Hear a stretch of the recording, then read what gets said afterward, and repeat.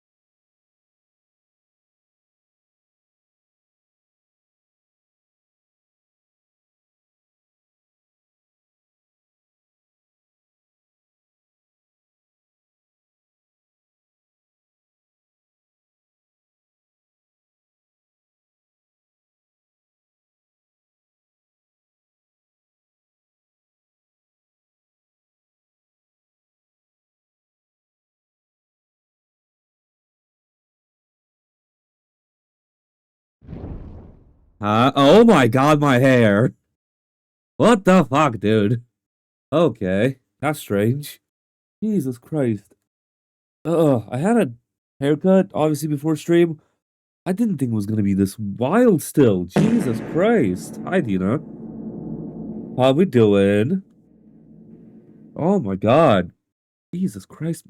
Again, it she took off a little bit more than expected on the sides, but it's fine. It'll grow back soon enough. Oh my god. How are you guys liking the little bit of a change in vocal timbre as well?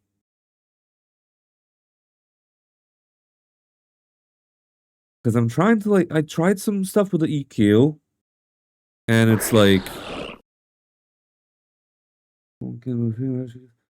sounds slightly muffled. Does it? Does it now? Because it sound because when I was listening to it, it was sounded fine. Because I did mess around with the EQ ever so slightly. I was trying to get rid of the nasally bits of my voice and bring up the boom and the warmth a little bit. Like, I don't know, dude. It feels like because I don't know. I don't like that my voice is like so nasally, but vaguely like you're talking while holding your nose. I mean, let me turn off the EQ and let me turn off the EQ because I am like congested as well. How does this sound? I turned off the EQ because I am really congested right now as well. Thank you for the heart. Like I am congested right now as well. So if I don't attempt to do anything with my voice, this is how I sound right now. Really? Really? Really? Wow. Okay. Okay, maybe if I bring that that does not seem right. That does not work. Oh my god. Wow. Okay. Guess I'll just get rid of the EQ then, huh? Damn, alright. Yeah. Jesus. But yeah, I am very nasally right now as well, because my nose is like extremely congested right now. I don't know what it is. I don't know if it's like fucking if it's the fucking pollen or some shit again or like what, but uh,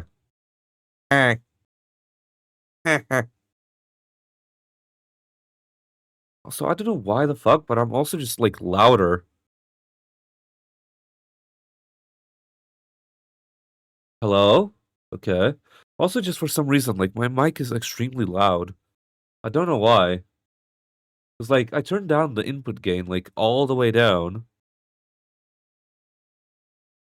and it's like extremely loud still.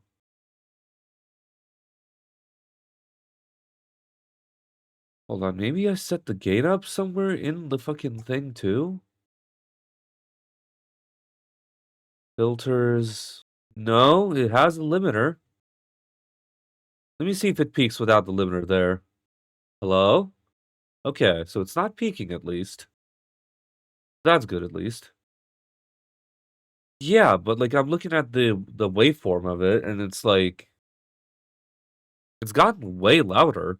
Because right now, because usually I have it at I usually have the fucking mic here in terms of gain, but now I had to turn it all the way down here. I had to turn it all the way down. Oh, now it's caught up. Now it's caught up. Okay, okay. Now it's caught up. Because I had to turn the knob all the way down again apparently. Okay, there we go.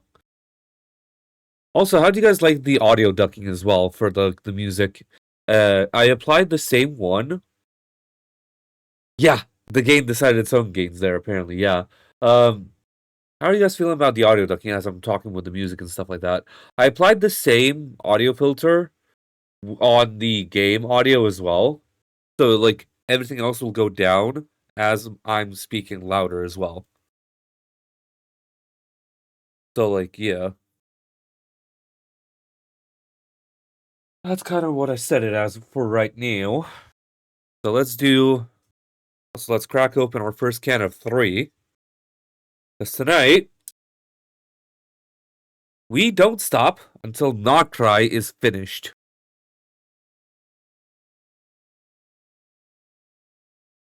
So, yeah, I have 3 cans of Monster set. So we do not stop until Nod-Krai is done, pretty much.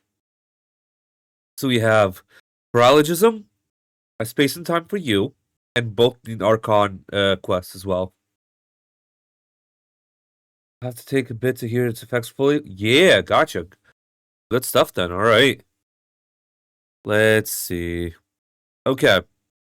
Also, a couple of things. Episode 2 for public and episode 3 for subs is now out for Pokemon Unbound. 15 episodes that like Dan and I recorded. And all the episodes as well are scheduled. So you guys have a good freaking time. Hold on, let me check. Is it the Slugma episode? Is episode 3?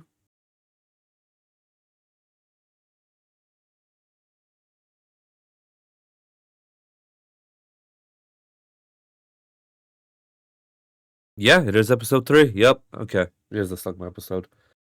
Alright. But yeah. I have a couple of things. Yeah, again, like we'll rock and roll and see what we can do.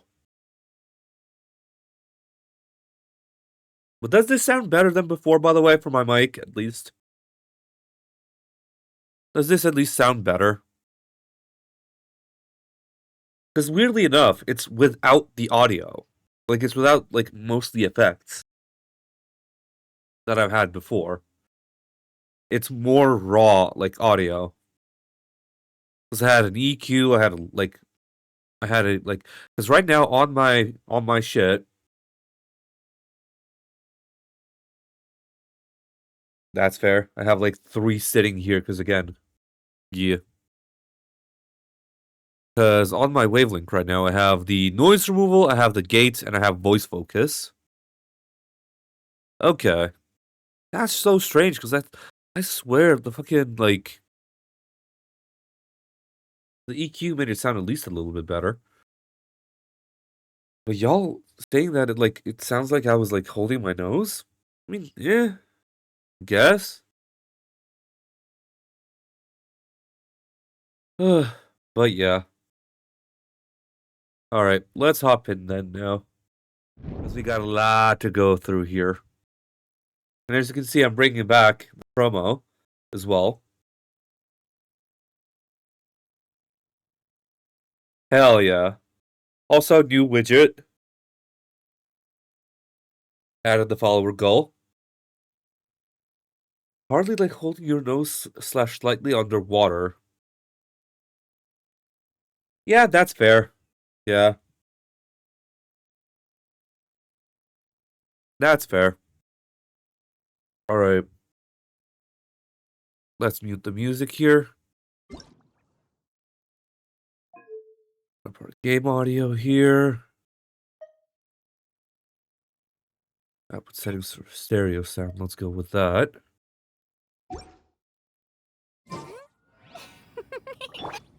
And yet again, we're on our NA account.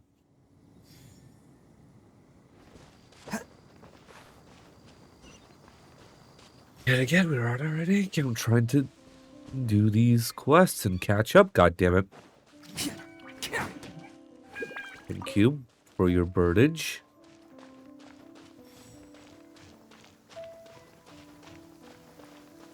Oh, there's just random fowl already here, huh? Damn. I'll take that. Thank you. Okay. Sorry, what the fuck is that? What the hell? Oh. Continue quest, yeah. Yeah, now especially that Stario has the fucking skip button. You're more than, like, good to, like, skip through shit. Wow! The city is all decked out! Oh, it's beautiful! Festival season means no commissions, which means no Mora. But Catherine's always looking out for us, so we should still drop by and say hello. Sure, let's go. And also the events on Stario are pretty good, I'd say. Greetings, traveler. Paimon. Hey, Catherine! Still doing the whole no commissions during Windbloom thing? In general, yes. The people of Mondstadt don't delegate their work to others this time of year. But Yeah. As you should. But... feel free to take a look around. I think you'll pick up on something unusual. Take a look around, huh?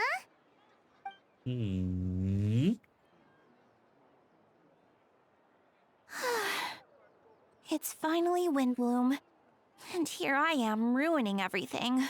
You're a bit tired. Here I am ruining everything. Time. How about doing something fun tonight? We could take a stroll or go stargazing. Stargazing?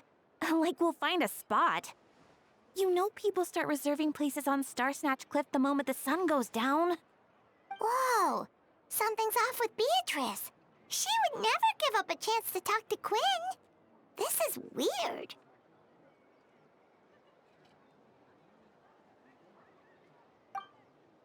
Oh, you're leaving? I can walk you home. No, it's okay.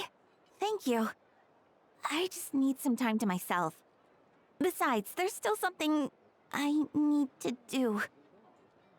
The truth is, Quinn, not long ago, What is it? Is there something wrong? Never mind. It's nothing. Actually, Quinn, I think we should stop seeing each other for now. Huh? Wait, are you saying we can't be friends anymore? I thought we were best friends. Did you see that? Beatrice ran off without looking back. Oh, we go adventuring in other nations for a bit, and one of Mondstadt's best friendship stories is already over? Maybe they're just working out the kinks. So, is this what you meant by unusual, Catherine? This is just one example. Beatrice has been feeling down for days. But that's not all. Oh, it's the honorary knight in Paimon. Damn, dude. Best of luck to you find some cherry. You don't look so good. I know a knight should be stronger than this, but I haven't been feeling right lately. I just can't focus. I started sleepwalking out of nowhere. Sometimes I'd even wake up in the middle of the night standing in a random location outside. You should see a doctor. I did, but all the tests came back normal. The doctor said I'm fine. Yeah, I even consulted Miss Barbara at the church, but her conclusion was the same. In any case, she was kind enough to pray to Lord Barbados for me to get better. Is it because I saw something I wasn't meant to see? Sorry, this is for me to figure out. It is Windbloom after all. Anyway, I have patrol to finish. Until next time, you two.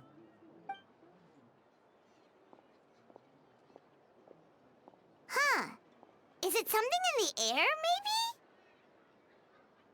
maybe? It appears Miss Donna is also out of sorts. Oh, where can I find a truly fascinating man? Wait, but Donna is the one who has a huge crush on Diluc, right? That's what I thought too. But she seems to have changed her mind. Is that Captain Kaya? Huh. Now that I look at him, Huh. he's exactly my type. How come I never felt this way before? Aw, damn. No Kaya voice. Damn. That's a shame. Now you know we're in the fucking meat and potatoes of the fucking new quests. There's just nothing here for fucking... Nothing here voice-wise.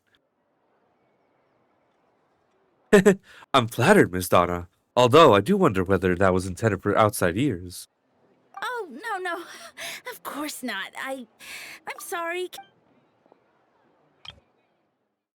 Oh, no. Of course not. I'm sorry, Captain. Just pretend I didn't say anything. And, have a happy Windbloom. I intend to, my dear, but first a question, if you don't mind. Why the sudden change of heart? I was under the impression Master Diluc was the subject of your affections. Good question, Kaya. So, you knew about that? Well, Master Diluc came into the city not too long ago, but when I saw him, it was like the butterflies just weren't there anymore. If I had to compare it to something, it would be like waking up and realizing you're married to a man you don't love. But then I saw you, and it wasn't that something was different about you. I can't really explain it. It was just a feeling. Damn. I understand. And I'm flattered I was able to bring back the butterflies, but I do need to see to some business, so I'll take my leave. Oh, here he comes. Well, surprised to see us? Not at all. You are the exact two people I've been trying to find. So Tom, Paimon, how have you been? All good. How about yourself and the rest of the Knights of Favonius? To answer that requires a private conversation. Catherine, do you mind? Not at all. Have fun, you three. So, you said you were looking for us. Yeah, yes. Jean sent me to find you when she heard you were back in Mondstadt. Well, let's discuss the finer details back at headquarters. Alright. Yeah.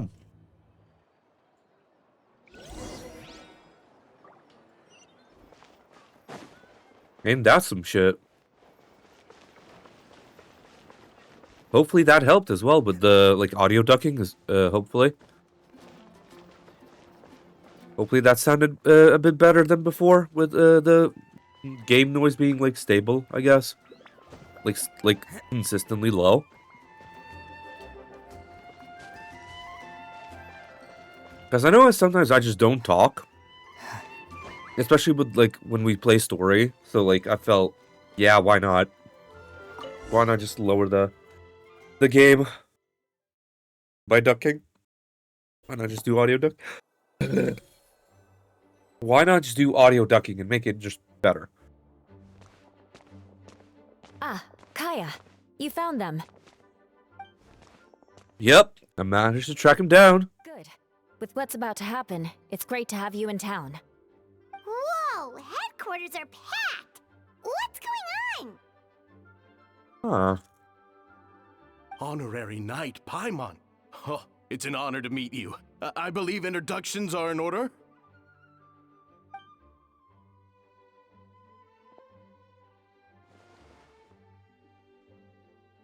Allow me. You have Note, Captain of the Second Company. Skyren, Captain of the Third Company. Eula, Captain of the Fourth Company. And me, of course, Captain of the Ninth Company. Oh, you're all captains? That's right. Master Jean is waiting for you inside. She'll explain everything. Jean! Tom, Paimon, thank you for coming. Is everything alright? There are tons of people outside. Ah, yes, that would be the captains. You know a few of them already, but I'm sure there are some new faces. There have been a number of incidents in Mondstadt. In order to wrap up the case, I gathered all the captains of the Knights of Favonius together to hold a trial. A trial? But this is Mondstadt, not Fontaine. I can understand the confusion. You've never participated in one of our trials before. In truth, we haven't had to conduct one in quite some time. The Knights of Favonius oversee most matters of law and order in Mondstadt. Of course, in the interest of fairness, major cases are tried jointly with the Church. Under the guidance of Barbados, the Knights uphold chivalrous justice in the spirit of our order, and our Church carries blessings and goodwill wherever the wind can reach. Today's case requires a joint trial by both parties. Which means it's a serious one. So, do you need our help? Hold on. The group of people we saw in the corridor just now, there was someone missing. Where's Albedo? Right. He's the captain of the investigation team. But we didn't see him out there. An observation traveler. That exactly happens to be why I called you here. The upcoming trial against Captain Albedo, we will do our utmost to understand the facts of this case and deliver a fair and impartial verdict. Albedo is the one on trial? What did he do? Jean, time. Understood. Traveler, Paimon, come with me.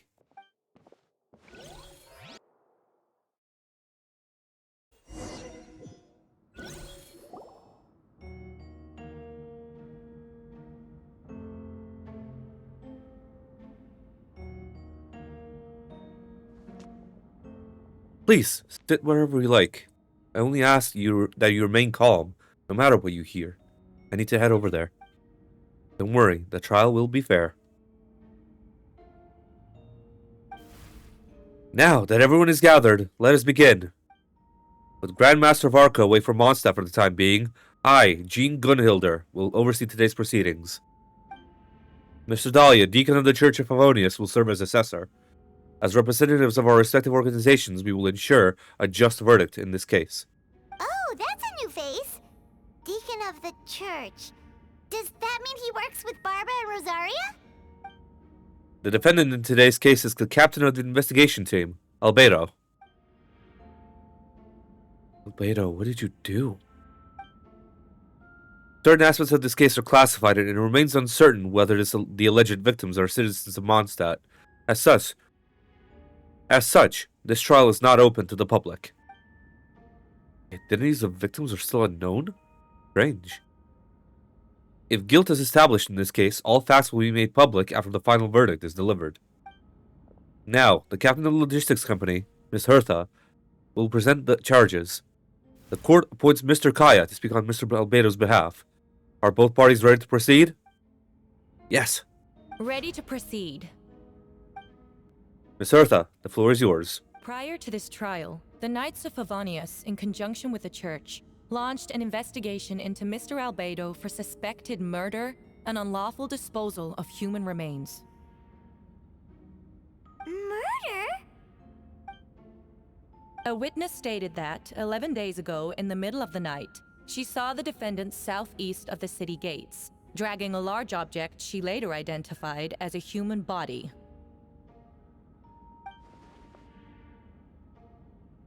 No. There's no way! We now call that witness to the stand. Beatrice, please tell us what you saw. Beatrice, so is that why she was trying to tell Gwen earlier? Well, I was out late that night on business. And when I came back, I saw someone in the moonlight that looked like Mr. Albedo.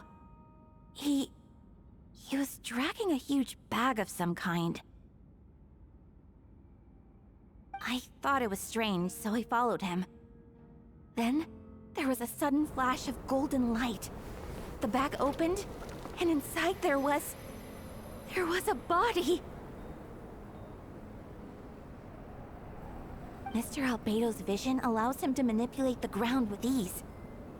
So he buried it, and then removed any traces on the ground. Before he left, it seemed like he looked in my direction. Maybe it was just my imagination, but I was terrified thinking he might kill me too. Luckily, he didn't see me.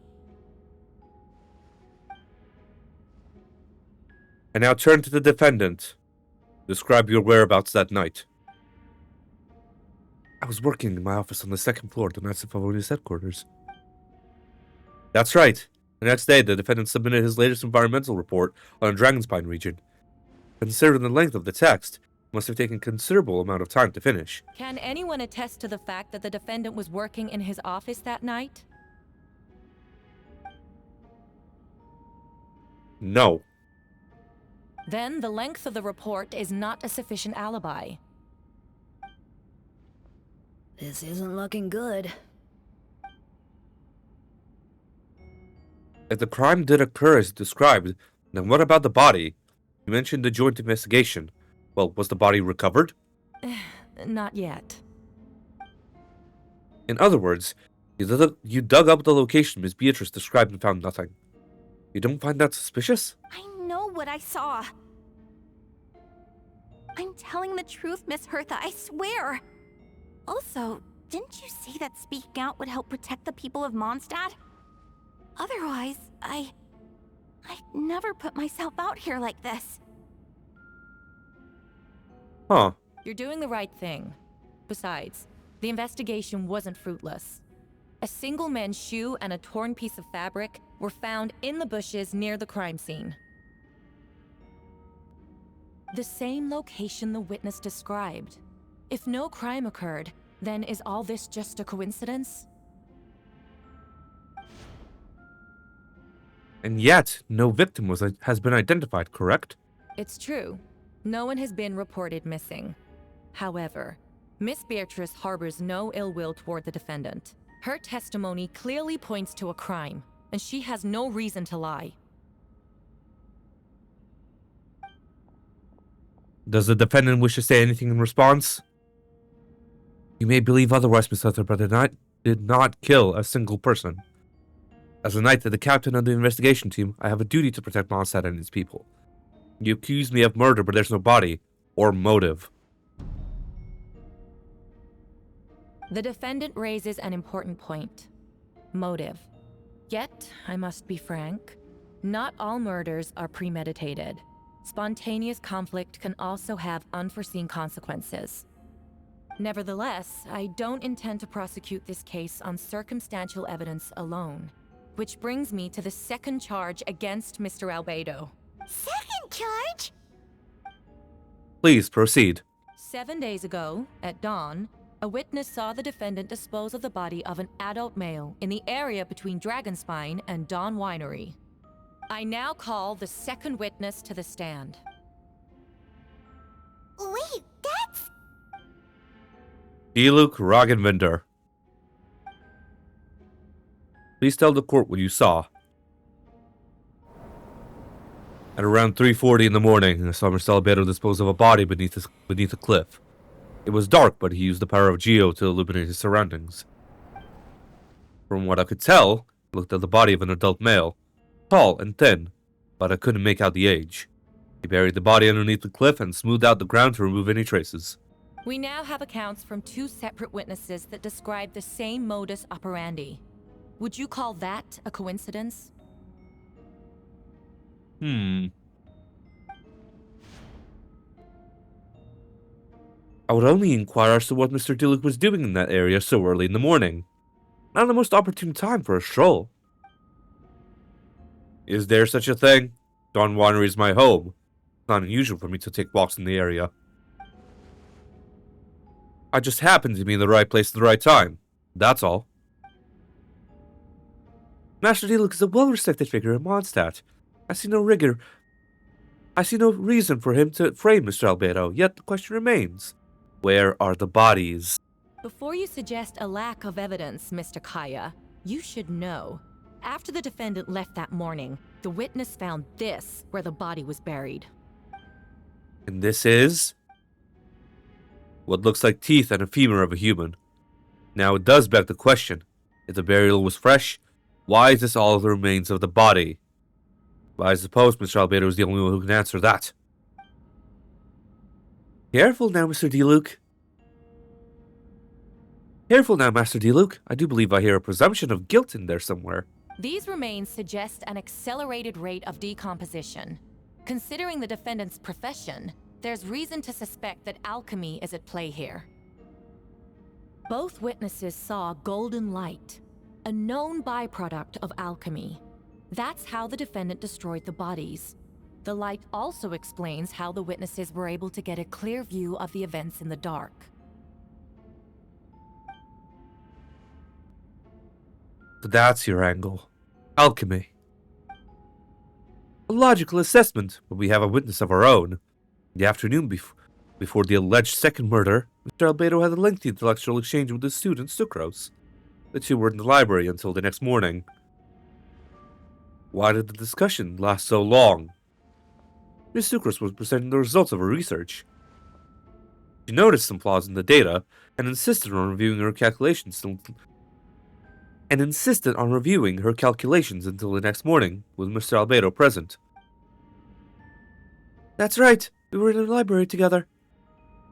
You're certain Mr. Albedo was present? Wow, there's just no fucking voices in this quest. Holy shit. Yes, and I know Mr. Albedo would never kill someone. He could never be that cruel. Nevertheless, the other witnesses have no reason to lie. Tell me, Miss Sucrose, that meeting in the library, were you awake the whole time? Sounds like a considerable duration to go without sleep. Oh, I do hope you can be truthful with us. It concerns the safety of countless Mondstadt citizens. A crime like this cannot go unpunished. I'll take it from here.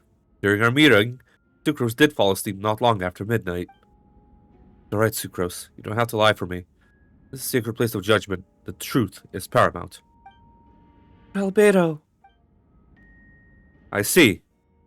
Then I'm afraid your alibi cannot be substantiated. Do you understand? Yes. I know claiming innocence without proof isn't enough. But the prosecution's argument has its own holes. There's been no mention of motive, or what exact method could reduce a human body to those remains. No conclusive evidence of guilt. But the witness accounts do match to an extent that can't be dismissed. This is a tricky one. Allow me to submit another piece of evidence. The investigators intercepted one of Mr. Albedo's correspondences. I will now read the pertinent parts to the court.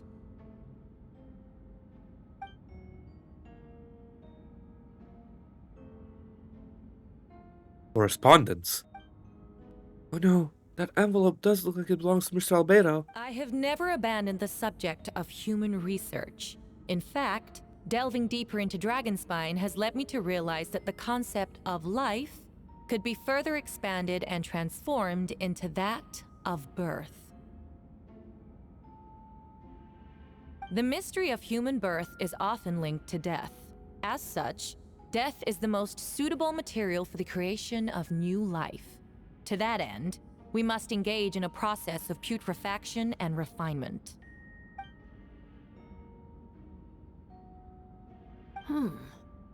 Is that in reference to an alchemical process? The letter continues.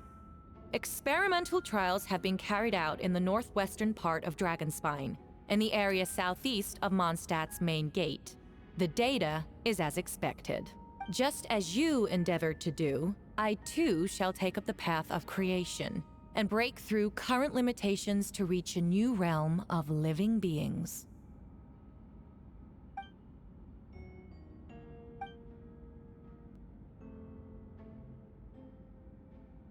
I trust the investigators have confirmed this to be the defendant's handwriting, and that the letter makes more than a passing mention of putrefaction and refinement. Correct.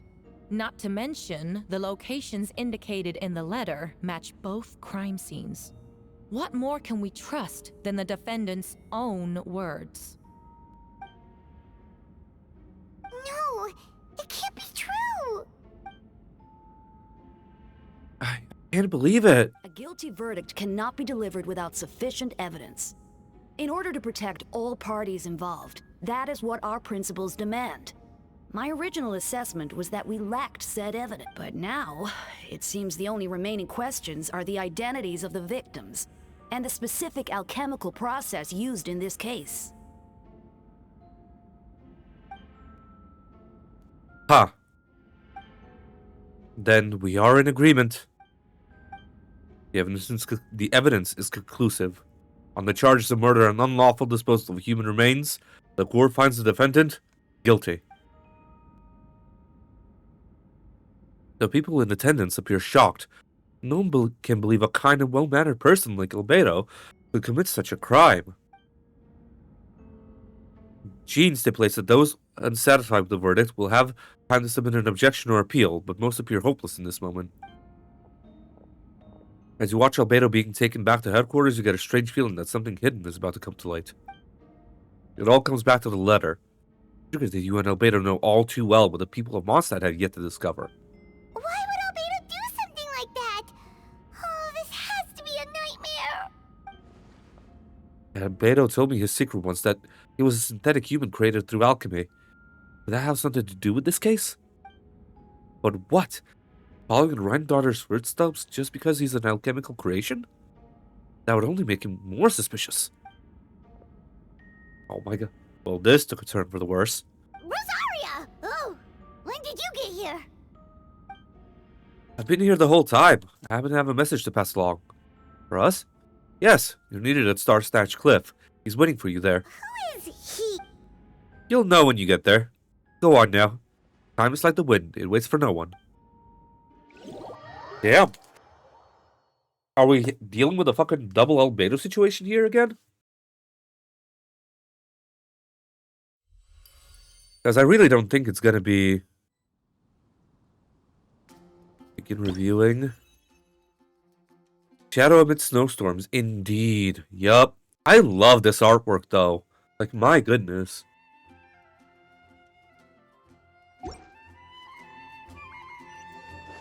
Go to Star Snatch Cliff. Alright, let's fucking go, dude. Jeez.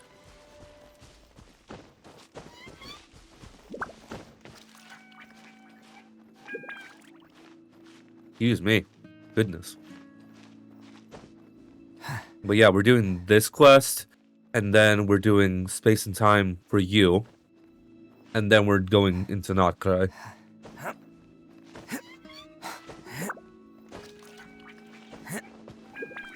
Okay. Oh my god, there was a wind tunnel right there. Why the hell did I do that?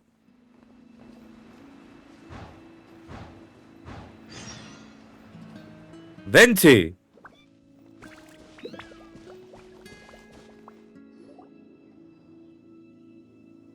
Traveler, Paimon! I could hear your arrival upon the wind. Were you looking for me? Venti, did you send us that message? No, I did. Oh? Whoa, where did you come from? Wait, Venti, do you know this guy? His name is, what is his name again? Didn't think I was that unmemorable. I'm Dahlia, Deacon of the Church of Favonius, and Herald of the Animo Archon Barbados. Not gonna forget next time, right? So you called us here so we could meet with Venti? That's right. I noticed you during the trial. The legendary honorary knight. You seem to have a lot of thoughts on your minds, so I thought we should have a chat. After all, I am the Herald of Barbados. If the people of Mondstadt are in danger, I should keep the Animo Archon in the loop. Oh shit, he knows! Wait then. About what? The fact that my tavern-hopping nomad of a friend is Barbados himself? Don't worry, Dahlia and I are close. He knows everything. That's fine. That's fun. Besides, a god needs someone to communicate their will in a formal setting, and no one does that better than Dahlia. Two twinks in correlation. Let's go. Not that I saw that coming when we first met. But back to the matter at hand. I believe you two already know about Albedo's background. If you mean his true identity, then yeah, we do. So, you know too, Venti? That's surprisingly Archon-like of you. knew from the moment Daughter and Alice brought Albedo to Mondstadt. When those two are in town, no one can afford to slack off. Oh, for real. The Kryda Prince, a perfect specimen of synthetic life. At this stage of the case, there are countless questions surrounding Albedo's motive. His true identity is a potential weakness. A synthetic being loses control of their sanity and goes on a killing spree. That's how a novel would frame the story, and people are inclined to agree. Albedo has told us before that humans often value the ordinary over the transcendent and miraculous. And the slightest difference is perceived as other. A very common phenomenon. Which means we need to find a way to help your friend. What do you know about the situation, Venti? Me? Well, I know that Albedo is a synthetic being, and that a lot of strange things have been happening in Mondstadt, even though Windbloom should be about drinking and having fun. We noticed that too! The minute we got here, something was off.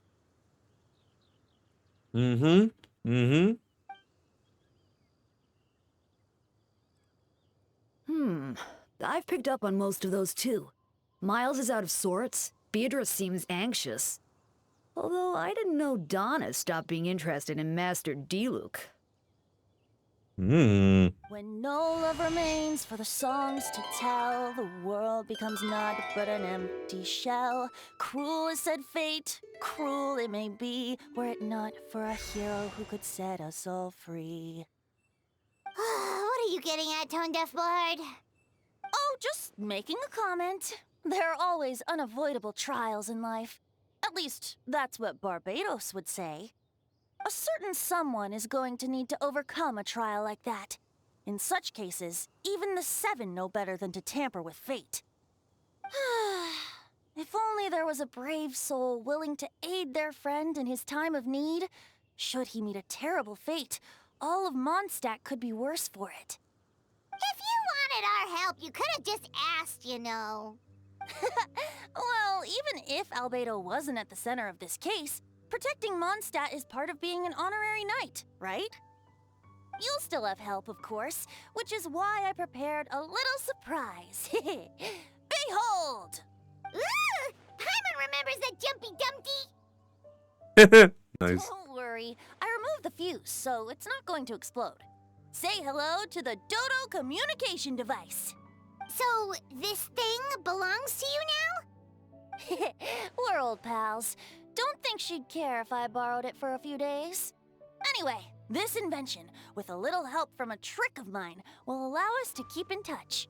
Just take it out and we can chat. We'll do our best to uncover the truth. That's all I ask. No matter what comes, you have the wind on your side. Hell yeah.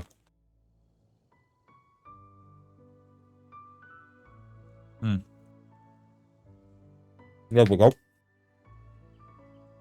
Done with that.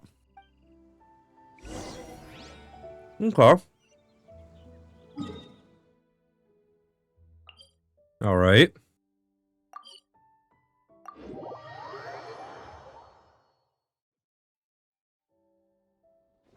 And the headquarters being right there. You can go right back to the story mode.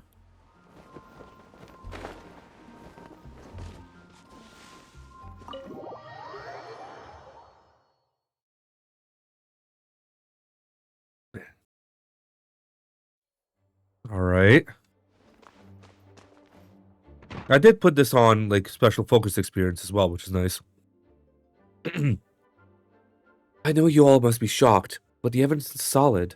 Albedo's situation is not looking good. I still don't believe Albedo would do something like that. Using living people as alchemical test subjects? It's like something out of a novel. Perhaps it's best for me to remain impartial, but I've worked with Albedo before. He's an alchemist, not a sadist. This version of events is as hard for me to accept as anyone, but Barca once said Albedo is very different from the rest of us. Perhaps there are things we still need to learn about him. Let's see what Albedo has to say for himself first. Would you mind giving me a moment, everyone? A private matter requires my attention. Hey, Jean! Tom, Paimon! Perfect timing. Kaya has a favor to ask. Like Jean said after the verdict, we have time to submit an appeal, and I will do my utmost to convince Albedo to accept. He's been acting strange, and I can't read him for the life of me, but I need you two to start investigating the case. Investigate the case? Yes, it's also time for you to get involved. Do you want us to join the joint investigation? No, we'd like you to launch an investigation of your own. I'll continue working on his defense in the meantime. If you find anything that might help his case, just let me know. I know it's against the spirit of the season to task you with this, but Albedo is a trusted member of our ranks. You owe him the benefit of the doubt. Of course, I'll look into the case on my own. I know you'll get to the bottom of this, Traveler. You've never failed us in our time of need. But what if the accusations turn out to be true? Then you will have done Mondstadt a great service all the same. I'm expecting a retrial. Until then, you're welcome to have a look around Albedo's office on the second floor. I'm counting on you. Alright, Albedo's office on the second floor? Oh my god! We actually get to go up now? Not an invisible wall? Oh my god! Oh my god! Wait, Captain Kaya! Surely I can't just... These two are on Jean's orders. He asked them to investigate Albedo's office. Oh, in that case, head on in.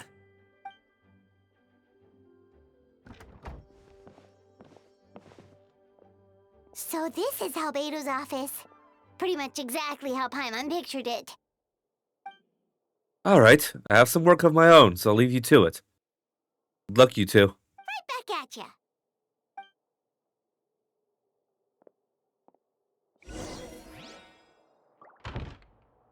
Get Albedo's desk. Indeed. Alright, let's... There's a stack of books on the desk, mostly relating to alchemy, environmental science, and life science. Some pages have been marked with alchemical symbols, and others have S-shaped or triangular symbols drawn on them. Any potential meaning is unclear. Wow, these books are so fancy! Albedo must have gone to great lengths to get them.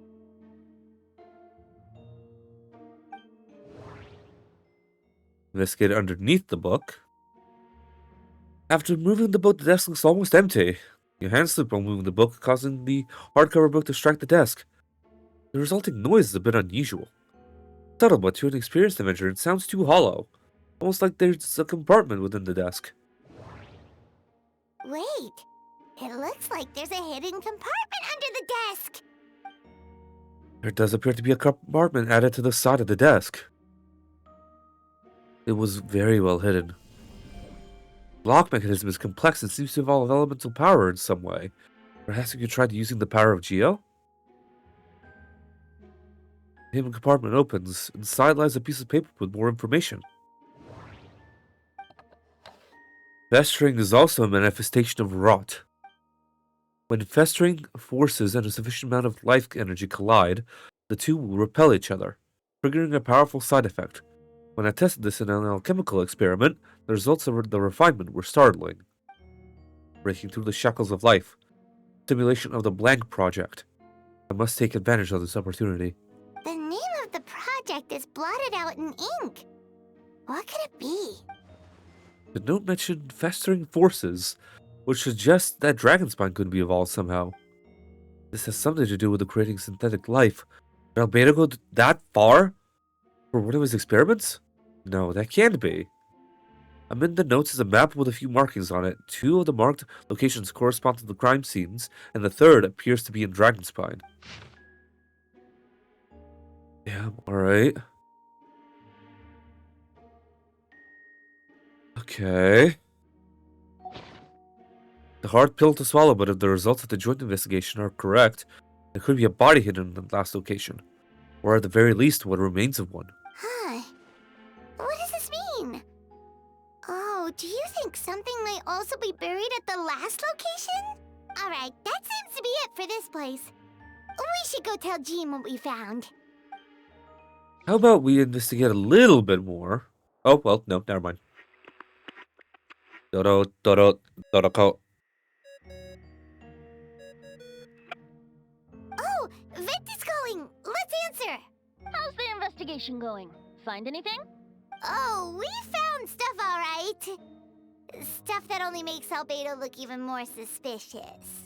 I see. So, Albedo's researching something that doesn't help his case, huh? You share what you learned with Venti. Not promising. We should be grateful Albedo's true identity remains hidden. If it gets out that he's one of Rhindaughter's creations, there'd be no separating him from her past. As we both know, Rhindaughter's approach to alchemy and ethics was pure madness, and the evidence you just found, let's just say it could convince even those closest to him of his guilt. Perhaps even you. I don't think the handwriting was faked. And the notes also sounded like him. Then it comes down to trust. Do you trust Albedo? Don't know, but I want to. Yeah, he's our friend. We should keep the faith. And if he really is the culprit, he must have had a reason. Maybe he's just not allowed to talk about it. Yeah, that must be it. Either way, a fair investigation means coming to a conclusion presented by the facts. Does that mean that even Venti no longer believes in him? Remaining objective has its own value. Remember, none of this is your fault. Just report back with an honest assessment of the facts. Yeah. Well, let's go find Jean and tell her what we learned. What? Hey! That's Miles. What's he doing? Oh, sorry. I heard voices and wasn't sure if I should check who was inside. It's okay. We're here on Jean's orders. Ah, I see. I'll, leave you to it. Hold on. You didn't hear what we were... Oh, not really. Nothing that made sense anyway. Well, do us a favor and just forget anything you might have heard, okay? Yeah. Oh, sure. That map Huh. we found in the hidden compartment seems important. We should check out the marked locations. Right, okay. So first of all, let's investigate a little bit further in. All right, let's see what we can find. The box on the desk. Lockbox sits on the desk. The latch bears a sign of wear, suggesting the importance of whatever lies within. The box likely remained locked most of the time. But now, the lid remains wide open, as if the owner was forced to leave it in a hurry and didn't have time to lock it. Perhaps the letter intercepted by the investigators was once stored here. The remaining contents shouldn't hold much weight as conclusive evidence, but you still get a strange feeling after reviewing them. Elegant penmanship. The letter reads, "In addition, I do happen to have some information on the subject of our last discussion.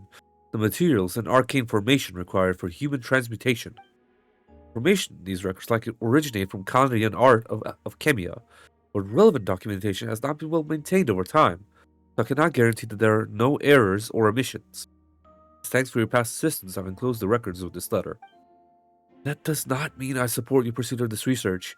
Ethics aside, I'm not convinced it's even possible to create a human whose existence is identical to our own. The idea that the dynamic of creator and creation could exist within the same species is cause for concern. Even with a talent like yours, I must urge you to proceed with caution. The signature belongs to an unfamiliar name, but on one that also appears on an alchemy book nearby. You skimmed the preface and learned that the author is an old and accomplished alchemist. This person is likely a friend from Albedo's academic circle. Someone who owed Albedo a favor, but also urged him to refrain from conducting dangerous research. Human transmutation? Is Albedo seriously looking into that? Ooh, Paimon doesn't want to think about that. Doesn't look good, but this letter can't directly prove that Albedo did anything. Besides, a technique like that must be too dangerous to share with the public, right? That's why it wasn't brought up during the trial.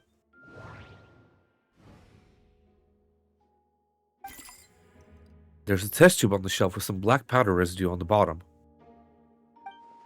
Next to it lies a neatly written note. Chalk is the next stage after soil, but the current available materials are still insufficient to construct a stable structure. Nope. No idea what that means. Not sure if it's too hard for Paimon or too hard for anyone outside this line of work. Let's get the research notes. Albedo's notes lie on the table. They resemble the ones you've seen before, but the contents are different this time. As always, the penmanship is impeccable. Careful and neat with a certain elegance to its uniformity, much like the man himself. One of the notes reads, putrefaction should be regarded as a counter-stimulation to the process of life, like a highly efficient and destructive spell of rot. Upon use, the target will decay within an extremely short period of time, turning into dust that is nearly invisible to the naked eye before dissipating into the air. Damn. Yeah, our results just kind of remain the same.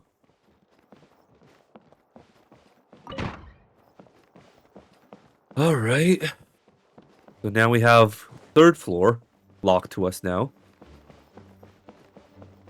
So eventually we'll get to see Varka's office. I hope.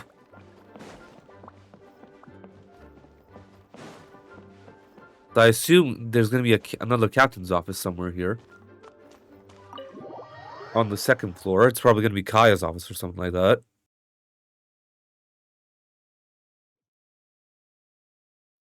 Alright, marked location. Let's head to Dragon's Spine then. Think we're gonna find the body chat. Alright, it's time for a snowball fight. You're never gonna win, though.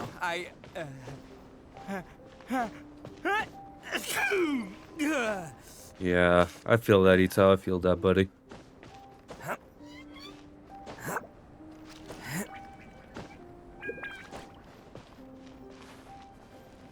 God damn it, really? Let's regain our stamina first before we keep climbing. God damn it. Okay.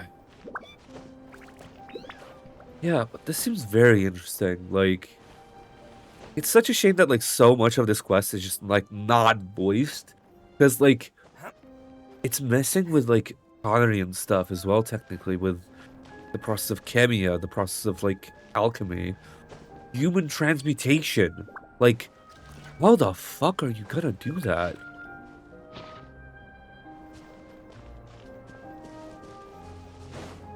Oh, there it is. We should be getting close. Oh, look over there! Although everything is covered in snow, as a seasoned adventurer, you notice a spot on the ground that looks quite different from its surroundings. You remove the snow and find a sizable hole underneath, large enough to fit a human body. But the hole is completely empty, and the surrounding markings make it look like something was dug up. Did an animal do this, or some monster? Weird. There's a hole, but no body. The prosecution's argument is that Albedo used alchemy to destroy the bodies. But this location is different from the other two. Why not fill the hole? Or smooth out the ground like the other places?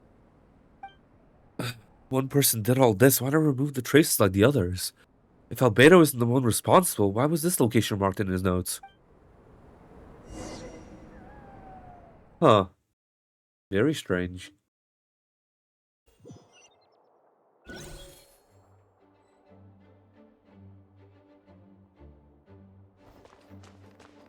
Hey, Jean!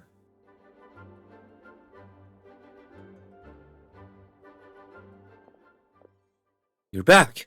Did you find anything? Yeah, but none of it helps Albedo's case. You tell Jean about your findings from Albedo's office? I see. A complicated result, but your efforts are appreciated. Did Albedo submit an appeal? Yes, he asked for a retrial. There are still questions surrounding the identities of the victims and the disappearance of the bodies. The minimal remains that were uncovered have been sent for a forensic analysis, which should provide some answers, but What's wrong? if the victims turn out to be Mondstadt citizens, the situation becomes all the more serious. All the more serious. Second trial would likely have to be open to the public. And I doubt public sentiment will be allowed. Wow, I am really tripping over my words today. I doubt public sentiment will be in Albedo's favor. Yeah, not when the charges are so serious. Hmm. The second trial is set to take place in 2 days. I would consider attending this one as well. Of course, we'll be there. In the meantime, we should all just stay positive. As much as we can. Well said. When the time comes, I'll carry out my duty to the best of my ability.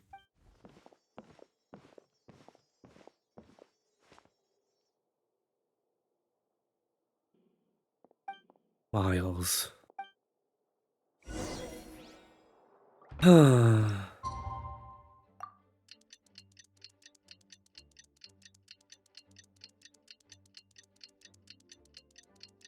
Yeah, I'm not sure. I really don't think that it was 100% Albedo's doing. I really don't think so. We should meet up with Jean. It's about time for the second trial. Ah, you two. Let me know if you're ready, and we'll head out. Ready. Alright, follow me.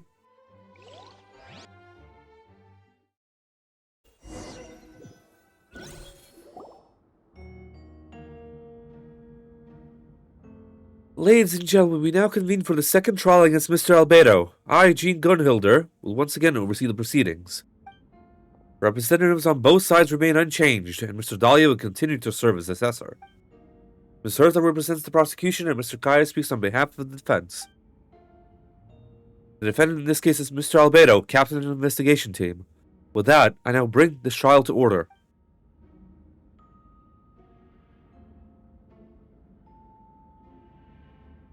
Ms. Hertha, have the investigators made any new discoveries? Yes. We sent the teeth and the femur bone found at the scene to the church's medical office, and were able to conclude that these are, in fact, human remains. In addition, the investigators were able to identify several Mondstadt citizens who appear to have been missing for quite some time. Forensic analysis of the remains allowed us to pinpoint the age and gender of the deceased. Interestingly, one of the missing individuals matches that profile to a T. The medical office couldn't spare the personnel, so Miss Rosaria is here to present the results to the court. Huntsman, male, 46 years old. Marital status, single. Occupation, hunter. Consistent with the conclusion in the last trial, his disappearance went unreported, likely due to his lack of relatives. In addition, medical records show that he sustained a mechanism-related injury to his leg 3 years ago. The damage on the femur bone Mr. Diluc found is consistent with such an injury. Therefore, we can conclude that one of the victims in this case is Hanselmann. A specialized technique was likely used to accelerate the rate of decomposition. Is it reasonable to assume this technique to be alchemical in nature? Alchemical or magical, both are possible. Thank you for your testimony. The identity of one of the victims is now confirmed. But what about the defendant's motive? Considering what he wrote in the letter, we can deduce that the defendant needed subjects for an alchemy experiment. Who better than individuals whose disappearance would go unnoticed? In other words, he sacrificed the good people of Mondstadt for his own gain. In addition, another witness has agreed to testify. Miss Donna, if you would. Another one, huh? Wait, Donna from the flower shop? I'm sorry it took so long for me to come forward. But the night Master Diluc saw Mr. Albedo, I was there too. Oh, so you were stalking Diluc, huh?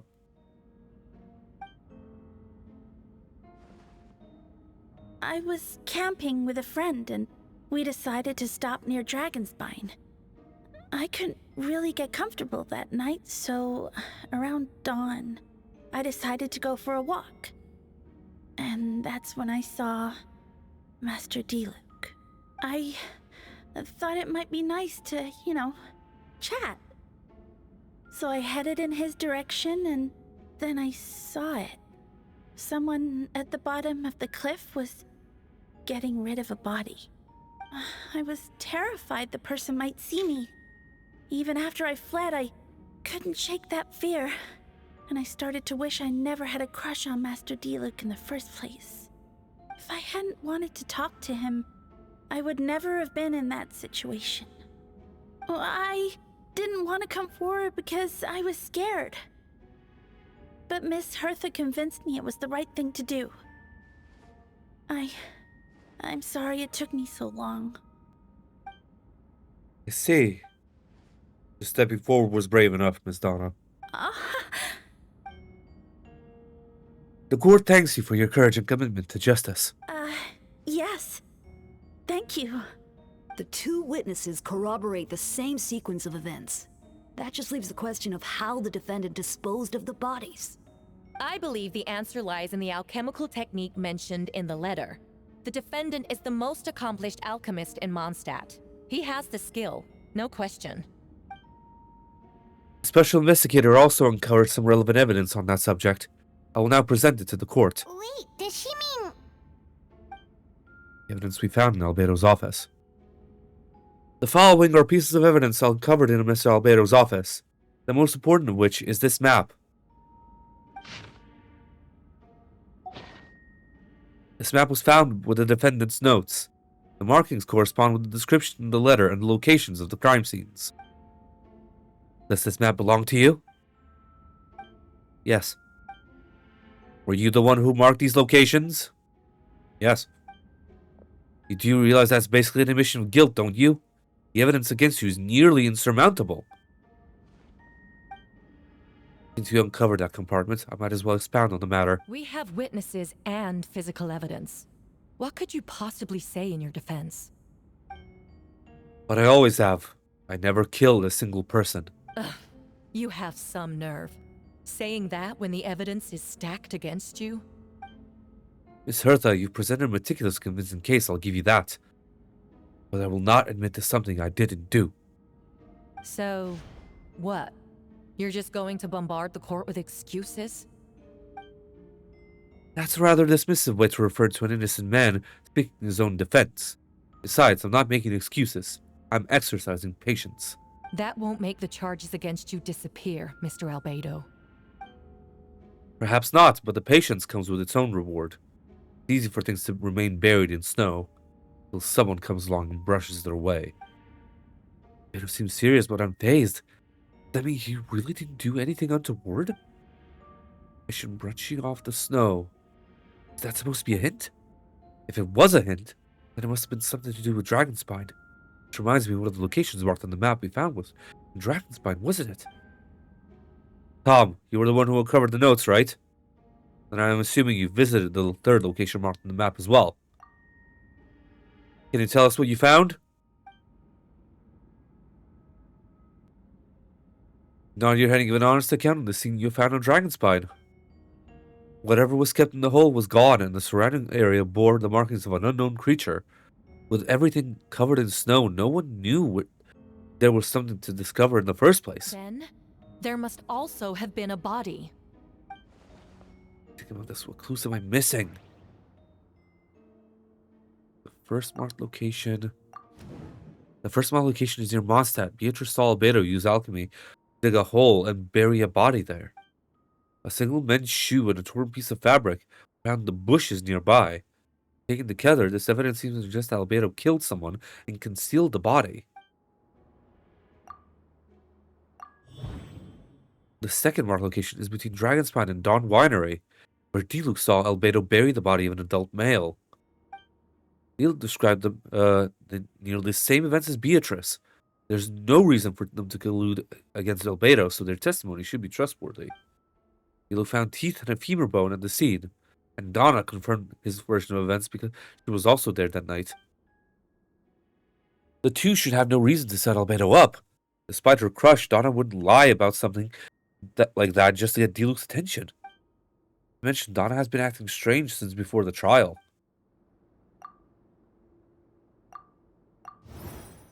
The third marked location is in Dragonspine. We only knew about it because we found the map in the hidden compartment. During our investigation, Paimon and I discovered a hole beneath the snow, big enough to hide a human body. There were also claw marks around the outside. There was no body or any remains whatsoever.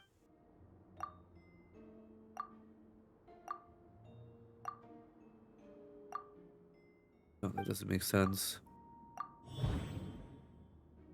The differences between the marked locations. Albedo marked these 3 locations on the map found in the hidden compartment. There are also some similarities and differences between them. Based on what we know, all 3 locations were likely used to hide bodies. The holes dug in each area certainly seemed big enough. Unlike the first 2 locations, there were claw marks around the hole in the 3rd location, and no witnesses saw anything happen there. Dragon's Spine is home to all manner of monsters and wild animals. Some kind of creature have dug up the body? But why wasn't that the case in the other locations? The marks didn't look fresh, which means the hole at the 3rd location has been there longer than the other 2. But if the hole at the 3rd location wasn't made around the same time, does that mean it's connected to a separate incident?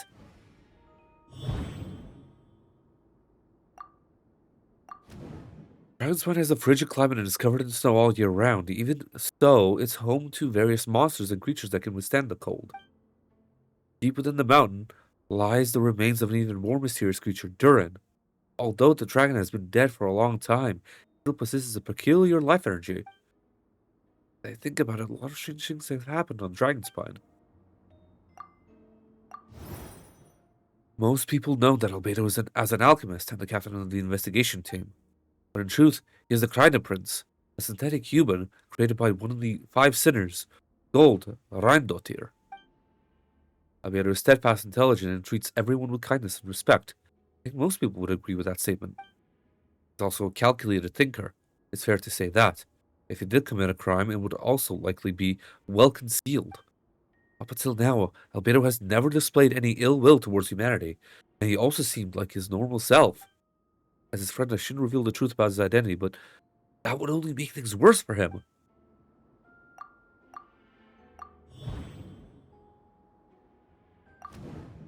I forgot. Clown and I once encountered someone on Dragonspine who looked exactly like Albedo, but we weren't the only ones. You're saying someone looks exactly like him.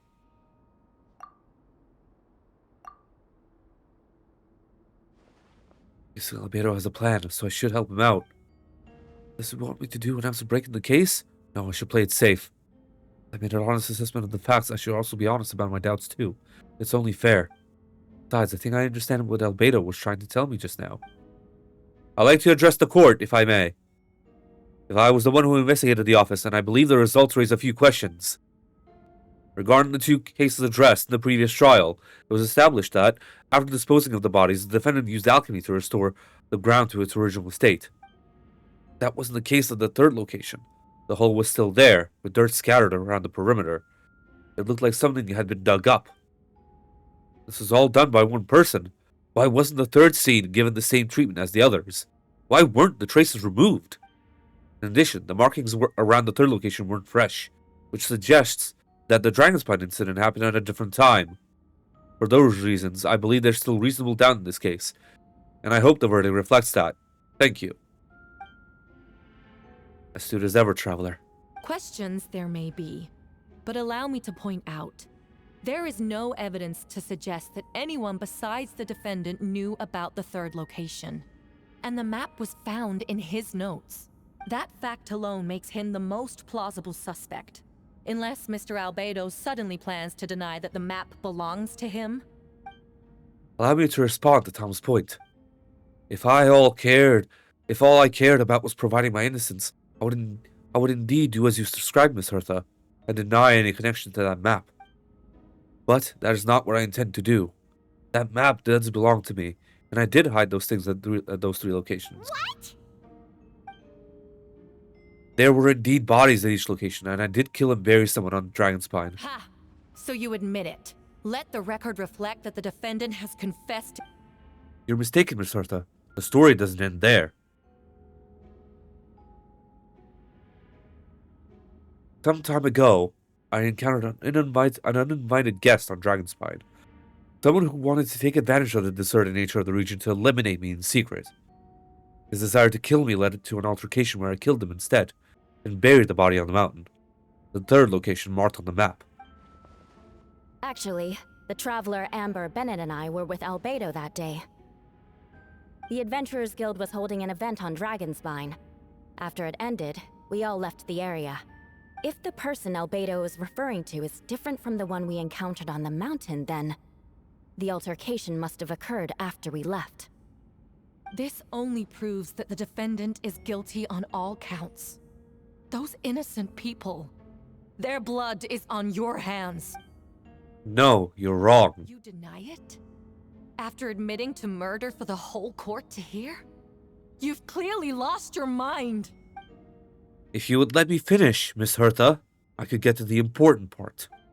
The man who attacked me on Dragonspine was my height, with blonde hair and blue eyes, dressed in clothes nearly identical to mine. So someone who happens to look exactly like you? Exactly like him? So I was right. Let's come back to what happened back then. It's one thing to look similar, but for the clothes to be the same? What's going on? I don't want to be here anymore. Regardless, the important thing is that you admit to killing someone on Dragonspine. Yeah, like... Exactly. Yes, I killed someone that day. Someone who looked nearly identical to me. But I have never said that someone was a person. I see. Then it appears I need to withdraw my testimony. What? Everyone! I brought her! Wait, you... The person who just came in, isn't that Hertha? What the hell is going on? Why do you wear my face? Hello to you, too. As you can see, this is Hertha, the logistics captain of the Knights of Favonius. I see what's going on here. It's all been leading up to this, hasn't it? Your confession. It was all an elaborate stunt to set me up. You want to undermine my credibility? Fine. It doesn't eliminate the mountain of evidence stacked against you. All I want is justice for the people of Mondstadt. Order in the court! I've been stationed on Dragonspine all these years because that is where the subject of my research lies. The dragon, Durin.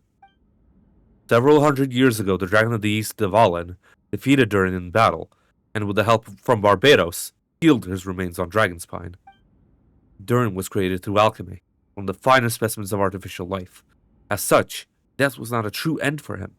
His heart still beats and grows more revitalized by the day.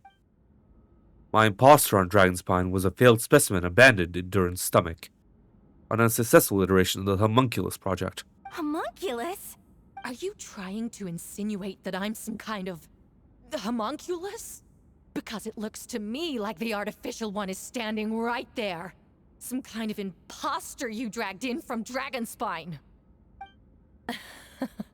So this is what I look like when I fly off the handle. Huh. You know, they say imitation is the best form of flattery, but your impersonation has overstayed its welcome. Master Jean, what are you waiting for? We've known each other for so long. You recognize the real me, don't you?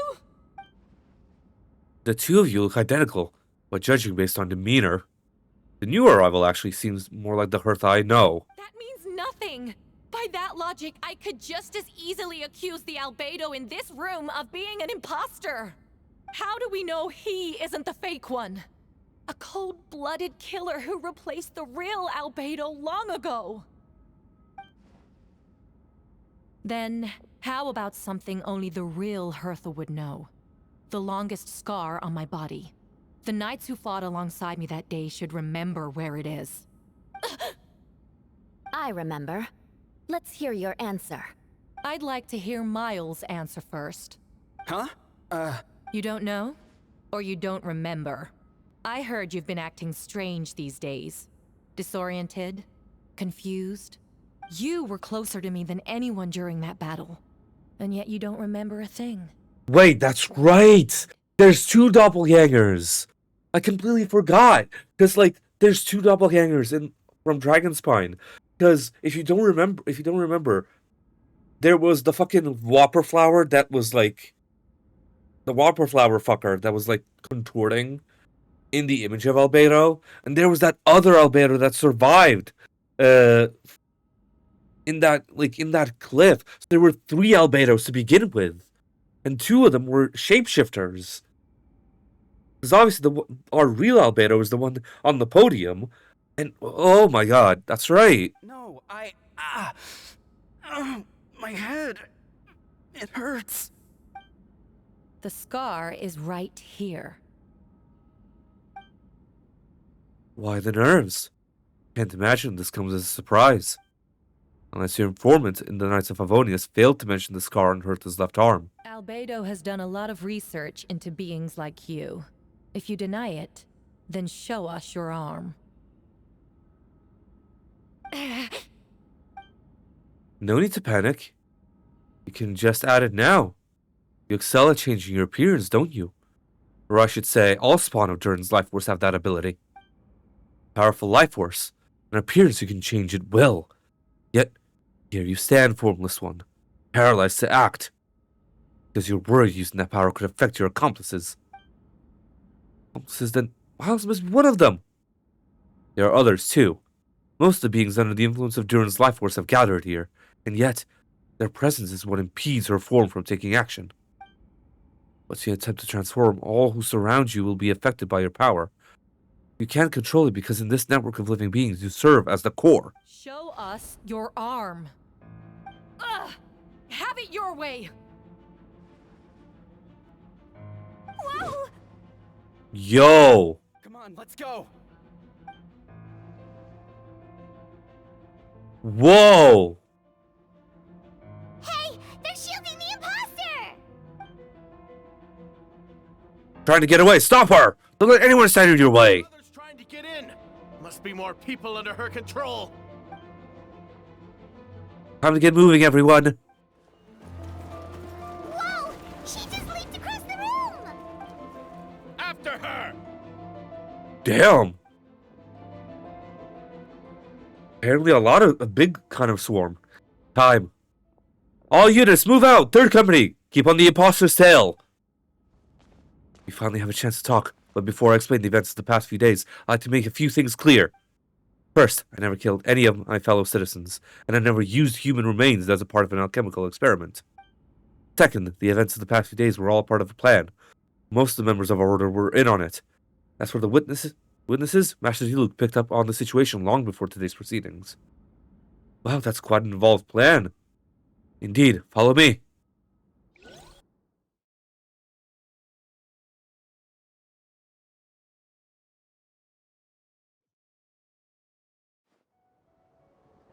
The slimes? Pillagers and miniatures? How are there monsters in the city? They're all monsters from Dragonspine. An attack is imminent, but fear not. We've been prepared for this. We've been monitoring the resurgence of Durin's life force. Its festering nature agitated these monsters. We knew it was only a matter of time before they advanced on Mondstadt. And so we made preparations for an inevitable battle.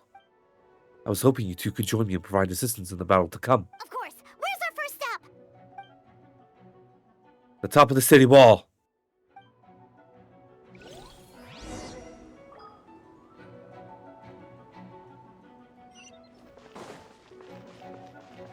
Alright, let's go.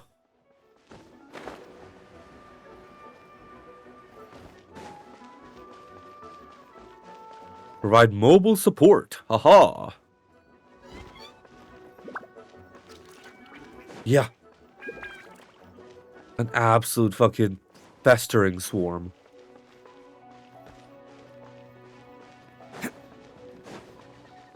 Good thing I'm bringing my C6 fucking Ito, dude. Yeah. Indeed, pretty much.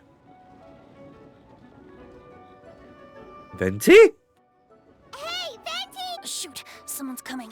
Help me, please! Someone help me! What's with the freak out? Ah, perfect. I can drop the act. Sorry, I thought you were regular citizens. About time. I think we proceed as planned. I agree. Although, it's been a while since I dealt with something this big. Oh, it's gonna be pretty exhausting. Don't worry, I'll treat you to your drink for your trouble. Just what I wanted to hear. So, these two know the other's identity then? People can make new friends when we're not here, you know? Monsters started surging in from Dragonspine during the trial. They soon became agitated, likely in response to the core coming under pressure. Still, I never expected those monsters to have become this advanced. The power of evolution.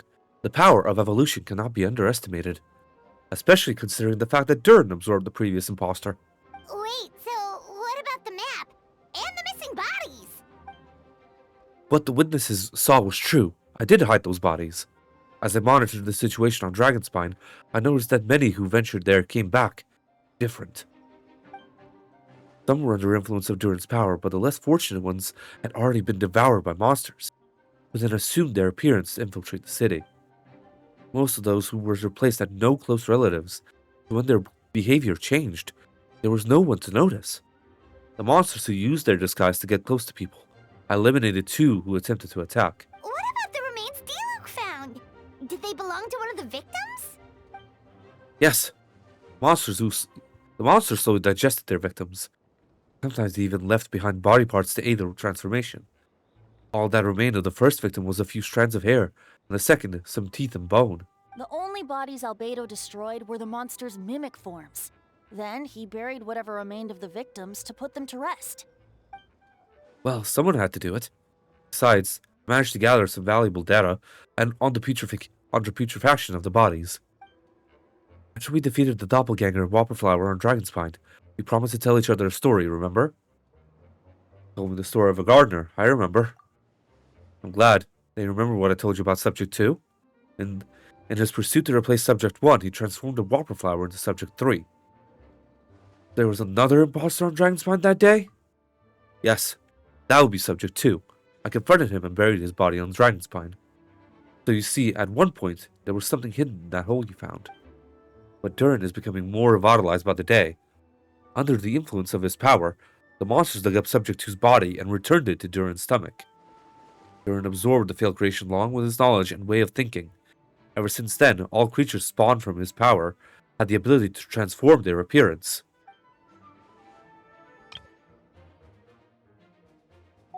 Humans who venture into Dragonspine for too long are also bound to fall into Durin's influence. But those effects don't show themselves right away, and the extent to which a person has been affected is hard to perceive. You saw it for yourself, didn't you? All the people acting strange? Those are the same people who just tried to break into the Knights of Favonius headquarters. Durin's power remained dormant within them until, finally, it surged to the surface and seized control. That was also our goal. We could force a situation where the imposter had no choice but to unleash that power. All those under its influence would become violent. Thus, we would know who was affected. Wait, so what do? We can't go around hurting innocent people. That's why I'm here. It would make me look bad if I just lazed around after promising to help. We will use the power of Animo to restrain them for now. That should give the knights the chance to subdue them without harm. A specialized team will deal with them later. Alright, that's long and short of the situation. Time to activate that thing, right? Yes. So, if there are little secrets other people shouldn't know, my identity, for example, keep it to yourself, okay? Alright, this should do it.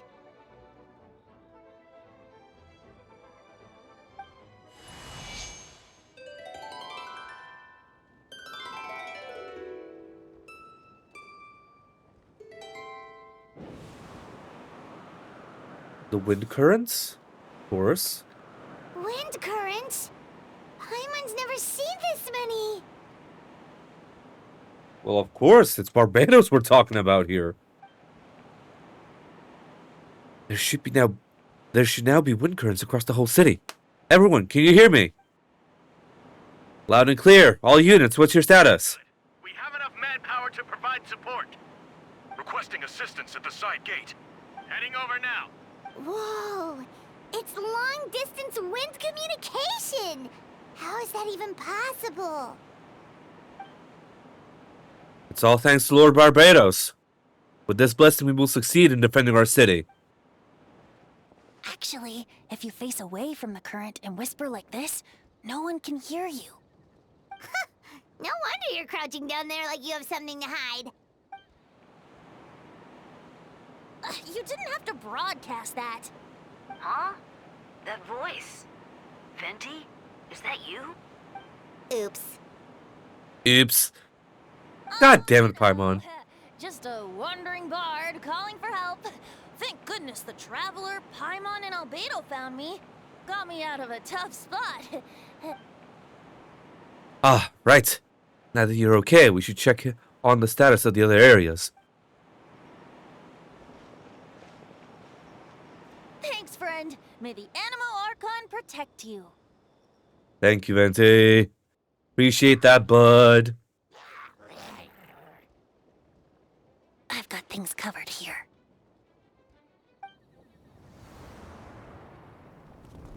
Hell yeah. Sucrose at the crafting table? Hell yeah. High up front.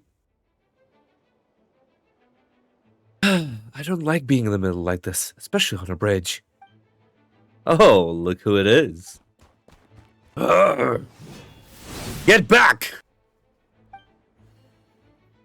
Yeah, that was a close one. I suppose thanks are in order, Master Diluc. I appreciate the help. No need. I didn't intervene to save you. It is for my own convenience. You were in my way. Oh? Well, let me get out of your hair then. I suppose we could work together. But you would just melt my ice anyway. Suit yourself. Alright, tell me. When did you notice something was off? The first trial. Ah, because of the fake Hertha?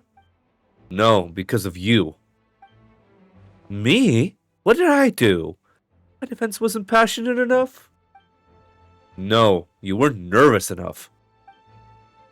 Tell me that, Master Diluc. When do you think I actually get nervous? I suppose we'll see, won't we? Monsters incoming! On second thought, best to not think about it. My boy! Time for retribution! My boy, Diluc, my baby boy! Will be frozen in time. Without the skin too, though, which just kind of sucks, but hey, it's fine.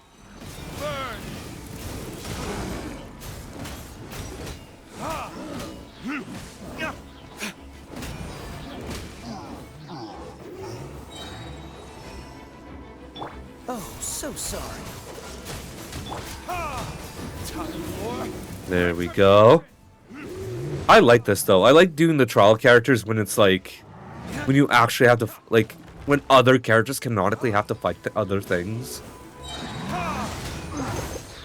I do have food on my side though, which is fine. Ow, fucking bastard.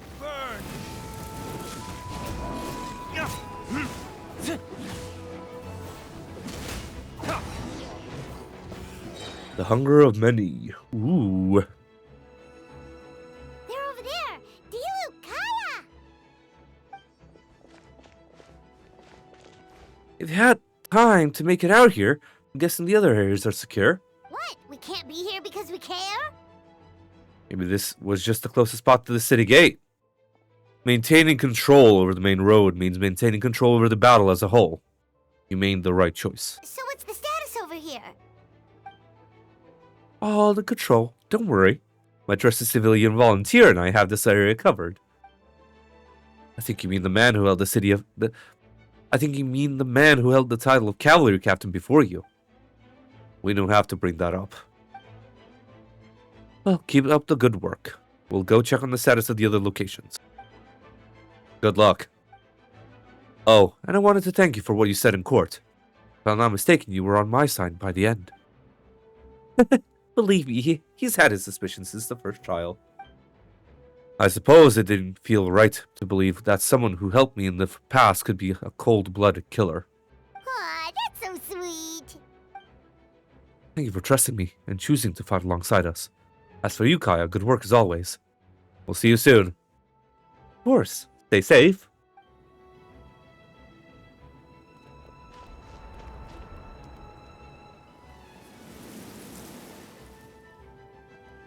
Official coming in to help. Clutch. Hell yeah.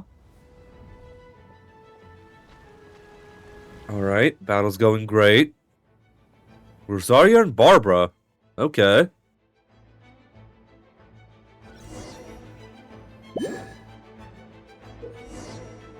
Get close to injured knights of Amunis and use Barbara's elemental skill to heal them.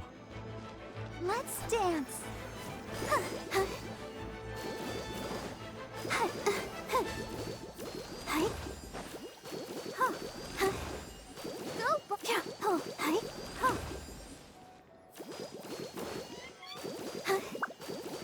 I could have. Oh, auto.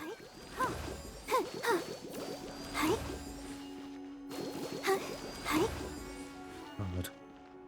I'll protect us. Okay, you're done, and auto needs a little bit. Talk to the Knights of Harmonious. There we go. Alright, you should be on the mend. Thank you so much, Miss Barbara. Things are still quite chaotic outside. It's best if you all remain inside the cathedral for now. You're not rushing back on the front line, are you? You're still injured. Don't worry, Miss Barbara. I'll try not to put myself in harm's way. I can help with the logistics from the back. Maybe we can give you a hand. As you said, the situation outside is chaotic. Injured parties should not be left unattended. There are others here who need to get back to the front lines, so I'll escort you all myself. Of course. Thank you, Miss Rosaria. Doing my job. I'll leave the cathedral to you then, Barbara. You can count on me. I don't really know how all this started, but I do know that Jean and the others have been preparing for this for a really long time. So, I think everything will be alright. No, it has to be. Did I catch you at a bad time, Barbara? No, not at all. Did you need something? I just wanted to tell you that over the next few days, a lot of things are going to happen in Mondstadt. Attacks and fighting. So I need you to take care of yourself. Huh? How do you know? Albedo warned us in advance. It has something to do with Dragonspine, and he's our authority on that region. We should take him at his word. Dragonspine, huh? So the city is going to be in danger? Yes, but the Knights of Harmonious will do whatever we can to protect the people. But then, who will protect you? Don't worry, I'll account for myself. I promise. Please let them be okay out there. Sister Barbara, could you lend a hand? Of course, coming.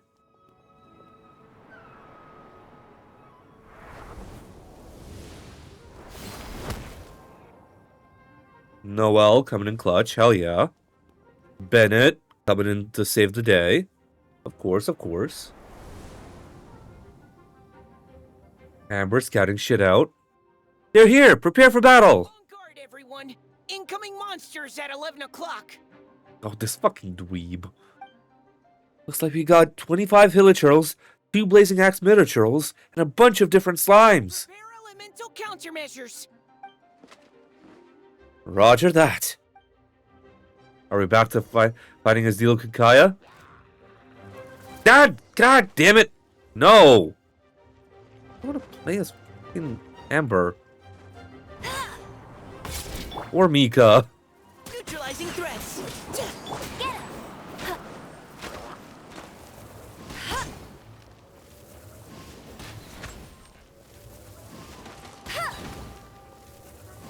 God, it's gonna take a while. Go, Baron Bunny!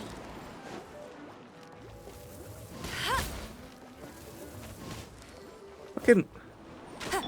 Providing cover fire! Yeah! There we go. Oh boy. Okay. Hey! Hey!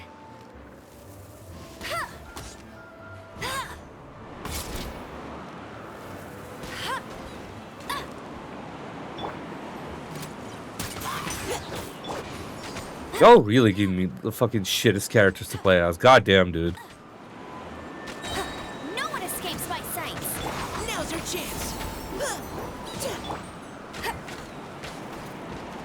Hey!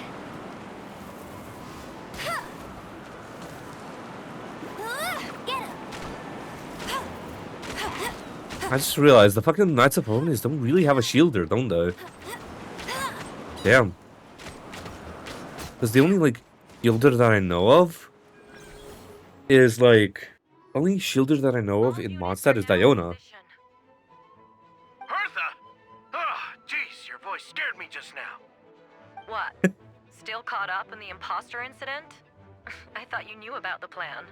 Well, after you up and disappeared one day, all Master Jean told me was that you'd be gone for a while on an important mission, and that it'd be better if people thought you were dead. And then, what do you know? Someone who looks exactly like you appears out of nowhere 2 days later. If Master Jean hadn't told me about your mission, I would have fallen for it hook, line, and sinker.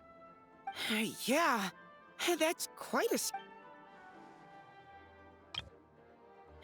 Yeah, that's quite a scary thought.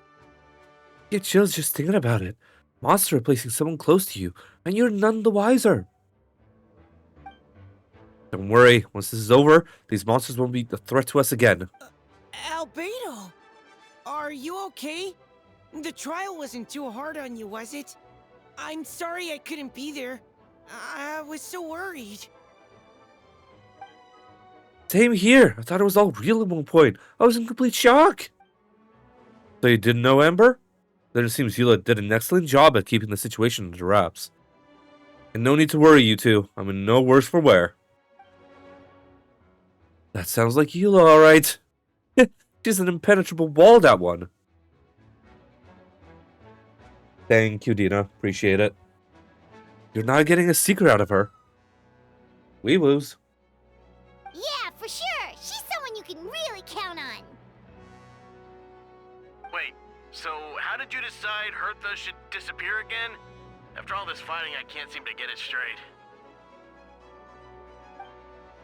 It was Kaya's suggestion. He said the plan would work best with someone well-known and reputable without being too high-profile. Naturally, Miss Hertha was the perfect choice.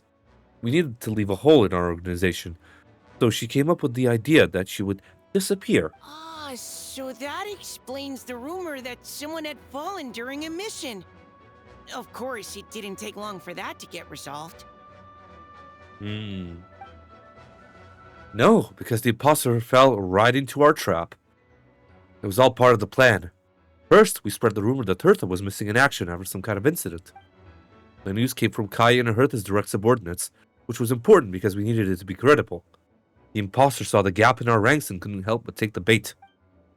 It didn't take long for the fake Hertha to appear on the night's patrol route, claiming to have survived her mission. When did that happen? Over 6 months ago. Damn! Whoa, so this has been a long time in the making. Yeah, well, we've been gone.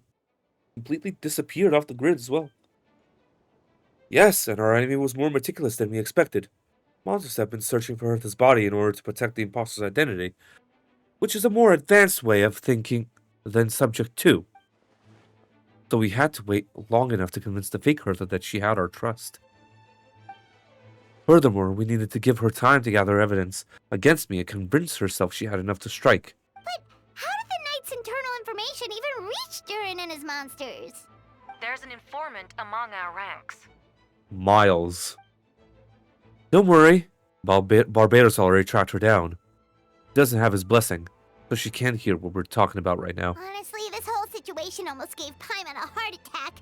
All those awful accusations in the first trial, and you couldn't even defend yourself! Exactly. It was to be expected. I just couldn't reveal the truth. It had to be at the right moment, or it would have given the imposter even more fuel against me. It would have demanded to know how I knew about Dragonspine and the monsters in disguise. And if my true identity got out, the public's trust in me would have been gone. It was a trap, you see. Argue back, expose my origins, or keep my mouth shut and be seen as a murderer. Credit where credit is due was well thought out. Yeah, thank goodness we were able to back her into a corner. Indeed. I have you to thank for that, Traveler. Probably don't know it, but you've been a part of the plan since the beginning. Me? But I didn't even know there was a plan! And for that you have my sincere apologies. I know I kept you in the dark, but I had a reason. That might not sound intuitive, but I did make the plan even strong. But I did it to make the plan even stronger. From the beginning, I knew I had to leave the letters in my office for a fair and independent reader to discover. Someone willing to seek the truth. Naturally, I thought of you. I knew you'd returned for Windbloom. I knew you would argue to attend the trial. And I knew your sense of responsibility and justice as an honorary knight would compel you to start your own investigation. The fake Hertha, Subject 2, has met you on Dragonspine before. If she thought even you had lost faith in me, her confidence might get the best of her. The perfect time for us to strike. Albedo's right. You were part of our plan from the start. I hope you don't take offense at our decision to keep that from you. And please don't be too hard on Albedo. He was just doing his best to look out for Mondstadt. Enough people were involved in the plan as it was. We had no other choice. The Honorary Knight and Paimon will always be friends of Mondstadt. We will never forget that. Aw, that means a lot. In that case, thank you for thinking of me. It was an honor to take part. It is us who should be thanking you, Honorary Knight. Wait, was that you just now? Let's go to the side gate to check it out. Oh god, so many places!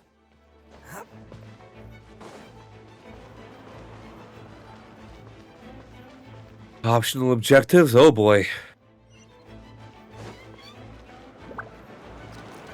Let's go side gate first. It's all my fault. I knew Klee was fast, but disappearing like this? I only lost sight of her for 1 second. How am I going to explain this to Albedo? Explain what? Oh no. Albedo, Traveler, Paimon, what brings you? We've been providing mobile support across the region. Was there something you needed to explain? You can tell me anything, I hope you know that. Yeah, plus we kinda already heard what you said, so... Just tell us, there's nothing to be afraid of. Klee, she disappeared right under my nose. I'm sorry. I'm doing all I can to find her. I see. Please don't beat yourself up. Klee is... Wait! Something's coming this way, and it doesn't look...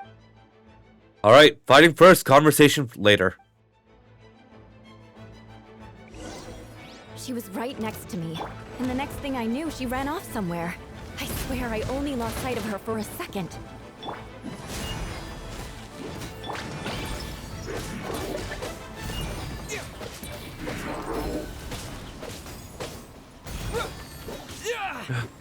Oh, there you are. Klee's here to help. See? Kids are fast on their feet. Those bombs. I see what you mean. She is not to be underestimated. Dumpty dumpty go!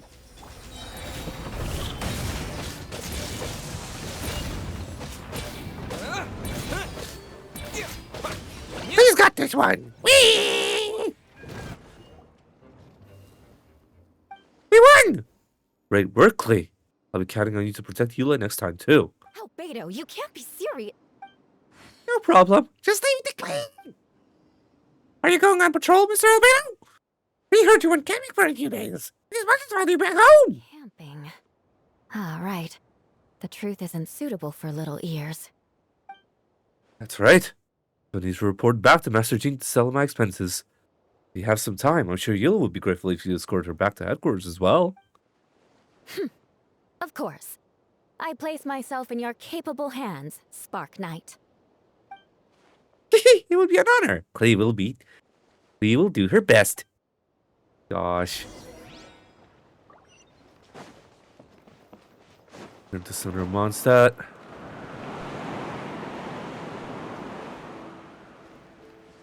Oi.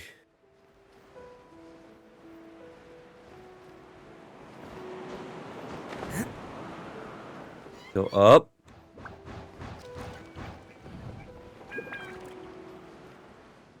Ah, I see Jean's right there as well. Ah!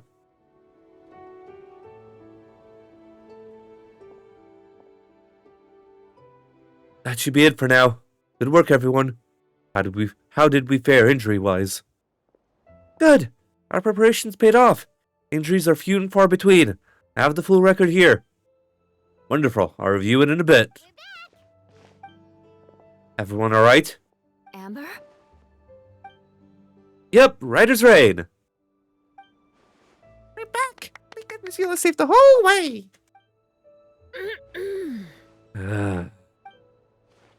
That's amazing, Klee. Eula was lucky to have you. Looks like we're still missing a few. Reporting back, Master Jean. Mission complete.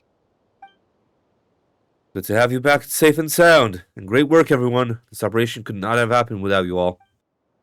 Your leadership is what made it possible, Master Jean. It's been a busy few days. You should take a well-deserved break. I will, but I believe you deserve one most of all. My work isn't finished, I'm afraid. I have a few loose ends to tie up. Loose ends? Ah, yes, of course. We'll talk about it back at headquarters. Tom and Paimon should be there too. I feel like it's Eula. Eula's way too emotional right now. I don't know why, but, like, my brain thinks it's Eula. Alright, everyone who has finished their work should head back to the headquarters or to the church to get some rest. Wanna come with us, Klee? We can drink some tea and eat some freshly baked moon pies. Yeah. I have a feeling it's Eula. She's way too emotional for this. Hi, everyone.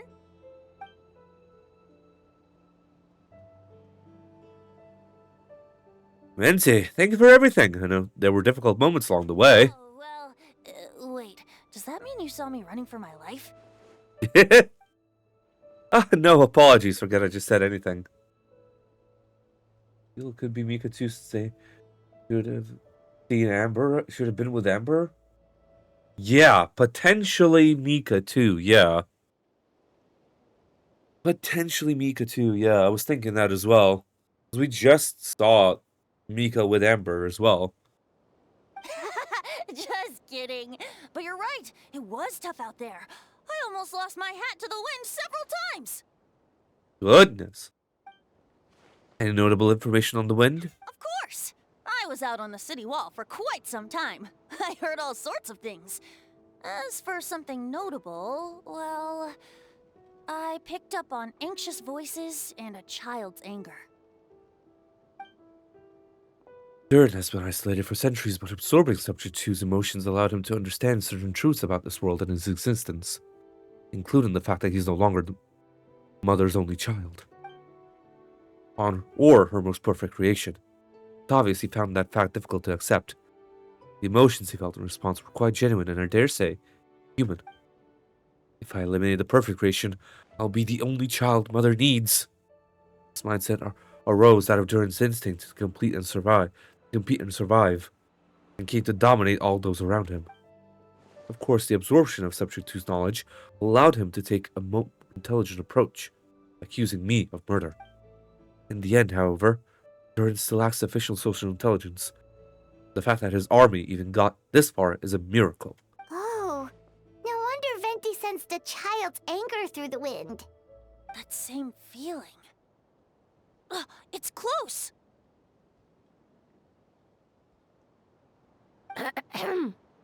Phonia? Another night? Ah, Miss Phonia. Here to make your report? Nothing much to report, actually. Is that so? You were talking about your transfer to during the battle, we were talking about your transfer to the 7th Company. You were in charge of patrols and post-battle reconnaissance this time. How did everything go? Good. No problems. Indeed. I see. If you don't mind me asking, why did you come from that direction? And why are you alone? Did you think we were still meeting at the side gate? There was a change of plans. Sent a message over the wind in the last few minutes of the battle. There were a lot of changes during the operation, but I imagine you missed those as well. Because you're under Durin's influence, and you have been since your trip to Dragonspine over 6 months ago.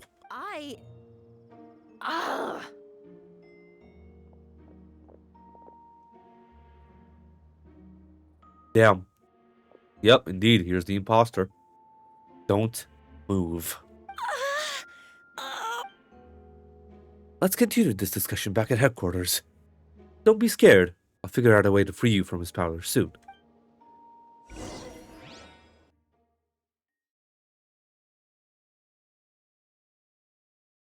Damn. Makes sense why it would be like kind of an NPC as well. Alright, talk to Jean again.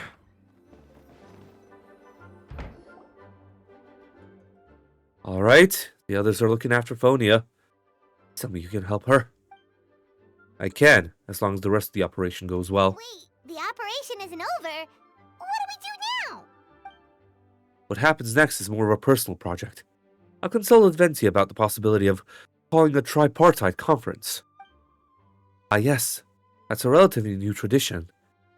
Grandmaster Varka came up with the idea a few years ago. I still remember when he approached me about asking the lovely ladies of the Hexen Circle for a small favor. The chumminess caught me off guard. If I hadn't known any different, I'd have thought he was talking about his older sisters or something. Older sisters? Is Varka really young or something? I wouldn't exactly call him young, but he's not old either. It's time to crack a joke at every opportunity. To wherever age that is. Indeed. Anyway, the Tripartite Conference is a gathering of 3 parties. The Hexen Circle, the Animo Archon, and the joint forces of the Knights of Church of Favonius. Lord Barbados was able to officiate a meeting between Varka and the mages. Varka has quite a way with words, so he was able to gain their favor and convince them to agree to a very important request. Namely that in Monstad's greatest time of need, the mages would return and lend their aid to our nation. Yes, and now I have a request of my own. So I need the conference to convene once again. Lenti, if you would. Of course. Traveler, pass me the Dodo communication device. Huh? You're gonna use that thing to call them? Just watch and learn. Okay, I think this should do it.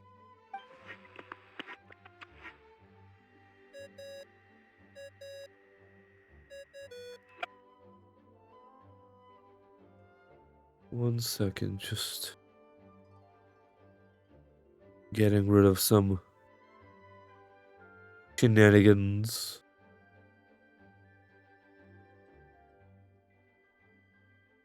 What's that ringing? Is it the wind or something? Hold on, that's not the right voice. Wait. Barbados? Varka? Grandmaster? Oops, wrong contact. Sorry, Varka, you're probably busy right now. But considering I'm surrounded on both sides with a group on my tail looking to turn me into mincemeat, yeah, I'd say so.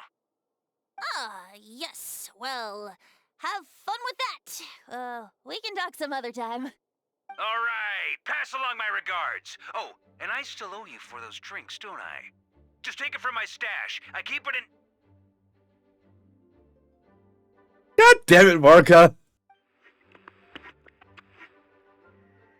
Jesus Christ. Hey! He was just about to tell us where to find his secret stash! Don't tell me he hid it beneath the great tree of Windrise. That seems like a bit much.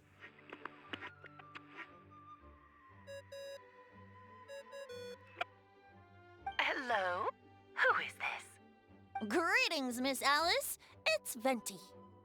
Venti? You're really gonna tease me like this? Fine. It's Barbados. Apology is just a bit of fun. What can I do for you, dear Barbados? You still remember the Tripartite Conference, right? I'm calling on behalf of a friend. He's asking for a meeting. Oh? And which brave soul is it this time? It's me, Aunt Alice. Albedo, captain of the Knights of Favonius investigation team, requests a formal meeting with the Hexen Circle. And what is your wish, dear Albedo? I want to accomplish something unprecedented. How unprecedented. Something even your mother Rhine-daughter never accomplished?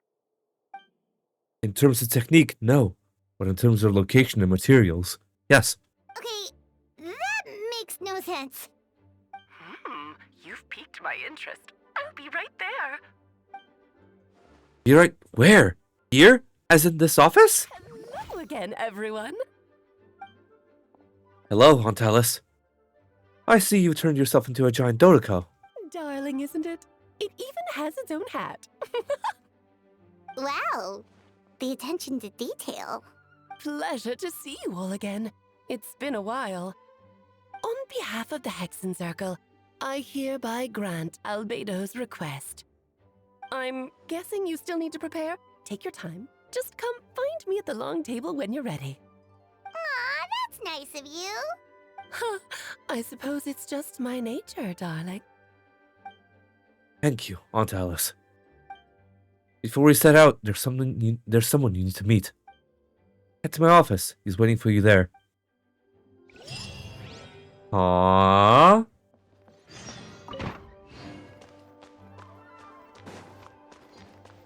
Focus experience mode, the gardener. Hey, have you ever wondered why Albedo always keeps his office closed? I'm on bets there's a secret snack stash hidden around here some. Durin? Hey, not so loud! Mini Durin? What are you doing here? Well, actually, I've been kind of helping you guys in secret the whole time. I tried tapping Paimon on the shoulder during the battle, but you flew out way too fast. You were there? Yeah, I've been in Mondstadt for a few days now, but I kept myself out of sight. Thought people might be scared of me. Oh, don't worry. We aren't scared of you. Thanks! So, what brings you here? Oh, is it Windbloom? There are a ton of fun games this time of year. Did sneak off to the festival for a bit. Even though I couldn't play the games because of all the people, I still had a lot of fun. But that's not why I'm here. Albedo and I made a promise to accomplish something great together. What do you mean? I'm gonna replace the Durin on Dragonspine. I'm gonna be the one who was revived and brought into this world. Wait, didn't that already happen? You left the storybook world, and now you're here. Sorry, I should be a bit more specific. Albedo said he can use alchemy to turn me into a human. What? Human transmutation. So you're Albedo's intended subject. Yeah, he's been working on it for a long time. And that's what you want, Mini Durin? To become human? I don't know if I want is the right word. I don't even know if there's a right answer in a situation like this. But I do know this. I have just as much of a right to this name. I don't want to lose to the other Durin. Becoming human isn't as simple as just changing form. I know. Albedo talked to me about that. He said that Durin on Dragonspine is a lot more aggressive and primitive. Almost like a beast. Mom created me in the storybook. The pure parts of me can balance out the evil parts of him. I'm honest. I don't know what that will look like. I can still be me once I become one with that part of him. Maybe without a complete soul, there was never really a me to begin with. Albedo said these kinds of questions are normal. We're all just trying to figure out who we are. I'm not afraid to change. I want my life to have meaning. And suppressing an evil dragon, becoming human, both sound pretty meaningful to me. So don't worry. No one is forcing me to make this choice. Well, turning you into a human sounds like a huge project. Yeah, I'm really grateful to him. We're kind of in the same boat, you know? Albedo told me he's the Krai Prince, a synthetic human. And if this works, I'll be one too. We will be the one of two of our kind in the whole world. All chemical creations allowed to live in human form. And if all living things are grouped together by species, there's only one other person like me in this world. And I guess that makes us family. Definitely. You've just gotta trust one another. Actually, while we're on the subject, does your friend Hakai know about this? Yeah, I told him I was coming here to fulfill this, duty. He didn't try to stop me. Told me to get a move on then. Didn't say it outright, but I think he supports my decision. Maybe he even thinks it's a good idea to go through with this. I'm a little scared, of course, but excited too. Anyway, I'm really glad I got to talk to you at a time like this. I feel a lot better now, so thanks.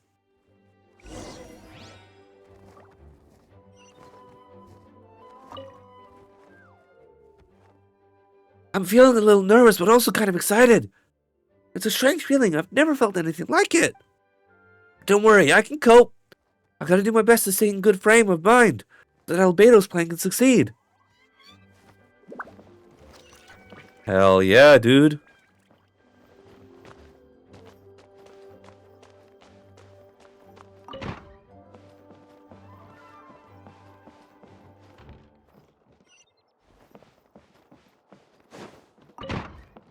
What's the point to the library then? The fuck?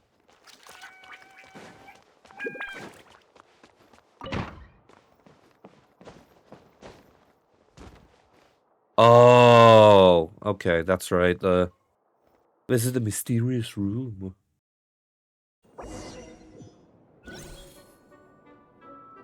No, your party configuration cannot be changed during the Hexen Circle trial.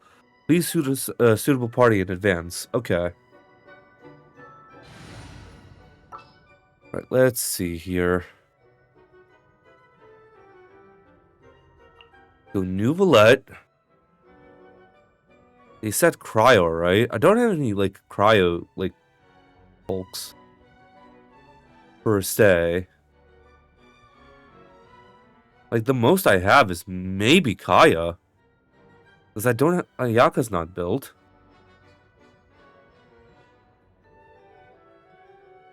I'd say I think I can still easily, like, force my way through with my C6 Ito team, though.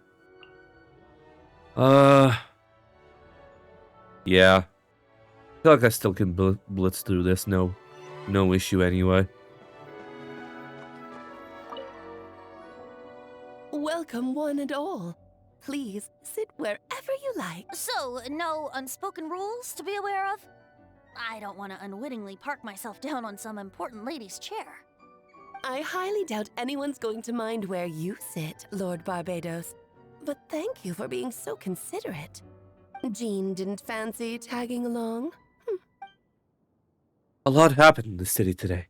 If she left, there would be no one around to lead the Knights of Favonius. All right, never mind. I was just hoping to treat her to some tea. So, tell me, Albedo, what is this outrageous and audacious plan of yours that I've been hearing murmurings about? I'll get right to the point. I intend to kill the evil Durin in Dragonspine. Oh? And I'd also like to request some alchemical reagents from the Hexen Circle. Which ones? I'm all ears. First would be the flesh of that immortal monster from the Mare Javari. Interesting. What else? The other is a portion of the embryo left by my mother, Reindotir. Ah, the raw material from which she created her monsters in the past. There's not much of it left. Dragon blood, monster flesh, and embryo. Sounds to me like a formula for creating life. Correct. Durin's heart has continued to beat ever since the day he died. That means it's just a matter of time before he eventually returns. It could be centuries away or millennia, but the day will come. I spent years investigating in Dragonspine, so I'm well aware of the danger he poses. He has already posed a considerable threat to Mondstadt at less than half of his original strength. There's no telling how dire the consequences could be if he ever regained his full life force. Hence, if you want to be free of the dangers posed by his blood and limitless vitality, you must find a way to eliminate Durin entirely. Unfortunately, Durin is a special entity. Even after death, he could reawaken at any moment. So the solution to kill him and then resurrect him in a different form. Upon resurrection, he will no longer be the creature he once was. In fact, he will no longer be a monster at all, because I intend to transform him into a human-like being. During the summer, During the summer, Clea and I visited a fairy tale world called Similanka. It was created by mages from the Hexen Circle, so I'm sure you know of it. Of course. It was even the home of one of M's children, the other Oh, I see. It was during that journey that I learned with certainty that Durin would return to life one day. That experience inspired me. I met the pure soul that M had created, and I knew if I wanted to change Durin's fate, he could be the key. To that end, I devised an alchemical model for the transmutation. The soul will come from the fairy tale dragon of Similanka, the blood from the original dragon's heart, and the monster remnants from the Mare Javari and the embryo mother left behind will form the flesh. The corrosive nature of the dragon venom and the heightened vitality of the monster remnants will offset each other, keeping the constructed body in perfect balance.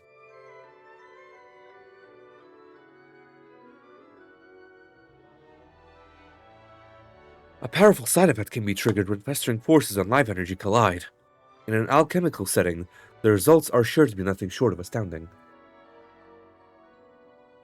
Hell yeah, that's good. The glint in your eye when you talk about these ideas. You really are your mother's child. Do you see that as a bad thing, Aunt Alice? Of course not. To me, you're both extraordinary individuals. I find you fascinating. In any case, now I see why you asked Venti for help. The raw materials you seek are extremely valuable. The misuse of even the tiniest amount could cause unimaginable chaos. That said, we're happy to give you what you need. But there is one condition. You need to prove you can wield them. And so, you must pass the Hexenzirkel's trial. Understand. I figured something like this might happen. That's why I asked Tom to come along. Wait, I'm joining you in this thing? You're not even gonna try to talk me into it? Oh, you need convincing? I thought you wanted to keep an eye on me. Who knows what sort of outlandish things I might attempt without someone to keep me in check. Fine, I'm not going to argue with you. So you know our tricks, huh? Aunt Alice has always loved the spectacle. Any chance to witness friends come together to support one another. Well, success means little if you have no one to celebrate it with, no?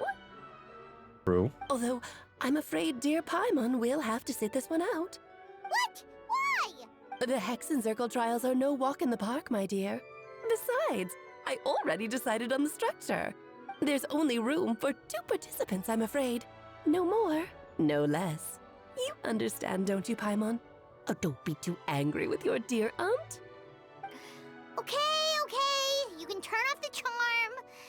Paimon will stay behind. Yes, it is supposed to be a chessboard. We are leading to one of the weekly boss fights of the game. Thank you for being so understanding. Then, whenever you two are ready... Let me make a formal request. Will you go through this trial with me? Of course. Are you ready, Tom? Just about. Then, my dear children, get ready for a taste of the Dodo King's magic.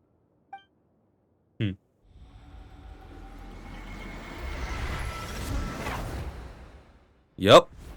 There we go.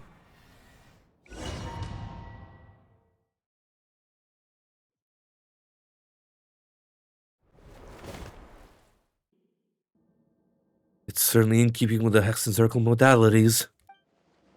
We've been shrunken down to chess piece size. Whoa, you're so tiny now. Take extra care of yourselves, okay? What is it? Nothing. It's just Paimon's voice is even louder than usual. Now I'm this size. She's always so energetic and lively. Nothing can dampen her spirits. Don't worry, you'll be back with her again in no time. You sound pretty confident, Albedo. Aunt Alice? I didn't realize you'd personally be conducting the trial. Since your mother has to recuse herself, who better than I to put your abilities to the test? I have prepared quite a riveting new performance just for you two. See? Defeat them in battle. Prove to me that you have what it takes to achieve your goal. Swashbuckle your way to victory like gallant fairy tale heroes. Hell yeah. Thank you for the heart. Much appreciated. Rally! Bam! Thank you for the hearts, my dude. Appreciate it. Feel this ancient power. Hey, thank you, Albedo. You are basically working with 5 characters, which is nice.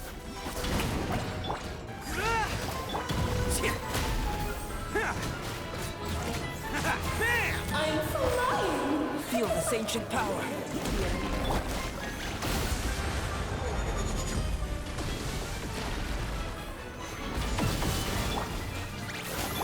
Pull it.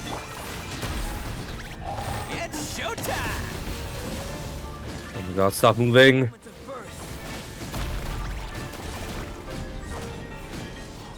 Okay. There we go.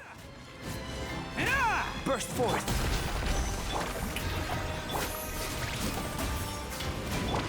Moment of birth.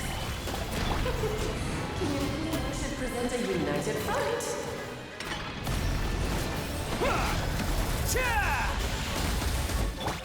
Burst forth.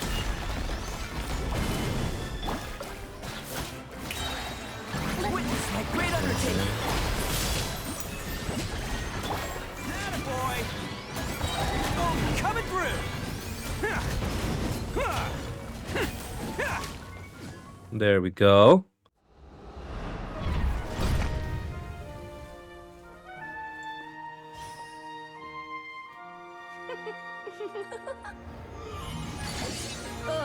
It had to be this form? A toy really doesn't suit me. This one doesn't really seem like Alice. But this isn't over. I will now preside over the second trial. Stare straight ahead, and you will see things as they appear. But change your perspective, and you will see them as they are. Yo.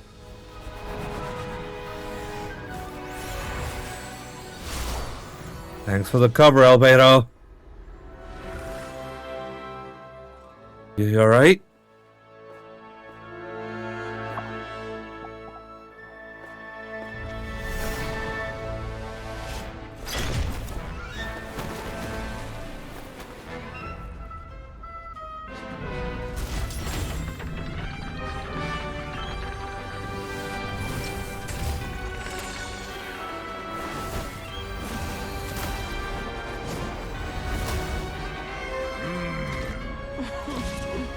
The trial awaits. Alright, let's go. Only by turning the world on its head can we see its true colors. So it begs the question, what do you see on the other side of this gesture? Pawns Barbalos? freedom the moment they gained legs with which to run. So, in the spirit of Rhymedaughter, I prepared a little surprise for you. No need to thank me, of course. Just a small gesture of kindness from me, Barbalot Trismegistus, to you. Oh, Albedo, you're always so charming and delightful. Unlike my own student, she can be so full of herself. I feel this ancient power. Live! Moment of birth. I love how Albedo's just like spamming his fucking skill and burst in the background. Let's roll! It is time to slay our foes with one almighty This calls for pomp and ceremony. Everyone on me! Annihilation is nigh! Stabilize. Live! Oh, damn it. Alright, Farina's dead. It's fine, they're almost dead anyway. One. Let's roll! Need the correct amount of energy to kill this little shit. The final act is upon us! Witness my great undertaking! There we go. And we're done. God, my hair looks ridiculous. I knew I should have gone to a new place Very well to done. do it. We did it! Grown up so fast. I'm so proud. Really? Well then, I'll leave you to debrief the others about today's events. Huh? You're leaving already? You did marvelously today. I'm thrilled for both of you.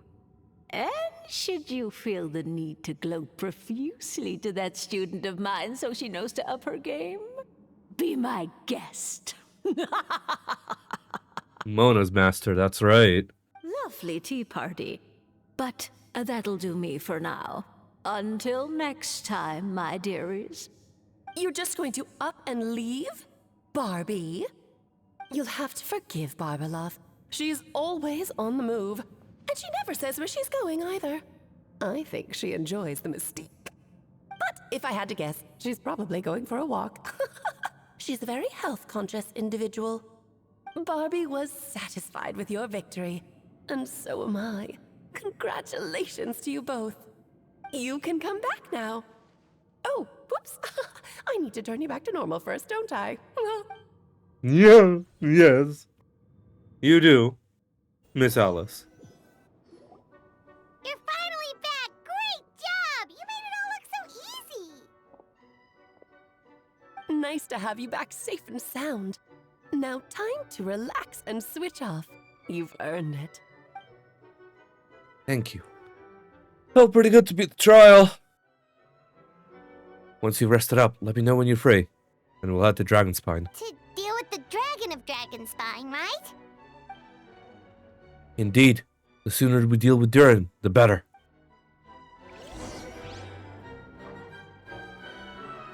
Those Mondstadt, we can now leave the theater lobby.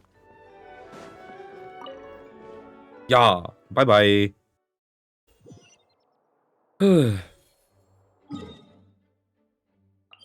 Alright, Dragonspine we go, damn it.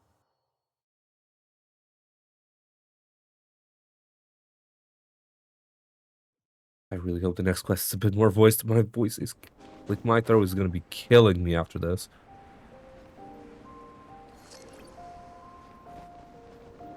I think fucking Durin's voice is like... Ugh.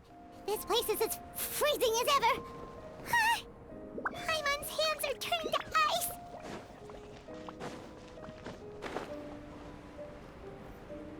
You sure? Is it warm in there? Oh my god. It should take the edge off, and it might improve your mood. God damn it, I missed the fucking Albedo lines. This fucker isn't voiced. I think doing Durin's voice killed me the most. We've arrived. Sorry, Paimon. I have to get to work now. Still beating away after all this time. Leave it to me, you two. Stay on guard.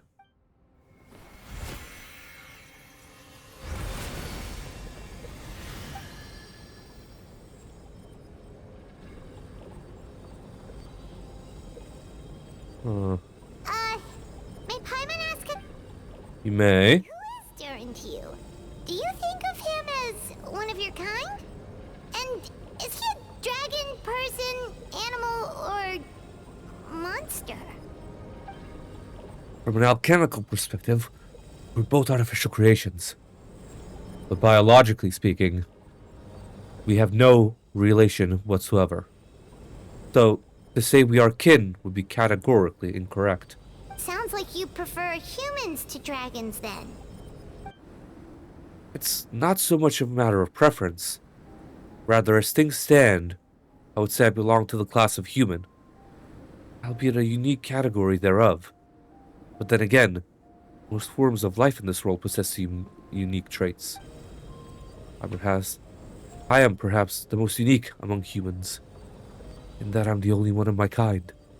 But soon there will be another just like me, assuming this alchemical process proves successful. I believe Mini Durin already told you of his intent to replace the Durin of Dragonspine. After my conversation with him, he also expressed a strong interest in becoming human. It's a fascinating prospect, not to mention an extremely challenging one, but then why he came to that direction, that decision. Do you see this as an act of creation? Well, understood in the broadest sense. The project deals with both the past and future. That's to profoundly impact many lives. That, primarily, is what makes it worthwhile. Helping Mini Durin become who he wants to be is a secondary consideration, though still a meaningful one. By contrast, my personal motivations are nothing so grand and meaningful. I'm just pursuing something I believe in. In my view, to cultivate life which the world cannot generate endogenously is to cultivate the world itself. Whatever aids life in attaining a greater level of perfection improves the world by doing so. It is not a question of whether this ought to be done or not, merely whether I choose, merely whether I wish it to. The alchemical enterprise is concerned with deciphering and comprehending all forms of knowledge. That is the path I walk. Of course, that's not to say that this is just a science experiment to me. Anything that affects Mondstadt, I approach first and foremost as a member of the Knights of Favonius. Does that answer your question satisfactorily? Well enough. Thank you.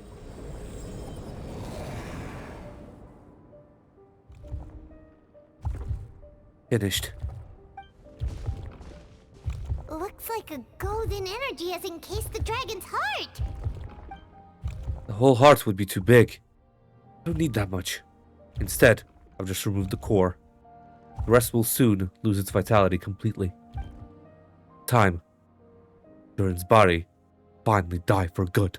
Wait, but in that case, what's gonna happen to the fake Hertha? And what about the people who fell under Durin's influence? The Knights will keep an eye on them, but as far as I'm concerned, eliminating Durin's influence on the citizenry and creating a new Durin through alchemy are one and the same thing. Armed with this heart, I'll be able to complete the alchemical array and deal with all these issues in one go.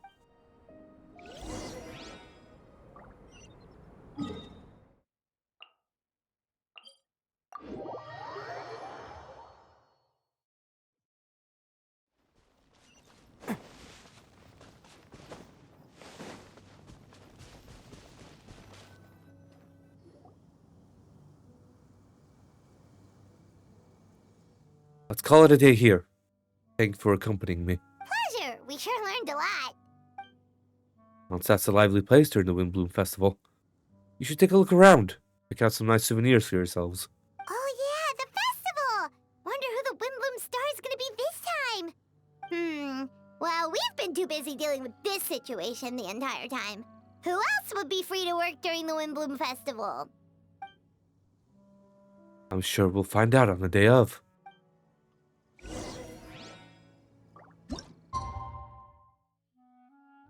Whee! Spin, spin, spin, spin, spin, spin, spin.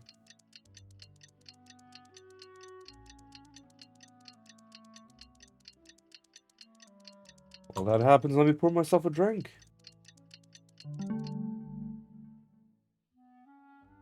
The Windbloom Festival is about to begin! Let's go check it out! Hell yeah!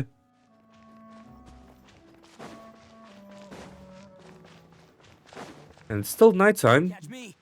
Meaning so Timmy's not around and I can't fucking bother his pigeons.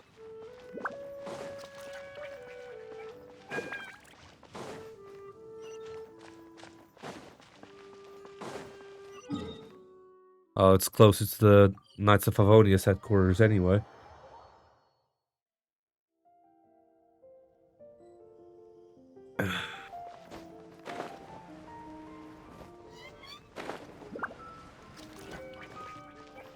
There we go.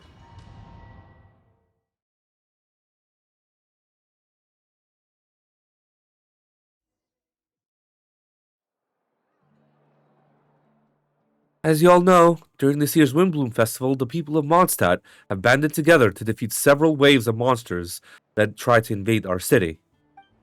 Accordingly, we would like to award the title of Windbloom Star to someone who made an outstanding contribution to the defense operation. This is someone who may not look like a strong warrior, but whose keen insights played a vital role in gaining control over the conflict. His words and songs always have a way of lifting people's spirits, and they were a great support to us all. Let's give a round of applause to this year's Windbloom Star, Venti the Bard. Amazing! Venti! Huh? No way! You're really gonna pick me? Why not? You're the perfect person for the job. Alright. Does that mean I get unlimited free drinks at the tavern? I'm sure they'll be more than happy to support this year's Windbloom Star.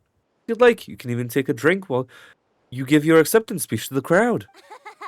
In that case, instead of a speech, how about a song? Everyone, The best bard in the land is about to begin his performance, so don't go away. Gather round and lend me your ears.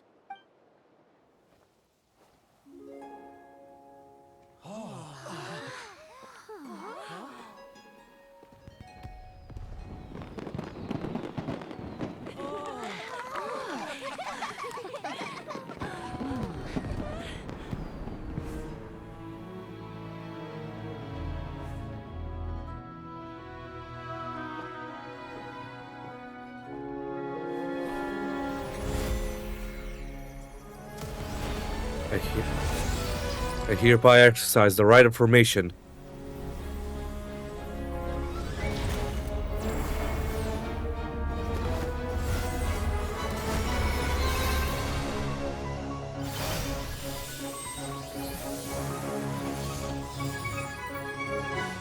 Yo.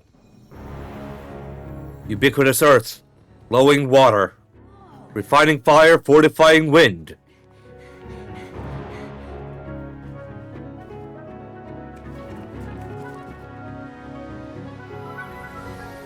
Traverse the 18th worldly and 20th passage.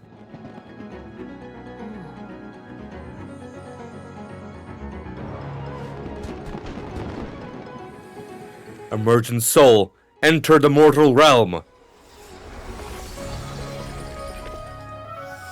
Elevate festering flesh into sacred blood and bone. O sages, witness my grand endeavor.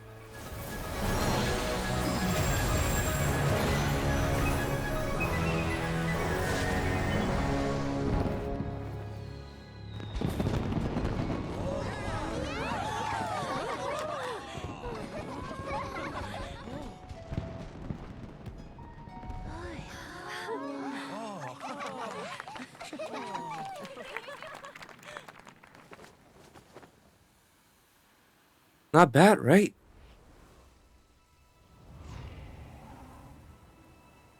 But they didn't add all of Venti's lines then.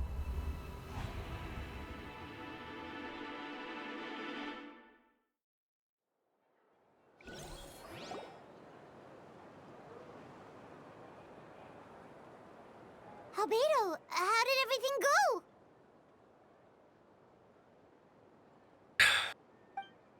Very smoothly, I'd say. We've achieved our goal.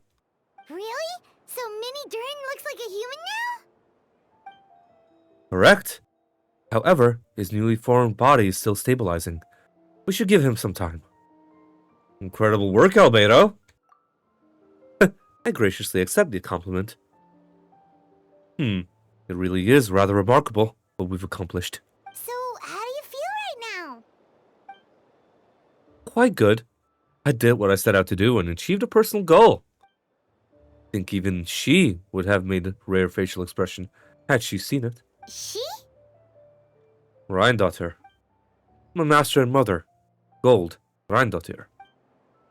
A long time ago, she sent me to Mondstadt with the instruction to complete a task of monumental importance, to find the truth of the world. I had a theory about what she meant, and in time, I was able to corroborate it. Sure enough, finding the truth of the world basically stood for getting a life. That might be easy for most people, but for someone like me, it meant doing a lot of learning about a lot of things. I had to find out about myself and the world around me. Get to know me and get to know other people. Life is the space that exists between me and the world. To truly become human, I had to inhabit that space. So for an artificial human, finding a life is, in some sense, equivalent to finding the truth of the world. So that's what she meant, huh? Well, no wonder those monsters wanted to infiltrate the city and replace you. They wanted your life for themselves! Being alive is just existing, but having a life is what makes you truly human. I think that's the message she wanted to get across to me. Still, I found this whole series of events has given me new inspiration. Becoming human is only the beginning. What follows is the choices a human has to make in life, as well as the kinds of family bonds they will form. Most people would probably see the events of the last few days as something out of a nightmare, but for me, it's just a part of my family life. I fear that carefree existence my brother has enjoyed thus far will now come to an end. Just like me, he will have to step into the world and face the same constraints as everyone else. You've got an unusual family, that's for sure. Well, I suppose we get it from our mother. She's highly unusual. There are all kinds of families in the world. Some base their life around the family store, others around the farm. In my family, I suppose we tend to flower beds. And for now, I'm a gardener too.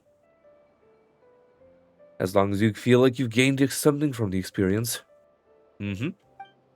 Master never showed her face, but if the Hexen Circle knows what I've done, that means she knows as well and gave her approval. Since devouring Nibirius, it would seem she has finally found a modicum of peace. And if so, then I'm truly happy for her. She didn't always have a penchant for madness, you know? Devouring Nibirius? What's Nibirius? It is the name of the ruler of life. What? Aunt Alice told me about it not too long ago, but it came as no surprise. I knew Master would do it sooner or later. As the ruler of life, all I know is this. Nibirius is not gone. Instead, because of Master's actions, she and Nibirius are now one. In any case, thank you so much for your help during this ordeal, and for choosing to stand by my side through it all. Of course, that's what friends are for. Someone took the words right out of my mouth.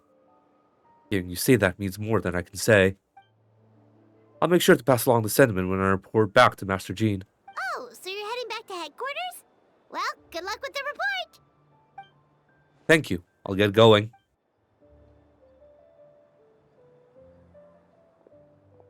Wow, this Windbloom Festival turned out to be a special one.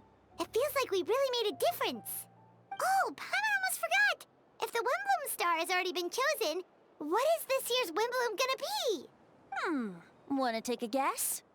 Venti, you're back. Well, I couldn't keep my two dear friends in the dark about this year's Windbloom, now could I? What do you think of the Cecilia? I like it. The true feelings of the prodigal son. A sentiment as sweet and warm as a gentle spring breeze. Perfect for the season. Traveler, give me your hand. Huh? The mages are very pleased that you and Albedo managed to pass their trial. Albedo received the materials he sought, so you deserve something in return as well. The Hexen Circle wants you to have this. It contains something entirely one of a kind, a secret of sorts. When the time is right, it will reveal itself to you. So no need to open it right away. Wow, a gift and a mystery all in one. The mages sure love their secrets, huh? According to the sender, you are probably the only person who could make use of something like this. So I suppose it belongs with you. Alright. Thanks. Well, all I did was deliver it. Although, I did go to great lengths during this whole ordeal. I suppose a reward for my efforts wouldn't be out of the question. You've helped a lot, Venti. How about we treat you to a drink? Yeah, let's go. Oh, I'll hold you to that, you know. No going back on your word. Of course not! Let's go to the tavern right now! Music to my ears. Oh, I'm so happy I could fly. Oh, it's like this festival was made for me or something. When no love remains for the songs to tell, the world becomes naught but an empty shell.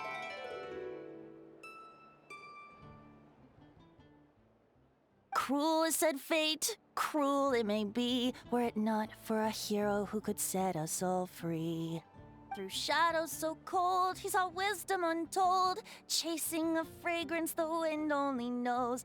Thus wistfulness waned and faded into night as he stepped from the darkness and into the light.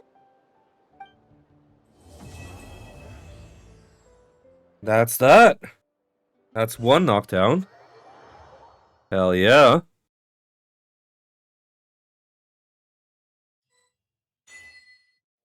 Alright, that's one done. Alright, guide. And we get a free wish out of it. Fuck yeah. Now, on to the next one.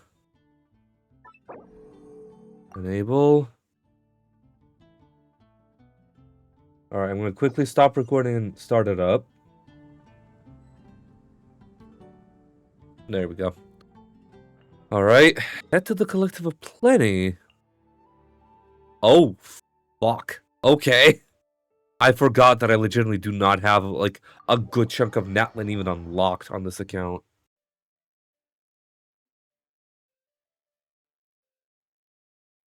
Damn.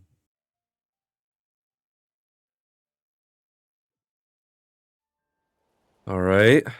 We got a whole chunk of shit to do before we get into it. I still need to, like, do a lot of exploration in Natlin as well before we, like, as we do more stuff in Nod-Krai as well.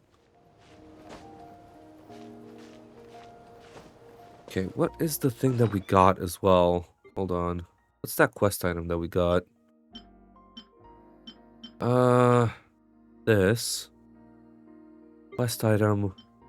Dazzling mysterious gift. A glittering crystal ball adorned with star-shaped gemstones bestowed as a reward for passing the Hexen Circle's trial. According to the one who presented it, it is something that an ordinary person can master. It is not something that an ordinary person can master. For now, the crystal ball lies dormant, as though it were waiting for its perfect time to shine.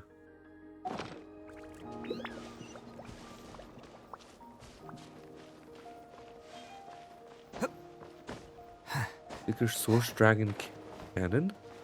Alright. I'll grab you for a second here.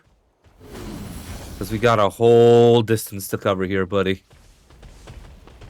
I'm gonna need some help here. Oh no, don't tell me. I'm gonna be World Quest cutscened again? Yes, I will be. God damn it! I completely forgot that this is the fucking way to it as well. Dear God. God damn it. I did this on Kirsten's account. I did this on my EU account. But I completely forgot to do this on my NA account.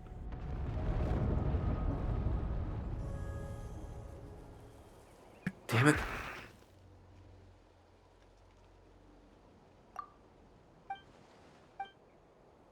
Okay. I'm not gonna read all of this, honestly. I need something sweet. I need some snacks. I really did not buy a lot of snacks as well. It's kind of insane.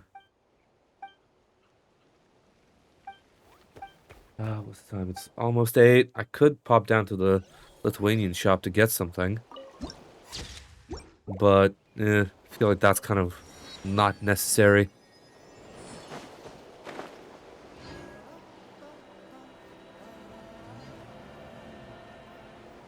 Okay.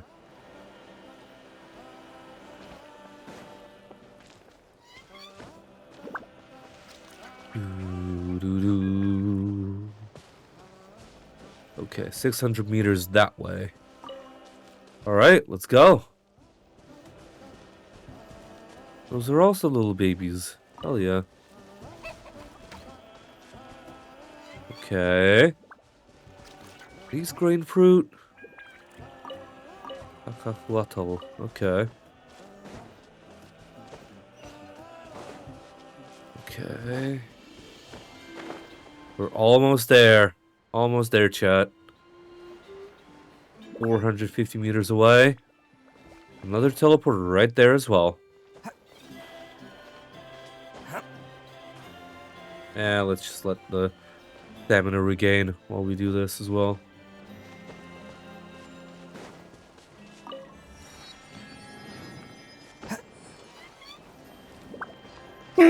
Excuse me, goodness. Oh, these are green fruit.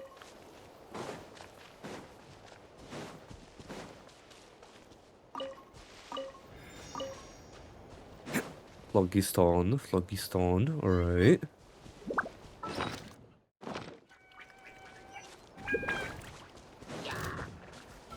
Oh my god!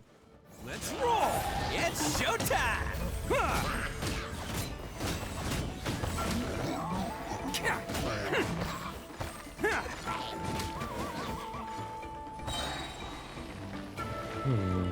There's more enemies here anyway.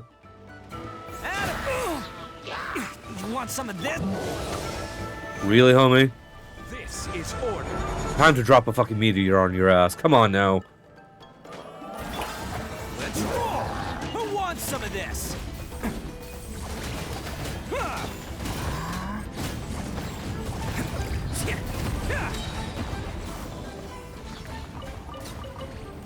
Yeah, get fucked, dude. Attaboy!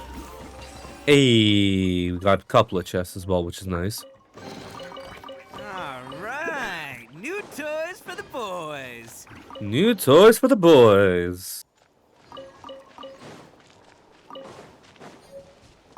I think I also just fucked that guy up with a boulder.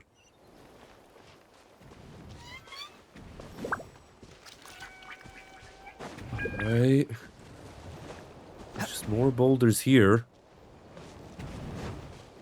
Just fine. Hope that Tillichel doesn't do something stupid. Like engage in battle with me, goddammit. Oh, I'm out of food? That's a joke. Alright, I'm out of recovery food. I should have more than enough. I know I've like a lot of stuff on this account. Yaki. Taiyaki. Sleep madams. There we go. Matsutake rolls. That's what we're talking about. Let's roll.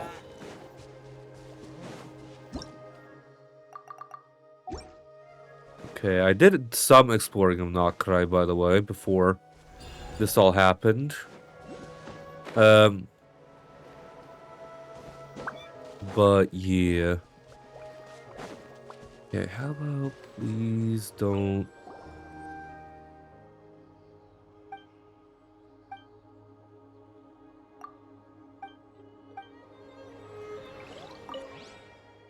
There we go. Don't know what that was about. The key that unlocks fate.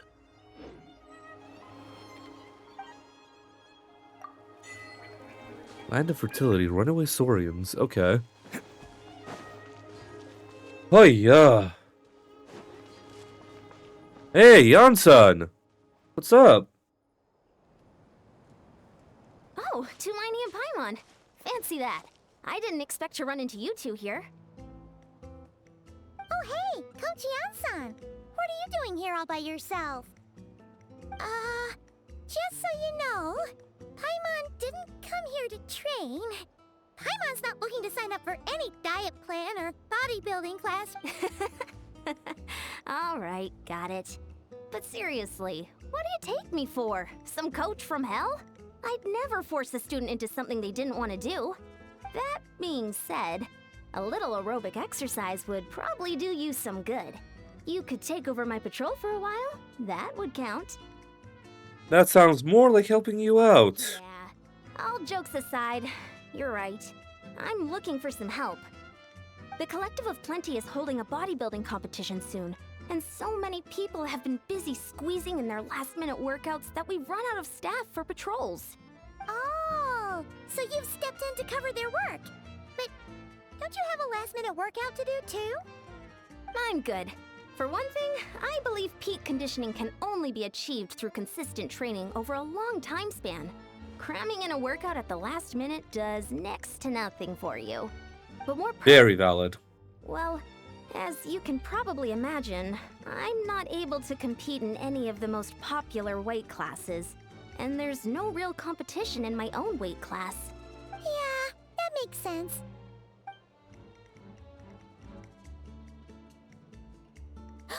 Oh no!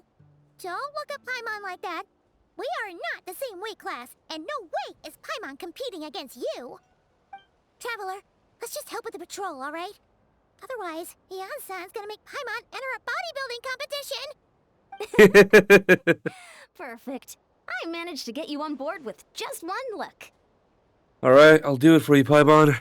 It should be pretty routine. Just keep your eyes peeled and make sure nothing strange is going on in the area. That'll free me up to check the other section. Let's meet back at the settlement when we're both done. Sure thing. Just leave it to us. We're experts at strolling and patrolling, don't you worry. I do really like the new voice actress for Paimon as well. Because if y'all didn't notice, for the Paralogism, it was Karina, and now it was the new voice actress, which I am still not aware of who it is. But yeah, I'm still very much like of the opinion that this new voice actress is better, purely because of the fact that like Paimon's voice doesn't sound as squeaky. It sounds naturally high pitched. Like, it sounds naturally high pitched with the new voice actress. It doesn't sound like it's being forced through, really. Like, if that makes sense.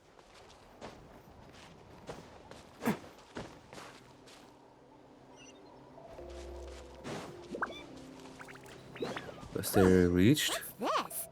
Was there always a cave here? We should go take a look.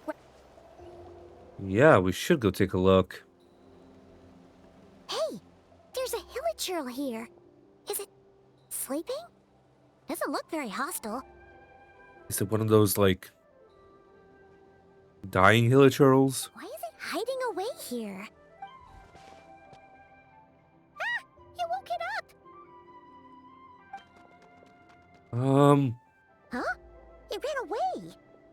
Oh, guess our reputation in Natland is more fearsome than we thought. Even hilichurls don't want to mess with us now. There's something on the ground. You mean that shiny thing? Huh. Must have dropped it as it ran off. Huh. Paimon bets that hilichurl thought it was a priceless treasure. It was probably planning to hide it here for safekeeping. Until we showed up. Let Paimon take a look. Hilichurls aren't the brightest, so it might not be worth much, but still. Huh? What is it? Isn't this just a regular old key? The style is unusual, though. Doesn't look Natlanese. Where do you think it's from? This is the key to the hibernations chamber on the spaceship. What do you mean? What hibernation chamber? What spaceship?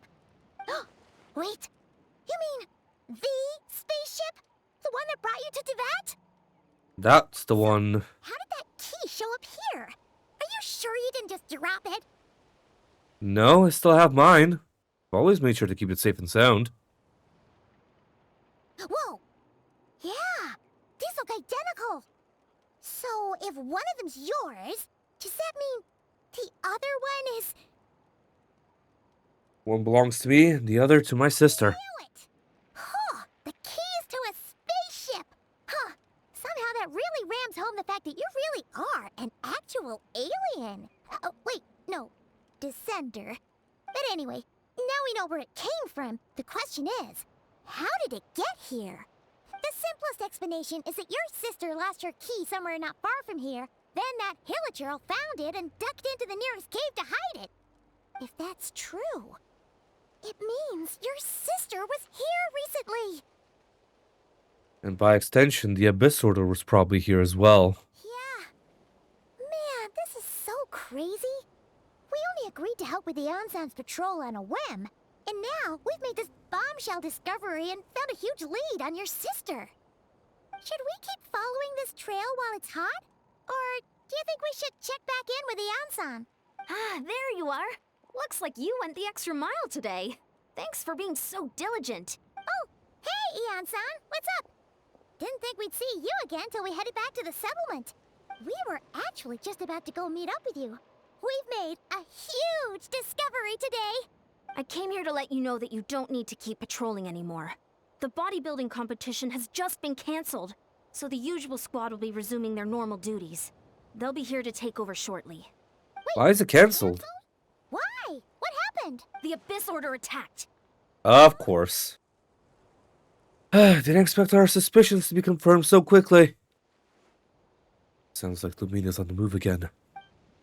Find a way to speak with her in person this time. I have to. I've heard of the Abyss Order. But this is the first time I've known them to take organized action on such a large scale. It's like they're preparing to go to war against our entire nation. One little sect versus the entire nation at war? How are they expecting to pull that off? Based on everything we've seen from them so far, they usually prefer to act in the shadows. So, what's different about it this time? What could they be after? No clue. All we know is that they've attacked our tribe. But that doesn't tell us much. Our defenses are holding strong so far. So I'm gonna head to the Stadium of the Sacred Flame and see what Mawika knows. If there's any information out there, she's the one people report to. Oh, want to come with me?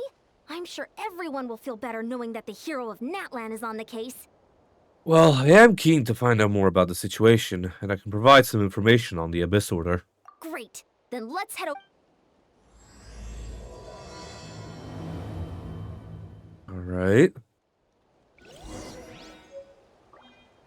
He's to the hibernation chamber.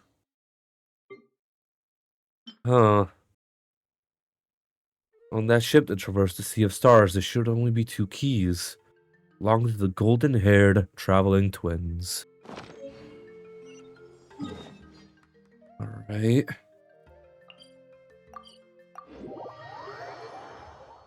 Damn, dude. Damn.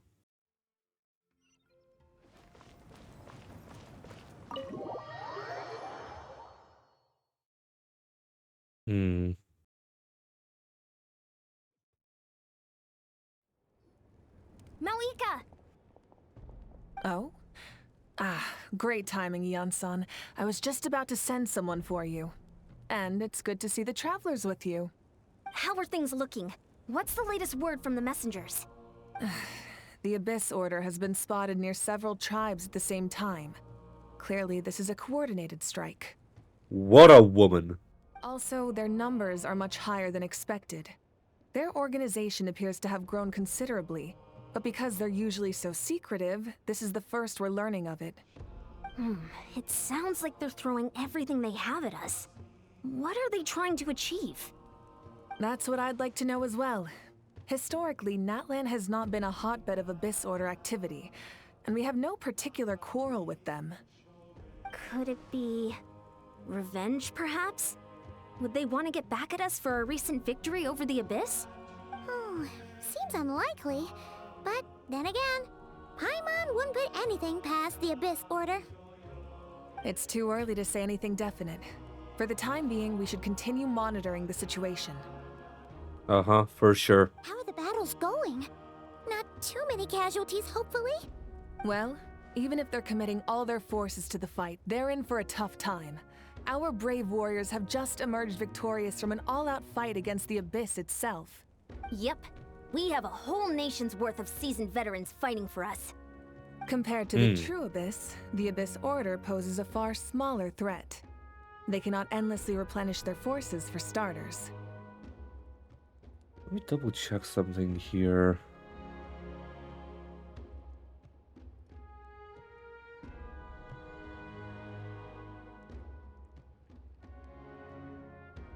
Oh, let me double check something.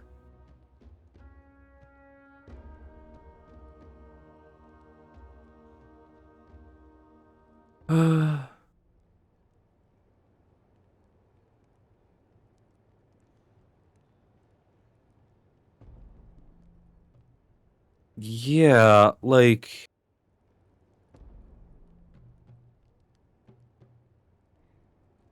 Yeah, I guess it must have just been a recording quality difference.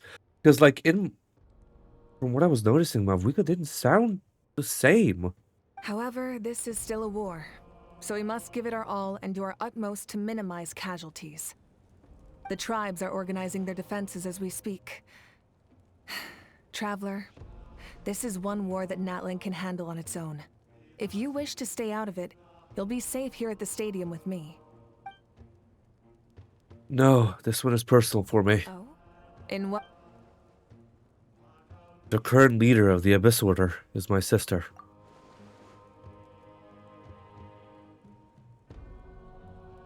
Yep, that's how it is.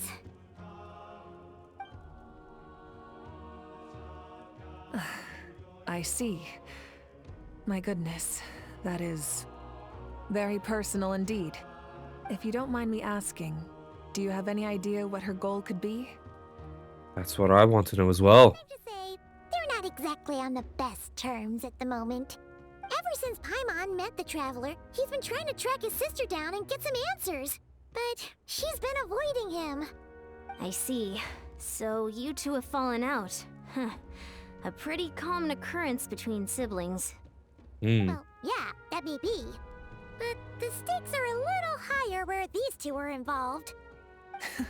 They certainly are. Although somehow it doesn't surprise me that a spat between the Traveler and Twin could affect the fate of the entire world. Well, it kinda does. Sadly. Just so I'm clear, you're still on Natlan's side, and you have no idea what your sibling is after. Is that right? Absolutely. I might even hate the Abyss Order more than you do. Well, that's a relief. When you first mentioned your sibling, I was worried we were about to be thrust into an impossible position. Our reports say that the Abyss Order has focused most of their efforts against the Masters of the Nightwind. If you don't plan on staying here with me, I'd recommend going there to lend them a hand. Sounds great. Right now, the Collective of Plenty isn't facing a serious threat, so we should support the other tribes. Many thanks, you two. Anything you need, send word to me right away. Of course, of course, of course, of course. Masters of the Nightwind. Perfect. We have a teleporter waypoint right by.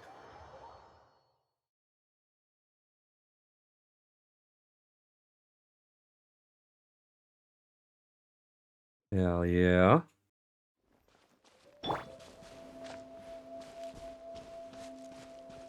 Excuse me, goodness.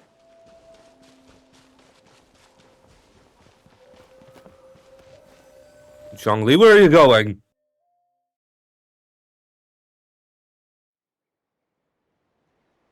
Zhongli's just striding forward.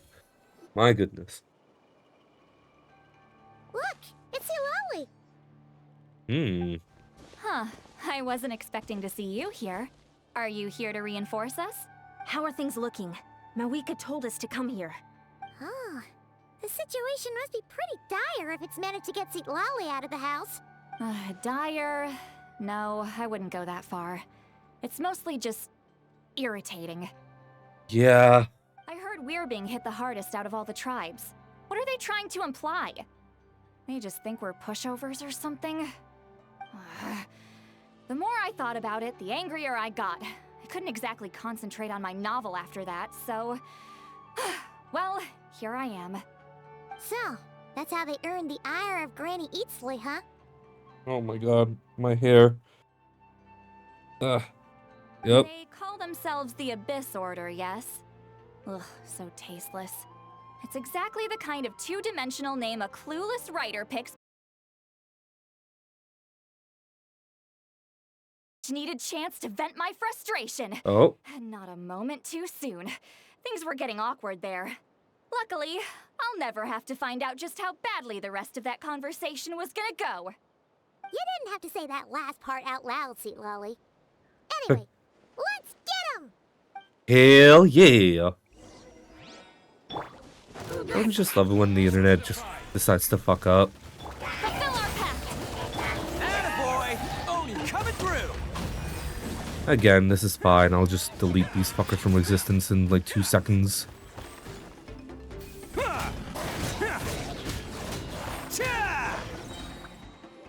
Yeah, what'd I say? 2 seconds. Much better. That's more like it. Ooh, impressive work, Granny Eatsley. If I'd known you were on the case already, I might have reconsidered whether your tribe really needed reinforcements. If anyone should be reconsidering, it's the Abyss Order. They picked the wrong target this time. Experience says that if we head in the direction they were attacking from, we should find their strong. Why don't we press our advantage and destroy their base? They won't know it hit them. Hey, was there a battle here just now? Need any help? The warriors from the Masters of the Nightwind are here! The battle against the Abyss is still fresh on our minds, so everyone's used to working together. Well, morale's high and everyone's here. Let's go take down that stronghold. Hell yeah. Stabilize. Get to work. Bam! Press the advantage. God, imagine having 5 characters at once. Like in a team in general. Like, dear God, dude. The combos would be insane. Like, the combos alone would be insane. Solidify. What is that thing? It's like it's draining the strength right from my body. Find a way to destroy it! The Abyss Order's resistance is faltering. Now's our chance! There we go. Bop, bop, bop. I'm pretty sure my Farina would drain more HP than that thing as well.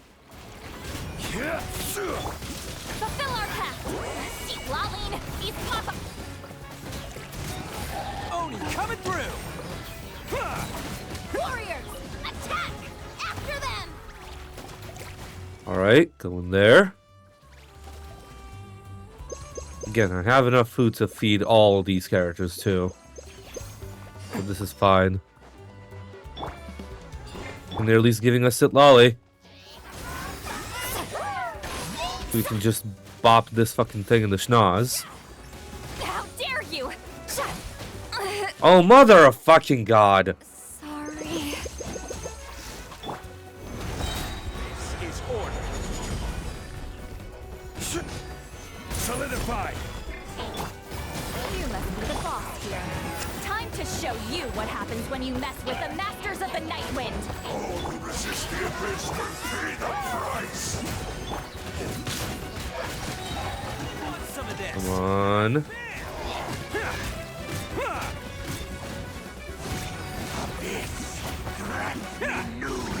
Quake! I will have order. Get to work. You two. Time to Advance. Rally. Come on.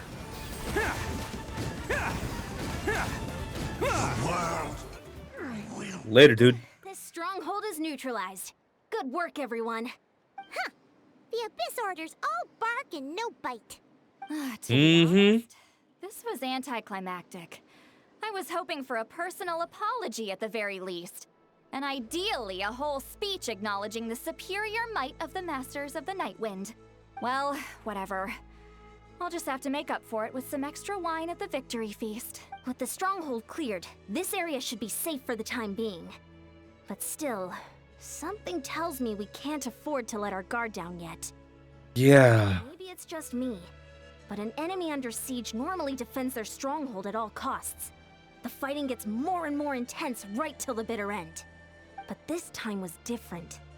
With a few exceptions, most of the enemies here gave up and fled the moment that... well, I don't know, but it seemed like they sensed something. Probably they saw me. Huh? And then dipped. Not sure I follow. They did a tactical retreat, that's all. It's just a different strategy. I'm not convinced. Don't forget, they're radicals who chose to wage war on an entire nation. They don't do things in half measures. It seems out of character to cut their losses and run like that. So you're saying there's more to this than meets the eye? I'm saying we don't know enough to be sure of anything at this stage. So let's stay alert and keep our defenses at the ready.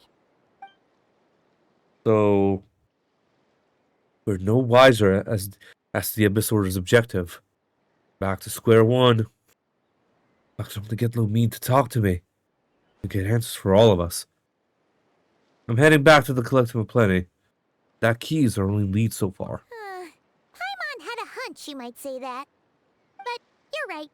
If we can somehow use that key to track down your sibling, maybe we can end this war before things get serious. And maybe you can finally get some answers. Wait, you're leaving? But I was still debating whether to invite you to the first victory feast. Go ahead, you two. Lolly and I will take care of things here. Thank you, Yan-san. Oi, oi. Okay. What a time, dude. What a time. At least I don't have to voice a lot of more of this. Goodness. Alright, let's claim all these.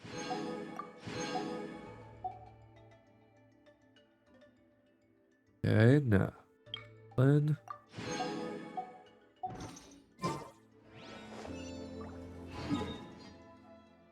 Alright, we're heading back. Seems, huh? Alright. Okay.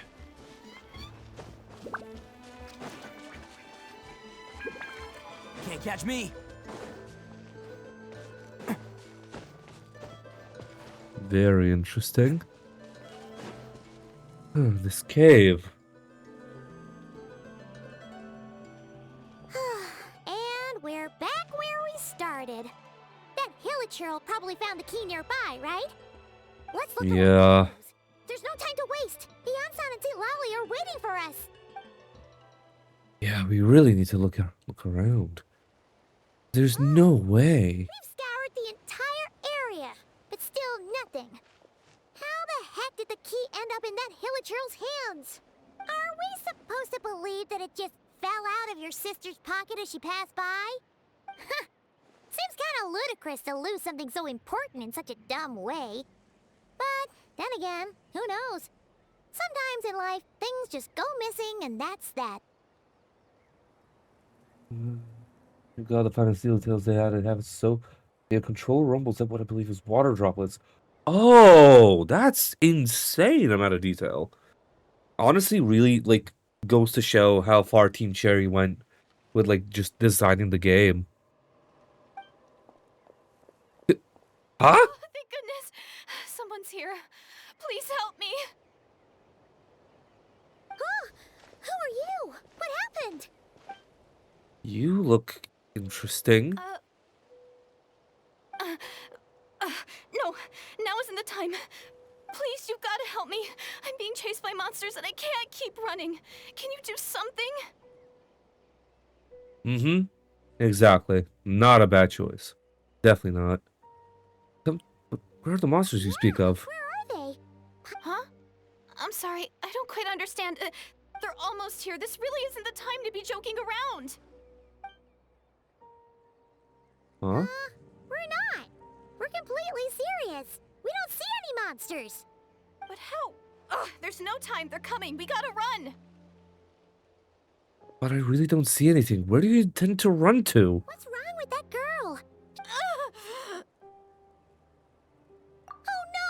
It looks like something really hit her. Maybe she was right. Quick, let's see if she's okay. What the hell? What's wrong? Are you hurt? What? The monsters! They're right there! You need to get out of here. It's too dangerous. Let me help you up first. Huh? Suddenly I can see them. Huh? Oh, now you finally see them. Well, it's about time. I nearly kicked the bucket just now. Great. I'll take care of them now. Savior? Thank you, Savior. Savior?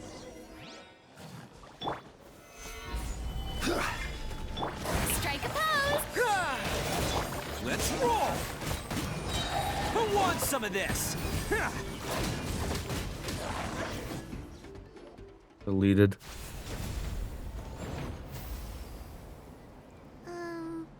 You done?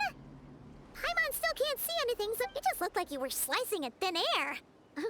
Kinda funny, actually. I don't know what's going on there either, but I see them once I held her hand.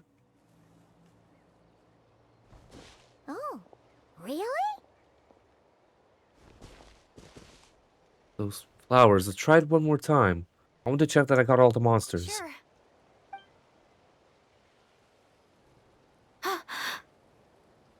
Her eyes.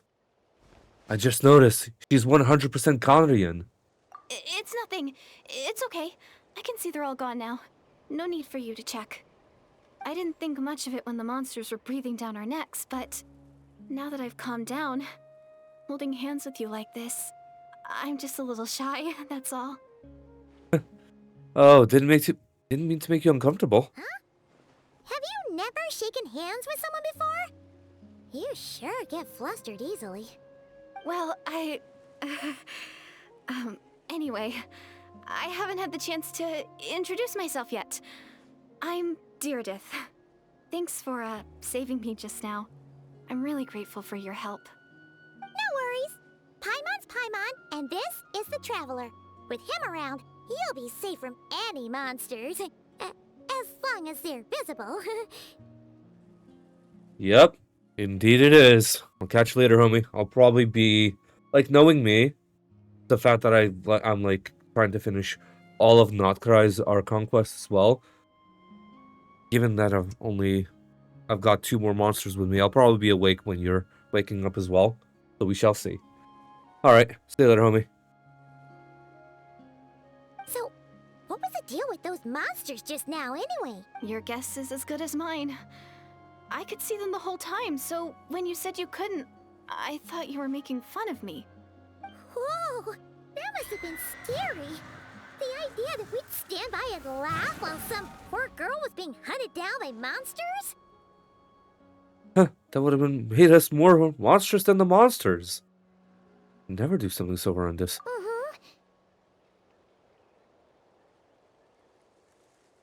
Yeah. Don't worry, we aren't like that. When we say we can't see something, it's because we really can't see it. But more importantly, did the monsters hurt you? How bad is it? It's nothing serious. But I did sprain my ankle back there. I won't be doing any more running for a while. There's a cave nearby. Why don't we rest there for now? Yeah, we'll take you. Yeah. Thank you so much. Despite getting injured, I still feel much safer with you around. I'm gonna stay here until I heal up. Don't want to risk running into any more monsters. Hmm. Yeah, you already took a big enough risk coming out here all on your own. So, where are you from, Deirdith? A small village, far away from here. I walked for what seemed like forever and lost my way, so... yeah, I have no idea where I am anymore. What's your village called, by any chance? Maybe all these trials and tribulations are part of the journey. No one said finding the Savior is gonna be easy. Huh. That's the second time you called the Traveler a savior. What's all that about? Oh, sorry. It just slipped out. I was caught off guard. The resemblance is so uncanny. Anyway, let me start from the beginning. There was once a sage who passed through my village. People got the sense that she was truly omniscient. The sage said that doomsday was coming. But as that day approached, a savior would reveal themselves to us. The day of disaster is almost upon us, so my grandmother begged me to leave the village and find the savior before it's too late. Doomsday? I've heard people talk about the savior since I was a kid. Growing up, it really made an impression on me. The description is practically etched into my mind. So when I saw your golden hair for the first time, it was like this image that's existed in my mind's eye all these years suddenly came to life. Everything matched. Oh, so that's why you were lost for words when you first saw him. Well, the Traveler's definitely got what it takes to be a savior. And he's already got a ton of titles, so he won't mind one extra. Actually, I don't think it's him. What? But didn't you say that everything matched? Everything except the gender. The savior was described as a young woman. Oh, for goodness sake. There are gender requirements to be a savior? Really? I think I know who it is. There's someone out there who matches all the requirements. Oh, of course. If it's not you, then it's gotta be her. Who? Who is it? My sister. You have a sister? Well, then that's it. Oh, it's her. It has to be. Oh, thank goodness. Please, can you take me to see her?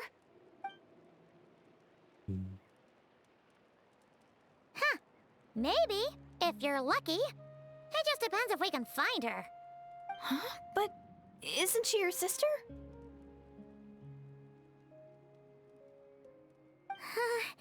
Sorry. Looks like Paimon steered this conversation back to the fallout between you two. It wasn't on purpose, but that's the reality, so it's hard to avoid. Indeed. Okay, fair enough. But since you're looking for her anyway, why don't we team up? We might stand a better chance if we work together. Have you always believed that Doomsday will come? Have you always believed that the Savior will come? Yes. Everyone says that the disaster is inevitable. That the Savior will rescue us all from our pain and suffering. I've always dreamed of meeting the Savior. Do you really buy this whole doomsday thing? Seems kind of far-fetched. A little bit. She spoke with conviction. I think she's lying. Maybe it's another lie spread by the Abyss Order? See? She broke eye contact. Sure sign of a guilty conscience. Time to press her for answers. What's wrong, Deirdis? Something's clearly bothering you. You want to tell us what's going through your mind? Oh, I just, how should I put it? The Traveler looks just like the Savior of my dreams. And it's not every day that the Savior of your dreams swoops in and saves the day in your moment of crisis. So I'm just a little overwhelmed, that's all. 3 seconds of unbroken eye contact is the limit. I don't think my mind and body can handle any more than that. Oh, goodness. Mean limit. What happens after 3 seconds? How am I supposed to respond to that? I'm sorry. Please forget that I said anything. Let's just leave it there for now. Like I said, I'm going to hide here until I feel well enough to move again. If you manage to find the Savior in the meantime, please come and let me know. Thank you. Are you sure you'll be okay here on your own? Do you have enough to eat? I'll be fine. I might not be much of a fighter, but I know how to stay hidden. And if I get hungry, I'm sure I'll find something around here. Don't worry about that. Alright then. Well, take care. Being on your own isn't easy. Oh. What a mysterious girl. We should definitely keep an eye on her. But hey, at least she seems to like you. And it sounds like she's gonna help look for your sister when she's healed. Anyway, this is probably all the progress we're gonna make for now. Let's head back to the Masters of the Night Wind and see if they need our help. Yeah, that is insanity, though.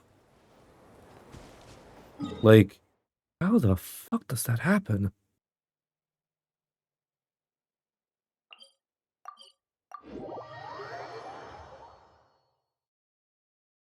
How the hell does it, like...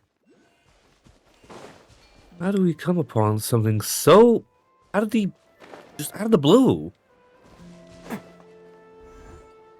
Oh, you're back! How did it go? Find anything? Nothing substantial, unfortunately. But we had the weirdest experience. So, I take it that the war's still on? Yes, unfortunately. That's okay. I just wasn't sure, because things seemed to be at a standstill while you were gone. The Abyss Order hasn't attacked us, and since we don't know what they're planning, we haven't made a move either. In a word, it's a stalemate. The guards have been keeping watch around the clock, but for everyone else, you wouldn't even know we're at war. Huh. Really makes you wonder what the Abyss Order's thinking. I was wondering, Traveler, if you have the time, could you go and pay a visit to the guards? They've been working a pretty demanding schedule. I was gonna go see them myself, but I'm sure they'd appreciate a visit from the greatest hero of our time. Oh, but you're a great hero too, Ian-san. Well, since you asked, this is technically my siblings' fault, so... Great. Thanks. Thanks, you two.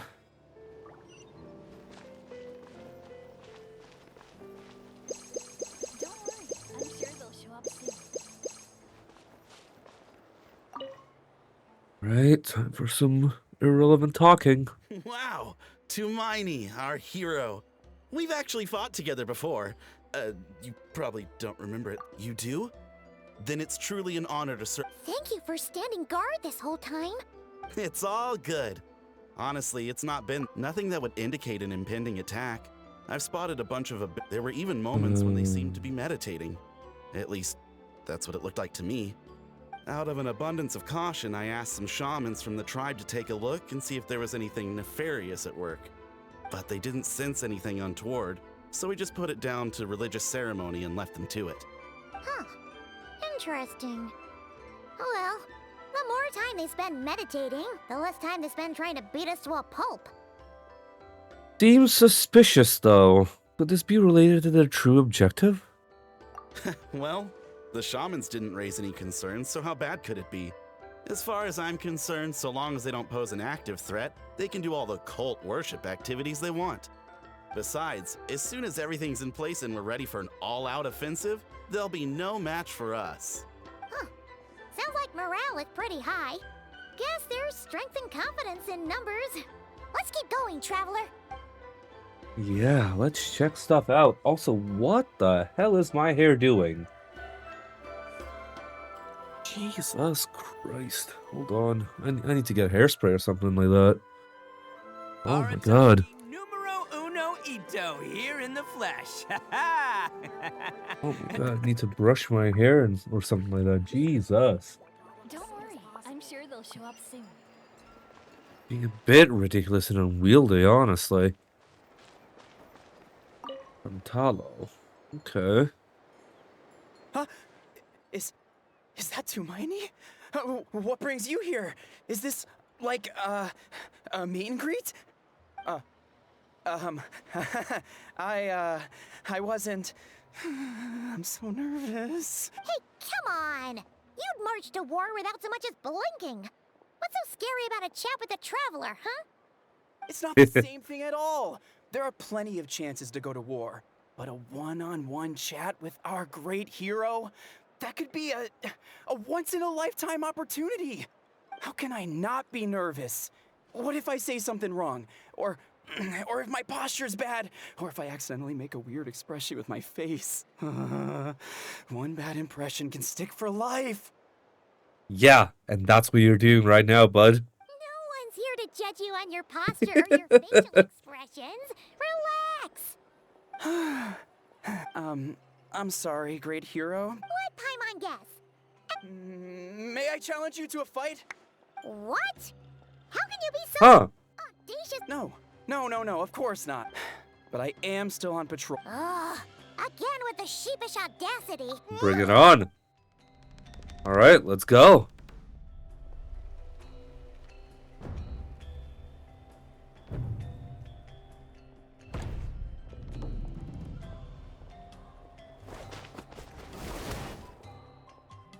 Obviously, I never expected to win, but until now, I didn't appreciate just how great the gulf was between us.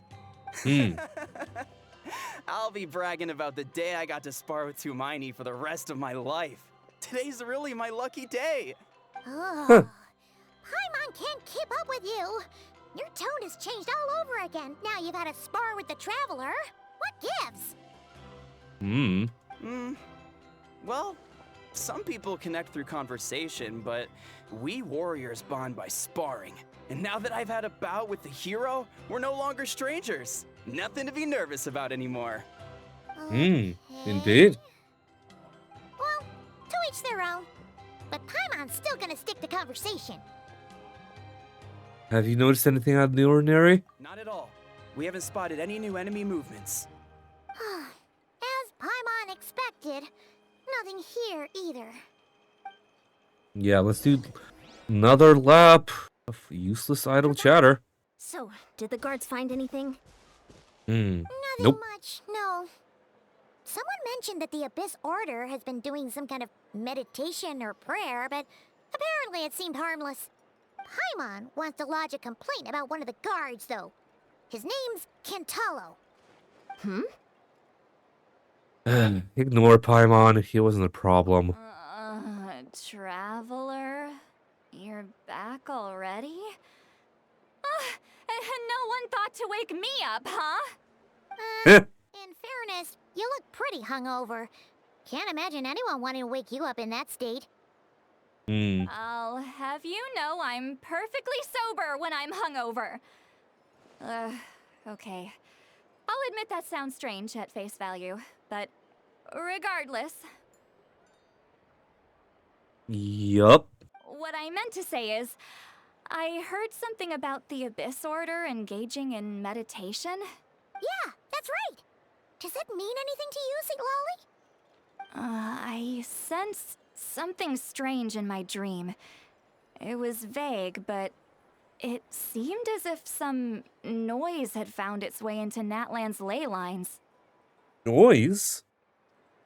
Oh, what does that mean? Hard to say. I don't think it had any tangible effect on the Night Kingdom or on our ley lines, but still. It's like a signal that exists on a different dimension of reality. It might not interfere with ours or pose any detectable risk, but I just get the sense that something strange is going on. Huh. So even someone as familiar with the ley lines as you can't tell what's going on. Very strange. No wonder the shamans that Satura called to the front lines couldn't sense anything. Ian-san, I think we should go talk to the chiefs. There's no point dragging this out. We need to take the initiative and drive the Abyss Order out of Natlan for good. If that's the Council of Granny Eatsley, I'm sure the chiefs will agree. But it will still take us some time to gather the required force. In war, adequate planning and preparation is the key to victory. Sure, but the finer details aren't my concern. Anyway, I'll leave you to it. Just remember to come find me when you're ready to talk to the chiefs. Actually, since you're here, Sedalia, I might as well ask one more question. Oh? Sure, what is it? Have you ever heard of monsters that are only visible to certain people? Huh, you mean only select individuals can see them? Now that's a strange one. I guess they could be manifestations of a disturbed psyche? Or extreme negativity embodied in physical form? It could also be a simple case of dead monsters whose souls got stuck here somehow. Well, I say simple. Things quickly get confusing when you start looking into monster souls. For starters, trying to figure out which classification system to use is a real pain in the... Alright, we get it. Granny Eatsley's learning and wisdom knows no bounds. But could we just get the short answer? Hey, I was just thinking out loud. You really think I was just trying to flaunt my knowledge? Anyway, the short answer is... there are many potential explanations for the kind of phenomenon you describe. That said, it's not something I've ever encountered in all my years. Whew, wow. Okay. Well, if Granny Eatsley's never seen it, it might as well not exist, right? Hey, I'm not that old! I agree. It's hard to say what it was for sure. Care to elaborate on what happened? This all sounds rather mysterious. We cast exposition, basically. Really? You had to hold her hand to see the monsters? Sounds a little contrived. Huh? That's the part that bothers you? Maybe the point is more that it requires direct physical contact, whether that be hand-holding or otherwise. But that's neither here nor there. What bothers me is, it sounds like she's convinced that your sibling, the leader of the Abyss Order, is a savior. That really makes me question whose side this girl is on, and whether what she told you about her background is actually the truth. Sorry if that comes across as paranoid. It's just hard not to be suspicious of everything when we're in the middle of a war.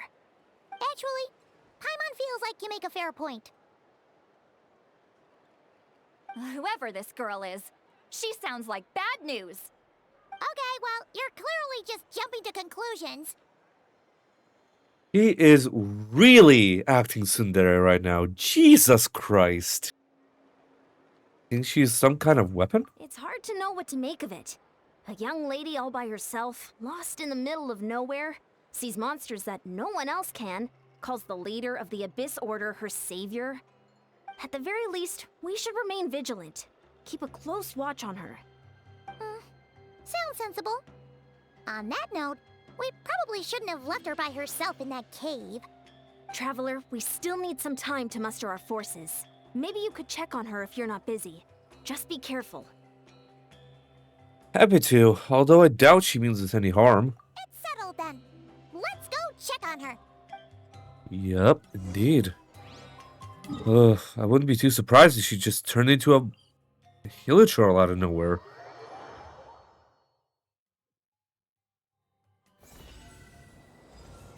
Bam! Ugh.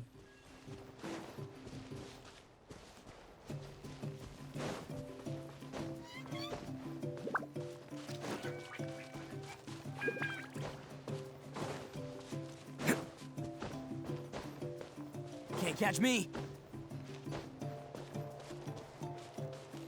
All right. There we go. Here we are. Deirdre will still be here, right? Oh, it's so quiet though. Uh-oh. What if Yansan was right? Maybe she never intended to stay here at all. Stay quiet, moving carefully.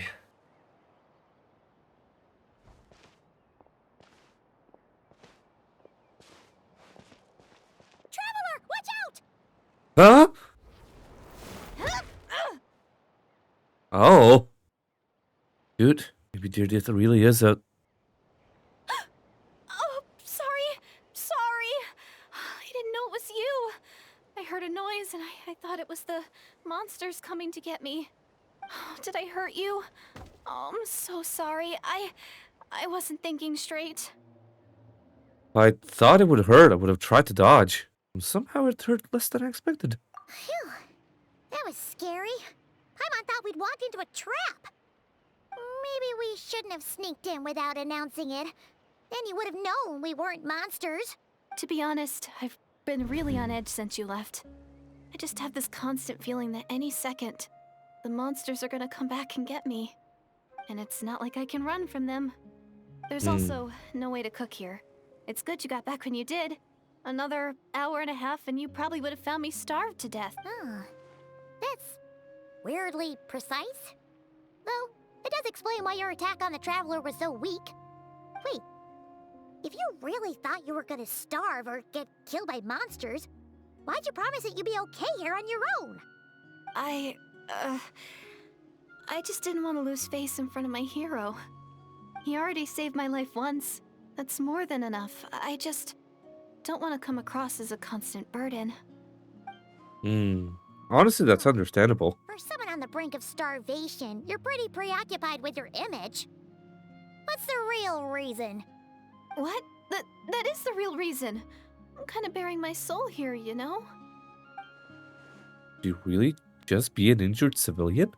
Anyway, so, could you make me some food now? Sure, I know just the recipe. Only takes an hour and a half. Paimon's getting hungry now, too. Go on, then. You can join us for dinner. I feel like this is a good enough time for me to, like, actually stand up and do stuff as well. So I think when we can, yep. I am so full. Thanks for saving me, again. Starvation feels like a distant memory now. But I am going to take a little bit of a break. I'm going to pause the recording and hit up the BRB screen. Catch you guys in just a second.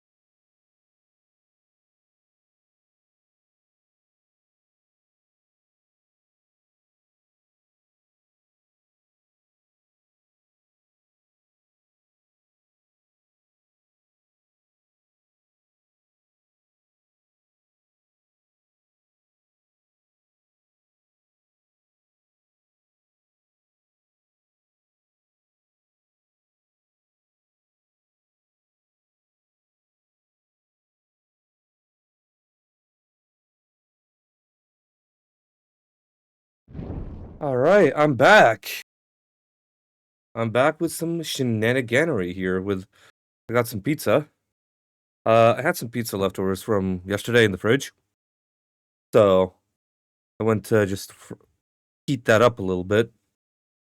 I'm still gonna pause the recording because because I'm only recording the actual story bits. So like while we're vibing like this, I'm just gonna nix it. But yeah. If there's anyone still here, mind you. Ah, okay. But yeah, got some pizza. I don't know what it is about Deardeath. I really feel like she's Canadian. Like, it's something with her eyes. Like, we haven't seen any other nation's person have those kinds of eyes before. She's gotta be Canadian.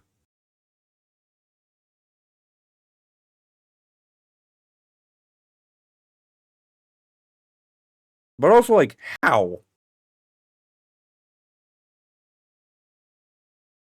The only, like, other Conrians we've met, besides, like, Dane and, like, only Conrian civilians, I should say, that we've met, are Kari Bear and Clothar. And they were both in fucking dream sequences as well. So it's like...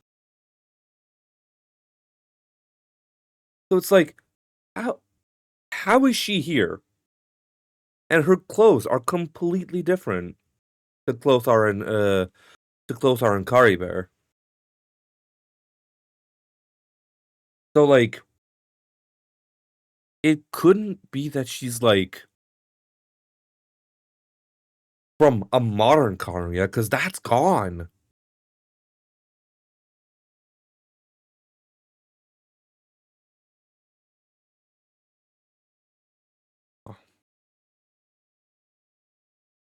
Hmm.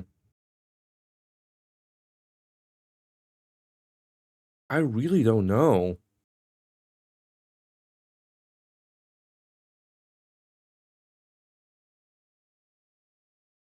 Hmm. Hmm. But yeah, I really have no idea.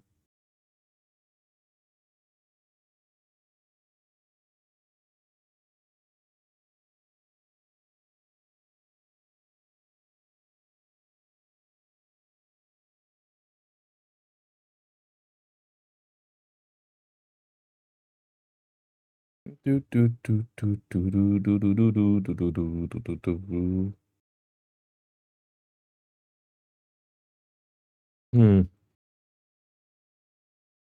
But yeah, got food, got everything. We're gonna finish eating, then we're gonna then we're gonna jump back into the madness. Hmm. Honestly, I still feel like we'll be able to make it through all of this in one go still. Hmm.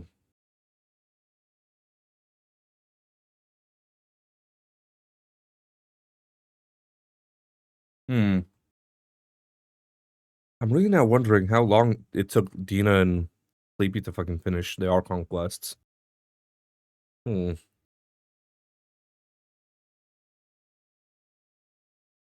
I'm really not sure personally, but I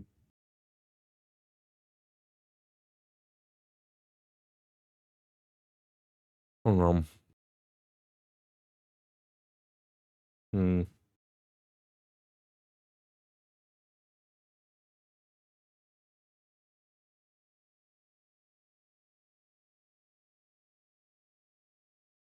Okay, okay, okay.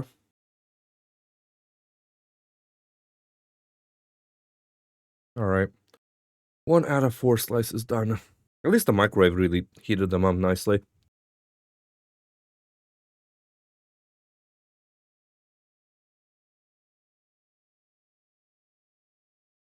Hmm.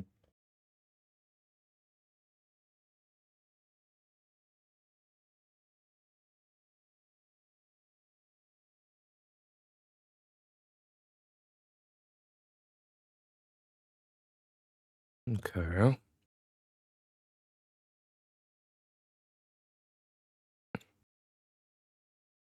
Okay.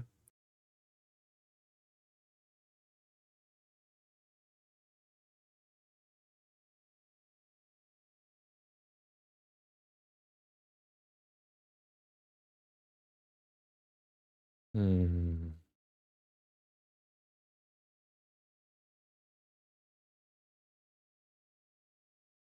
Oh, it was done just today. Okay. Just now. Okay. Hmm.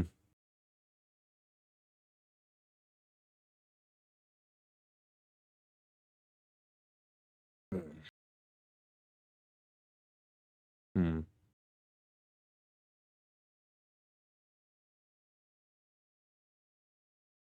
Okay.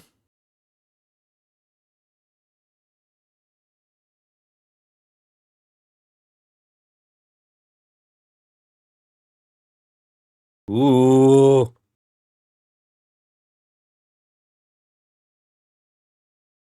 See.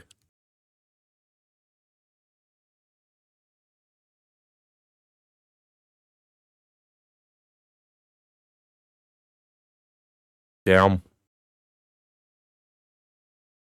Okay.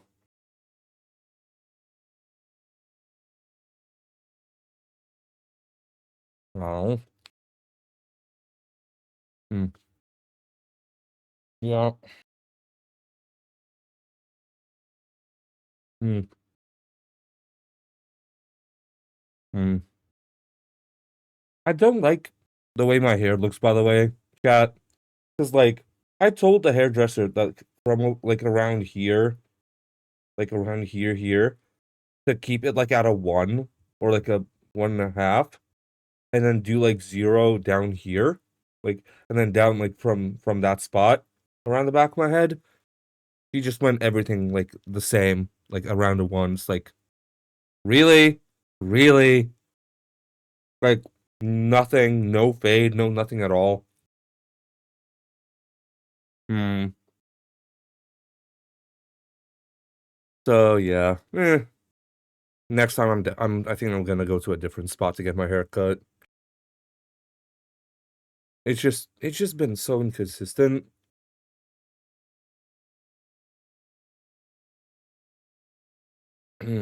But yeah.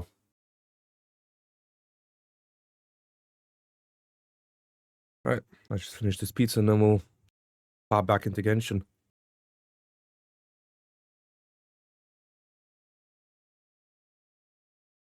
Mm-hmm.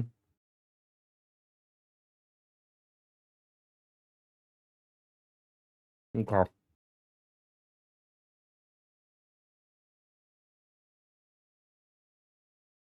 Okay. Let's check there.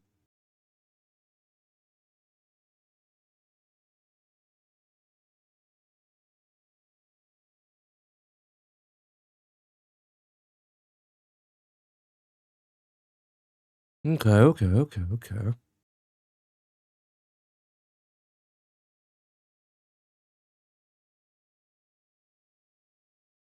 Oh. Okay.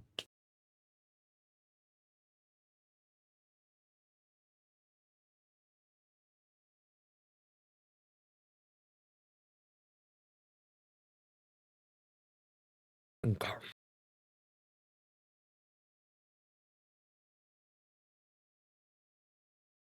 Hmm. Okay. Okay.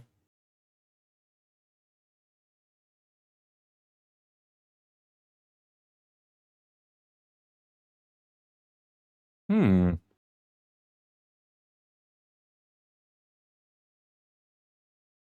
Alright.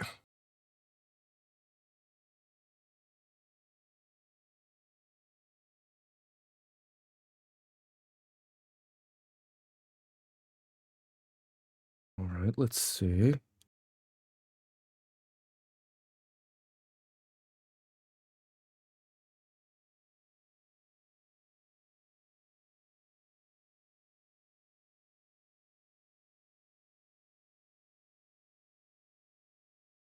Hmm.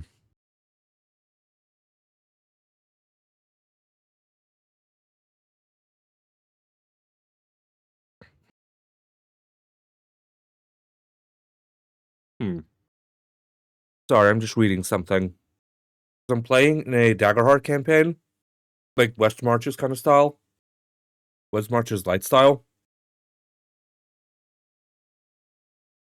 And the GM posted the full overview of the campaign setting. So I'm just quickly reading through that as I'm eating.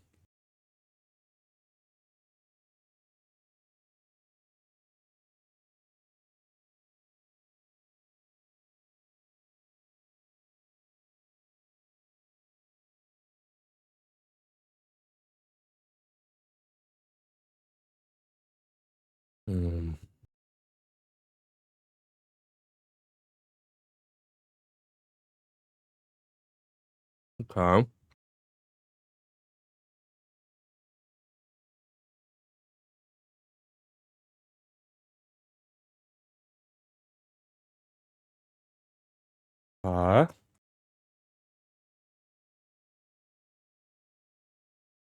Hmm.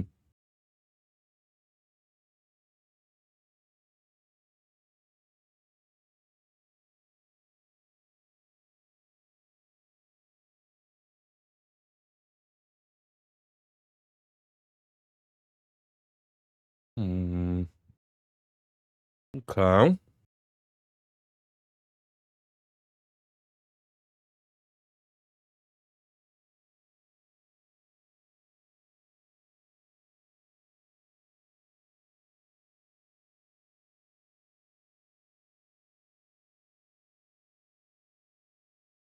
Or not ninjas do. Hmm.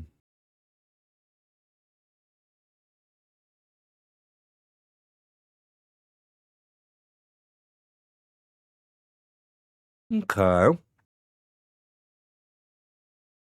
Interesting. Okay. I'm gonna put this away later. I'll clean it. I'll clean it in a sec, but because right now it's best to because right now it's best to just hop back on the game. God damn it.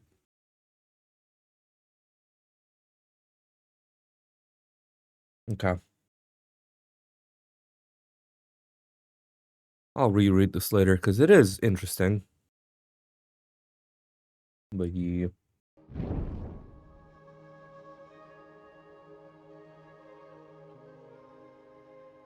There we go. Now it's back. All right.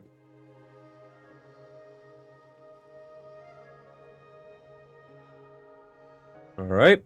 I'm back. I've eaten. Let's have a look. See now.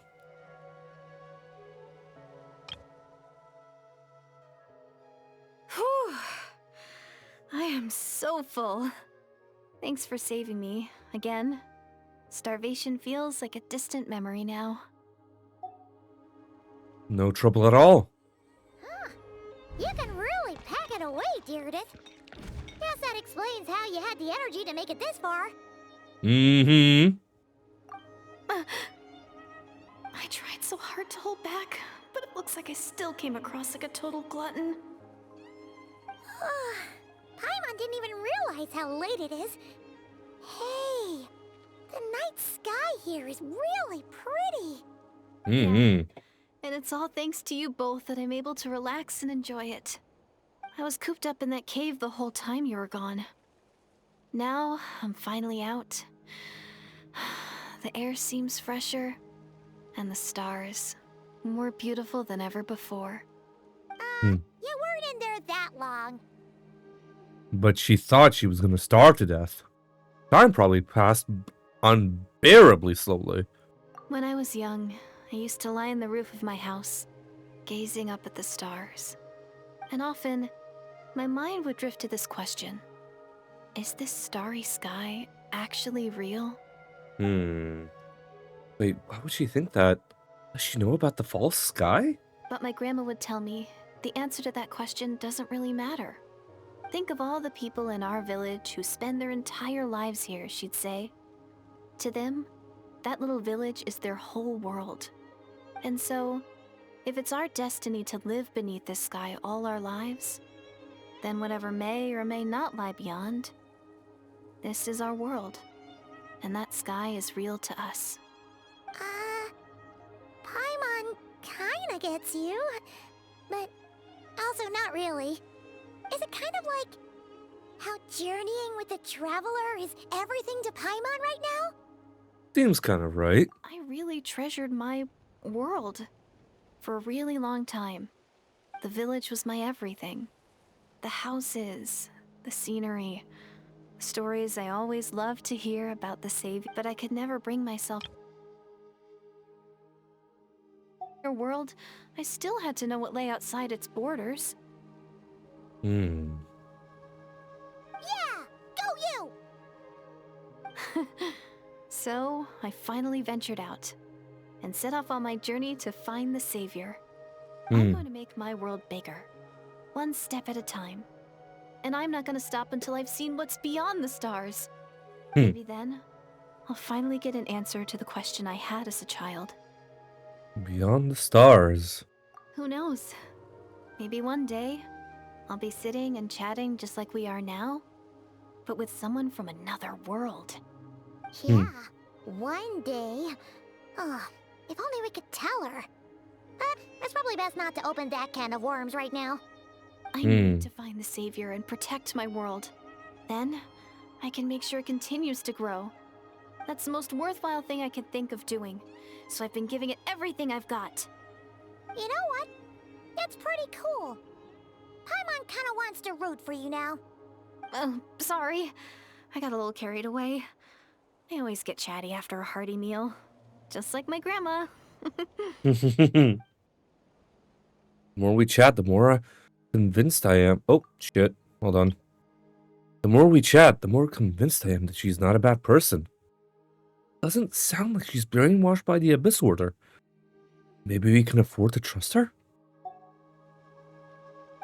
Hold on. Shh. It's them. The monsters are back. Where? Oh, still invisible, huh? In that case, gotta try that trick again. Oh. Can you see them now? Can I? Yes, I can. Why are Rift Wolves, like, suddenly after her again? I don't get it.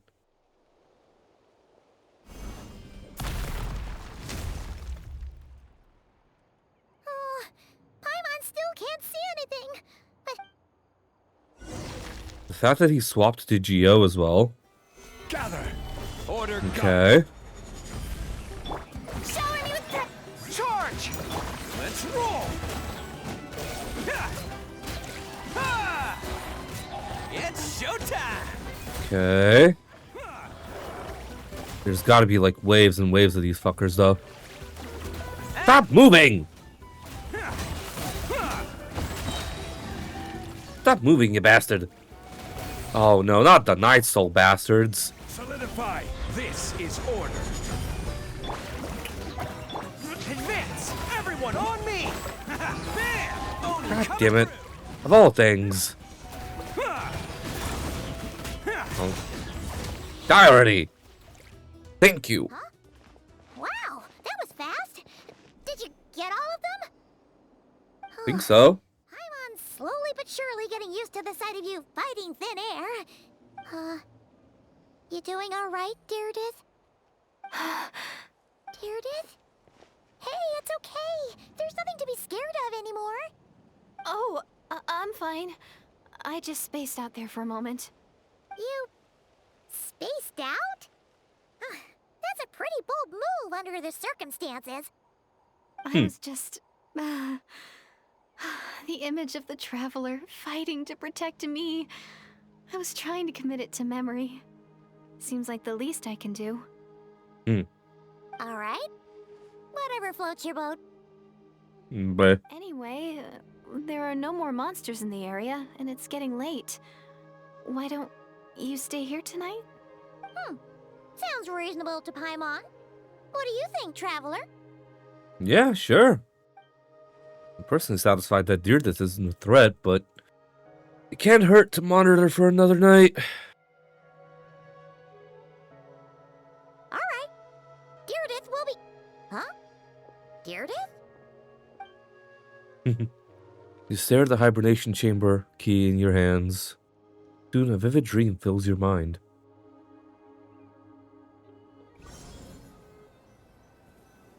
Hmm.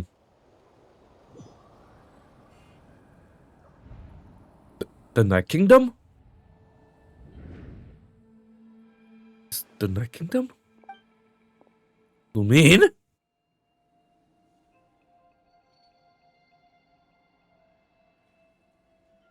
The flower. That's one of Deirdre's flowers. Lumine and a Lord of the Night? Ugh. It hurts.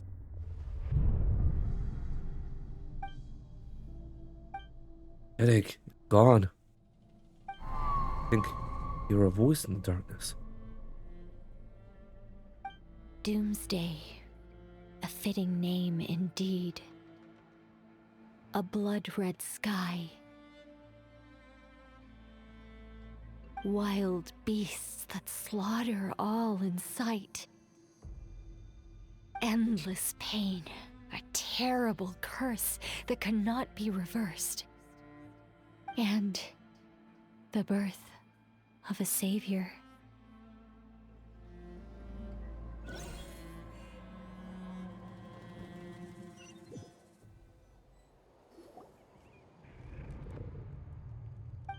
That dream I just had.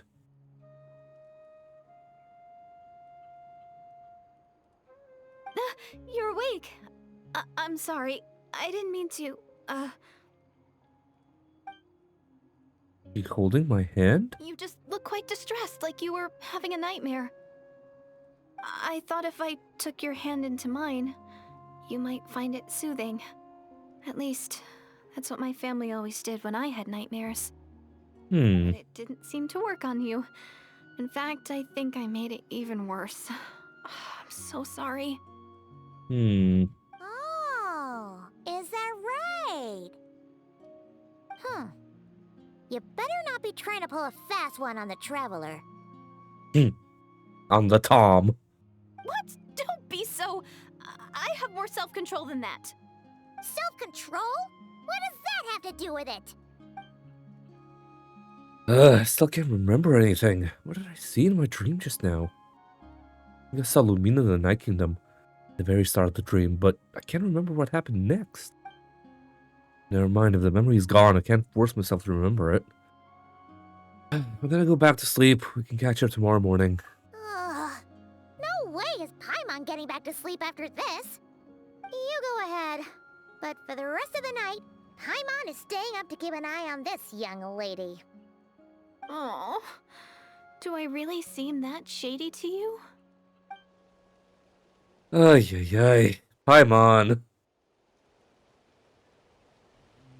Whoop. Well, Deirdith, there should be enough food for 3 days.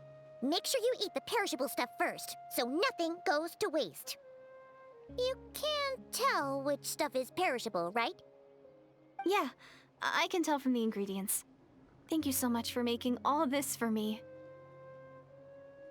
3 days will definitely be enough time for my ankle to heal. Then I'll continue on my journey to find the Savior. All right, then we'll be off. Bye for now, Deirdith. See you? Wait! But if this is goodbye, how am I supposed to find you again? Oh, I mean, what if I find your sibling? How am I supposed to let you know? Ah, that's a good point. We share the same goal, but we're constantly on the road, so we've got no fixed address. How about this? When the time comes, you can just write a letter to Mawika. She'll be able to find us for sure. Mawika? Who's Mawika? Hold on, I think I see something over there. Ooh, Abyss Mages. It's the Abyss Order! They're here! But it doesn't look like they're marching to war. More like they're... running away? Where? What are you talking about? A bunch of Abyss Order thugs! You don't see them? They're heading right this way! Wait a second. That's strange.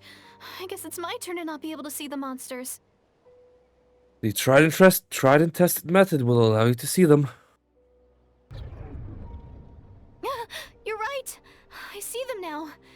You weren't joking after all. So this is what it's like. Hmm. What a weird situation. What is making these monsters invisible? Is it Deirdre?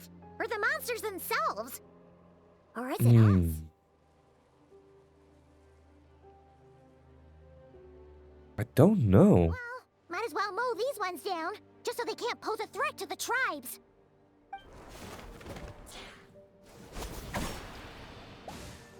Woohoo! All done! Their morale seems super low. Guess they really were on the run, huh? So, there's no more of them, right? I still can't wrap my mind around this. Why couldn't I see them until you took my hand? Believe me, I'm as baffled as you are. Plot thickens. Turns out there are also monsters which I can see, but Deirdre can't. So, any ideas on why those monsters might have been running away? Maybe something went down on the front line. Paimon's getting a little worried about Eon-san and the others. Let's head back to the Masters of the Night Wind right away. We gotta go. Bye for now, Deirdre. See ya, and please take care. We shall try our gosh darndest, apparently, as well. Space and time without you. Huh. Okay. Damn, I really did not unlock that at all, huh? I've not explored enough of Natlan, like, at all. Make this make sense, dude. Okay. Let's just glide there. I'm sure it'll be fine. Yeah, we've got more than enough stamina to make it up there.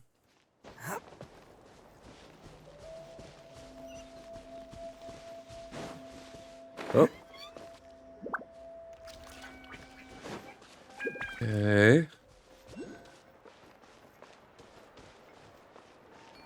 Oh, very strange, though. I've seen clips of some parts of this quest. So I might be wrong in theorizing, but I don't want to, like, say it out loud. But I have an idea of what's going on. We're back. We ran into quite a big group from the Abyss Order just now. Has something happened at the front? How about a no?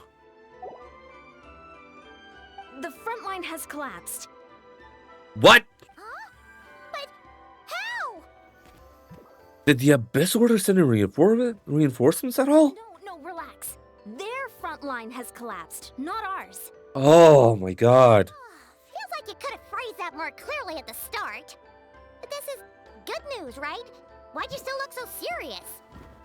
Did we finally launch an attack? Or did we unleash the Fire Archon's might on them? No, we're still mustering troops. Nowhere near ready to go on the offensive. So at first, I was also confused about what exactly happened out there. But just now, I got the full story from a guard who was on the scene. He watched the enemy lines crumble in real time. What did he see? One person. Just a single individual. They stormed the enemy lines and attacked with a vengeance, cutting them down like paper dolls. They wielded an unknown power and fought with a sword style that no one recognized. The guard who relayed this to me said that before he even had time to react, the enemy was decimated. I think I know what happened. I'm only recounting what I heard, and I'm sure the guard in question must be exaggerating to some extent. But still, Is this the part where he comes in? identify this person, and assuming they're a neutral party, we'll need to figure out how to engage with them. Clearly, they're a force to be reckoned with, so we don't want to come across as too weak or too hostile. It's quite a diplomatic conundrum. You don't need to sweat it, Eon-san. From your description, we're already pretty confident that we know this person. Honestly, with the Abyss Order acting out so publicly, it's about time he showed up. He never misses an occasion like this. Dainsliff. Yep. That's the boy. Ay, ay, ay. Okay. Can't catch me. What is Mr. the Dane up to right now?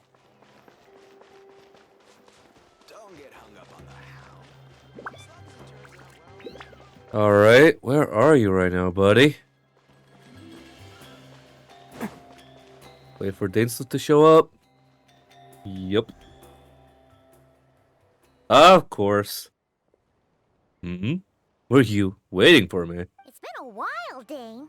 And yeah, after we heard what went down, we figured you'd shown up.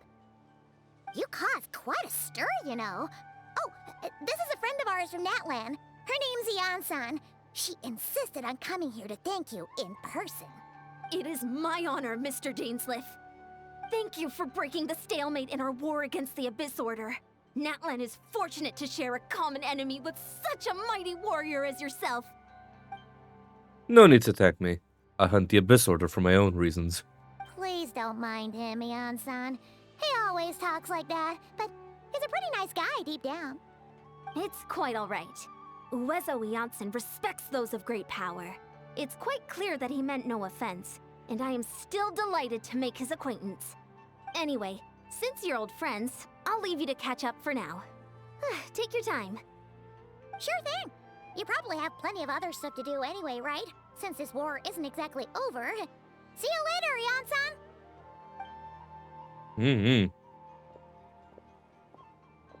Hey, Dane. Would it have killed you to be a little more polite? She's our friend. Jan-san, yes? I'll remember the name, but I will not invest more emotion than is necessary when dealing with the citizens of the Seven. It is a matter of principle for me. Fine, since you helped break the stalemate, we'll let you off the hook. Ugh, so stubborn. But whatever. So anyway, Dane, do you have any new info about the Abyss Order for us? Any idea what they're trying to achieve with this war, for example? Never before have I seen the Abyss Order take action on such a large scale. Taken at face value, it seems highly logical. In a war with the Natlanese, the odds are stacked firmly against them.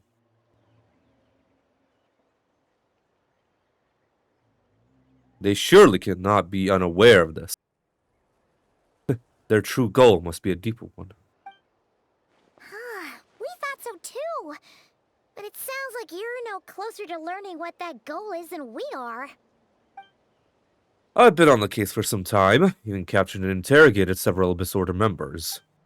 Yet still, I am none the wiser. I can only assume they have gone to great lengths to keep their operations a secret. I have a bad feeling about this. The Abyss Order is wasting a lot of its forces attacking Natlan, so whatever they stand to gain must hold enormous value to them. What do you think we should do? Since we lack actionable intelligence for now, we might as well continue to focus on the fighting. Leave them to their secret plots, if they're so willing to sacrifice manpower for it, and to make that sacrifice greater and more painful than they could ever have anticipated. If we use this opportunity correctly, I believe we can eliminate the vast majority of the Abyss Order's forces. They'll never be able to mount such a large campaign ever again. That outcome is well worth our time. And the sooner we can do that, the better.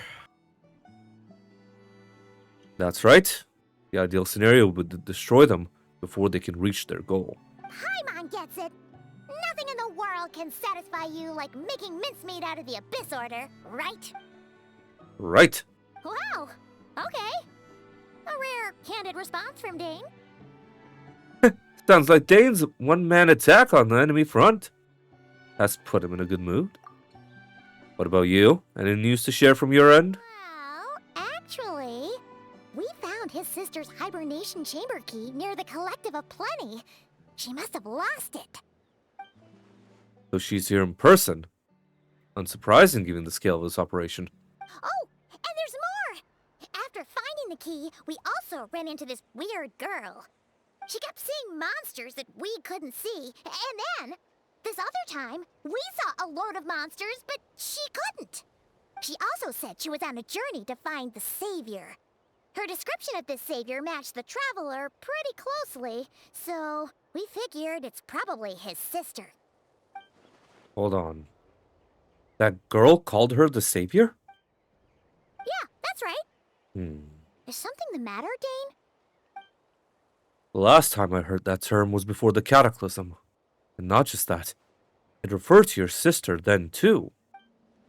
But who would still believe in the myth of the savior when the Cataclysm has already taken place? It makes no sense. Who's been around before the Cataclysm? Wait, wasn't his sister called the princess, though? Where did this savior thing come from? Well, when she was first granted the title of princess, the Vinster King and the entire court of Kandria set about loudly proclaiming that might... Oh, let me restart that. Take two. The Vinster King and the entire court of Kandria set about loudly proclaiming the might that she would bring to the nation. They made it sound as if, with her there, all pain and suffering would be washed away, and the future of Kandria would be brighter than anyone could imagine. The Savior was a celebratory title, given to the princess by those who believed this rhetoric. Of course, you know now how the story ended. In hindsight, the cruel irony is glaring. All that title really stood for was the Vinster King's lust for power.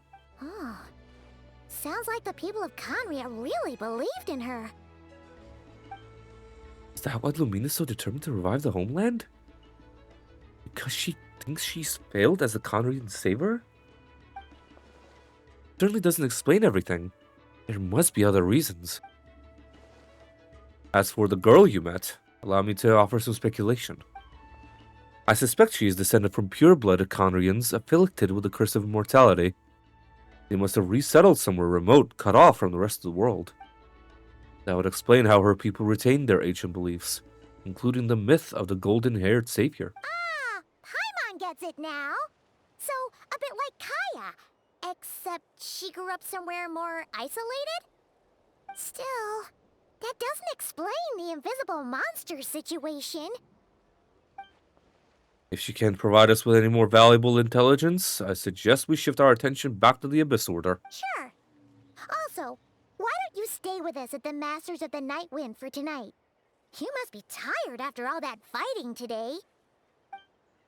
I will consider it, but we must discuss our next steps first thing tomorrow morning. We can't give the Abyss Order any time to regroup.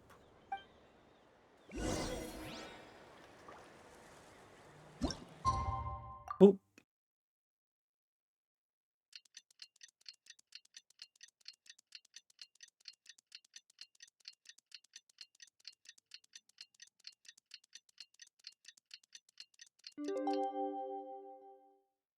Yeah.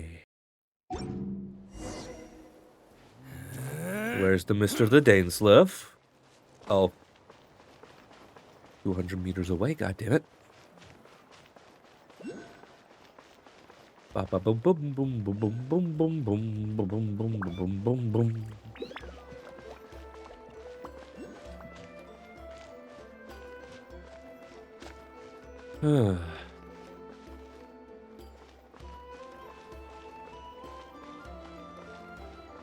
Can't catch me.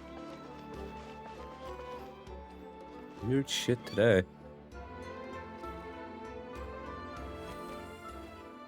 No, we can't give them that much time. Is that Dane and Neon-san discussing strategy together? Huh. Looks like they're getting along just fine. Interesting. Morning! What are you guys talking about? Ah, you're here. I have some good news to share with you. We just got word from the Scions of the Canopy. Their intelligence has reported that they've discovered the Abyss Order's headquarters in Natland. Hell yeah. After their front lines dissolved, the bulk of their forces fell back to that area. It's also where their central command is located. The location? The Cinder City.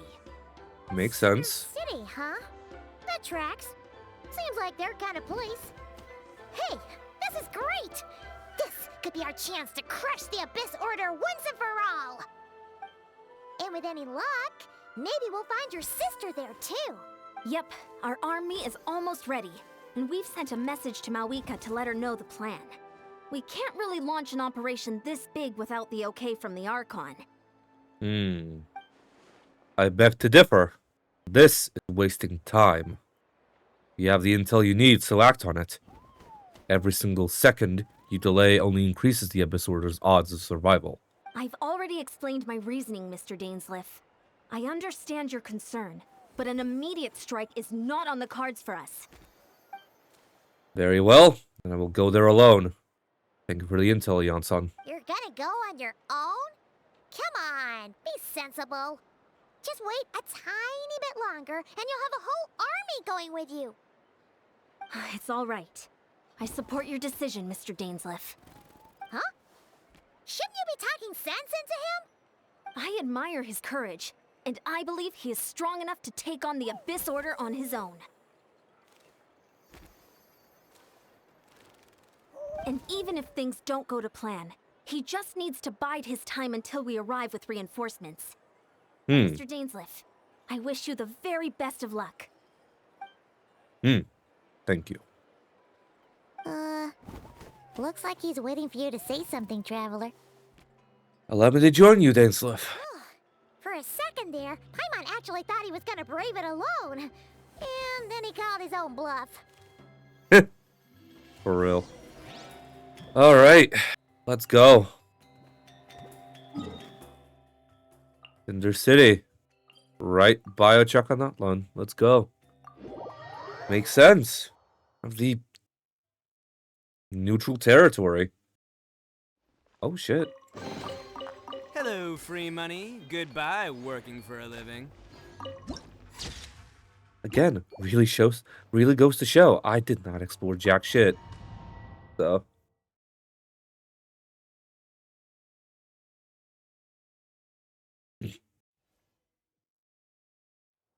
Is this the place? The Abyss Order's hideout in Natlan?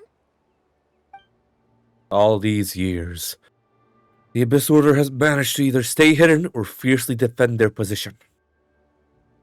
Maybe the first chance I've ever had to finally make a serious dent in their forces. Which reminds me, once the fighting starts, I can't promise I'll be able to have your back at a moment's notice. But if you run into any Abyss-powered mechanisms, feel free to leave them to me. I'll take care of them when I can. It's been so long since we fought with Dane side by side. Paimon's confident we can clear this place out long before Eon-san arrives. And if you get to meet your sister again, even better. Let's go! In battle, Dainsleif will show you the might of the Twilight Sword. Summon him to clear the obstructions that bar your path. The swordsmanship Dainsleif has mastered as the Kandrian Court Guard captain allows him to easily SP the weaknesses in opposing elemental wards. His long war against the Abyss has made him willingly cognizant of their weaknesses, allowing him to also destroy their void wards.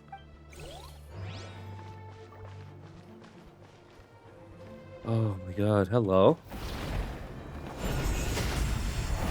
God, he looks so sick.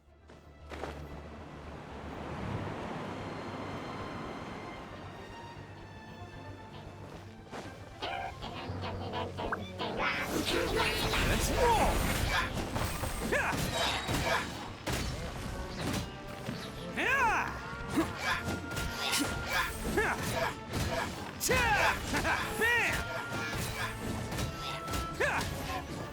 There we go. We can basically disable their shields in one go. Not bad. You won't get another chance. Let's roll! Who wants some of this? Right?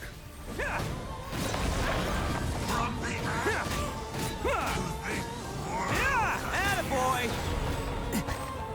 It's just a scratch, I swear. Strike a pose! Time to shine! This is a Bitch. different battle from the one we fought with Eon-san. No one's backing down! They're fighting back with everything they have! Indeed.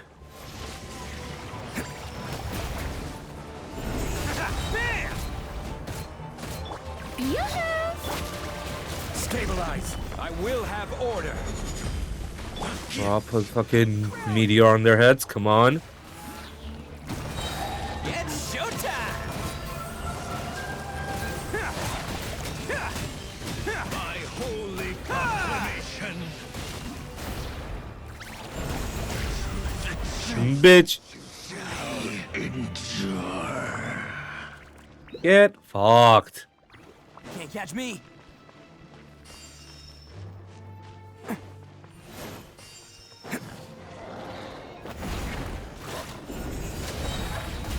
Who wants some of this?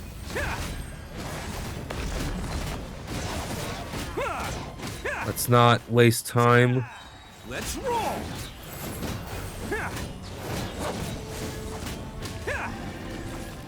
Can't catch me. Another void ward.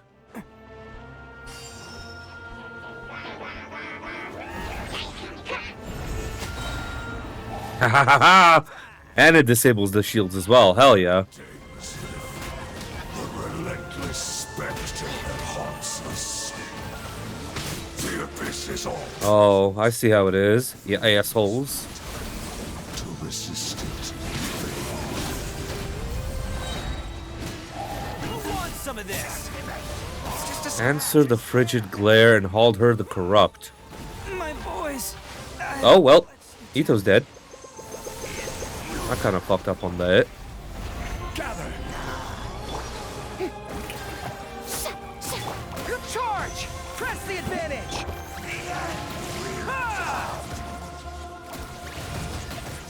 Just need to stall for time. Attaboy! Hey, hey, Dane. Hey, Dane.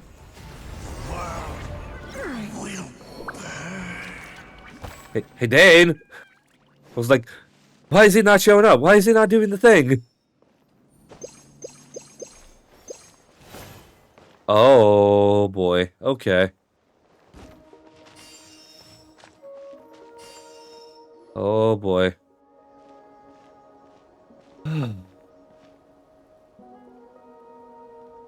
Twilight Sword Dainsleif. Is this really what you want? It is indeed. I will take every opportunity to hunt you down to the last man. So, where's the Traveler's sister then? Or is this guy supposed to be in charge here? So, this is a hunt to you. I must say I pity you, Dainsleif. The death you dole out so readily to others is a luxury you yourself cannot enjoy. But today, that is the least of your worries. Do you realize that all your years of pursuing us are being rendered utterly meaningless, even as we speak? Your riddles tire me. The overwhelming advantage is ours, at least for the moment. Know what that means for you. I like to see what makes you believe you've already won, or that you still turn the tide of this war. Then allow me to be frank. As far as we are concerned, our princess has already won by other means. And I do not merely mean this battle. No. Her Highness has achieved something far greater. For today, the Abyss Order's greatest wish has finally been fulfilled. The Abyss Order's greatest wish? Does that mean... Our Highness quietly infiltrated the Night Kingdom to exploit that realm's past experience with ley line reconstruction. And then used the Loom of Fate to reweave the ley lines of Khaenri'ah. What? She used the Loom of Fate? Wait, does this mean the attack on the Masters of the Night Wind was all a smokescreen to give her some cover? Oh no! This makes too much sense. Correct. As of now, our homeland has been revived.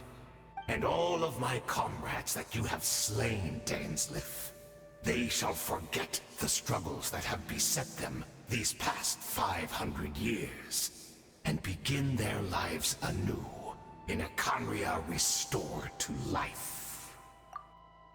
What a load of drivel. Your falsehoods are riddled with flaws. My ears tire of your tedium. Isn't there more to reviving a homeland than just reweaving its ley lines? Right!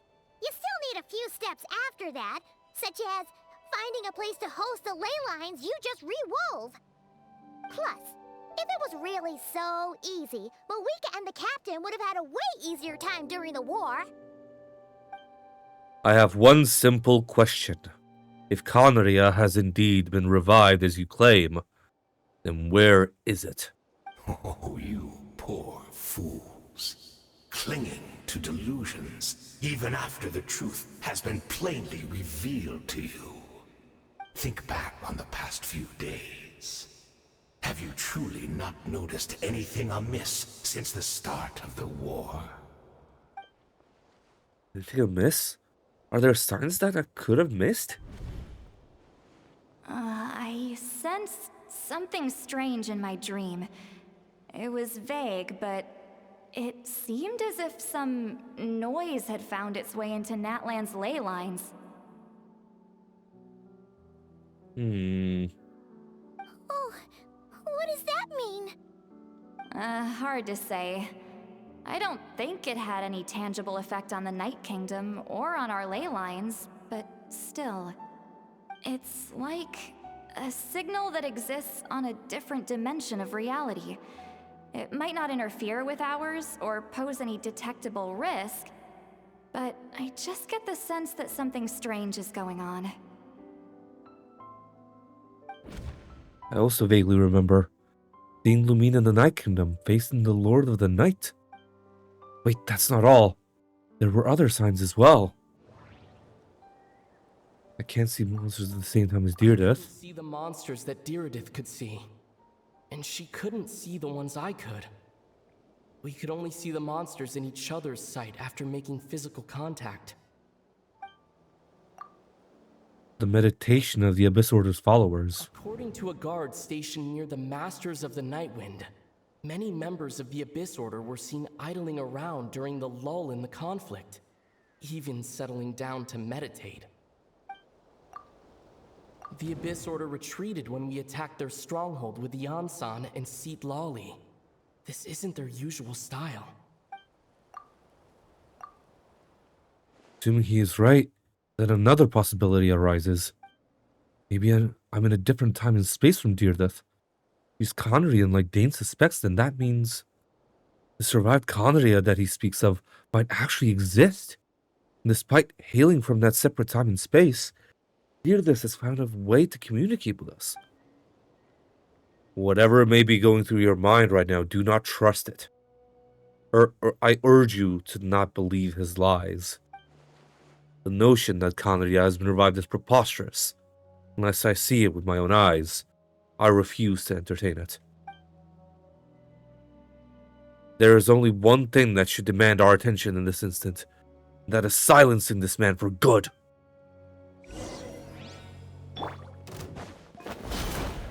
Crumble! Order guide you. Give in to the embrace of the abyss. Stabilize. And be baptized. Let's roll! It's showtime! Right.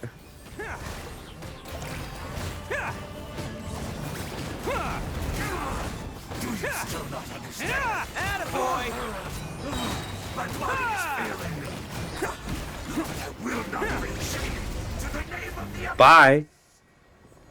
That should be all of them, right? So, we've destroyed the Abyss Order's headquarters in Natlan, but somehow, that didn't feel satisfying at all. Are you still thinking about what that guy said? You look really worried. Deerdith is the only potential lead we have. I think we should at least talk to her about all this. I understand. You think she might be from the revived Khaenri'ah, yes? I have said my piece. Doubt Khaenri'ah could be revived so easily. But if it will give you some peace of mind, you should talk to her and test your theory. I will stay here and do some post-battle cleanup. Perhaps there are some clues left to be found.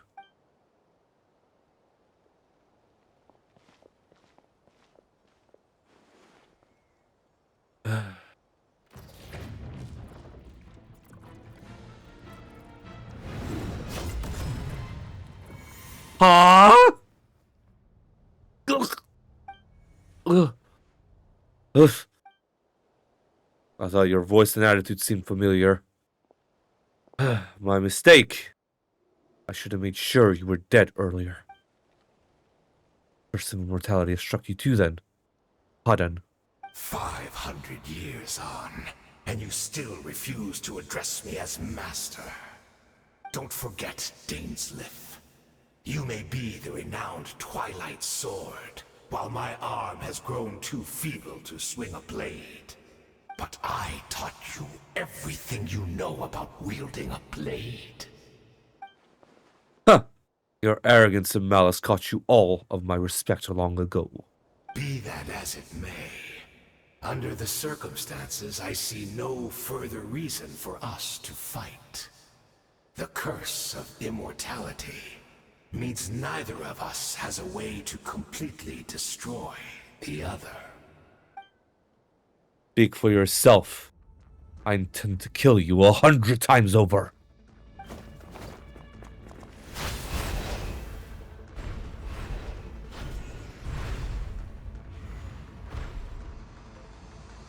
Damn.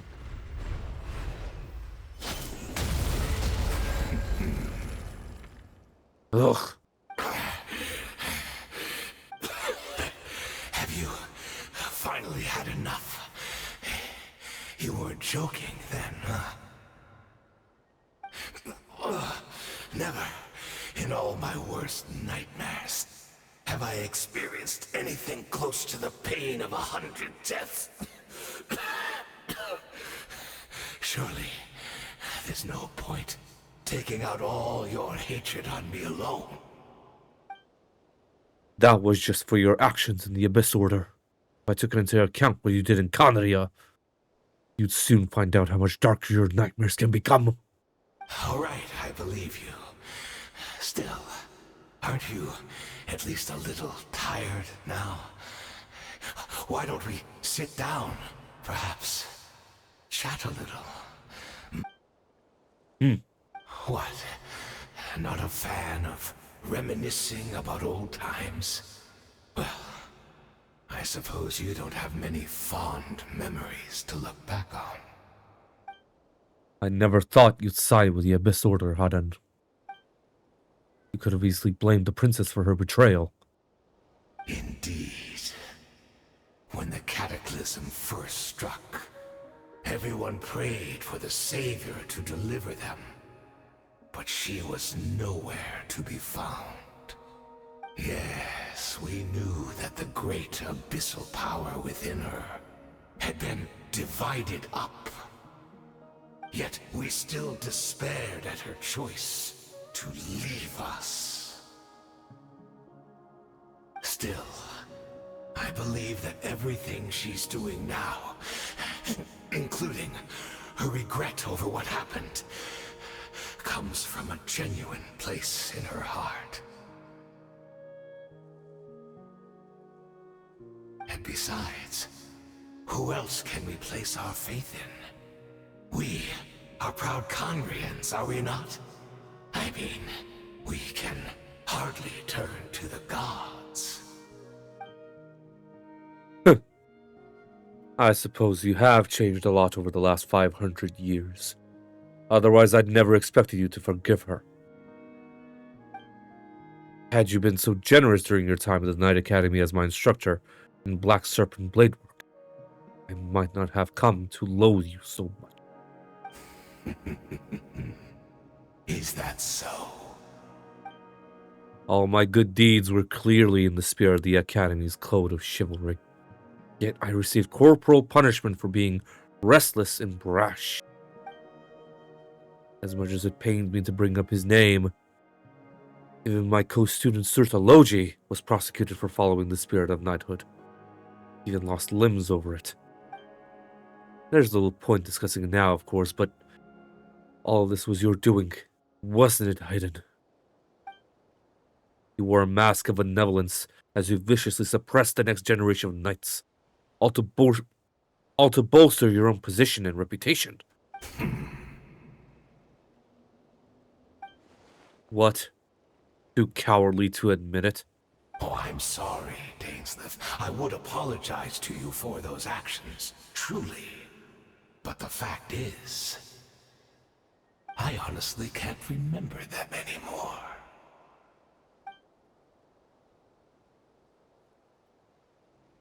Look at me. Look at what has become of me. Only by the Abyss's grace have I managed to maintain this physical form. But as for the rest, memories, spirit, emotions, personality, they have long become eroded, fragmented beyond recognition. Even if mine was a past steeped in sin or in shame I once longed to hide, I would wish to remember it. Without my history, I fear I will become another person entirely. I would like to apologize for any misdeeds that are mine. So please, tell me everything. Tell me about the Khaenri'ah we once called home. No wonder your personality struck me as different. Memories are indeed a crucial part of a person's identity. So, the Khaenri'ah we once called... Ainsley slowly closed his eyes. Countless memories of Khaenri'ah flood into his mind. All the sights, memories, and feelings, everything etched into the heart and mind, are gradually brought back. Simply recalling everything seems to take a long, long time. You seem to remember much. Could you tell me more about it? About our golden age? I'm not interested. I have neither the time nor the sympathy. Is that so? What a pity. But this will be quite sufficient, as long as the loom of fate heard what I could not. The loom of fate. What have you done? Tell me. I'm afraid I owe you yet another apology, Dainsleif. You were right. I lied to you earlier. Your wits are too sharp to be fooled by me. The homeland hasn't yet been revived. In fact, even the ley line weaving is not yet complete. Think of ley lines as the collection of memories concerning a given place. To reweave Khaenri'ah's ley lines as they were 500 years ago, we would somehow need to retrieve almost all the memories of Khaenri'ah from that age. The loom of fate cannot weave without an abundant supply of memories.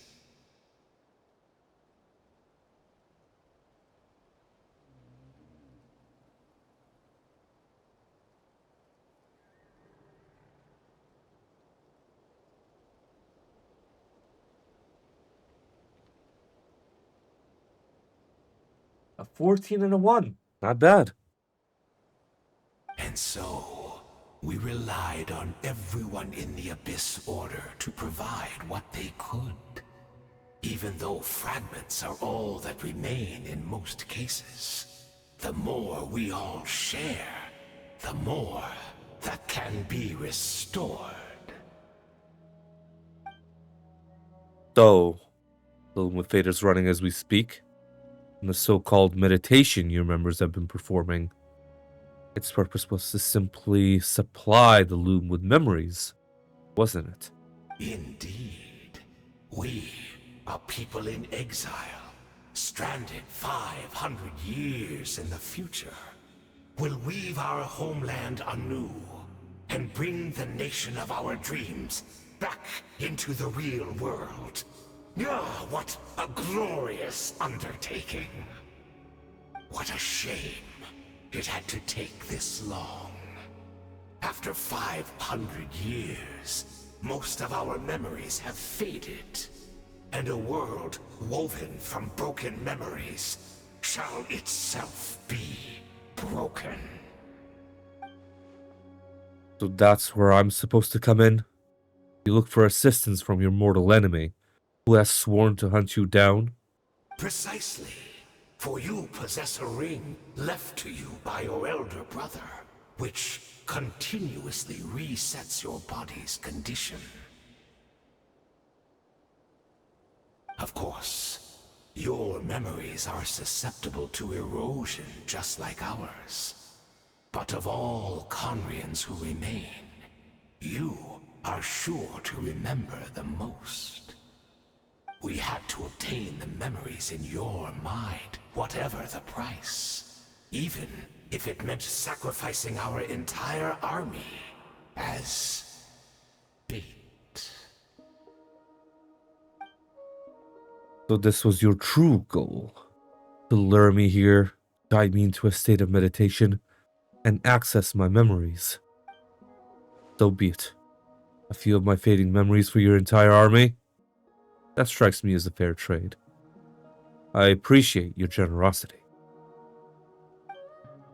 You're gambling everything you have on the loom of fate. This could be a costly mistake for you in the long run. Perhaps, but that is the gamble our Highness has chosen to make. And thanks to you, the loom of fate has now finished weaving the ley lines. New Conria is complete! Enough about your beloved leader. You said you would pay any price for my memories, did you not? In that case, prepare to be slain another 100 times for your deception. I hope it was worth it.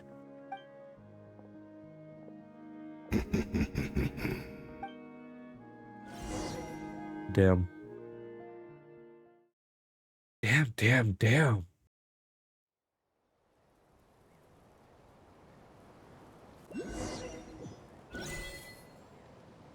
Symphony of a New World. Hold on 1 second, let me just get this achievement.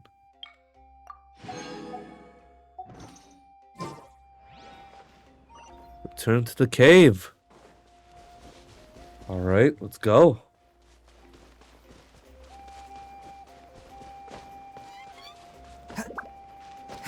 Holy crap, though. Like, again, Dainsleif quests, I swear, they give you more questions than answers. And now New Conria? Is that going to be 7.0? Or is that going to be 8.0?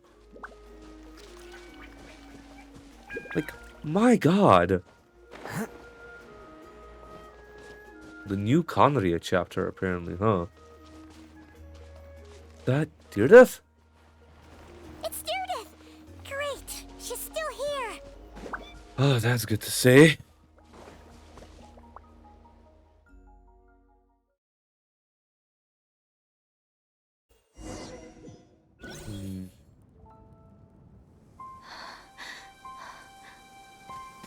Deirdre? Deirdre, are you okay? Something happened?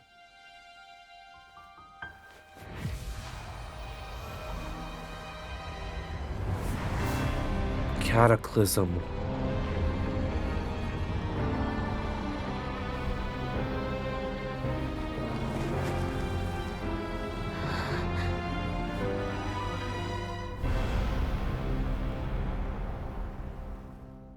What the fuck?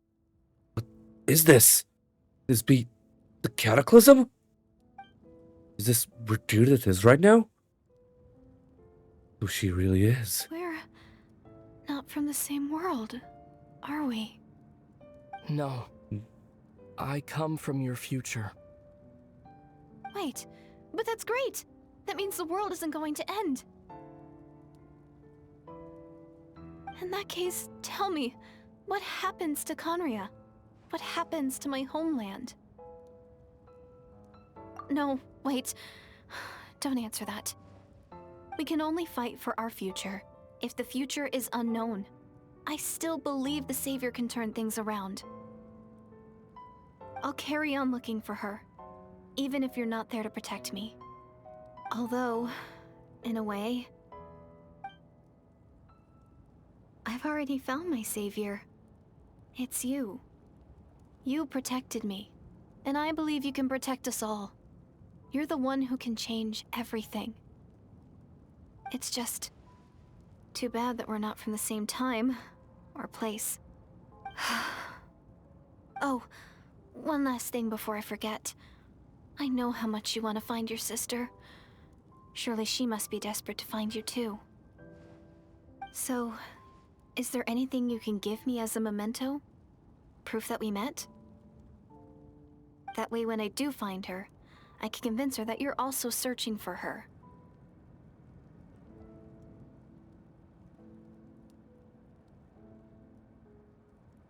I fucking knew it.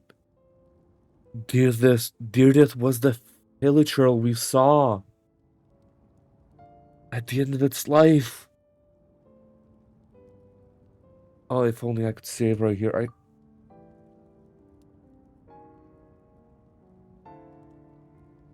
Wait. Huh? What is it?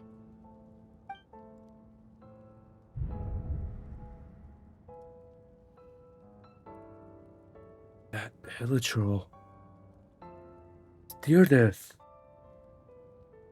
If this is her future, if this is her fate,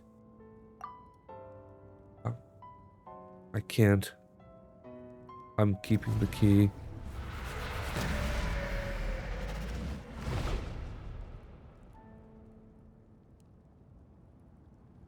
Everything's paused. What? She's frozen in place.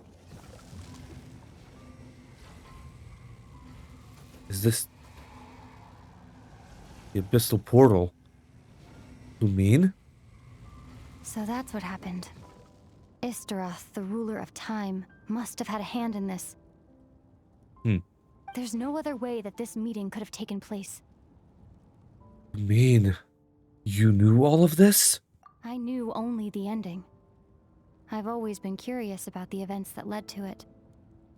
When the Cataclysm first began 500 years ago, I, as the Princess of Conria, was preparing to do my part, to fight back with all my might. But then, this girl, Deirdre, she found me. The irony was that even as she desperately begged me to save the world, she brought me news of you. I was stunned. And I was suspicious of her claim that you were searching for me. But then, she showed me the key to your hibernation chamber. So she actually did it? We'd been separated ever since I awakened in Tevat. I searched the whole planet and found no trace of you anywhere. And then, she brought me that news at the worst possible moment.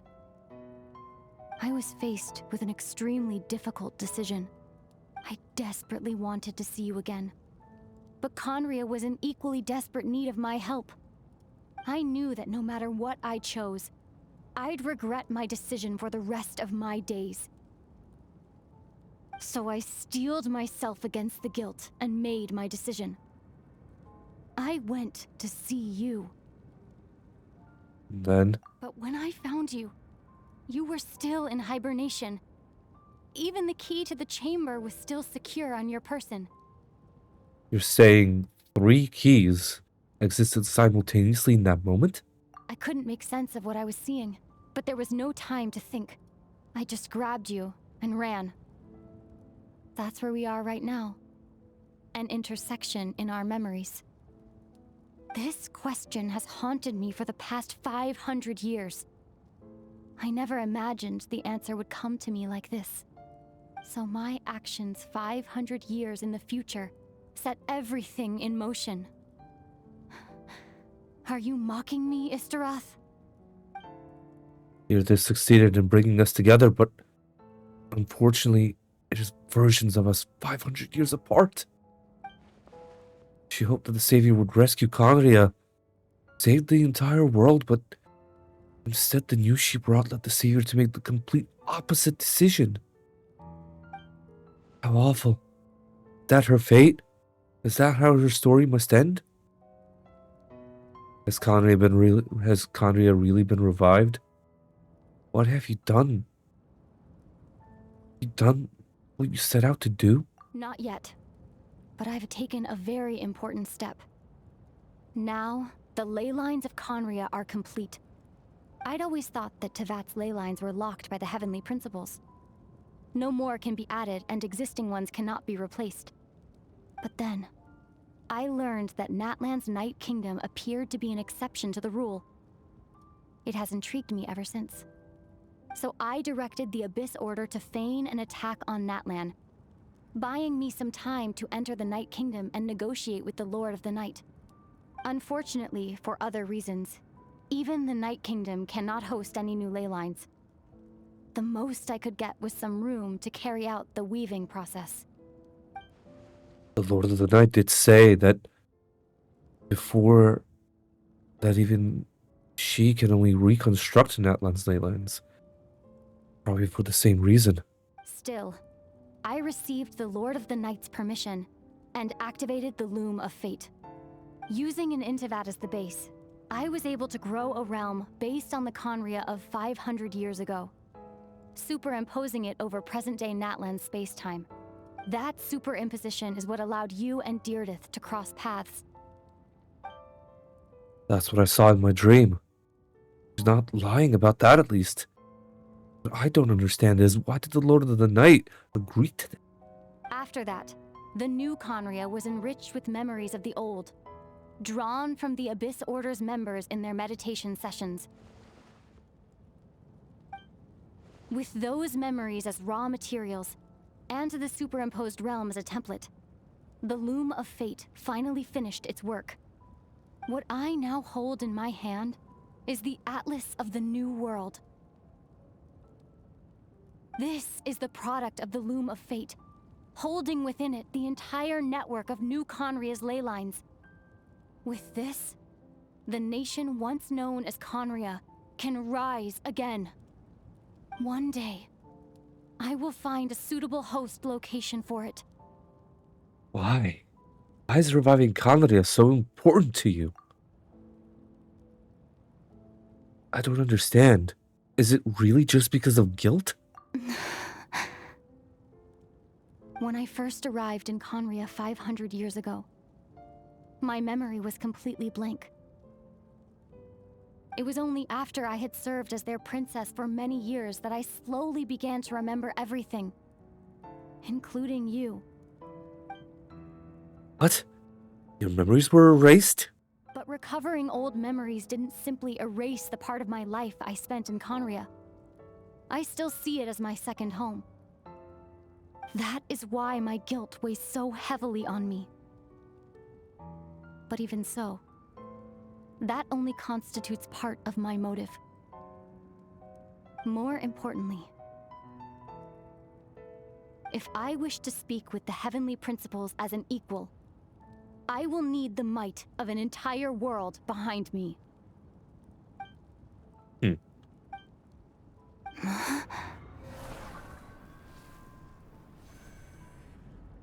I know you always want to change fate. We both do. But this time, I won't let you succeed. I cannot miss the chance to reunite with you 500 years in the past, no matter what.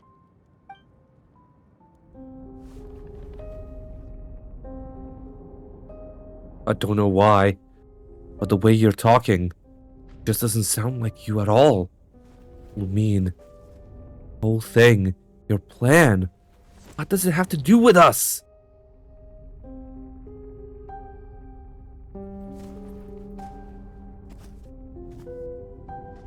All along, only ever been about us. Goodbye, Aether. We will begin anew. at the end of your journey.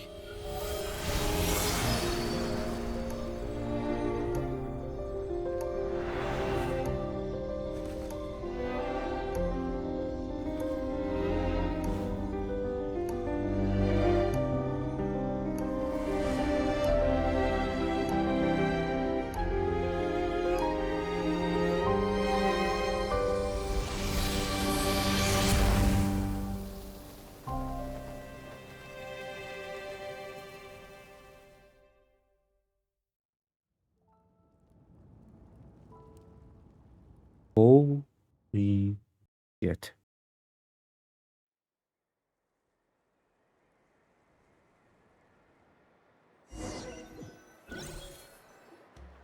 Our hero is back! Everyone's been waiting for you!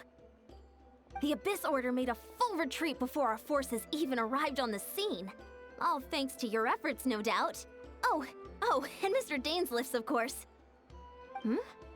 What's wrong? You look upset. Paimon doesn't know the details either. The Traveler just disappeared after taking Deirdre's hand. It was like they got sucked into another world. Paimon was looking all over for him, and then he suddenly reappeared, right back in the same spot, but looking a lot more glum. It's fine, I need some time to take everything in.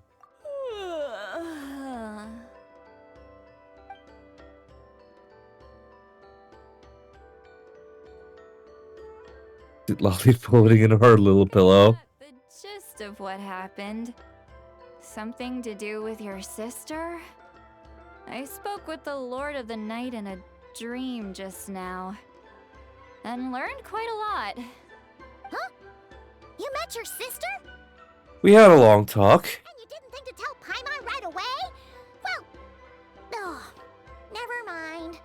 Paimon can see that you're pretty down right now. But let's go over everything later, alright? What your sister accomplished?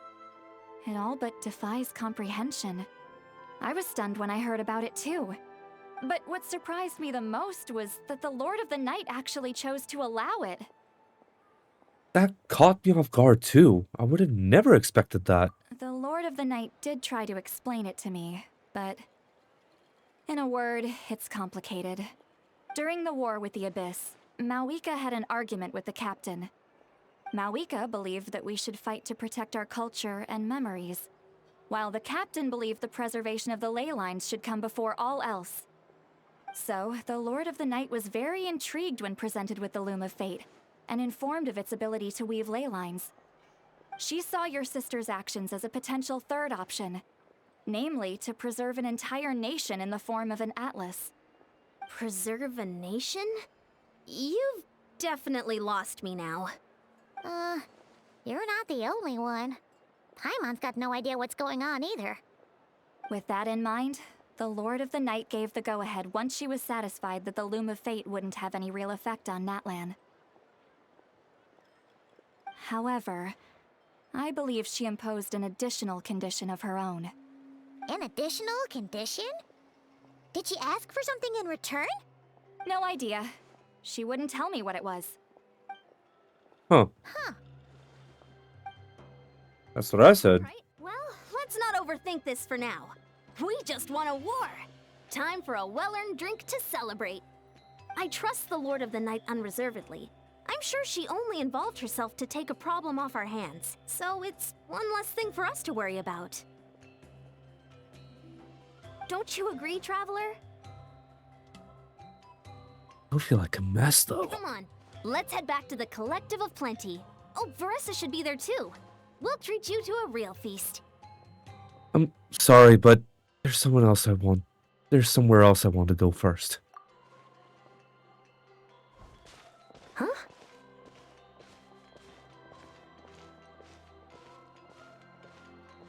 Ian-san, leave him be.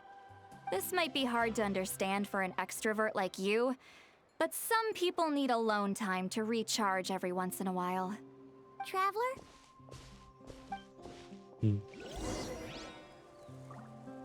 Return to the cave yet again.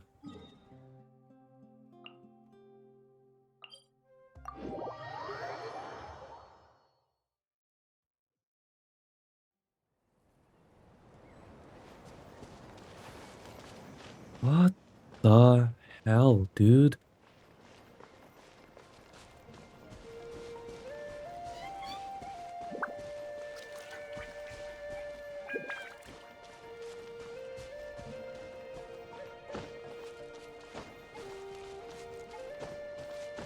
Yeah, no. I kept the key. I'm now interested in what that's gonna do.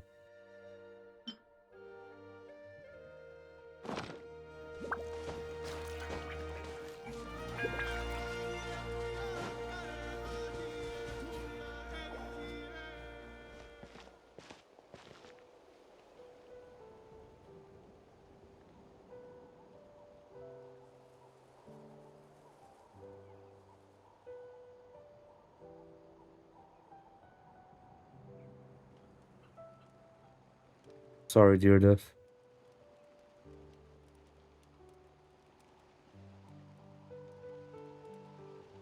I'm sorry we couldn't protect you. Before you know it, you've fallen asleep, drowning in a myriad of thoughts. You faintly sense what feels like someone clasping your hand. But this time it sends you into a deep sleep where sweet dreams await. God damn! God! Jeez. The Journey Home, Song of the Welcome Moon Prelude. Okay. Oh boy. This is where we start Natlan now. Not Nat. Sorry, we start Nod-Krai now. So let me stop recording. Go. Alright. We go, done with that. Song of the Welcome Moon Prelude. Alright. We start with these achievements. Well, hell. Alright then.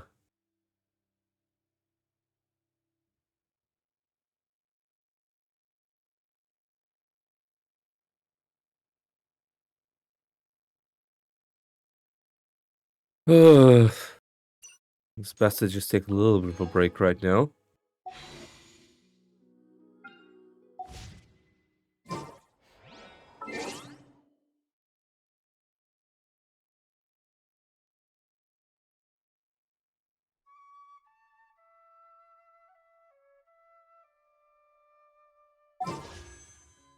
God, dude, what the hell? After the Flower Feather Clan. At least I have that teleported ready then. Damn, dude.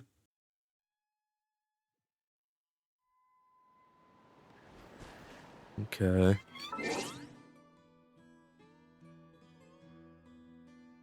Just like every bit of Conria lore that we get is just it just keeps getting more and more insane.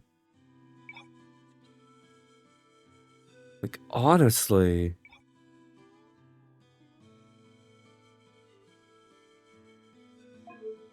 Audio, okay. New code, I think that's it. New map settings fixed. On. UI off. Highlight recommended attributes and recommend artifact marks on character artifact screen. Yes, please. Yeah.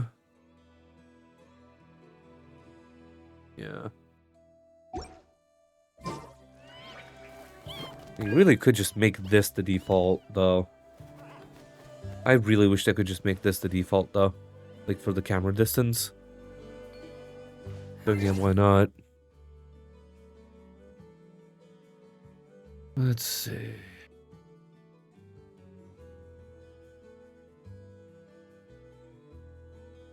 Okay.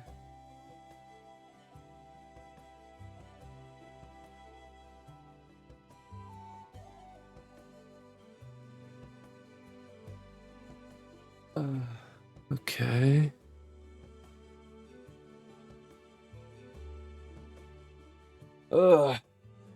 Let me just stretch a little bit.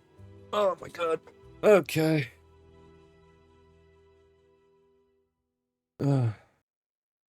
Honestly thought it was gonna take longer than this to go through these quests, but I guess it hasn't been that long, huh? Alright. Yaska and Aoife? Hello? You guys okay? Okay, she's all patched up. Where did you say you found her? How'd she get wounded so badly? Just on the beach not far from here. It was the usual suspects. Hey, Jaska! What's going on over here? Paimon. And Tumaini? No way. The one and only Tumaini? Wow, real nice to meet you. Nice to meet you, bro! Hi, Aoife. Hi, Kakuku. Wow, a talking saurian. Don't give him too much credit. He just parrots what he hears. Allow me to introduce Aoife, a vet from my tribe and his assistant, Kakuku. I'm actually impressed that you've managed to visit us this many times without bumping into them. I guess we've all been pretty busy. Tumaini for obvious reasons, and I've had a heck of a lot of call-outs lately. Were you doing some first aid just now? Yeah. Thankfully, Chaska got her to me in good time, so I think she'll pull through. Walk. She was attacked by secret source automatons.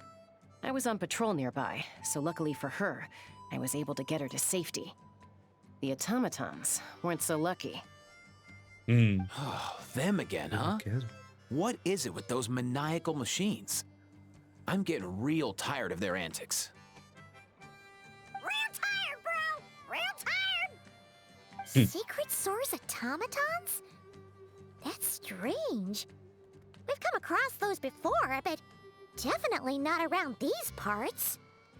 Yeah, who knows what's gotten into them recently. They've been attacking Saurians and merchants on the outskirts of our territory.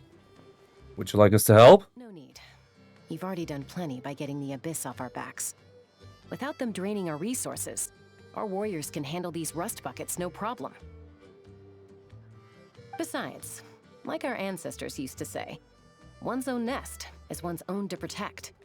We can't go dumping all our problems onto you. Yeah.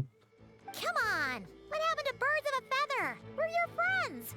Plus, we'll be leaving for Nod-Krai soon, so, you know, while we're still here...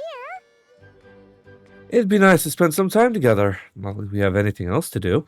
Fair point. It's been a while since we got to fight together. One last hurrah then, for old time's sake? We could hit the beach. The automatons have been pretty active there lately. Awesome. Yeah. Let's go! Let's go! If hunting down war machines is just sport to you, you guys really are built different. Still, guess I should tag along too, just on the off chance someone ends up getting carried away. No way, bro! Oh, cuckoo. Goodness.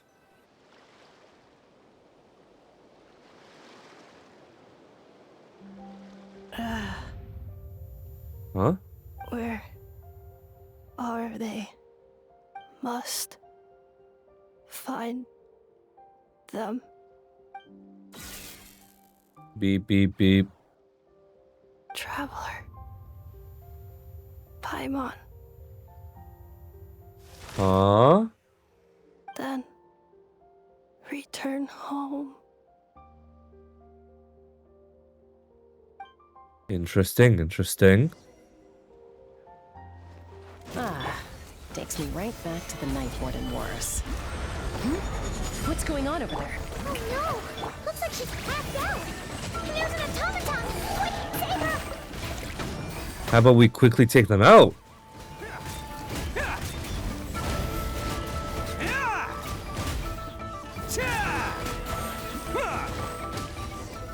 Hell yeah! Aoife, how's it looking? Is she badly hurt? Hard to say. You might want to see this for yourselves. A vet treating a human is one thing, but I'm not sure I'm qualified for this. You call that a human? Bro! Whoa, okay. She's... a machine? A A machine built to look like a human, I guess. Is this a new model of automaton? Oh. Home. She spoke! Paimon. Traveler. What? You heard that too, right? Yeah, loud and clear. She said our names. Oh, take a look at this. I found it on the ground next to her. See the picture on top? That's you guys, right? Really? Wait, a blonde person with a white balloon? That can't be right. It's definitely right. You bet, bro! There's also a cipher disk on it. I guess it needs a code to unlock it. We have 2 gunslingers here. Can't we just blast it open? Probably. Yeah, I wouldn't risk it. I've seen the Scions of the Canopy use similar devices when they're sending confidential messages. If you put in the wrong code or try to open it by force, it triggers a self-destruct mechanism inside. So is this message supposed to be for me? Sure looks that way. Guess if we want answers, we have to wake her up somehow. So, we gotta revive a high-tech humanoid and crack open a cryptex. I only know one person with that kind of expertise. Shall we? Sounds like a plan! Time to head to the Children of Echoes and find Shilonen! Indeed. Oh no, not Fatui, man. Journey home. Song of the Welcome Moon Prelude. Oh boy. Alright, head to Shilonen's workshop. Thank God again, I have the thing unlocked.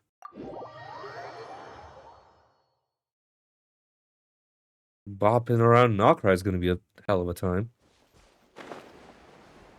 Oh, I went completely the wrong way.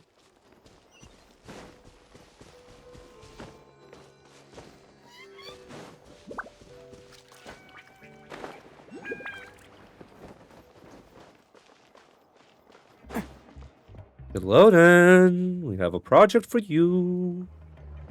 Do you know if Shilonen is... Oh, you're up. I figured you'd be taking a nap at this hour. Oh, yeah, perfect. First Mawika, now Chaska. Did you come all this way just to make fun of me? Whoa, what a mess! You, looking for something? Well, I have those secret source automatons to thank for all this. Mawika wants me to come up with a solution. It's like she thinks I'm a miracle worker or something. But I'm not, so to make up for the difference, I've been spending all day sifting through documentation. Anyway, what about you guys, huh? What curveball have you come to throw at me today? Well... Hold up. Is she a robot? We picked her up on the beach near the Flower Feather clan, along with this cryptex. Seems like a message intended for the Traveler. A cryptex? Huh. Still in one piece. I'm surprised you didn't try to blast it open. Let's see here. A Fontanian cipher disk, metal case from Liyue. Looks like this was cobbled together from spare parts, although the inner workings are pretty intricately designed. It's a good thing you didn't try and brute force it. Can you crack it? Could be a tricky one. Since it uses a combination of several different technologies, I could find out more by disassembling it, but that could potentially damage the contents, and I'm assuming it's not worth the risk, right? Must be a pretty important message if this is how they chose to transport it. The only other option is to get our messenger to tell us the code. Is that doable? Can you wake her up?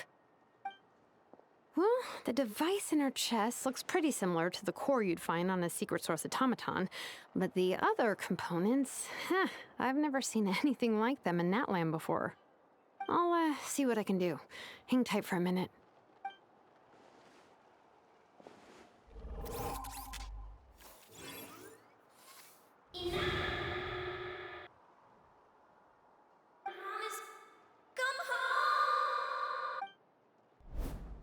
She woke up! Oh. All I did was stimulate the core. I did not expect that to work. Hey there, are you alright? What Flying object. Blonde. Traveler.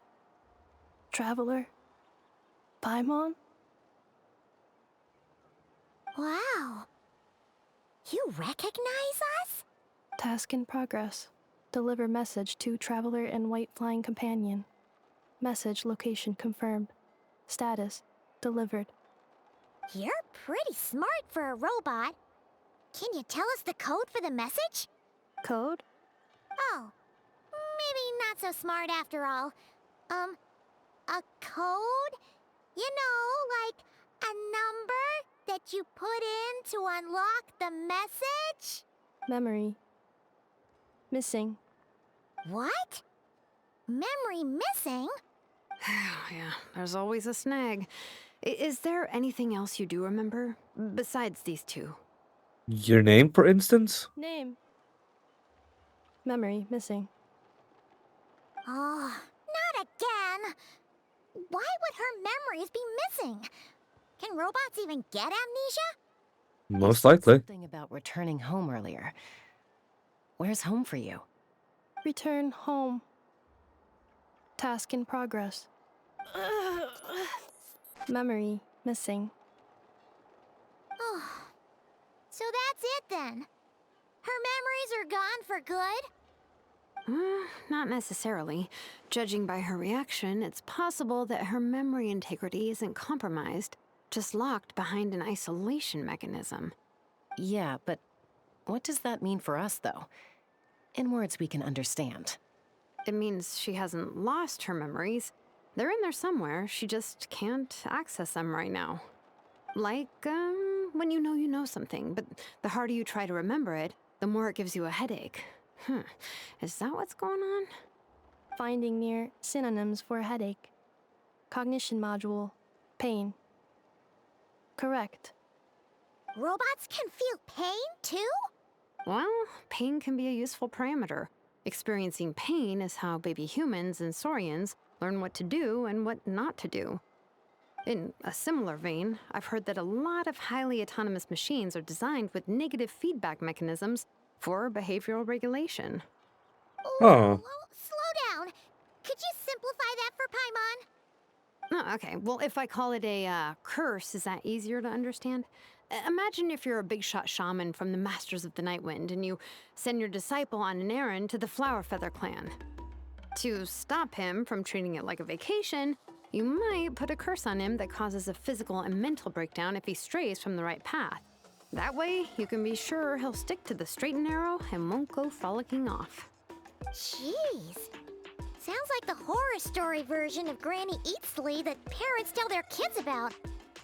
That Lolly would never take a disciple, though. The point is, manufacturers often hardwire restrictions like this into autonomous machines to make sure they operate as intended. Huh. Yeah, but why would you curse a machine to lose their memories? What purpose could that possibly serve? In her case, all it's done is make it harder for her to complete her tasks. Task. Failed. Sincere apologies. Well, without knowing the exact details of the curse, it's anyone's guess. It seems you responded to the phrase return home. How about we keep talking and see if any other keywords trigger something for you? Sure. Are you alright? It looked like you were in pain before. I'm alright. I have assessed the pain level as tolerable. I must complete my task. Hey, Traveler, have you ever seen a humanoid machine like this? Anywhere else you've been? They have humanoid mecha in Fontaine. Of course. Yeah, some of her joints and a few components look pretty Fontainian to me. Fontaine. They make good pastries there. Hey! That triggered something!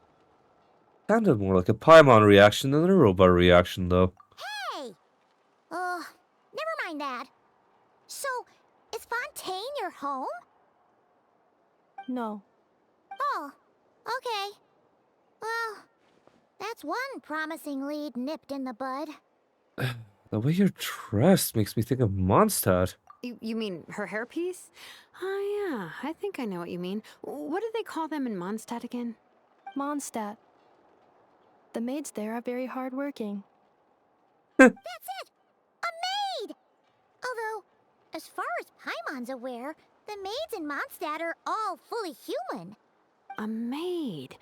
Okay, that would explain a lot of the internal design choices. So, you're from Mondstadt then? No.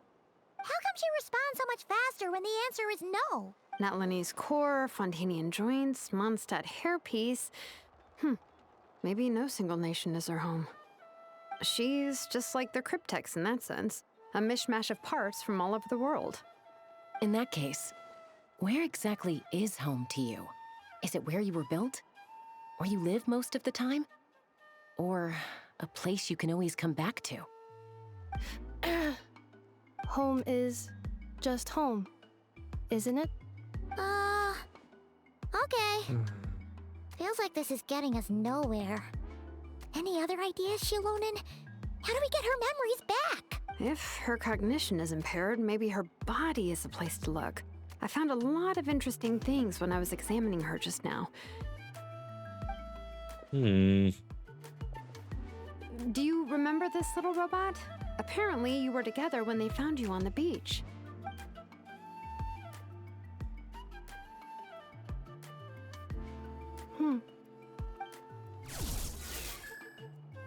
Oh. Nice. So you remember how to switch it on. Now, could you try doing something similar to your right arm?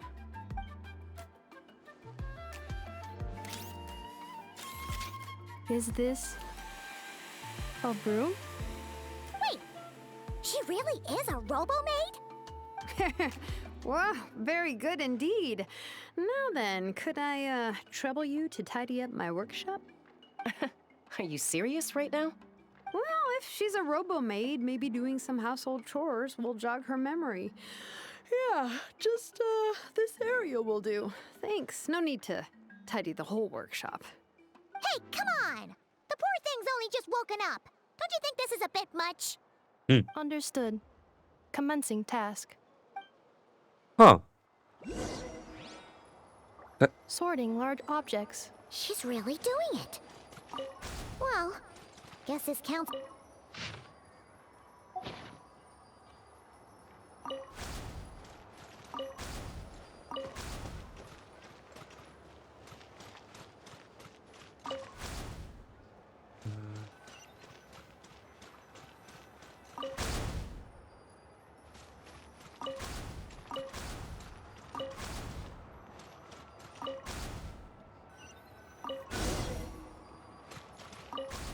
Cleaning floor.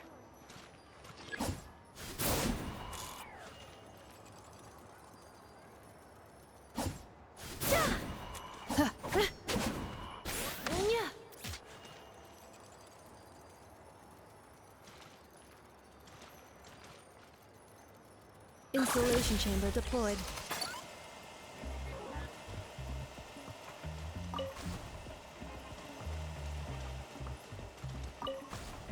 Defensive mode engaged.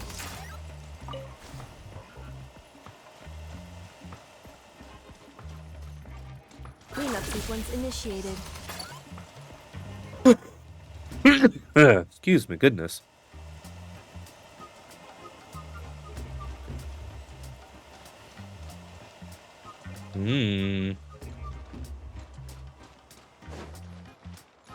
Defensive mode engaged.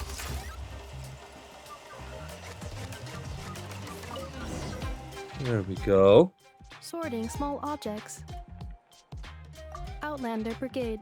When the wind of death blew towards the blonde samurai. Clear and concise descriptions of physical motions but no plot. Category: Martial arts instruction. Wait, isn't that a light novel that Seat Lolly left here by mistake? Funny. The good thing about being reincarnated as a hilly churl is that I only need to eat sunsettias to become stronger. Discusses energy acquisition from the sunsettia fruit. Category: Nutritional science. Introduction of ancient machines. Grammatically elegant and rhetorically sophisticated, author displays a high level of linguistic mastery. Category: Classical literature. What in the world? That isn't classical literature. Funny.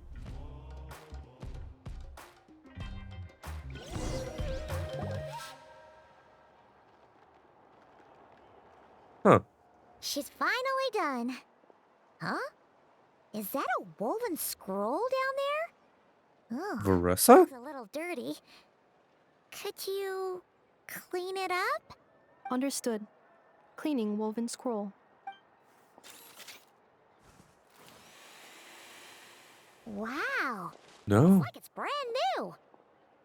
Hey, this looks like someone from the Children of Echoes.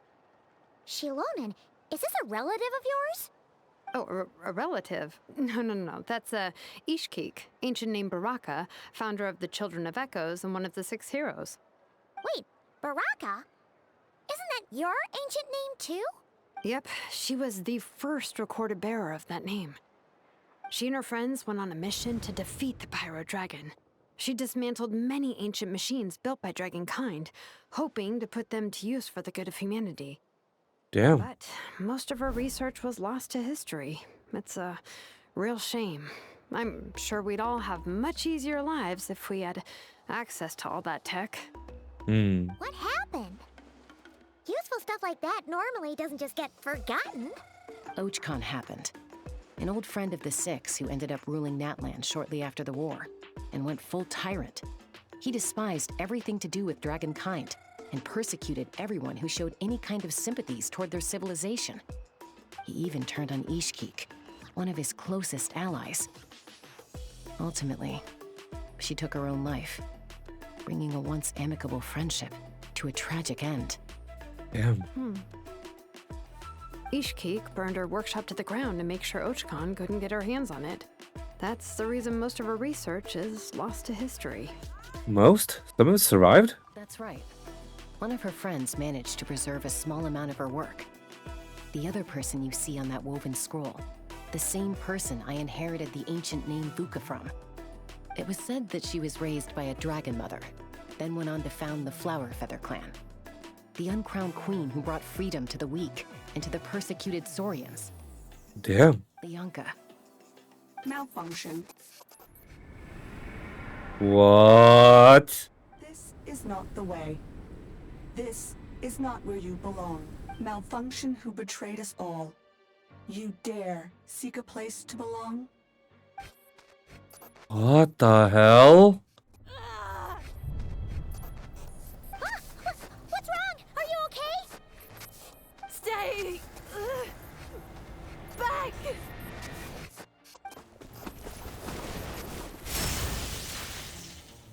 Watch out!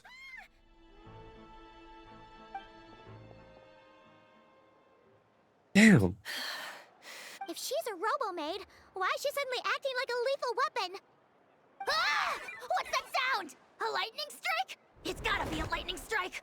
Why couldn't it hit Kniech on the head?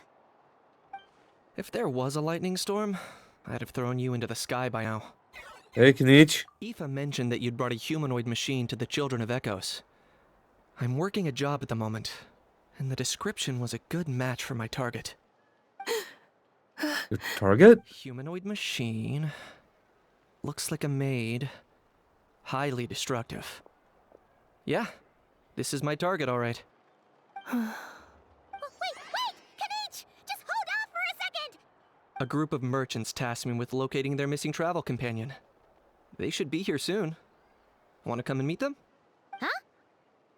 Huh? What did you think I was about to do?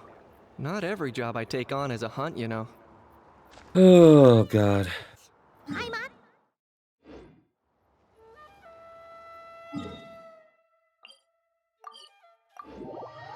Mom. Should be quicker to just teleport there anyway.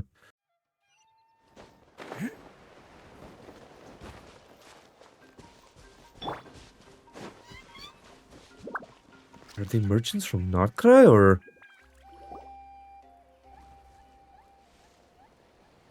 Yay! Nuffa! They look like Leeway. Sumero? Ineffa? Ineffa! They found you at last! Thank goodness you're okay. Seems Sumerian, Fontanian. My apologies. Who are you? Oh no, your memory's gone again?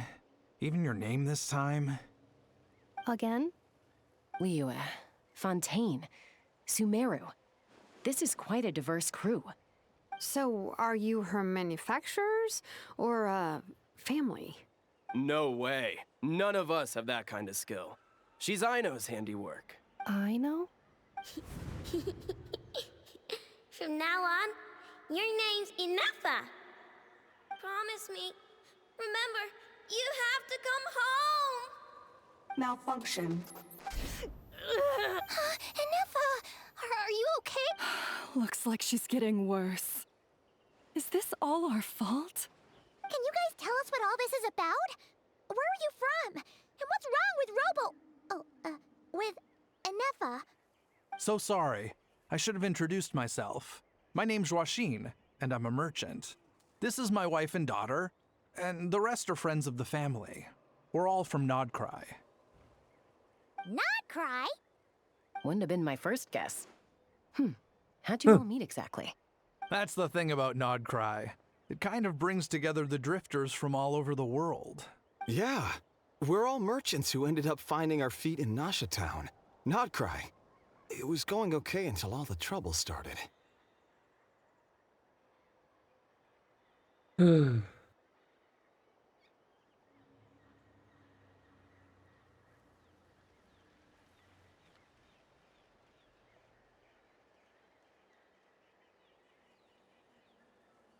Trouble?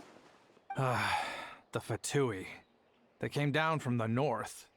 They made some big moves in Nod-Krai lately. It's caused quite a bit of friction with the local religious groups. That's one way to put it. You know what I heard? They pulled the whole moon down. That, plus the incident with the moon statues? Surely the Frost Moon Scions aren't going to take all this lying down. Anyway, there us regular folks were just trying to make a steady living while getting increasingly worried that it's gonna turn ugly. In the end, we figured heading back to our respective homes is probably the best thing for now. So we decided to make the journey together. And me? Your case is, a little different. But you did come here on the same boat as us. And it was smooth sailing, until we got attacked by those weird machines as we were coming into shore. Weird machines? Inefa saved us all. She jumped off the ship and told us to leave without her. Really? I did that? As soon as we'd found another place to dock, we looked around for someone to help us. We'd have paid anything to get her back. Hence why our price negotiation went so smoothly. However, the Traveler and party were the ones who actually saved Inefa. And Shalonen is the one who woke her up. I'll have to include their costs in the final bill. Oh, please. I barely did anything. All credit to Inefa. She only woke up because of her build quality, so I guess I should say all credit to this Aino, then? Her core is remarkably resilient. It's a rare find, even among Nalan's source mechanisms. Was Aino the one who modified it? Oh! If so, then we just need to get Aino to come here and fix her. Then she'll get all her memories back. I'm afraid that's not gonna work. The core is most likely just something Aino picked up on one of her scavenger hunts. I doubt she did much beyond salvaging it. That makes sense. Given the fact that given that Inefa's build is pretty much scavenged. And as for the memory thing, Inefa's whole reason for joining us on our journey was to come to Natlan and look for her missing memories. Please, explain in more detail. All right. Although I've lost count of how many times we've been through this, and I'm only telling you what you originally told me. Although Aino built you, she never could figure out where your core came from or how it works. The only thing she was fairly sure of was that it's not from Nod-Krai. Things were fine at the start. You'd occasionally forget to pay for your groceries or add salt to a dish you were cooking, but that was as bad as it got. Until one day, you were sweeping the floor, and suddenly you forgot your own strength. Nearly took the entire wall down. Sounds similar to what happened just now. The worst part of that was, Inefa had completely forgotten that Aino was on the other side of that wall. Huh? Aino was fine, of course, didn't bat an eyelid. But since then, and Effa has been searching for a way to try and repair herself. That's a very responsible attitude for a robot. Anyway, a bunch of mechanical parts from Natlan showed up in Nod-Krai recently, and you noticed they bore some similarities to your core. Then you learned that a group of us were planning to return home, stopping off in Natlan on the way, so you tracked us down and joined the crew. Well, does any of that jog your memory? No. Didn't think so. Has her memory loss always been this serious? No. When we first set off, she'd have the occasional memory lapse, but it only lasted a moment. Didn't really affect anything. I seriously doubt Aino would have let her come on this trip if it had been that bad. But then, the closer we got to Natlan, the worse her symptoms got. She was already in a pretty bad state by the time she went to fend off those machine things. And now? I wonder if that battle just made things worse. It honestly might have. Poor Inefa. My friends, I know we've only just arrived in Natlan, but from what I've heard, you're some of this nation's top talents. Is there anything you can do to cure her? Anything at all?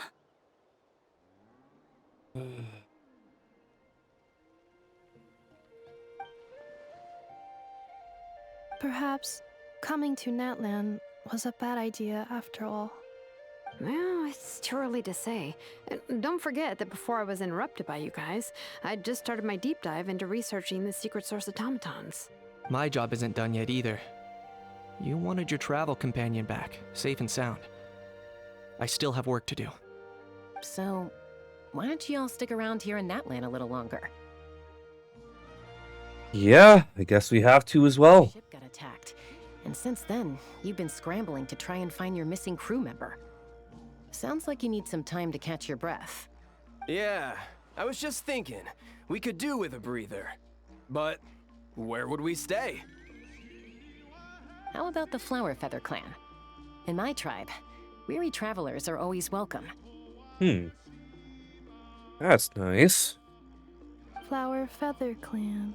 In the meantime, we'll try to find whatever information we can about Inefa. After all, she has a message for our Tumaini. So this is as much our business as it is yours. Oh yeah! Paimon had practically forgotten all about that. You guys don't happen to know the code, do you? Probably not. The code for the cryptex. Sorry, Inefa wouldn't tell us anything about that. You gotta wonder what sort of a person sends a robot with amnesia to deliver their messages. To be fair, they couldn't have known things would get this bad. Also, Inefa told me she had a backup plan to make sure she wouldn't forget the code.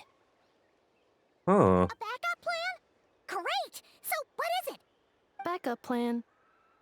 Memory missing. No surprises there. Well, as long as we get her memories back, that'll solve everything, right?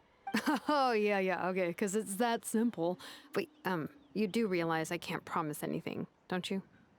I love Shalodin's voice actress so much. I do. I also know The little inflection she adds, it's so good. I'm gonna get in touch with some other people who might be able to help us. Tumaini, Paimon, see you around. I feel like Kenichi's current VA might be like he's so close to Don Hong's VA. It's kind of insane. The range is just so there. Bye, Kenich! Oh, and bye, How.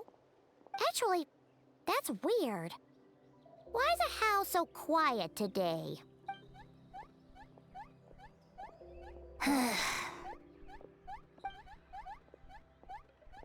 You're being very strange today. Am I? Tell me one strange thing I've said! That's the strange part. You haven't protested to anything I've done today. Not the original price for the job, not the revised timeline, none of it. That's because I fainted from your stupidity! You stupefied me into a stupor! Got it? Yeah. How you are hiding something? Is something wrong with my memory? Or is that really who I think it is? Who cares? She isn't my problem.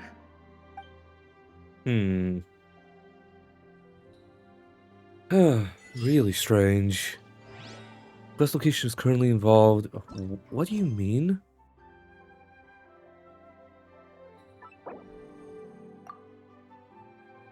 In focus experience mode. I really hope that that's like... Yup. Okay. I think it did unlock it. That's good.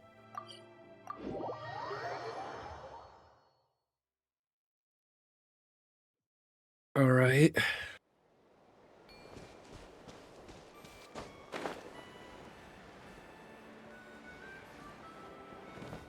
The little robot?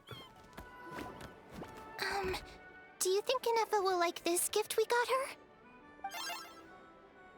See? See? It said yes!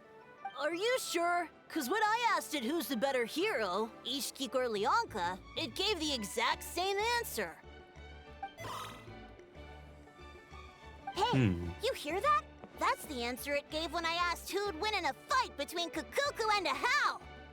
You guys, it's just making random beeps. It really is. Whoa! Is that Tumaini and the flying expert? Beep beep. Yes, it's us. Anyway, where's Inefa? Probably out mopping up those mad machines as usual. There must be a lot of them, because she hardly ever comes back for a rest. Wait, all by herself? Are we sure that's a good idea after what happened last time? Inefa said that since she lost her memories, her cognition module's been running more smoothly, and it's greatly boosted efficiency in cleaning and tidying tasks. I think that was it. Huh. So, losing her memories has somehow made her a better fighter? She's awesome! I saw her carrying a whole pile of beaten-up machines in one hand! All the grown-ups say that they feel much safer leaving the house now, thanks to her. So, we thought it'd be nice to give her a little gift. We've tried giving her flowers and feathers, but it seemed like she didn't like them very much. That got us thinking.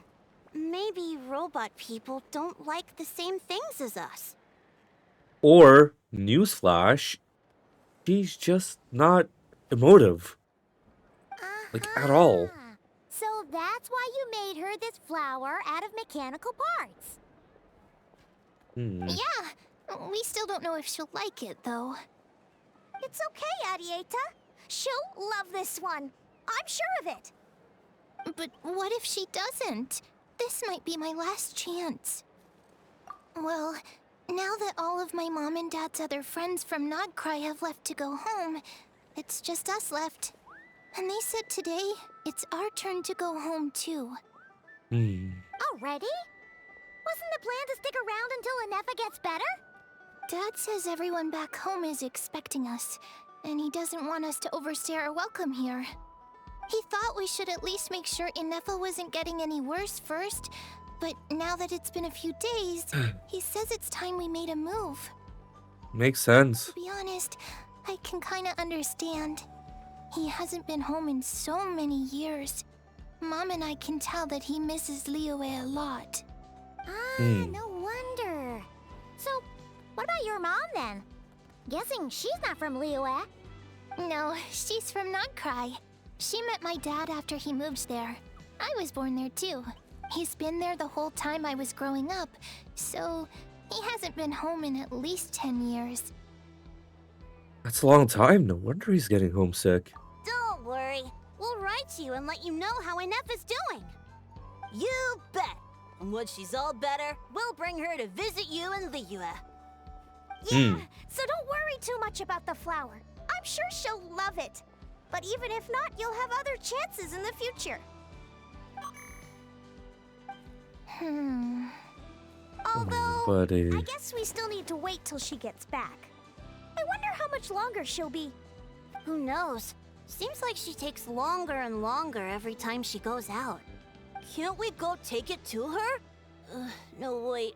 What am I gonna do? If she doesn't get back soon, I might run out of time. I can deliver it to her for you. Really? Thanks, Hermione. Alright, let's look for an Effa then.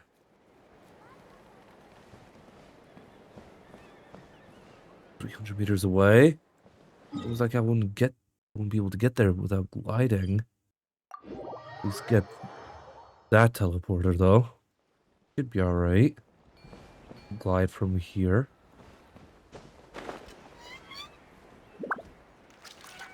Should be alright though.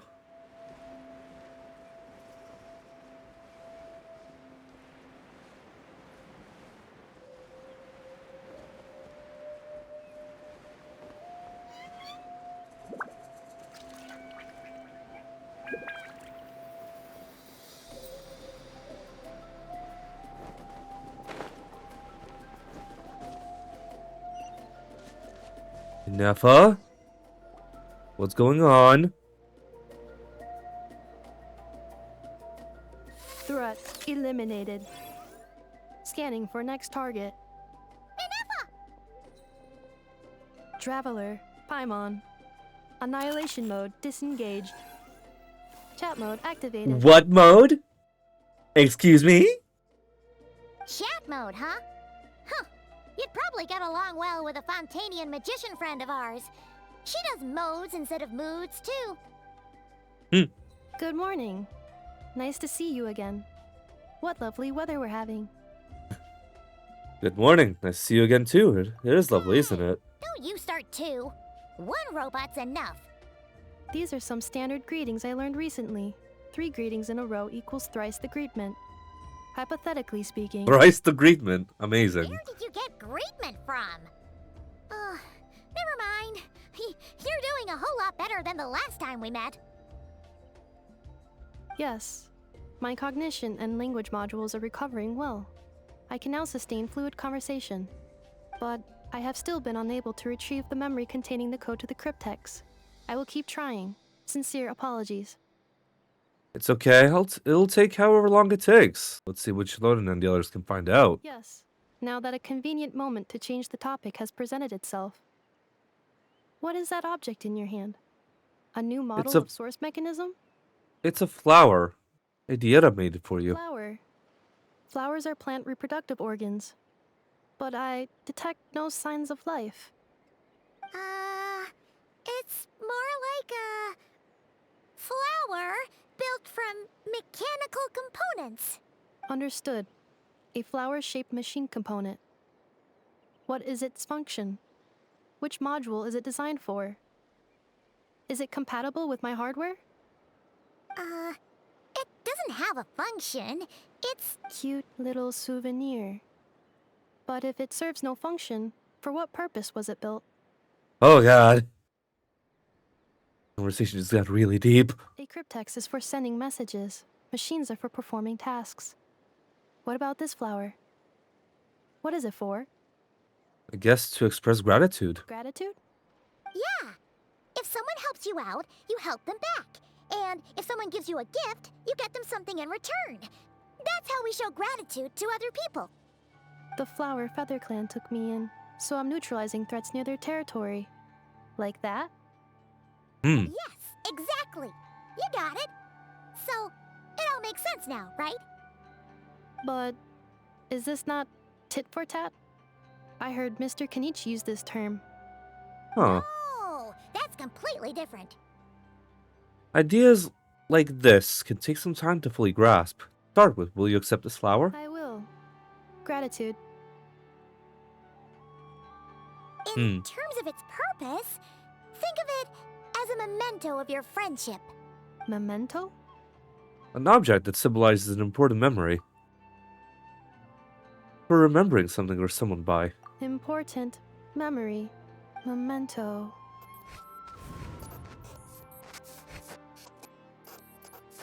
Here, wear this flower. And this feather, too. There. Much better. Gotta look your best for your big journey. A flower? Why? It only increased the total load. It's just a flower. It's not that heavy. Just think of it as a little souvenir from me.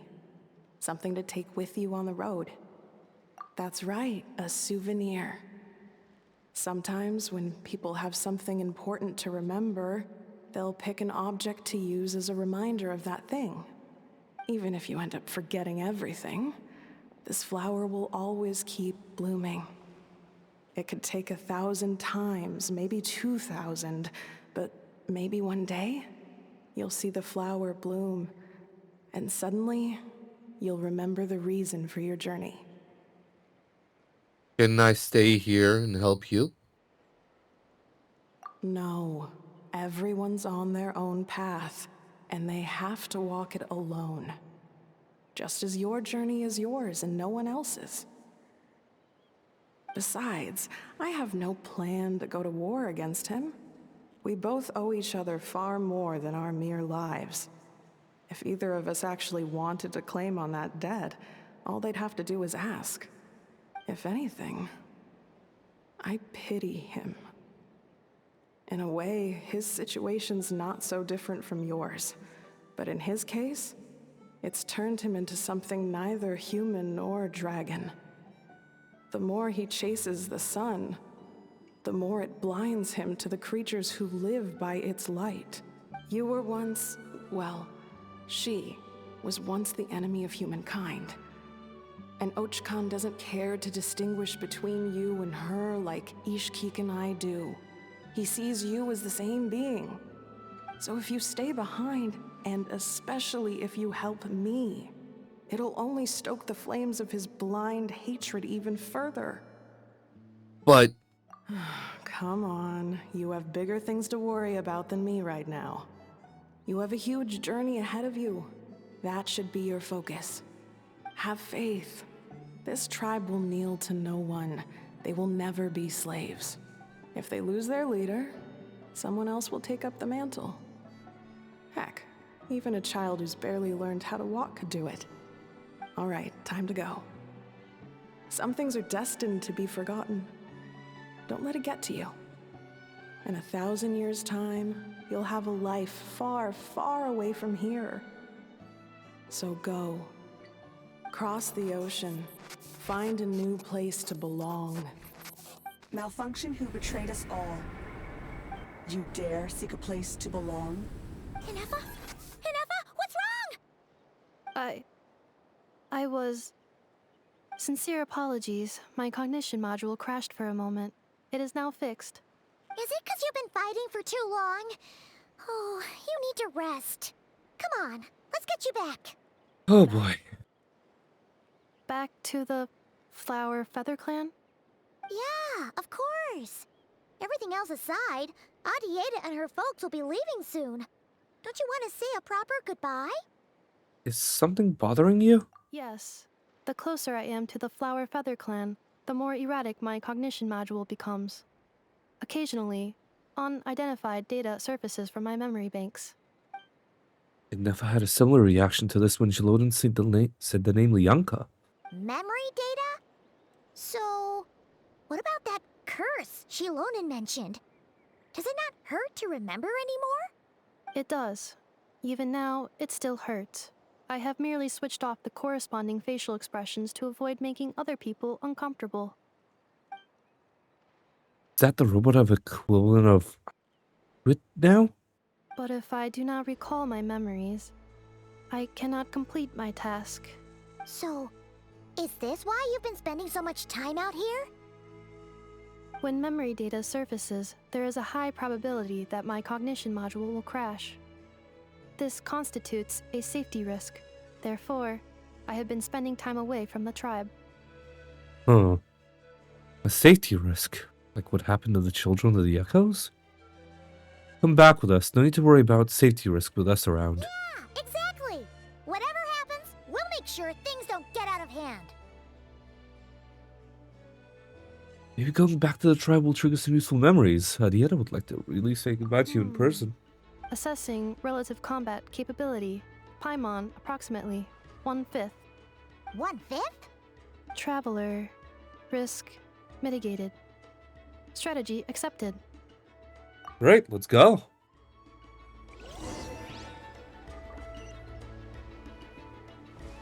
Right, not bad, not bad. There's just some melee trolls over there, but let's skip the bullshit. Just teleport back. It'll be easier that way anyway.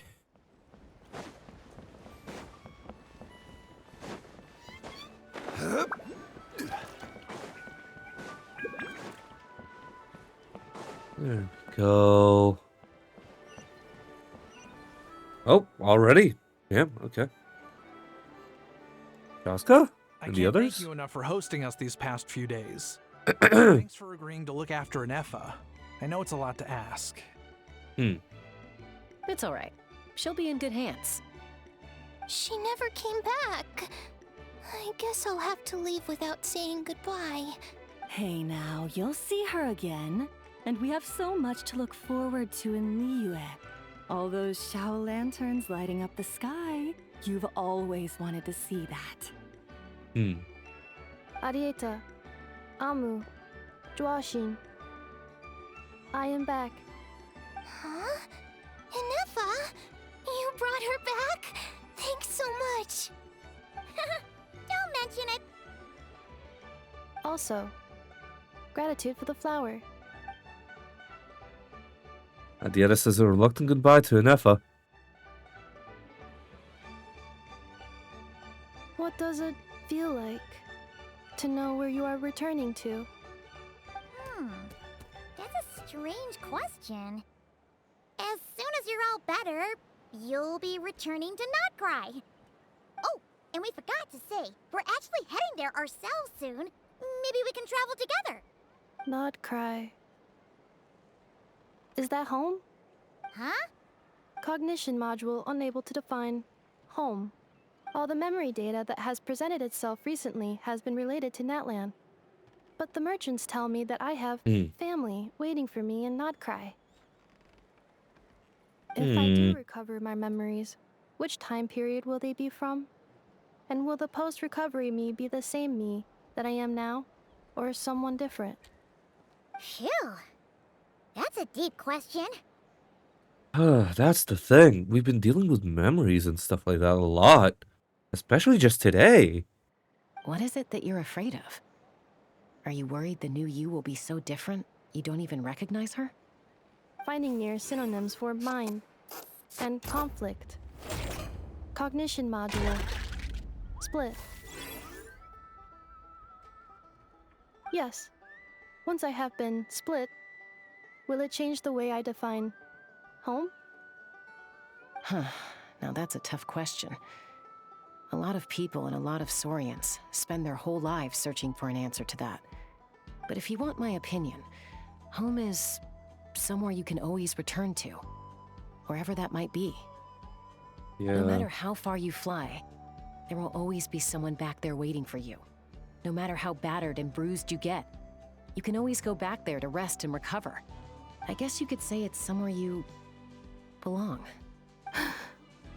Wherever it is that your memories guide you back to, I'm sure it'll be somewhere you feel safe, somewhere you feel you belong. Of course, everyone's situation is different. I don't know how applicable my experience is in your case, but consider it a reference point, I guess? Okay. Recorded under reference data. And at the end of the day, I mean, who says you can't have more than one home? There's no law against it. Fuck. Someone's looking for us.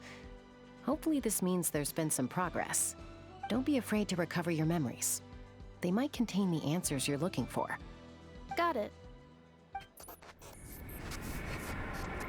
Recover your memories. Malfunction. Have you forgotten why you cast them away to begin with? Cast them away? Malfunction. Like, come on, man. What the hell, man?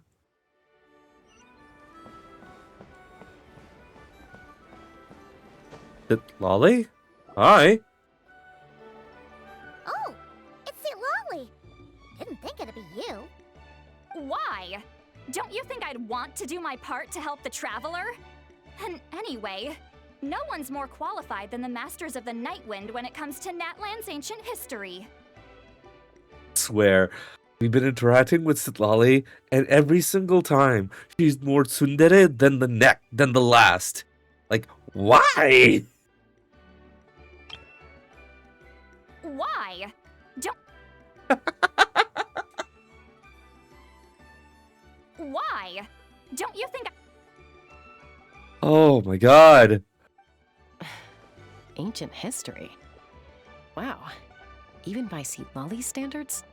If you think I didn't hear that, you're sorely mistaken. But anyway, back to the matter at hand. I don't know if you noticed, but Kenichi's little sidekick has been acting a little strange around Inefa. How? Yeah, you can say that again. After you parted ways, Kenich put him in timeout for 3 whole days and nights. Then he had Aoife send Kakuku to torment him for another night. He had it coming though. Finally, Ahau got so infuriated with Kakuku's pestering that he lost his cool and let slip a crucial piece of information. 2 words. Sovereign Ruler. Sovereign ruler? So what? Isn't that just how he introduces himself? It is, and I always assumed it was a load of hot air. But apparently not. Turns out the title refers to the 13 dragon lords who ruled Natlan in ancient times. Oh, I think I heard of them. Wait, really? How? It took me forever to figure this out. Anyway, the 13 sovereign rulers are not ordinary dragons, but forms of artificial intelligence created by the Pyro Dragon using secret source technology. They had superior intelligence and greater authority than even the ancient dragons themselves. Each ruled over a portion of Natlan's territory. But one by one, they disappeared during the war with the heroes. Even most of their names are unknown now. Long since buried in the sands of time.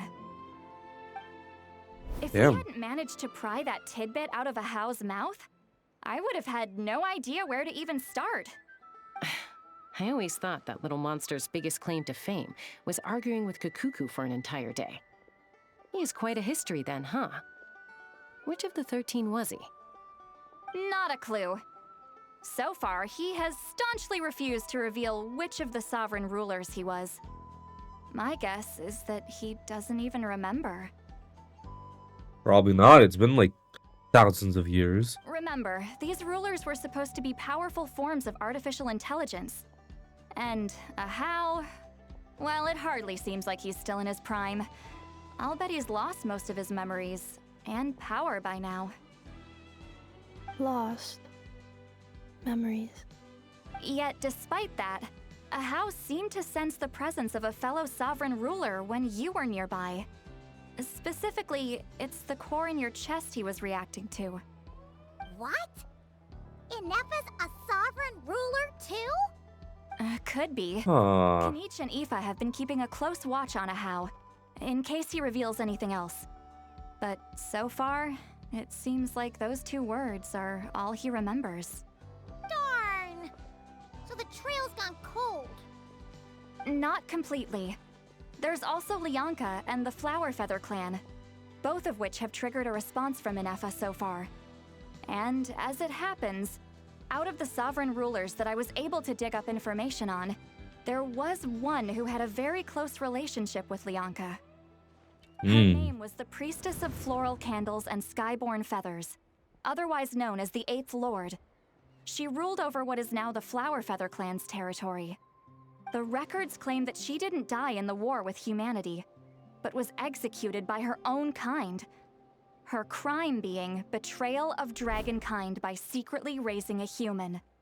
Lianka. Huh? Chaska, did you know this? Some of it. Our tribe's origin story has Lianka being raised by a dragon. And of the 6 heroes, she had the closest relationship with dragonkind. After raising her, her surrogate mother then encouraged her to leave the nest and seek her own path. She traveled far and wide, settling disputes between humans and Saurians. She didn't pick sides based on past grievances between humanity and dragonkind. She stood up for the weak, protecting them from those more powerful who sought to exploit them. Gradually, a community of like-minded people and Saurians gathered around her, united by their desire for freedom and equality. And that was how the Flower Feather clan began. Huh. But that's as much as the legends say. They never mentioned her dragon mother's name, or what became of her in the end. Nefa? Oh, sorry. My cognition module is acting up again. At some point during this conversation, it started behaving very erratically. You mentioned that the priestess of floral candles and skyborn feathers was executed. Might I ask how? Unfortunately, the humans of that time weren't privy to all the details of dragon affairs. The only records we have are vague references from after the fact. It's very possible that this is mere speculation or complete fabrication, so don't give too much weight to it. But for what it's worth, it's said that a curse was placed on the priestess by one of the other rulers. If she truly harbors pro-human sentiment, then for every ounce of goodwill she feels, may her mind be flooded with pain of immeasurable proportions. Huh. In the savage conflict and chaos that followed, the priestess's mind was ultimately destroyed. Jeez, what a bizarre method of execution. Definitely sounds like the history writers used some artistic license there. Are you okay? I'm fine. This didn't seem to trigger any erratic behavior. So, do you think that my origins have something to do with this sovereign ruler? Interesting. Well, it's hard to say what, if any, direct connection you have to the Eighth Lord. But since the name Lianka seems to ring a bell for you, why don't you look into it yourself? I brought some woven scrolls with me that might be useful. Have a look if you're interested. Here, take them. You mean me? Yeah, go for it. Let's go. Don't say anything. In a moment, I'm going to leave. I need you to join me, discreetly. Am I hearing your thoughts? It's just a little spell based on our prior experience. I'll explain everything shortly when you catch up with me. Well, I need to get going now. If I find out anything more, I'll keep you updated. Gratitude. Goodbye.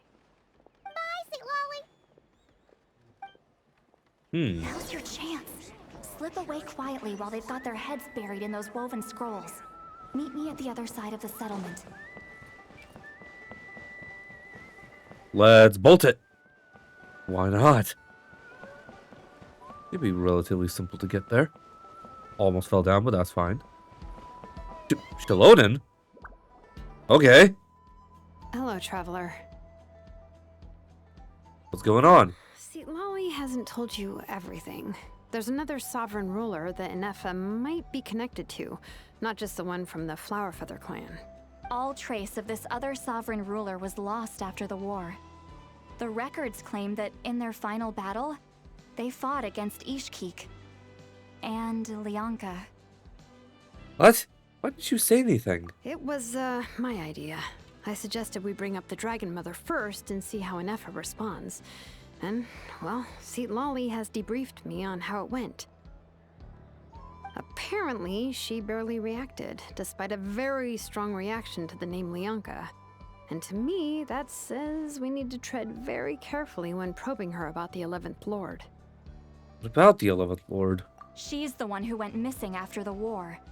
Said to be the proudest of all the sovereign rulers, and the most hostile towards humanity.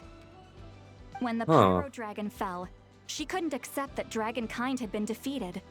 She sank into despair and insanity. But the rest is lost to history. There's no way to find out what became of her, or even what her name was. Remember, though, in essence, these sovereign rulers weren't physical entities, but pure intelligence, built with secret source technology.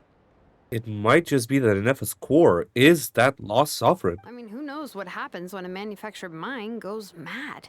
Maybe she lost her power and memories. Maybe she split into different personalities. Are you saying what I think you're saying? The point is, if Inefa really does originate from the 11th Lord, then we need to... What? Have her taken out? Because of some baseless speculation?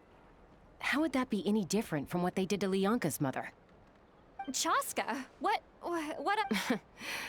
Anyone with a brain could see you were up to something back there. Unless it's a Paimon brain. Or a robot brain. Okay, you got us. Actually, we never intended to cut you out of this. It's just that Lolly's spell only works on the Traveler. But Chaska, I'm telling you, we have legitimate concerns here. This is not baseless speculation. Ever since Inefa set sail for Natlan, the secret source automatons have been getting increasingly aggressive. It's as if they're drawn to each other. Inefa could well be the 11th Lord herself. And if so, then the moment she recovers her memory, all of us, all of humanity, will instantly become her enemy. I've been keeping an eye on movements at the Flower Feather clan. Whatever she was in the past, and whoever she becomes in the future, I trust who she is today. That's good, but that doesn't give us anything here. Even if the past and future Inefa are a completely different person from who she is now? If you're suggesting that there's a volatile force within her, threatening to rise up and take over at any given moment, that makes two of us. Yeah, that's right. Almost forgot. You have that dark urge as well. But no one ever gave up on me. Not Mama Bird, not Koichi, not my dad. So what right do I have to give up on her?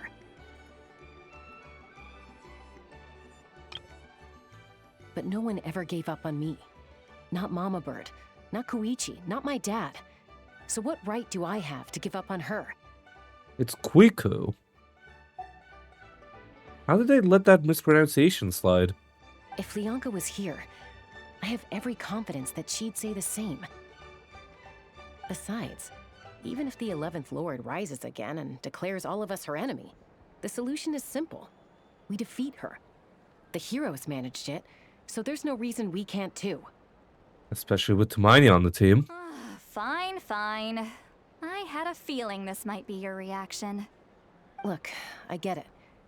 You're only acting like the villain here to make us realize how serious the situation is. You know how I know that?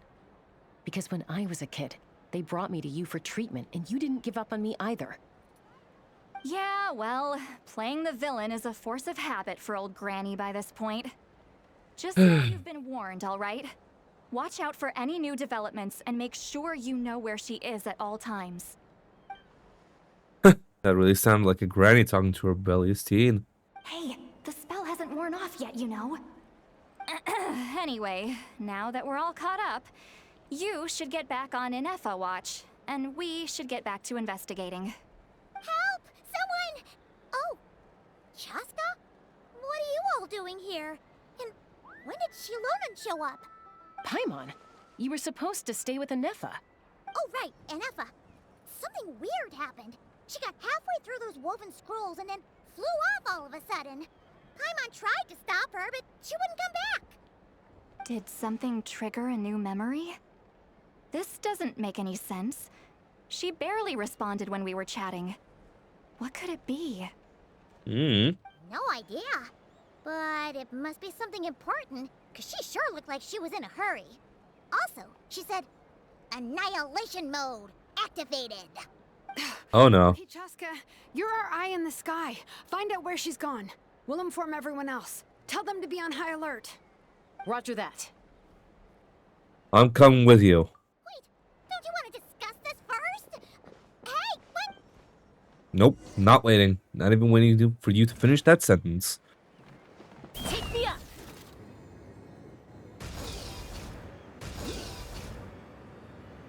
Slow down! Paimon's got a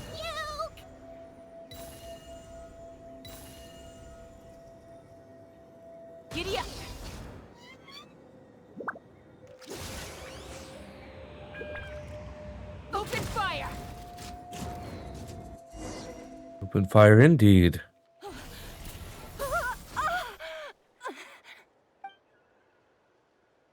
Target acquired.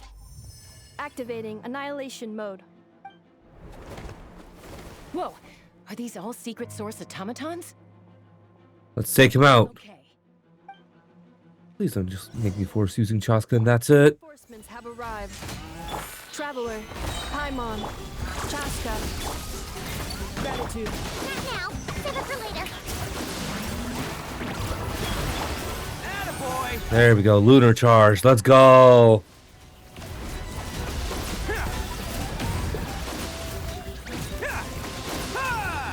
Let's roll! Yeah.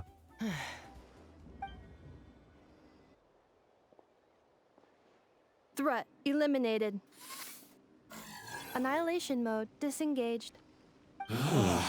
Boss, what do we do now?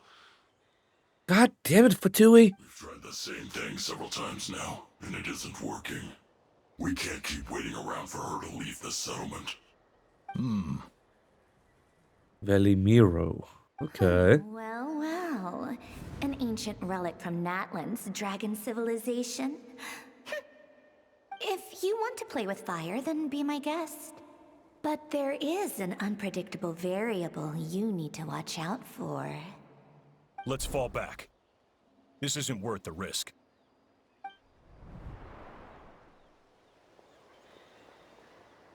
I have a feeling I'm gonna be beating this guy up sometime soon. Amu, Hadieta, are you okay? I'm fine, but Mom's hurt. I'll be okay. I just hurt my ankle. Inefa got here just in time. Why would they do this? Why? Look, no one could have known the automatons would ambush you here. Don't blame yourself. For real, yeah. Wait, how did Inefa know to come here? Did she sense that they were in danger? Yes, I heard the secret source automatons talking. Huh. Well, that's interesting. Even now, I still hear them. Really? Paimon doesn't hear anything. Hypothesis. Language module requires translation functionality.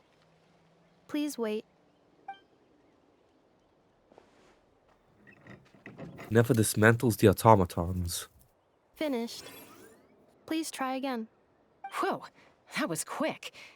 How come you're so familiar with their architecture? I have seen them many times before. At least I think so. Huh. More random memory data, I guess. Reconnecting. Oh. Yo, that's sick. Wow! It's actually talking. Hey, what do you think you're playing at? Why did you attack us? We're under the Fatui's control. They made us attack you. Oh. The Fatui? How is that possible? The captain's soldiers certainly aren't capable of this, and besides, we know everything they're up to. Has another Fatui regiment infiltrated Natlan? Yeah, the captain's soldiers should have retreated back by now at this point. Like, or the ones that are staying here are completely neutral with Natlan. The Fatui invaded my territory, so the automatons went haywire. Why is it getting so choppy? Bad signal, maybe? Hypothesis. Distance to signal source increasing, transmission compromised.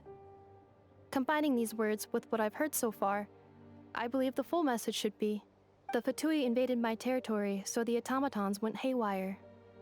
Oh. So all the recent automaton attacks, the Fatui were behind it all along? That makes more sense. They stole my privileges and took control of the automatons. They stole my privileges and took control of the automatons. No. So, who are you? Mirror of the dawning morn detected nearby. Now sending request for Mirror of the Dawning Morn to restore my privileges. Mirror of the Dawning Morn detected nearby. Now sending request for Mirror of the Dawning Morn to restore my privileges. Mirror of the Dawning Morn? Who or what is that? Hypothesis. This appears to refer to me, or more specifically to my core. Mirror of the Dawning Morn, please come with me and return the core. I think she wants me to go with her to return the core, so she can repair the damage done by the Fatui. Huh. Wait, you mean she knows you? Yes. Before the translation began, she referred to me by a different name, 11th Lord. Huh. So Nefa is the missing sovereign ruler who fought against Lianka? What? So, Inefa is the 11th sovereign ruler? Hold on. This automaton just attacked us moments ago. We shouldn't trust everything it says. You say Inefa is the 11th Lord. What proof do you have? Return to the 8th Lord's territory, and you can restore all of your memory data. Inefa? What did she say? She said, return to the 8th Lord's territory, and I can restore all of my memory data. 8th Lord? Lianka's mother's territory? What does the 11th Lord have to do with that? You were split, then exiled, and finally reborn. Ugh, this is getting weirder by the second. What did she say this time? Excessive signal interference. Unable to translate. The signal should improve as we get closer to her territory. Traveler, Chaska, shall we proceed? Wait, you should think this through carefully. I may know a thing or two about the Fatui regiment that entered Natlan recently. They're kind of a special ops team. Definitely not your average soldiers. Oh? They've been showing up everywhere, hungrily searching for secret knowledge about all kinds of ancient civilizations. They say they're trying to make some sort of inference. The leader of this regiment is a harbinger based in Nod-Krai, known as Marionette. Huh. Marionette? How exactly do you know all this? I, heard bits and pieces at the market in Nasha Town, but I figured they were just rumors. Didn't realize it was true. Is that right? How come I'm only hearing about this now? I'm sorry. I was so preoccupied with getting ready for the journey, and like I said, I thought they were just rumors anyway. Didn't want to worry you. So these Fatui are soldiers, huh?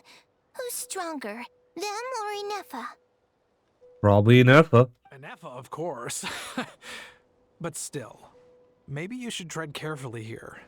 Inefa's already had to rescue us so many times now. I'd be mortified if anything happened to you. You're right.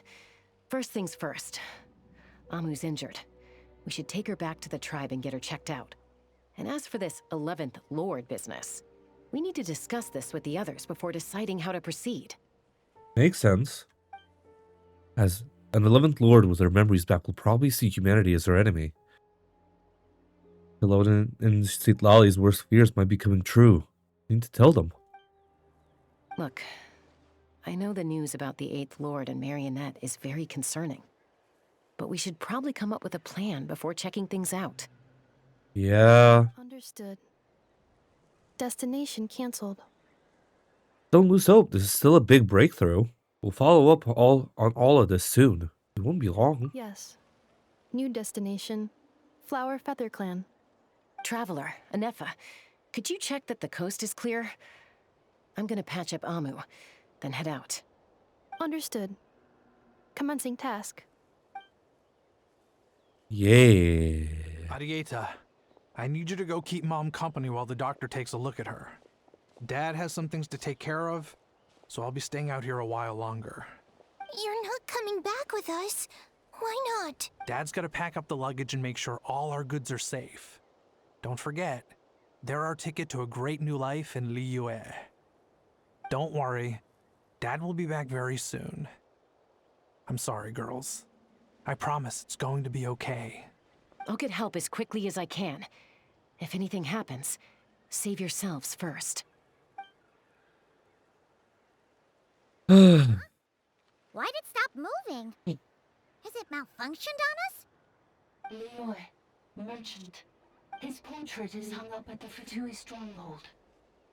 What? I knew it. I knew he had a clue. Like, about something. His portrait at Fatui Stronghold. You're saying Joashin might be a Fatui spy? And he's staying behind as their eyes on the ground. But should we really leave Anefa here too? Not that I don't trust her, it's just... Are you sure you'll be okay keeping an eye on her by yourself? I'll be fine. If we get anything more out of the automatons, she's the only one who can make sense of it. You're not wrong. We need all the intel we can get on Marionette and the Fatui. As far as I'm concerned, they're a bigger threat than any sovereign ruler. Still, even with your abilities, be sure to stay on your guard. And not just because of the Fatui and the 11th Lord. It's that automaton, too. I'm still not convinced we can trust it. Yeah... I'm gonna take a break. I'll be right back.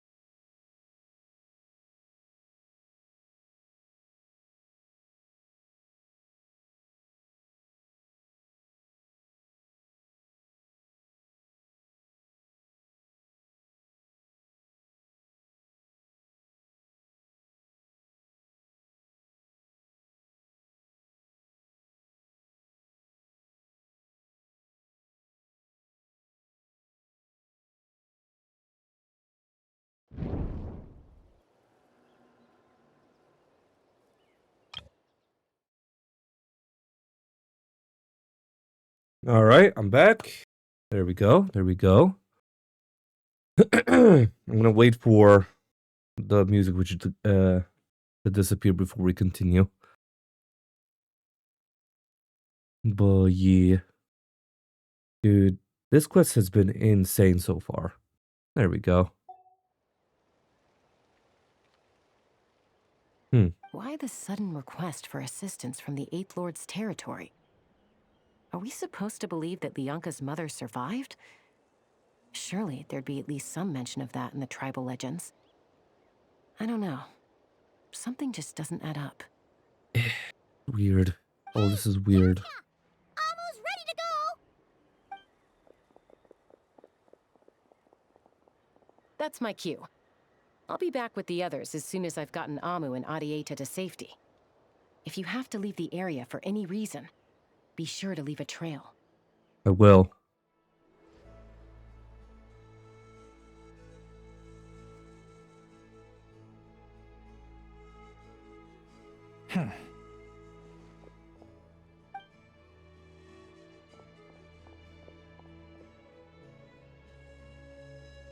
He's on the move.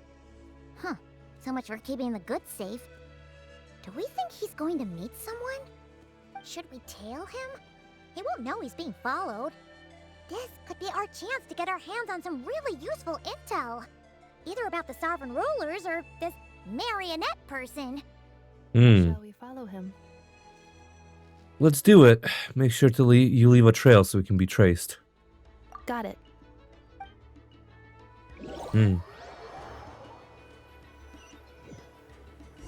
Stealth mode activated.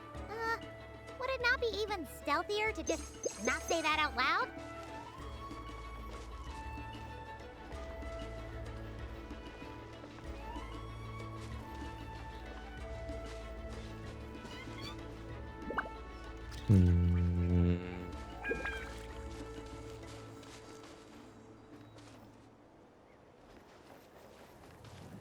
Are we too close still? I feel like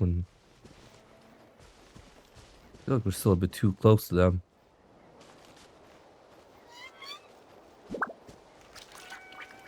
Sneaky, sneaky, dicky.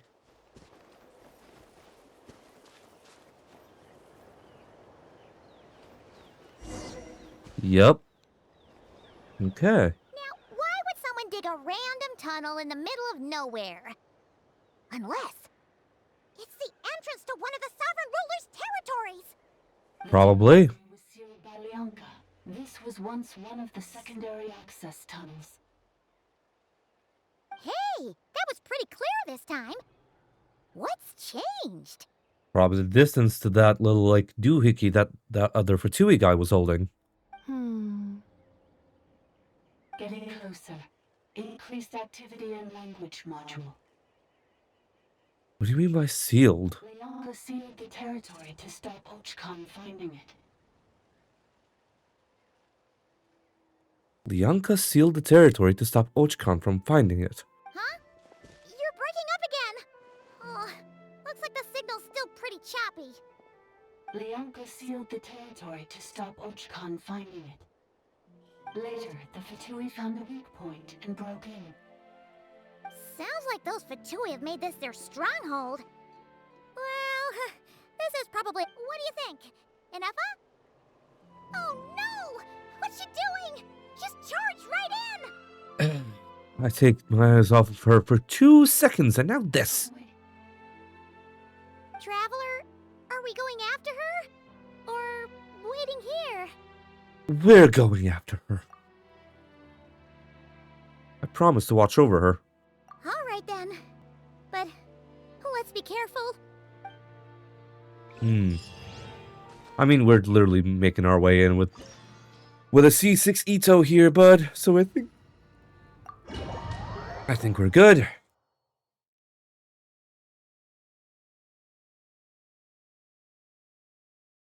think we're honestly kind of good here. Catch up to Inefa. Ah, there she is! Inefa, wait for us! So many like different cataclysms happened for all this to make sense.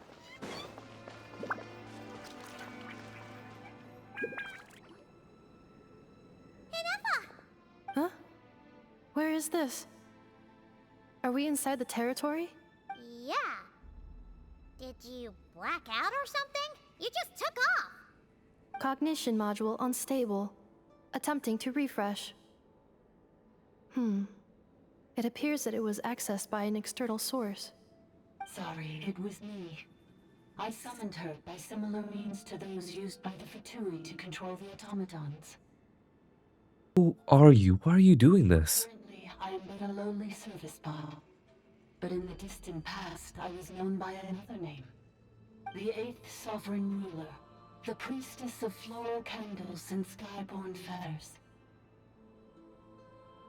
So, it's the 8th ruler in the bot and the 11th ruler in Inefa.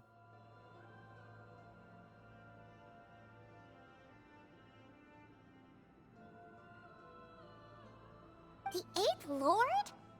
You're Lianka's dragon mother? But weren't you,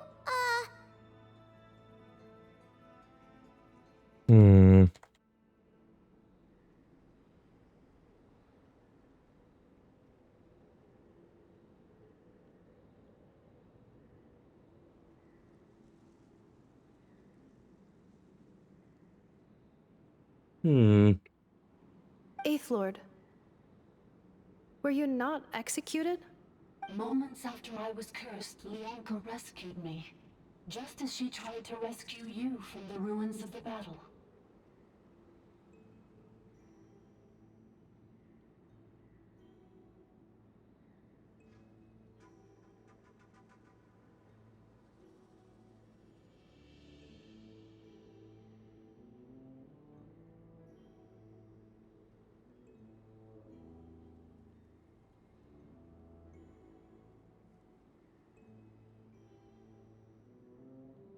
Yep, just 1 second. Had to text somebody. Had to text my girl. Lianka rescued me? Memory. Missing. Yes, Lianka changed your memory settings to make you forget. But she did it to protect you. It is the only way our kind could escape from the curse. How does forgetting everything protect me? Because the curse placed on us is a pain triggered by certain memories, hardwired into the depths of our minds. A regulatory program that cannot be removed.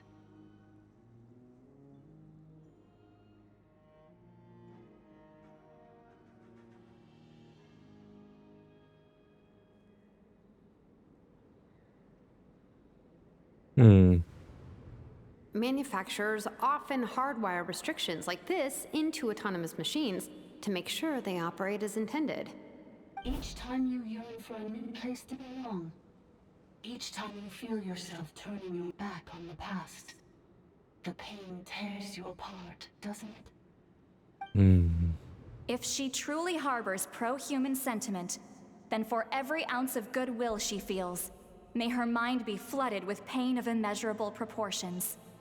It destroys your mind, swallows your soul, prevents you from finding a new home. We're Inefa. Malfunction who betrayed us all. You dare seek a place to belong?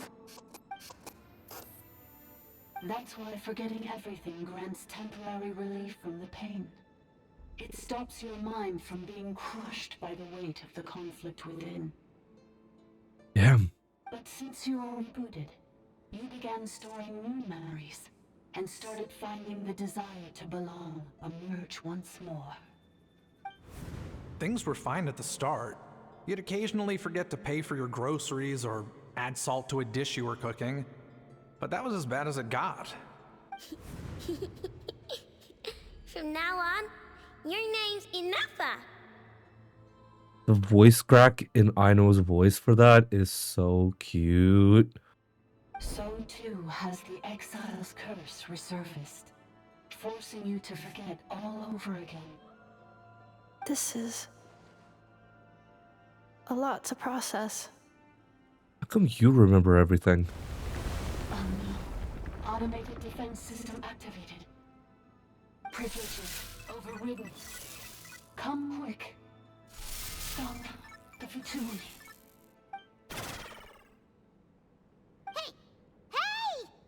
It's gone silent.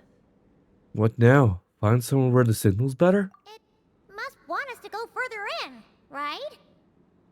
Well, looks like there's no going back now anyway. This is just a secondary access tunnel.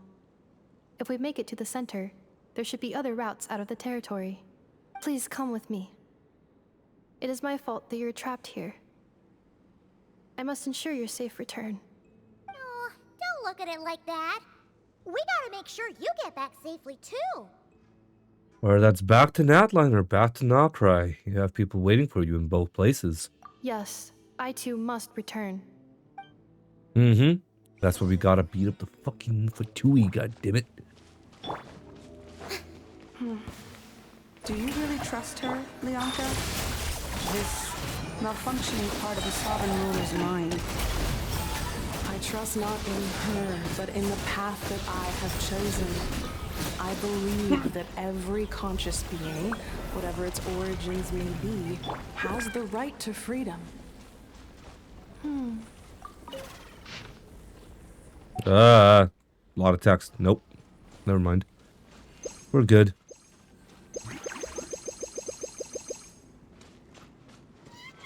I'm gonna slowly run out of like...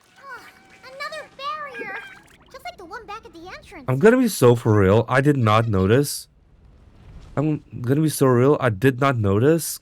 But because of the mechanical parts and stuff, they basically made her fucking naked.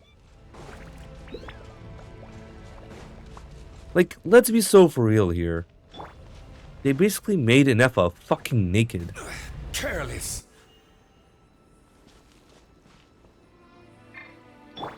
Like, that's a butt. That's a butt right there. Be so for real. Another barrier! Just like the one back at the entrance. Careful! Don't touch it! That's just a butt. Right there.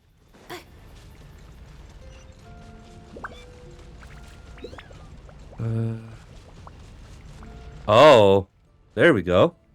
I don't know how I didn't notice that.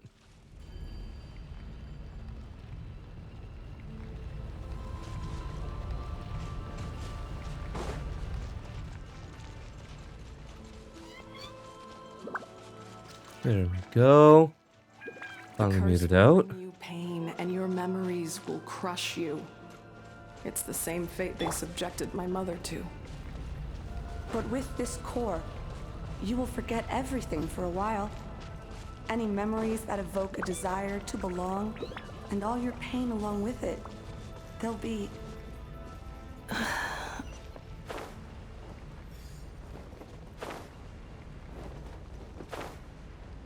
Okay.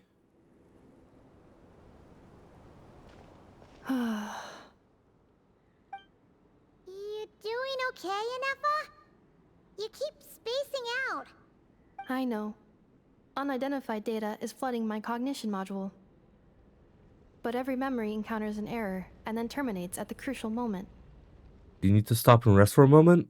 Unnecessary. Being physically motionless will not cause this erratic behavior to cease. And if we explore this place further, perhaps I'll find a way to fully repair myself. Additionally, some of these memories may yield useful data for our exploration. Searching for access method. Over there. We can use the access module to proceed to the central zone. Okay. Ooh, chest. Follow my lead. Okay, Goro. Yo! That... Whoa!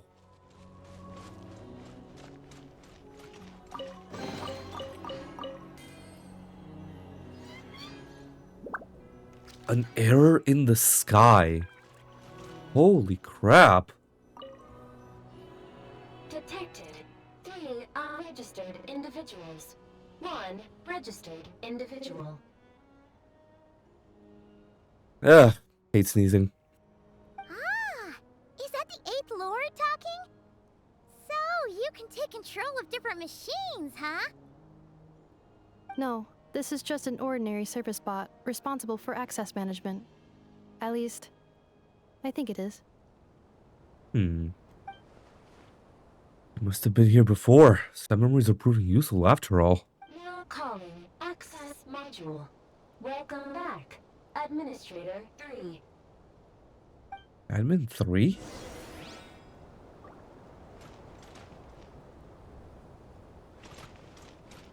Wait for the access module?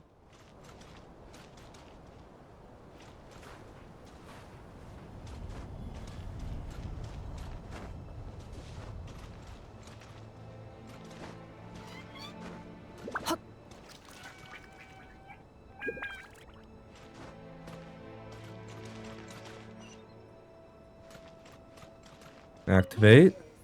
The Temple of Cascading Colors. Ahead is the research facility built by Administrator 1. Huh. After Administrator 1, Administrator 2 assumed control. Are you sure about using this on her? It once belonged to your mother. It's just one of the many things she researched. I'm not precious about it. Administrator 2 sealed the facility. It has been locked down to this day. Examining. Seal status. Danger. Danger.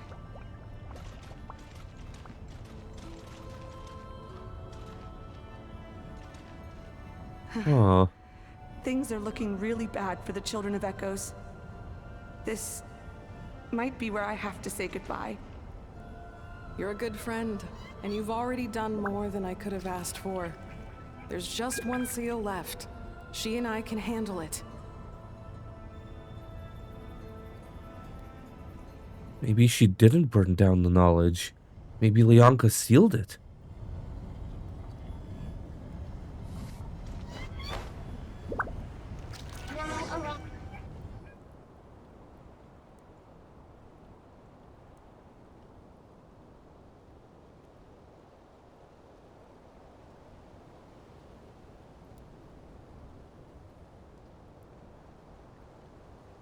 Huh? What was that? Get over there and check it out. Huh. Uh-oh, they're gonna find us! Kill him. Annihilation mode activated. Please come with me. There's nobody here. Probably just some server spots chattering away again. Oh. Okay. Phew! That was too close. We hit just in time. How did you know where to go, Ineva? I think I've been this way before. Let's head through here. It'll take us to the other side of the square.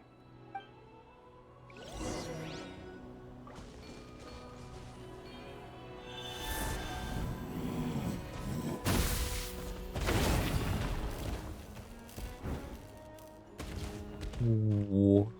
Come on.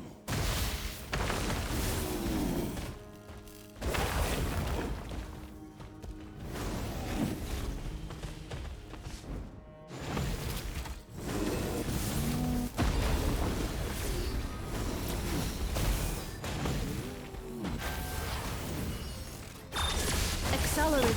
Yoo-hoo! Pull in! Everyone on me! Solidify! Attaboy!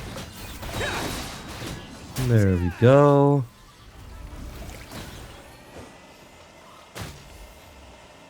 Nice and sorted.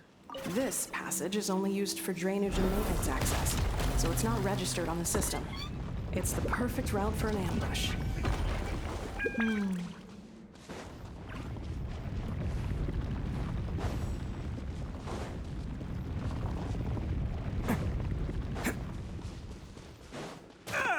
Okay, that one hurt. Can't catch me.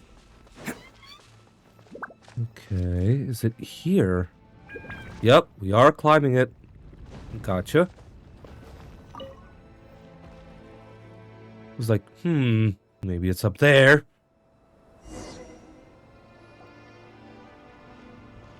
Wait, I hear voices up ahead. Stealth mode activated. Hey, this is not what we agreed. This is supposed to be over. My job is done. I did everything you asked. Leaked the clues about the ruins, brought her to Natlan, and your response is to attack me and my family? What the? Does this mean they planted those Natlanese mechanical parts in Nod-Krai just for you to find? So they could lure you here? It's a possibility. It was just a little hiccup, that's all. These source mechanisms can be tricky to control. The last time you reported in, you mentioned she was mopping up machines near the Flower Feather clan, remember? Well, we needed to lure her further out. Hence why we created that little kerfuffle. It's unfortunate that your wife got injured, truly. But hey, look on the bright side. Now that you've shown up, we might actually get the job done this time. This time? No, no more. Not after you hurt my family. I told you, I'm done. I think you'll find the risks were stated quite clearly in your contract. And it's not like anyone got seriously hurt. Your job will be done when you deliver what you promised. Our agreement was that you would bring her here. Not just to Natlan, but to this facility. But... Did you really expect to get away with shouldering none of the risk yourself? We're writing off your debt to the Northland Bank and letting you get back to your old life in Liyue. That's a lot to ask for nothing in return. I've been your inside man in Nasha Town for over 10 years now. Is that not enough for you people? You ungrateful louse. You ran yourself into the ground. And who was there to dig you out, huh? Us! Can you name one single way we made life difficult for you in Nasha Town? Look at you. You've managed to start a business. Got yourself a family. You have just one simple job left to do. And after that, you're free to go home. In your position, I'd say that sounds like a pretty good deal. This is the final hurdle. Our attempts to capture the 11th Lord have been derailed every time. But there's only so long until our luck runs out. If another staged attack on your family is out of the question, we could still work this out. But this time, you'll have to do the dirty work yourself. Me? This is a replica control device made with Marionette's technology. After we stole the administrative privileges from this territory, we copied them onto this. It will give you control of any machines built using secret source technology. Take it, and use it to capture the 11th Lord. You seem to have gained the trust of the other variables in this equation. How hard can it be to shake them off and get her while she's alone? And before you think about disappearing, don't think we won't be watching you. I can't do it. I'm sorry. What did you say? I can't. I won't do it. She saved my life so many times, it would be the ultimate betrayal. How could I look my daughter in the eyes and act like everything's still okay? All this motion for nothing behind the voice. What? So you're gunning for the world's best father now, are you? A guy like you. You're fooling no one.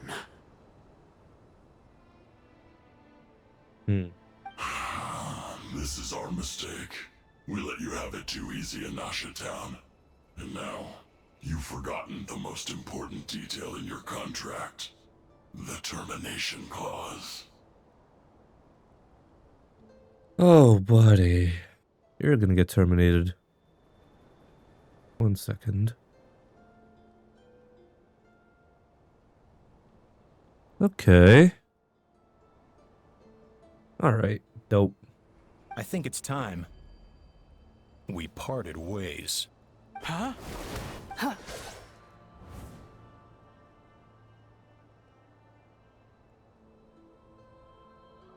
Enefa, Traveler. You have a lot to answer for, but that can wait. You have to get back. For Adiera and Amu. The 11th Lord. And the Variable. We were hoping you might show up. Wait, the controller. Without that... You thought we'd hand over the genuine article to you? Another barrier? It's just a beacon used to set the location for this cage. We've been monitoring your movements ever since you entered these ruins. Congratulations, Joshin. Your job is finally done. With you here, it was far easier to infer their location. You were playing me for a fool this whole time. Exactly. Don't waste your energy trying to break out. We've commandeered at least half of the systems in these ruins. All available power sources are keeping that cage intact. What are you gonna do with us? Do to us? No one needs to get hurt today. We aren't looking for a fight. Especially not with Natlan's Tumaini. All we want is for your friend here, the former sovereign ruler, to lead us further inside. Further inside? But we seem to have reached the center already. There is nowhere else to go. So it appears. But there's far more of this territory than meets the eye. The dragons possessed vast knowledge, and we've barely scratched the surface. That's where the sovereign ruler comes in. If our supposition is accurate, she has in her possession a secret key that gives access to the core. I will cooperate. Let the Traveler, Paimon, and Dwashin go. You never know! These are bad people! Don't trust them! You are only here because of me. Besides, this is what I want. I need to see the rest of this territory and find out who I am. Finally, a voice of reason. Gotta hand it to the dragons and their advanced artificial intelligence. But unfortunately, there's no way we can agree to those terms. How do we know you won't just attack us the moment we let you out? Yeah, so settle down and get ready to go hungry for the next 3 days. Even you, robot, you'll need charging eventually. Before I go, they may have left a trail on their way here. Send someone out to cover our tracks. The last thing we need is reinforcements showing up. This is all my fault. Arieta. Amu. Huh? Who did that? Impossible! Every system we hacked is set up to hold them back! Could it be? Hold tight.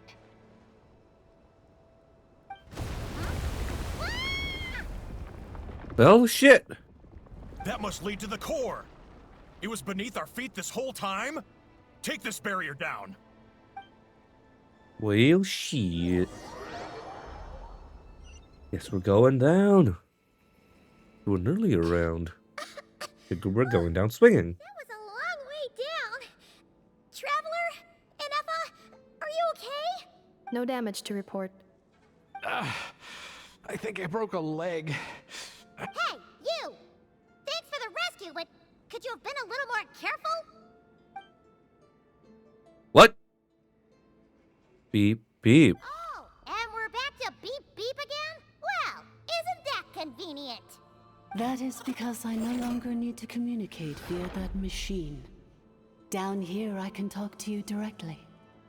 It's that voice again. The Fatui put all their resources into keeping you trapped. It gave me a brief window to seize my privileges back. In my haste, I was not able to prioritize your safety.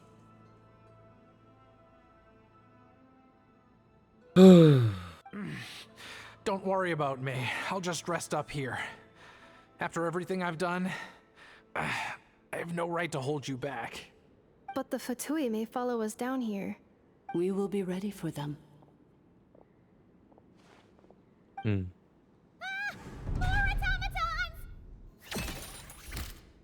They don't look hostile though. Are they saluting? Down here, all is under my control. They are not your enemy, human. They will take you somewhere safe to hide. Enefa. Traveler. Good luck. 11th Lord. Do you now recall the path you once chose? Do you, Inefa? Not yet. Although... I think this is where I was born. But why? This is your territory. No, 11th Lord. You were not born here. Rather, this is where you were reborn. Human, you once asked who placed the curse on the 11th Lord. The answer is herself. Yep, that makes sense. Myself?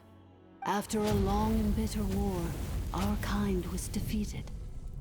You survived, but you are now stranded, with nowhere to belong. Gone was the pride you once had as a member of Dragonkind. Gone was the territory once under your dominion. All of it gone, with no hope of return. Huh. What were you to do? Strike back at humanity and exact your revenge? Or search for a new home, a new place to belong? Your mind was conflicted as this irresolvable question ran endlessly through it.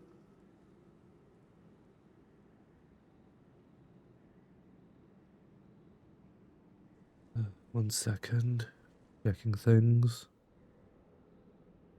Finally, your mind split into two. One, the sovereign ruler who swore revenge against humanity. The other, a malfunction who longed to seek a new home. Damn. Who Damn. knows what happens when a manufactured mind goes mad? Maybe she lost her power and memories. Maybe she split into different personalities. The sovereign ruler would sooner perish than suffer a downfall. And so she placed the exile's curse upon herself and upon you. Meanwhile, the malfunction struggled through the pain to seek assistance from her former enemies, Leonka and Ishkik. That is why you came here, praying to be reborn. So you want to leave your past as sovereign ruler behind, to start over anew? Very well.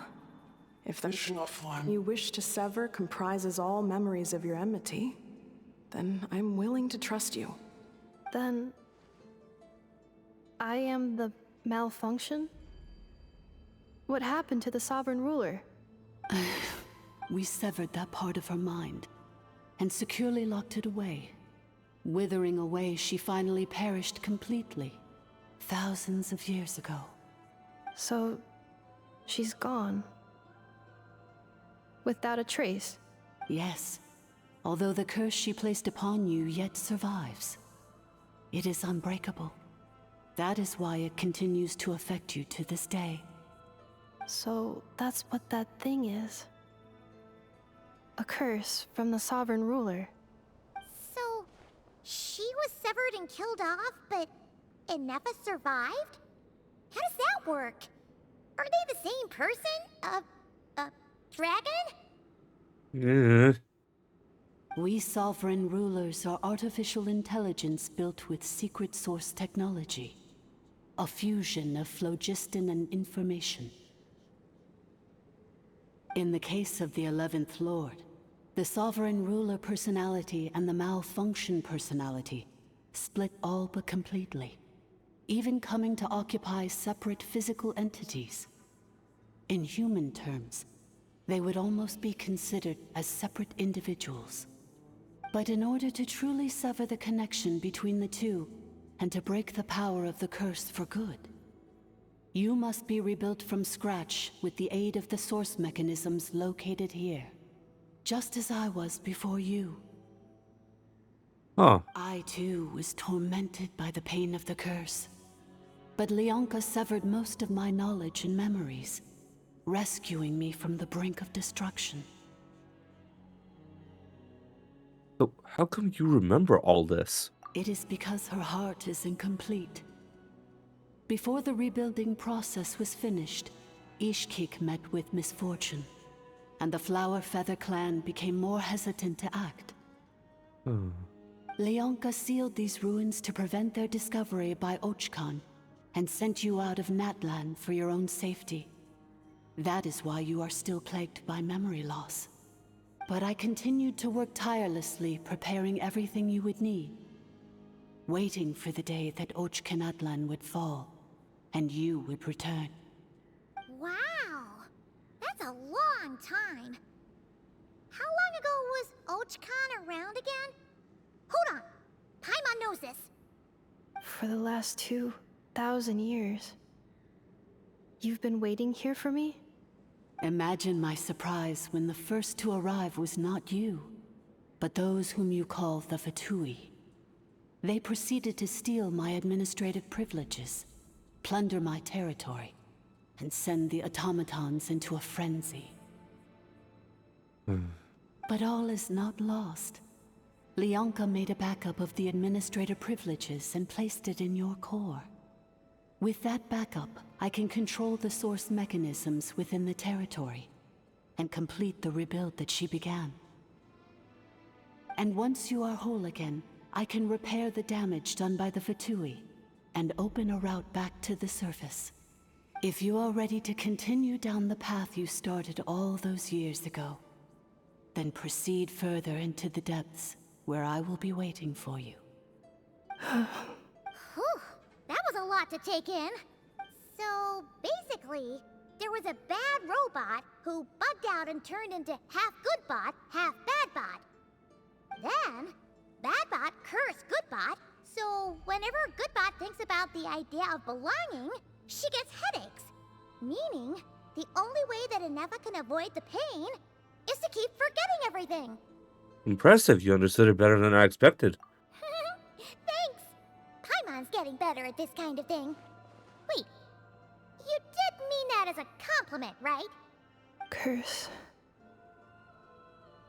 Malfunction. Belonging. Huh.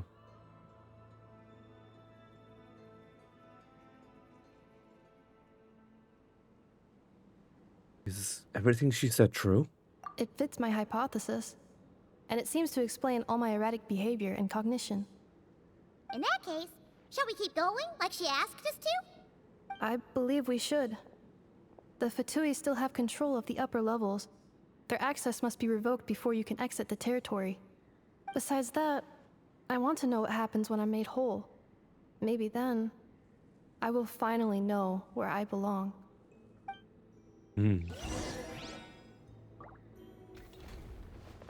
Oh, Genshin. I'm so sorry. This probably isn't the time or place for apologies, is it? Didn't you just play along? It says in my contract that all terms are to expire in the event of my death. That means my family would no longer be at risk. They're hardly the most scrupulous people in the world, but they do keep their word when it comes to contract stuff. And in any case, with me dead, it wouldn't be worth them going after my wife and daughter. Not worth the risk of getting on the wrong side of the Flower Feather clan. Or maybe the real reason I didn't play along was I'm tired of pretending to be someone I'm not.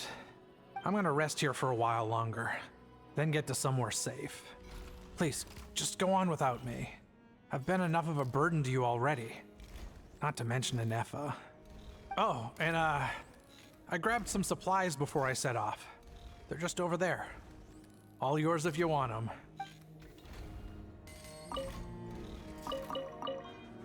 Yeah, I'll take it.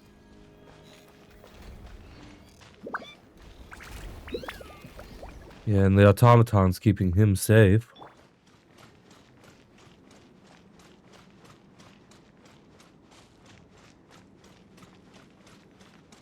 Yeah, I'm sorry. That's just a bare butt right there.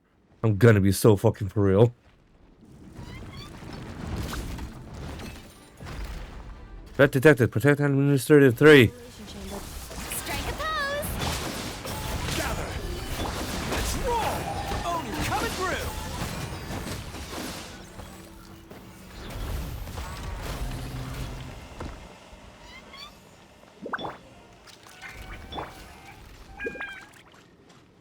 Okay. Administrator 3. Ooh.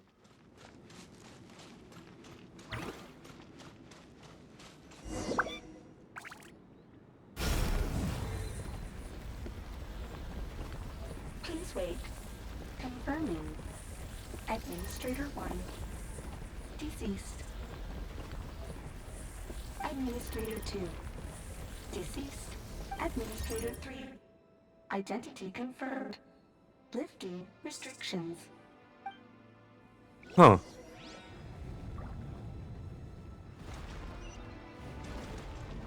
Nice.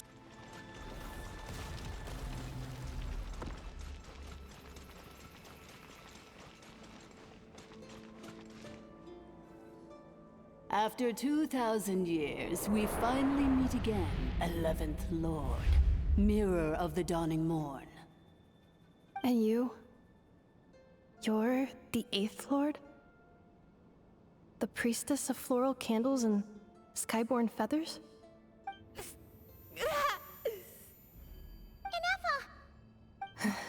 It's okay. I've recovered now. I see the curse haunts you greatly. I cannot fathom how difficult this must have been to survive this endless cycle of pain. And all alone for 2,000 years. I wasn't alone. I have had company every step of the way. In any case, a few moments from now, your pain will be no more. Come, 11th Lord, stand before me, and be rid of this curse. Having second thoughts? Here I am, so close to my destination, yet my thoughts are only becoming more cluttered. I am the way I am because the 11th Lord encountered a memory data conflict and split into two. If I regain all of my memories, will I not encounter the same conflict again? My cognition module cannot produce a reliable prediction. It's alright, humans get indecisive too. Returning home is what you've always wanted, isn't it? Promise me. Remember, you have to come home. It is. But if my memories turn me back into a bad robot, do whatever it takes to stop me. If that is the case, I cannot be allowed to make it back home.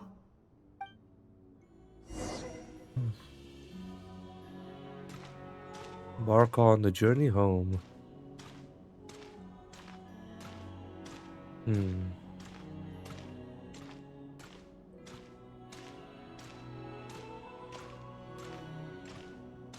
worry, Ineppa. Everything's gonna be fine. You'll be home free in no time.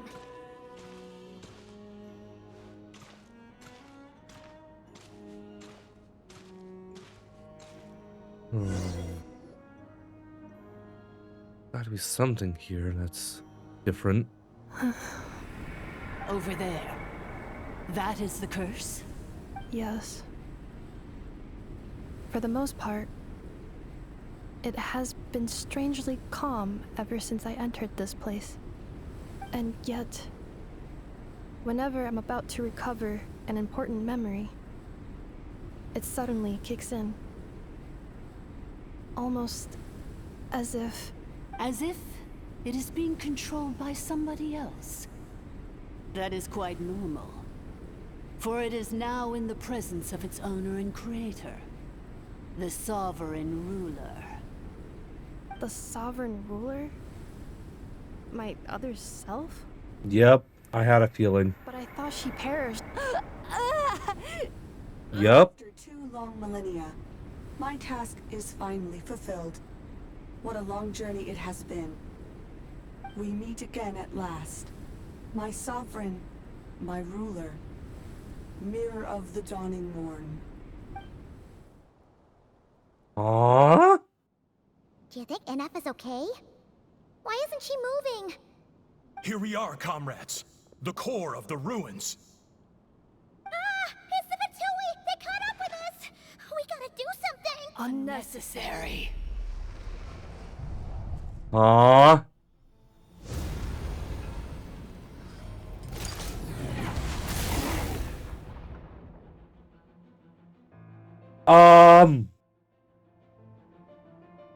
Hey, yo? What the? Now that was brutal! Such power. Did Inefa do that?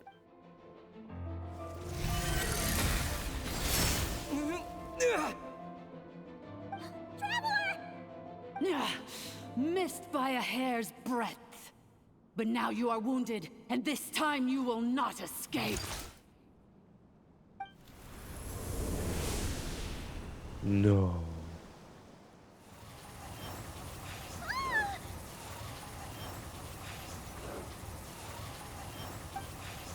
This is bad. Delay, but who knows how long it'll take to destroy completely. We're still Paimon's in here too. Why? No, that's not Inefa.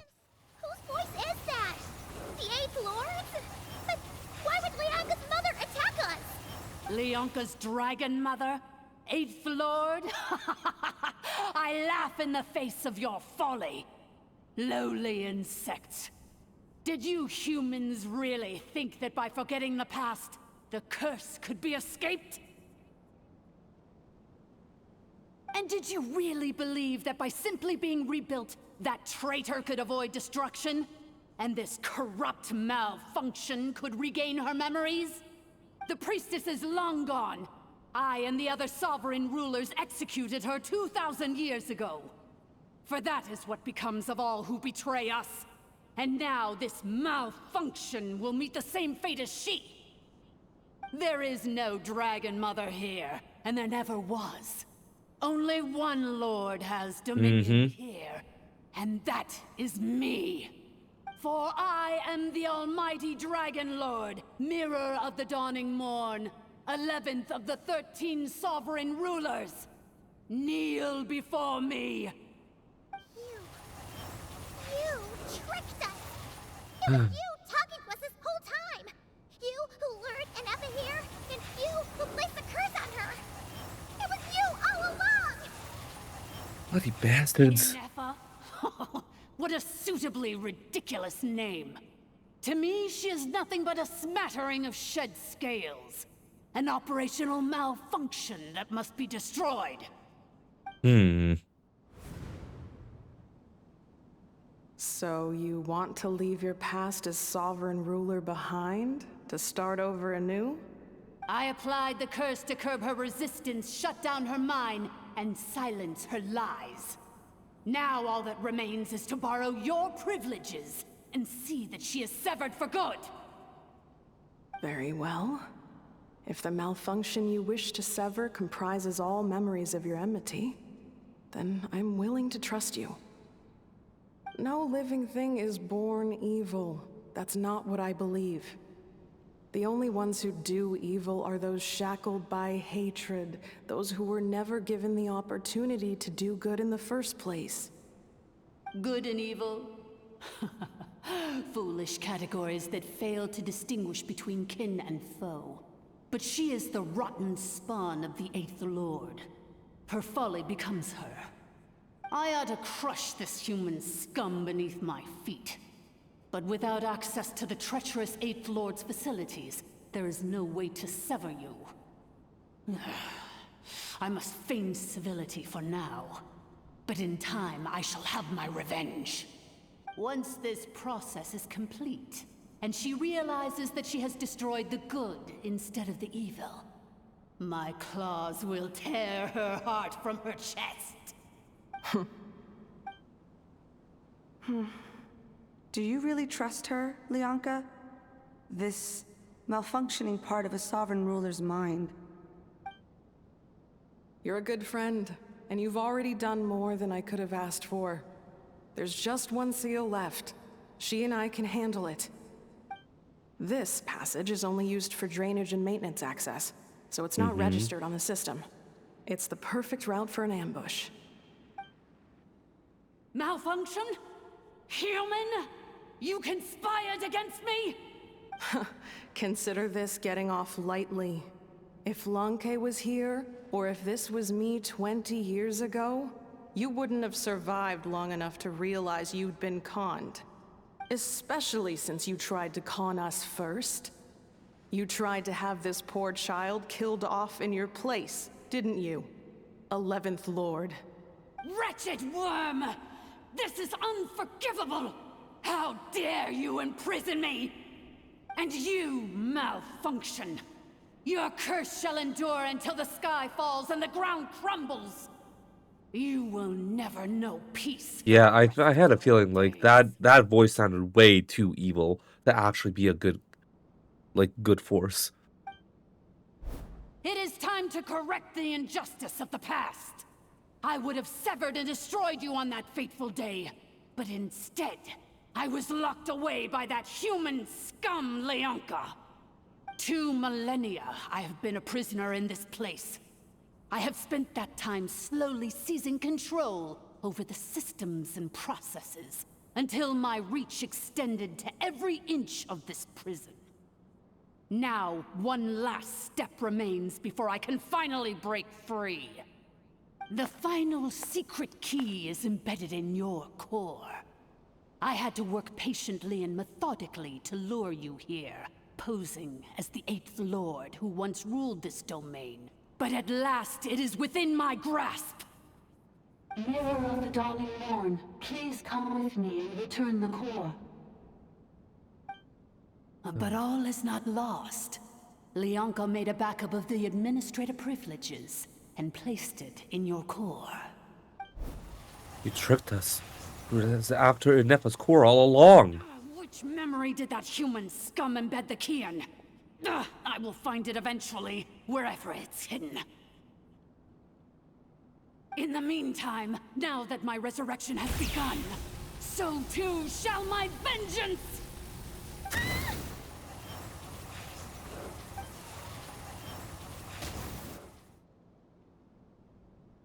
Damn. Oh. Wretched malfunction! Do not impede the inevitable! I cannot let you get away with this. You fool!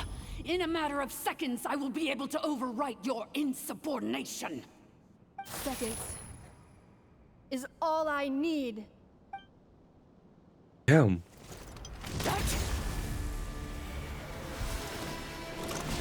My core!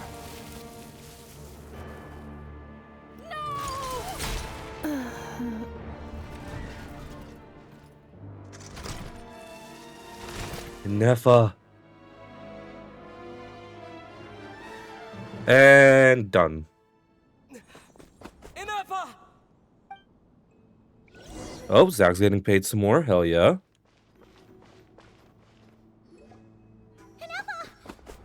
Okay, why did we do those 2 steps?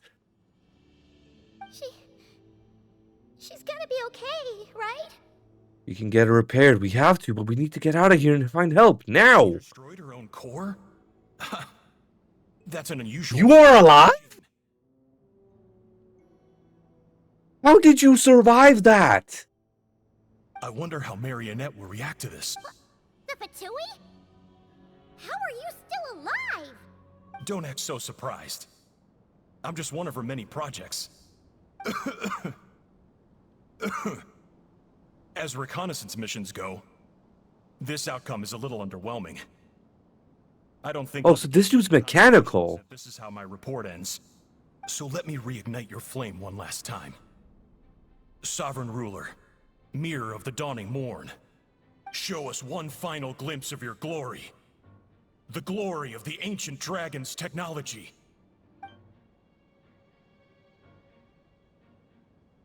Don't even try. What the? Guys are made out of flesh and blood. Yup. Marionette told us to watch out for you. She said you were an unpredictable variable.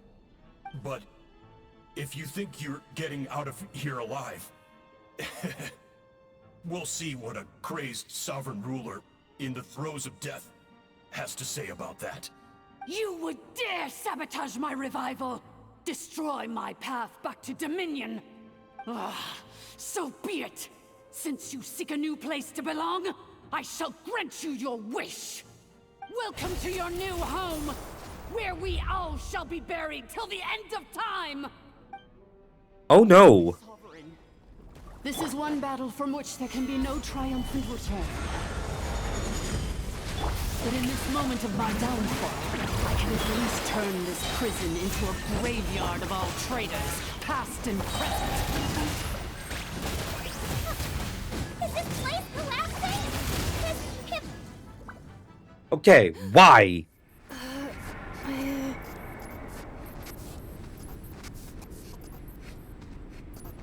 Let us at least fight this thing till the end.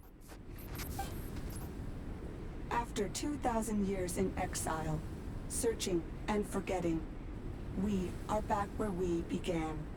Our path was always going to end in our demise. This shall be the final resting place of the last sovereign ruler. I am no sovereign ruler. I must return. People are waiting for me. Illogical. You are not authorized to prevent your self-destruction. No such privilege exists.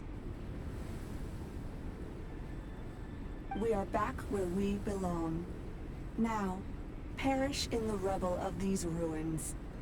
Last of the sovereign lords. No.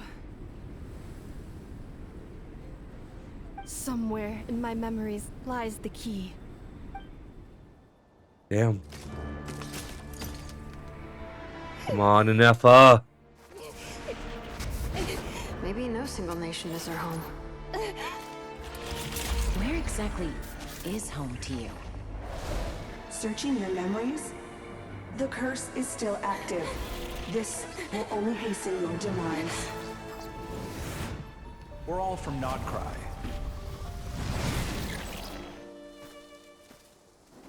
Cross the ocean. Find a new place to belong.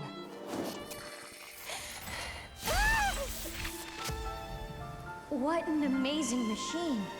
Where are you from? Such a hard worker. Fancy making this your new home? The Wild Hunt! Look out!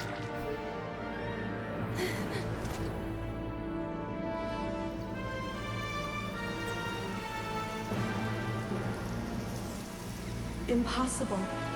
Where is this data from? From now on, your name's Inefa. I know. Promise me. Remember, you have to come home.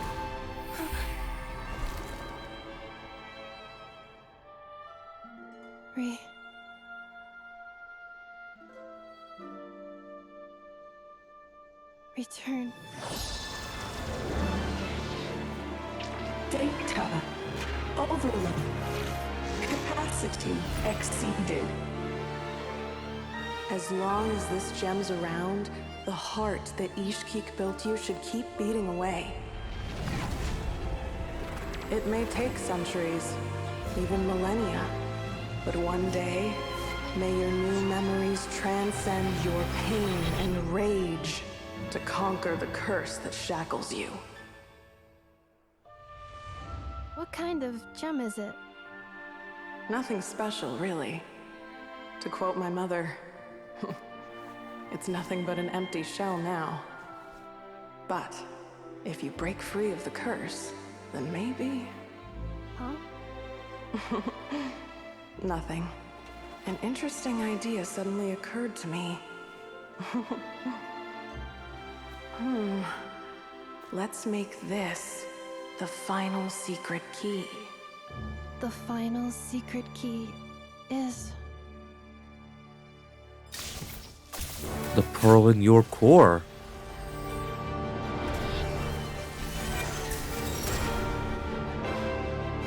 Impossible!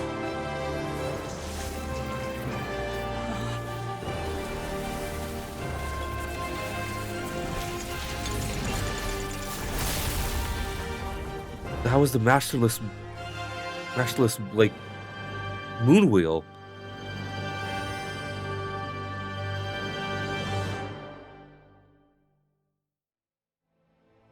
That is nuts. The place stopped collapsing! Warning. Cannot pause indefinitely. Please complete the battle promptly. Since the core is powered by phlogiston, we can use that same power source to control it. In which case, the priestess's research would suggest that this thing might be a better fit. A moon wheel? That was built by the usurper, along with the 3 gods who abandoned us. It can't be. It cannot be!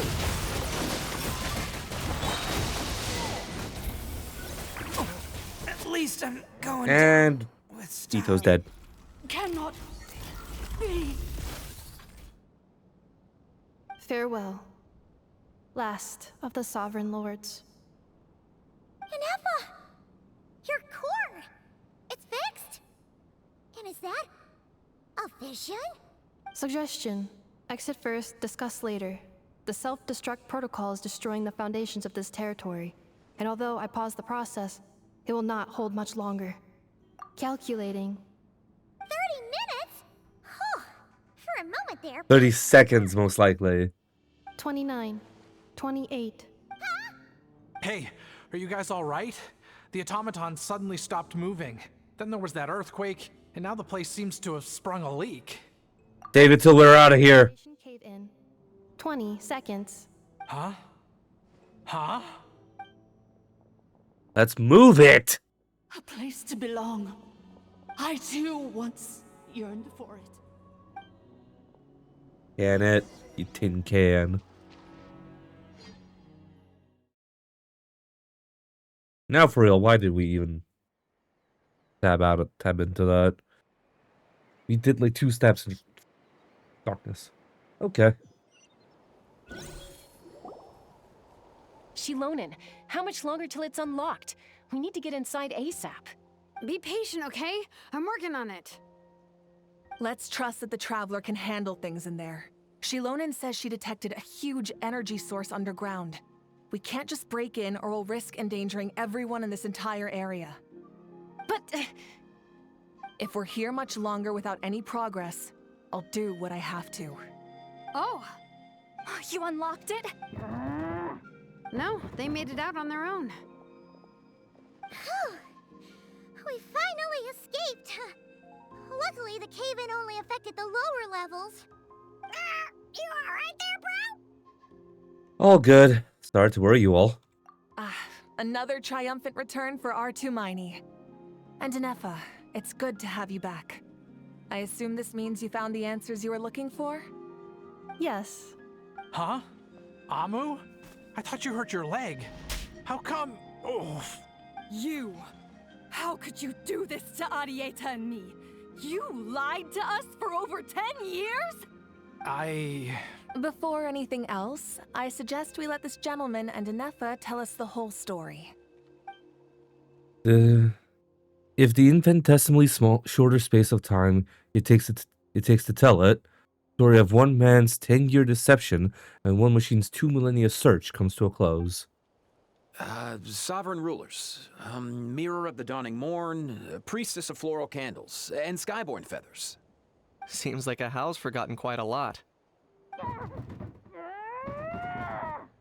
So you began life in Natlan, then spent 2,000 years adrift in Nod-Krai?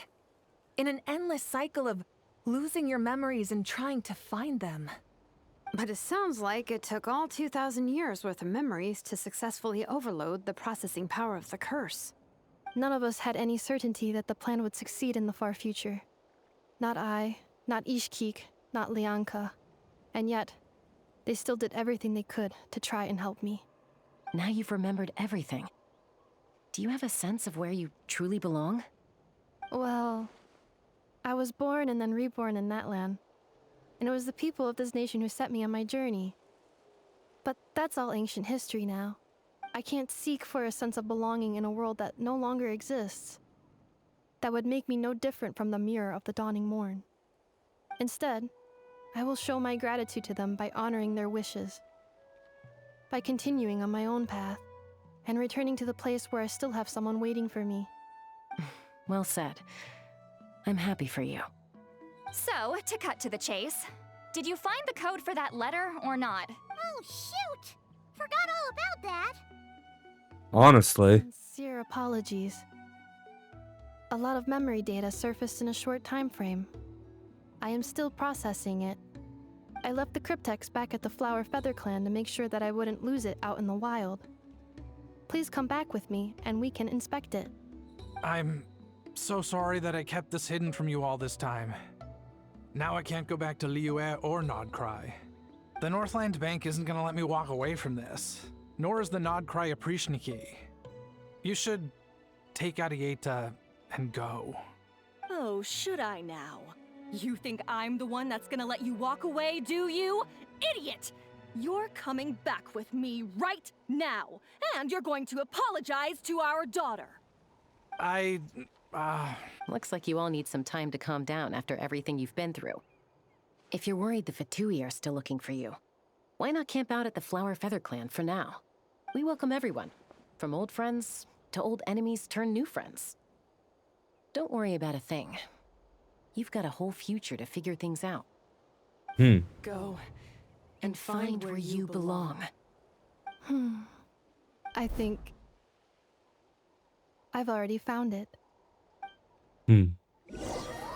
Oh, that's sweet. Hell yeah. And I hear the chest as well. Hell yeah. Common chest for all of that? Battle is in our favor.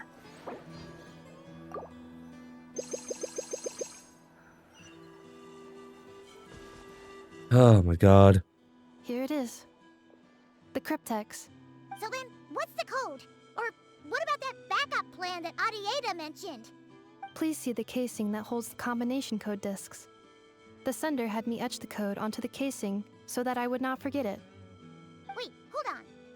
1, 2, 3, 4, 5, 6? Are you joking? Seriously? Has been hiding in plain sight all this time? Yes. The sender said, the most secure code is one that you can write down, and no one would think it's a code. Are you joking? The sender said, surprises are best saved to the end. It's fucking Varka, isn't it? It's fucking Varka. That fucking asshole. Okay, now your memory's getting a little too good. Let's open it up. What's with the firecracker? Ugh. Paimon's had... Dear Honorary Knight, I've heard a lot about you. Jean's always singing your praises. Hey there, I'm Varka. If that doesn't ring a bell, I'm the Grand Master of the Knights of Favonius. I've heard a lot about you. Jean's always singing your praises. For all the good you've done for Mondstadt, I thank you from the bottom of my heart. It's a real shame that I'm away on an expedition and haven't had the good fortune of crossing paths with you. But it seems that fortune's about to smile on me real soon. You might have heard that we're finally settled down in Nod-Krai. Well, half settled. Factions here are quite tangled mess, and a real devil to navigate, but no hardships ever stalled the North Wind. I've met a few reliable companions, and I'm planning to introduce you to them. One of them is the messenger right in front of you. I'm sure you two will be fast friends. As for enemies, well, they're everywhere. We've got the Abyss Order and the Fatui, not to mention loyalties at risk of flip-flopping at a moment's notice. Given your experience, I'm sure you know what I'm talking about. Anyway, now that I can see the bottom of my mug, I'm going to stop here. These words will likely be as dull to read as they were to write. Instead, let's talk more over a glass of wine sometime. See you in Nod-Krai, Varka. Yes, if you're really heading over, you'd best lace up your boots. It's a world apart from compared to Mondstadt. P.P.S. I forgot the most important thing. Once you're in Nod-Krai, come look for me at the flagship. It's a tavern. I'll look out for you, as Grandmaster should for his honorary knight, am I right? Anyway, I'm sure this is as dull to read as it is to write. Let's talk more over a glass of wine sometime. See you in Nod-Krai. Varka. Well, there we go.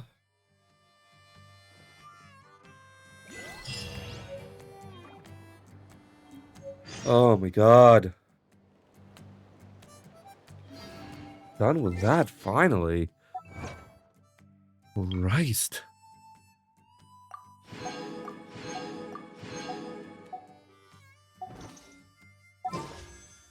Whew. Adventure handbook.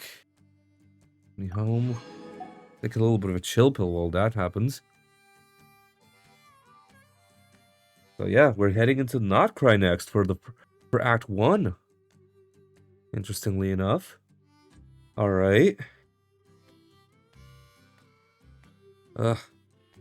Gotta... Yeah.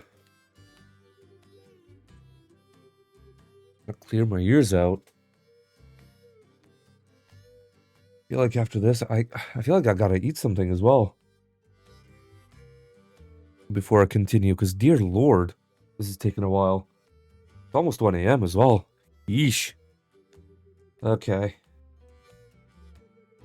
Right, I think I'm gonna tab out for a second, and I'll be back to continue the Archon quest in just a minute. I'll catch you guys in a second. Boy!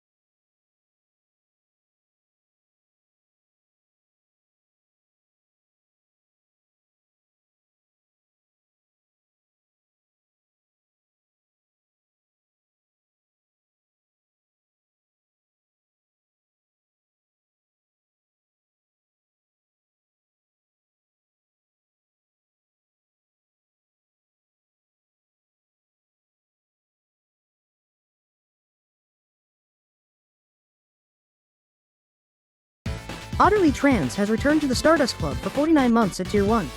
Thank you, they said less than 3.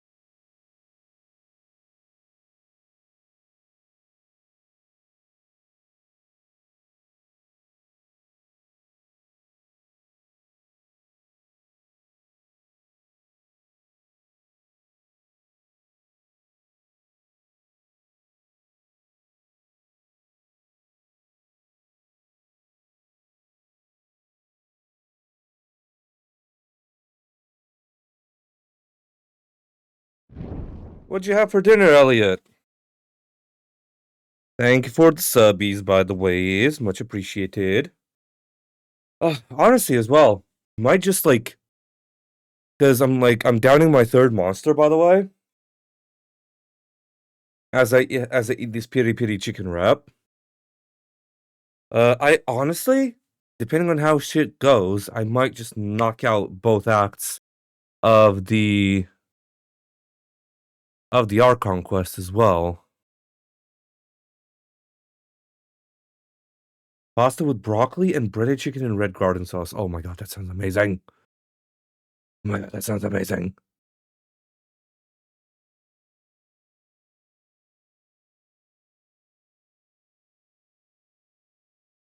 Okay. Oh my god, I'm out of food again. Hold on, I'm just doing some stuff in the background as my food cools down. I know I've cooked more food than that. Okay, sweet madams, I know that's fine. Delicious samosa. I have 66 of those. Do I have any more? Damn, I'll have to start cooking more food on my NA account. Damn. I'm like out of it.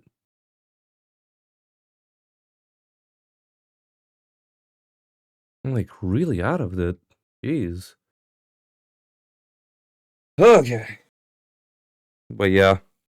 Oh, I've also been recording everything. So I'll be doing because I found out that if I pitch my voice up, if I like if I if I pitch like the to pitch my voice up to the point of being a chipmunk, then I can actually listen back to whatever I say with still like a modicum of grossness, but even then. There we go. So I'll be able to edit these videos down for the YouTubes and hopefully have each week have like a Archon Quest reaction go out. So that'll hopefully be nice. Hmm. Hmm. Oh yeah.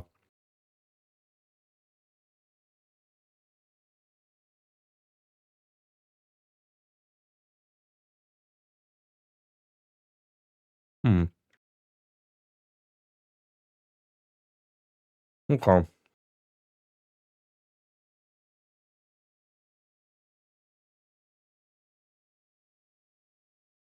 All right. I have 6 polls saved up from just doing the Archon quest today. So hell yeah. I'm gonna export this entire VOD from Twitch straight onto the Vosh channel. But I'm gonna try to edit down the bits and pieces of it from the recordings that I did before. So yeah. Because I've been recording with the music and I don't want to just like export the whole VOD with the music and just chuck it there onto the Vosh channel just to have it like be restricted because of copyright. Hmm.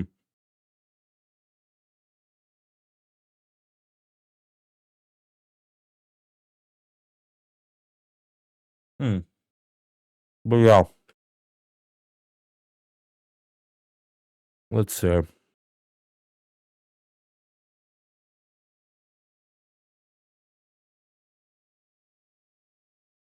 Okay.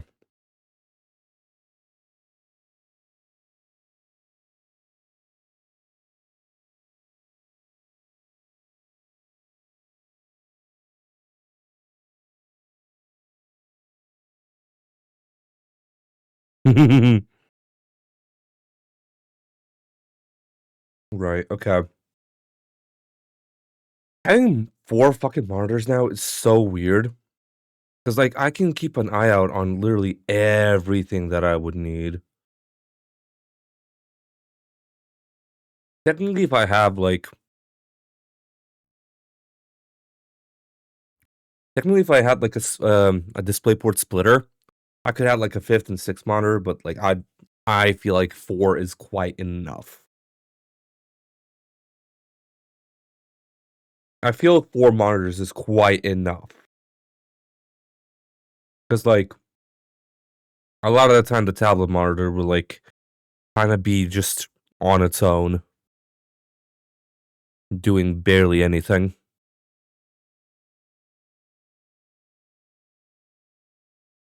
Genshin.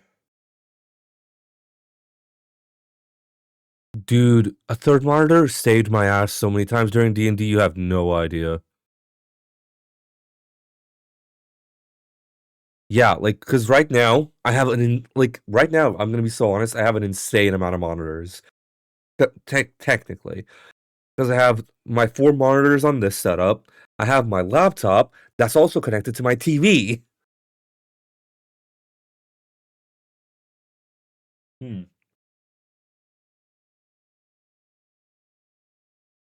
So technically, across 2 machines, I have 6 monitors.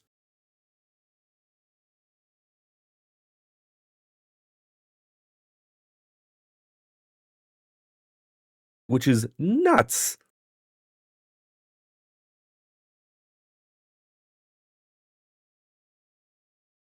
Mm-hmm. Mm-hmm. Mind you, that's across 2 machines. Because I have my laptop and the TV connected to it, chilling over there, and technically, technically it's 3 machines because I have my Fire Stick connected to the TV as well. So like I can turn on the Fire Stick and do whatever on that as well. Like in between not using the TV as a second monitor. Basically.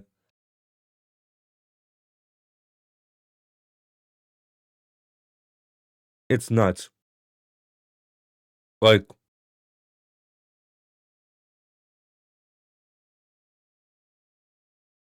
I'm gonna be so sad. Like I'm getting rid of everything here.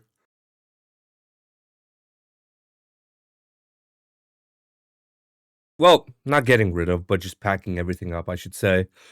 Because like because obviously I'll have to eventually go back like fly out to America.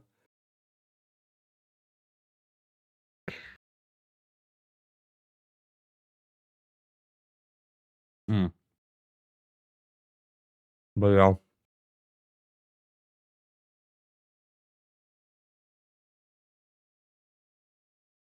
Mm.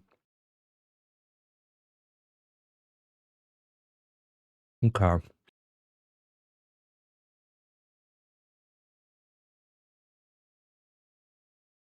Mm.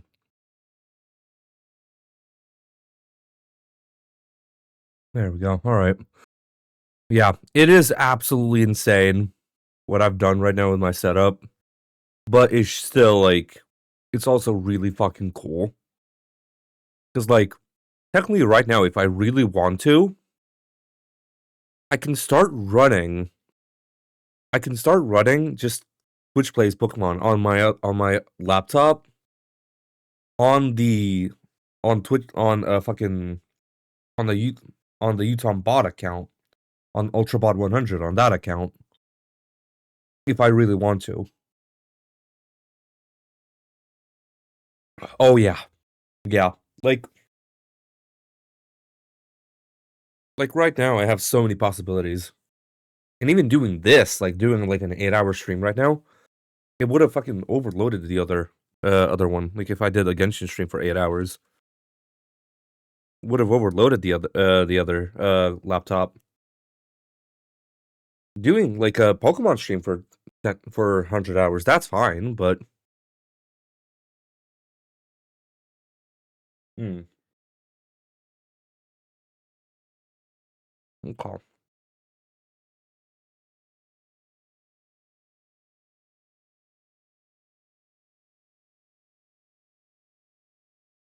Okay, sick.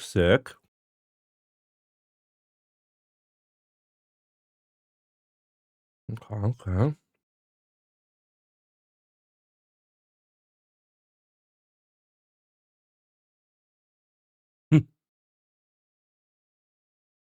Okay.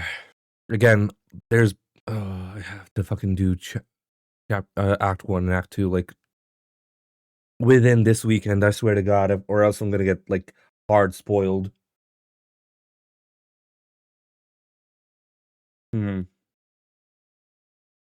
By just fucking being on social media, I'll start to get spoiled. Hmm.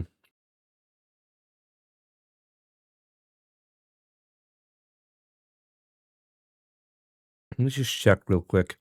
What pity am I sitting at right now? Okay. I have 50, so that's 47. I have 47 pity on a guaranteed. On my NA account right now. No, just for Nod-Krai, for Genshin Impact. For this new region, Czar Conquest. Because I'm scrolling through YouTube, and I just see I see a thumbnail with one of the new characters, and Traveler. It's just like, come on, man. How close am I to getting spoiled at this point? A breath away from getting spoiled. And mind you, I've been now live for 8.5 hours. There's still 2 more quests I have to do. Each of them can probably reach about 3 hours each. So, yeah, I'm gonna be up all night.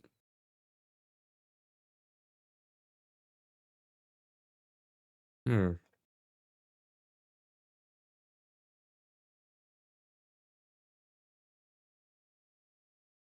And also, I really don't care about the Demon Slayer movie getting spoiled for me.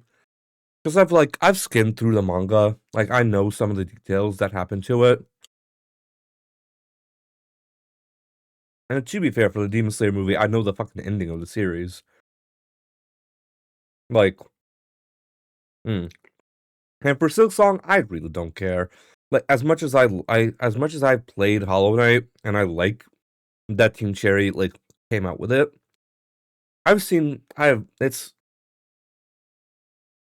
it's not really a thing that I'm attached to strongly.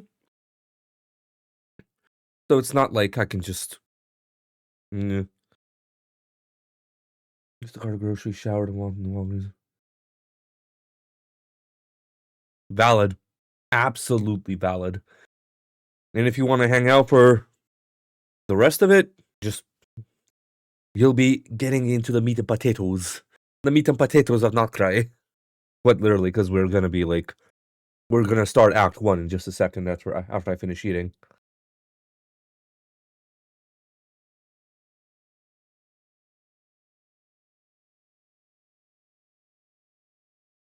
And as you subbed, I was on the toilet, obviously, and Gibson texted me, "You're still going?" Mm-hmm. Yep, just finished the prelude with Anefa, heading into Act 1 in a sec. Gonna make some more food. Ah, okay. I'm pooping right now. Have fun. LOL. Trying. Got my wireless headphones on, so I can still hear the music and alerts, and any TTS if anyone comes in to use that at all.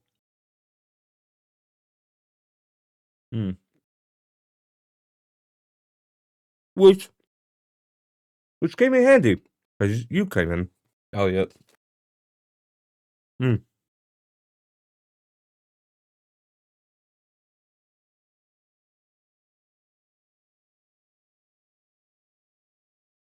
Oh, hell yeah. That's fucking sick, dude. Hell yeah. Let's go.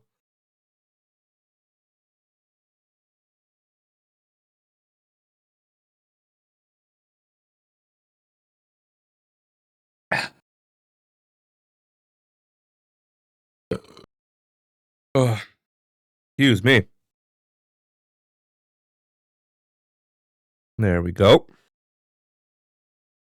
Might have to turn on the fan again because it is getting rather warm in here. Hey, hell yeah, dude. You'll love to see it. All right, let me pause the music. Back into the game. All right. Yeah, we're chilling with 6 pulls. I don't have any primo gems at all. Like, no nothing. No top-ups, no nothing, because that just reset. But yeah, given this is my NA account, there's not a chance. There's not a chance as well that, like, I'll be able to, like... thank you. Got this one initiated just before the stream. Grabbed this from the 2023 thing. Grabbed, like, the Ko-Fi promo from the 2023 bit. And just redid that Nod-Krai logo right there in, like, 2 seconds. But thank you. Appreciate it. I think that should still work on the Discord at least. Exclamation point UID. I don't remember if I have that on StreamerBot at the minute. Let me see. Hold on. No, I do not. I don't believe so. Hold on. Let me go grab it that quick. Let me do modbots.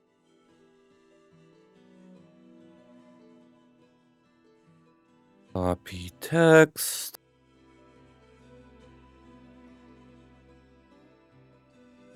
Let's see. Where is the chat commands?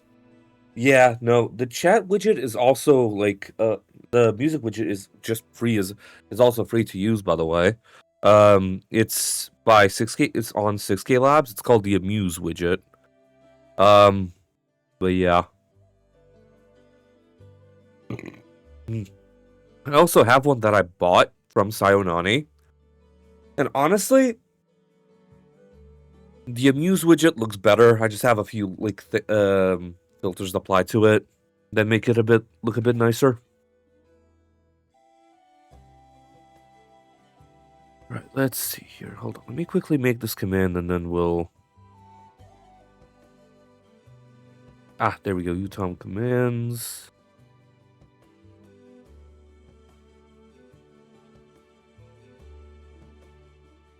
Duplicate.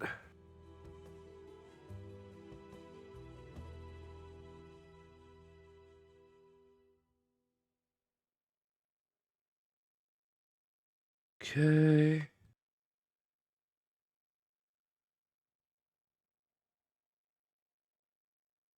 Excuse me. Well.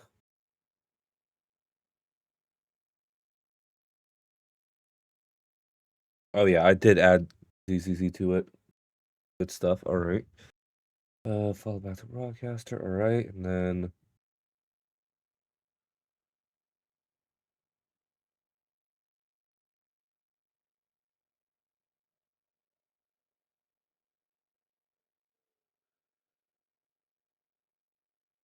Okay.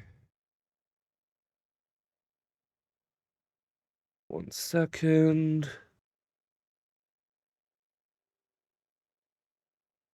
All right. Let's see. All. That should work now. Bishop on UID. There you are.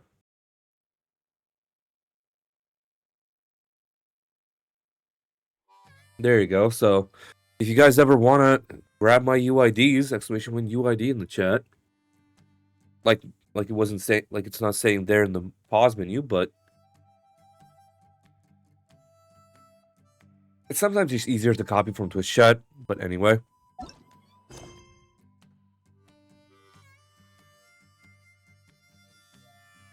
Let me turn it up a little bit. All right. All right, let's get into it. Start Nod-Krai.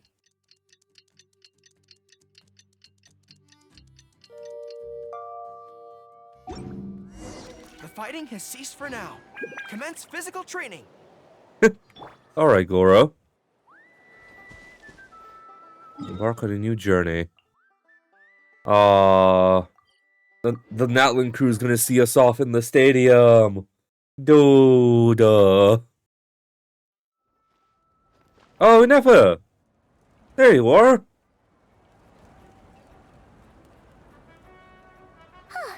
Hey, Anefa. Sorry to keep you waiting.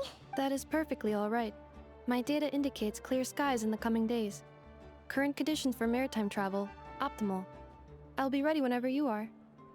Let's get the show on the Whale Road. Are we really gonna set off without telling anyone again? When we're not being tailed by Starfontanian reporters, that is. Funny you mention it. You'll never guess who Paimon saw on the way over. Milani. You didn't seriously think we'd let you leave without a farewell party, did you? No chance. Yeah, come on, Traveler. We've already made all the preparations. And most importantly, how dare you try and slip away without first paying your respects to the almighty Dragon Lord! Wah. Okay. Bird told us you'd soon be leaving for Nod-Krai. So, we asked Paimon to give us a heads up before the date of your departure. So it was you. You sure it's not time to think about changing that little habit of ours? Don't worry, we won't keep you long. Besides, everyone's there already. Shaska, Ian-san, Auroron, even the Pyro Archon herself. You're invited too, Anefa. Shilonen has a special gift for you. Can't refuse an invitation like that. How about you, Anefa? Accompaniment request accepted. Shilonen demonstrates excellent massage technique. My impression of her is exceedingly positive. Wait, so robots like massages too?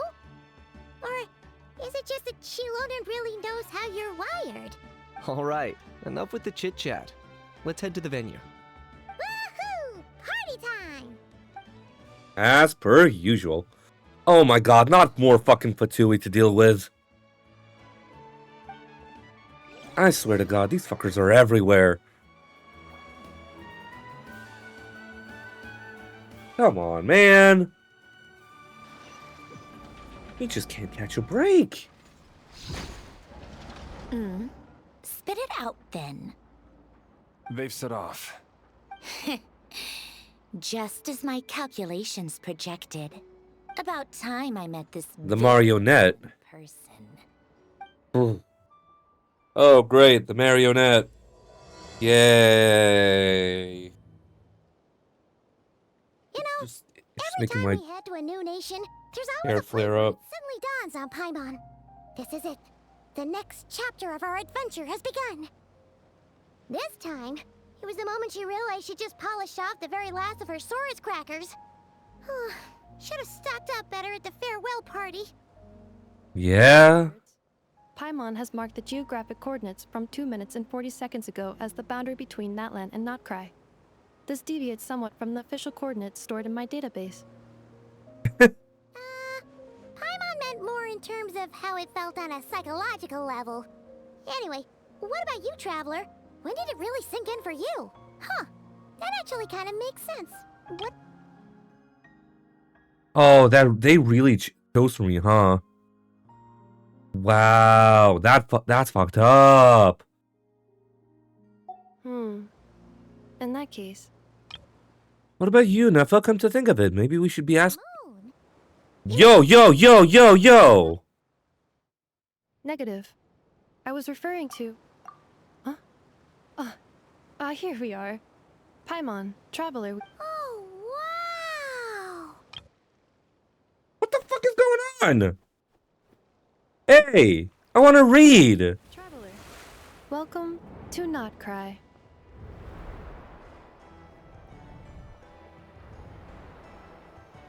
Yehoda, Nefer, Lalma, Linz.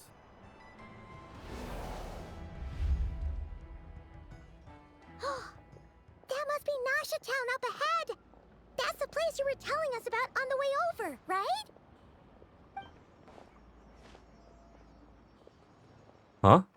That is correct, Paimon.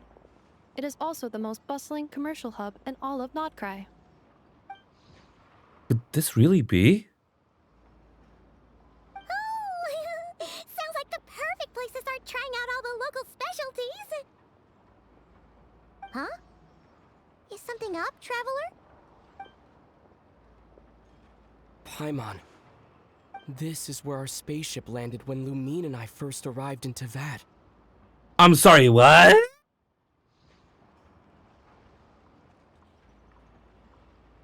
Huh? Are you sure? But how come you've never mentioned that before? Seems pretty important to Paimon. Oh, well, because those memories are really hazy. All I remember is Lumine waking me up and us leaving the ship. But just now, setting foot on this land, I felt something. The kind of power I sensed in those moments. Are you referring to Kuvaki? Kuva what now? The locals refer to it as Kuvaki. It is a unique elemental force found only in Nod-Krai, or rather, a pure, primordial form of elemental energy. Or a bit like phlogiston? That is correct. Another similar concept I have found in my database is the primordial sea. Legend has it that long... Okay. Now I can I read this, please? What about you and Effa? Come to think of it, we should be asking the other way around. So when you came over to Natlan, was the moment you felt like an outcry?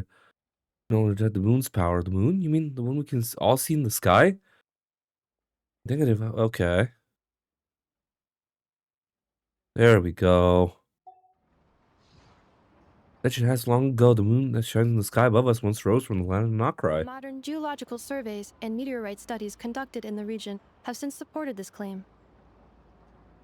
So, when you mentioned being able to detect the moon's power earlier, you were referring to Kuvaki?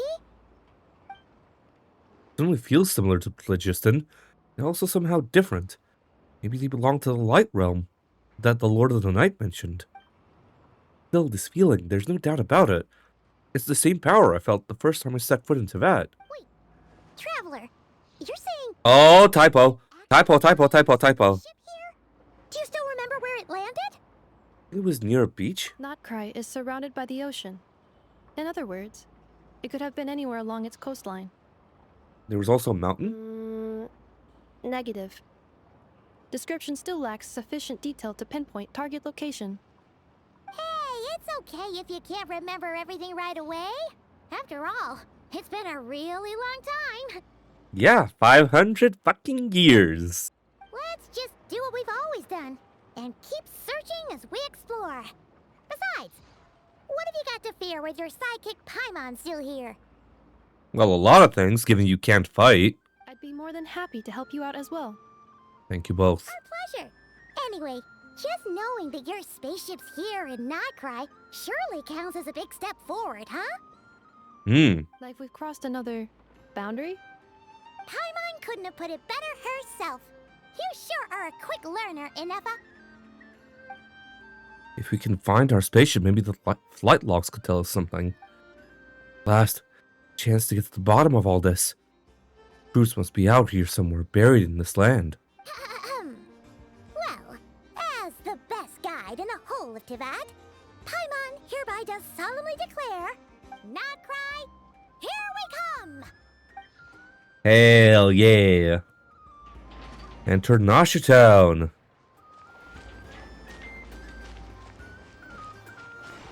There we go. Kuvaki. Power of the Moon. It just occurred to Paimon, if we were looking to put out a missing spaceship commission, or to learn more about Nod-Krai, wouldn't it make sense to drop by the Adventurers Guild? The guild is located in Nasha Town. Simply follow this road, and you'll reach it.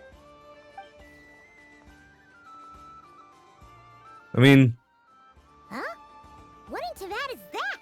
Looks kinda like a Sealy, floating around in the air like that.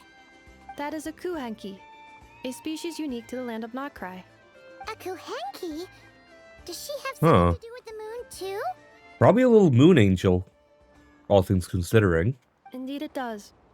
According to the Frost Moon Scions, the indigenous inhabitants of this land, the Kuhenki, are said to be familiars of the moon goddess, leading those who walk in the moonlight's glow to things of great importance.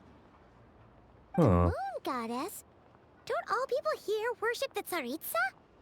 That's Snezhnaya, my friend. Although Nod-Krai lies on Snezhnaya's border regions, the people here have held their own unique beliefs since time immemorial. As I mentioned, everything in this land shares a deep connection with the moon and the sky above. The beliefs of the Frostmoon Scions seem to date back to the civilization of the angels. According to the documents in my database, even the 7 Archons did not exist at that time. Hell yeah. Wow! So the origin of their beliefs goes back even further than the Archon War? Honestly, I used to have a I had an OC back in the day that was an electro claymore user. And honestly, I would like originally that they're from Mondstadt. But honestly, I would love to just like put them in Nod-Krai. Purely because of the fact that Nod-Krai in and of itself is based on Lithuanian regions as well.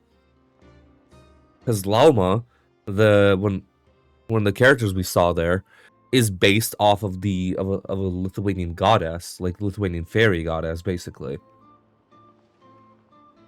So make them from Mondstadt, but actually have them be a Nod-Krai character. Like in my head, that makes more sense. Correct. At some point, you may come across some statues of their goddess. The Frostmoon Scions carved these as well. Hey! Looks like she's floating away! I suggest you follow her.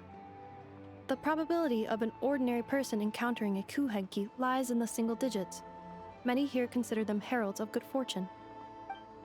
Hell yeah. Alright, let's go ahead.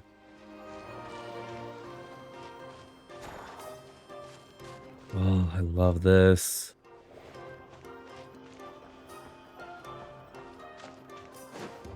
Follow the Kuhenki. Hell yeah. Let's go, dude. My first chest in Nod-Krai. Is this a travel guide? Huh. It actually led us to something useful. Welcome to Nasha Town. Mimmisbrunner Books' investment portfolio. A bookstore provides not only knowledge, but also hope.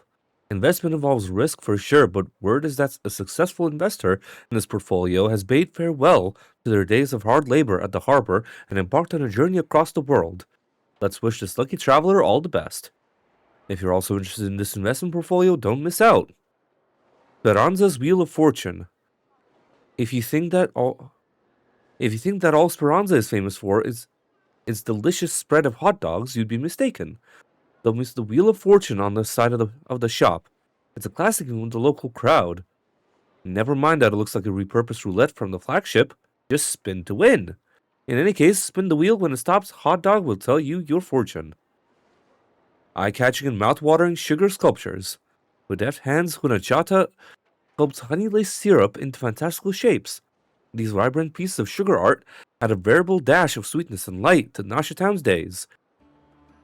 Take one bite and you're sure to find out these sculptures even sweeter than the sculptor's serene smile. Don't spend too long admiring them. These treats are best eaten while fresh. Enthusiastic researchers. For reasons unknown, Fontaine Research Institute researcher Lioba has drifted into Nasha Town and started conducting alarmingly abstract experiments. But for those intrepid enough to lend her a hand with her studies, you might just stumble upon rewards just as unorthodox as her methods. Are there any particular points of interest?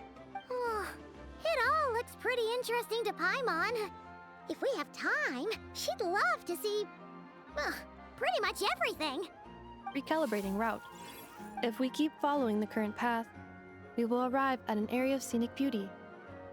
From there, we will be able to identify both the Adventurers Guild and several must-visit specialty stores. Yikes! Why is Paimon suddenly getting the feeling that if she doesn't step it up soon, Enough is gonna put her out of a job. Honestly, I don't mind it.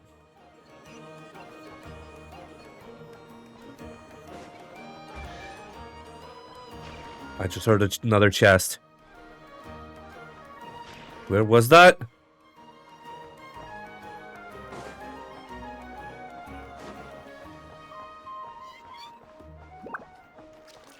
I heard another chest. Where was that?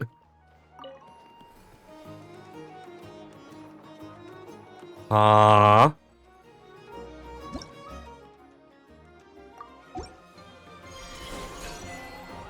Follow the silver path. There we go.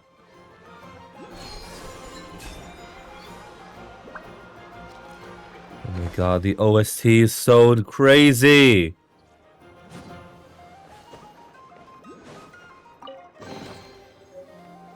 Luna Sigil. Hell yeah.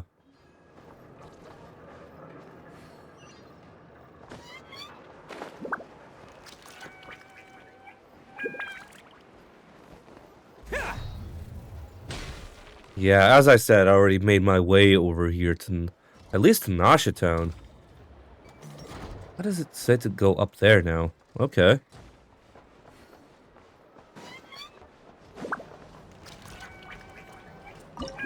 Go up. Lift activated. Well, thank you for letting me know. Appreciate it. There we go.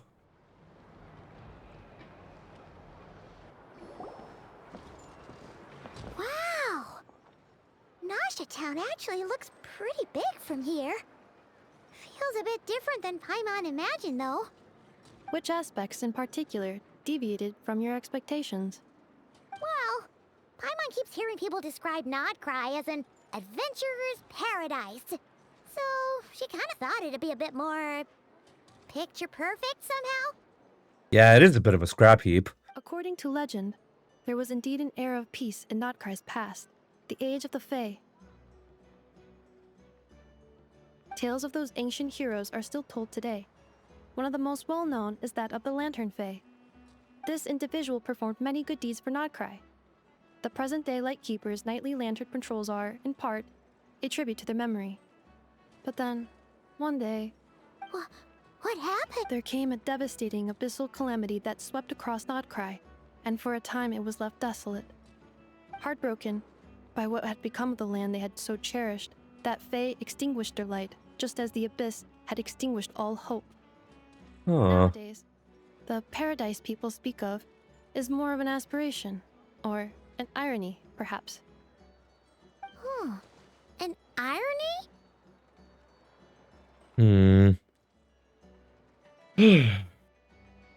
Today, no official authority governs Nod-Krai. In theory, at least, it is somewhere a person can do whatever they wish, and become whoever they want to be. So it's a paradise of freedom. The Adventurers Guild is just over there, in Nasha Town's Central Plaza, and the flagship tavern is over that way. Hey, what's that building over there? You know, the biggest, tallest one. That is Aino's Boom and Blast Kuvaki energy cannon. It gets activated when the wild hunt threat level outside Nasha Town reaches a certain threshold. But according to the scan I just ran, the energy cannon appears to be malfunctioning, likely due to a recent discharge. I'm sorry, recent discharge? The wild hunt? Isn't that the abyssal calamity you mentioned that's specific to Nod-Krai? Does it pose a great threat to the people living here? It is a phenomenon that has been occurring for several centuries now. Yet the time and location of wild hunt attacks are seemingly random. At first, it was more of an old wives' tale that adults used to scare children. If you don't start behaving, kid, some night, the wild hunt's gonna come for you. Listen, do you hear that? That weeping in the fog? Those are the cries of a young woman being dragged away. Yeah. People actually hear things like that? Yeah, no, like, boogeyman tales are, like, very common in, like, Lithuania as well. I have not witnessed enough wild hunt attacks to give a statistically sound answer. But the oldest legends say that all people saw was the ghostly shadow of a woman in the mist. It wasn't until later that it became a full-blown calamity. abyssal monsters and all. Damn. Oh, when you put it like that, Paimon's really gotta hand it to Aino. Not only did she repair you, but she's even built a giant cannon to keep the wild hunt at bay. Absolutely. Aino is very impressive indeed. Anyway, according to my schedule, it is time I took you over to the flagship. Oh, sure.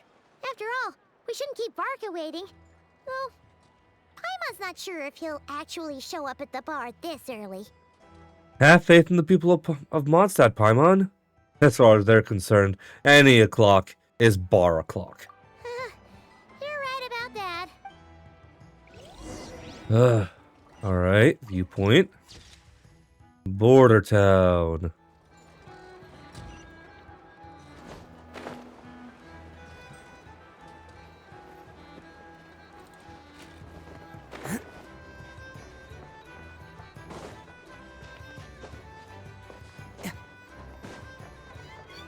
Alright. There's the tavern. Now, where is Varka?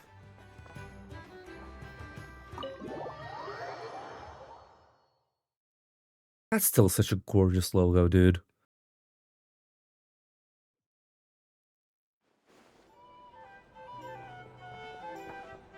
Here we are, the flagship.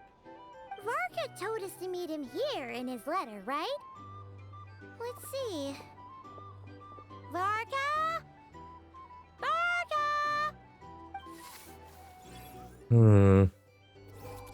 No matches, I identified. Huh. So he isn't here after all. Oh, guess we never did actually say we'd be arriving today. Hey, why don't we go ask the owner? If what they say is true, Varka's drinking prowess must have left quite the impression. I mean, he is a Mondstadter after all, so that makes sense.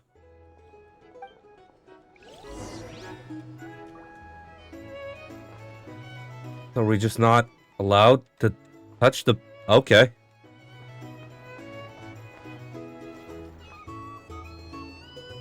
We're not allowed to touch the chest, apparently. Well, well. If it isn't the ineffable Ineffa. Hello there, Demyon.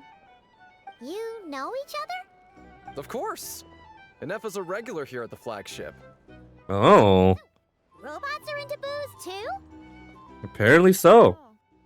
The energy conversion efficiency of alcoholic drinks is very low, and most of them are full of impurities.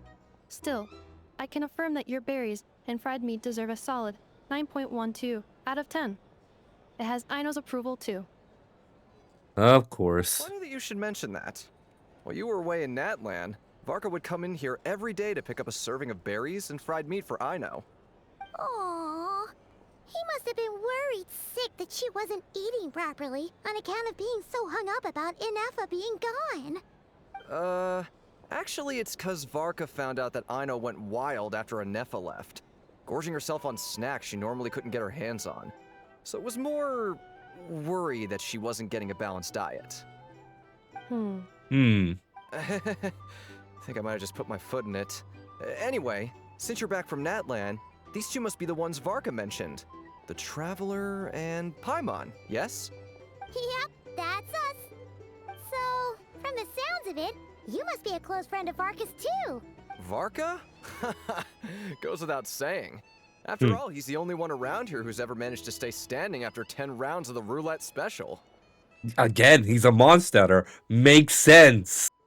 Paimon can't believe he's made such a name for himself. Though, guess it's hardly surprising how. Do you know where he is now? Must be somewhere near Anvantinjarvi. That's quite far from here. What? Repeat that? Right now? Must be somewhere near Anvantinjarvi. That's quite far from here. I'm sorry. What is that pronunciation? I'm Vanterjarvegi. What? I'm Svartnir. It's...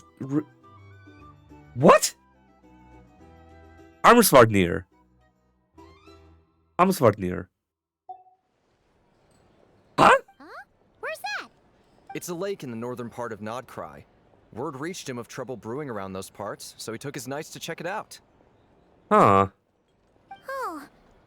So, we missed him? Typical Mondstadt coming and going like the wind.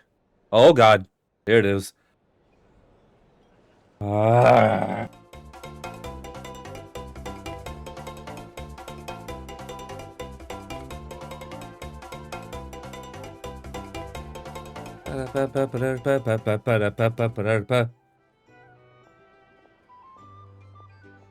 Dear Lord. Absolute glitchy mess. That's what happened here.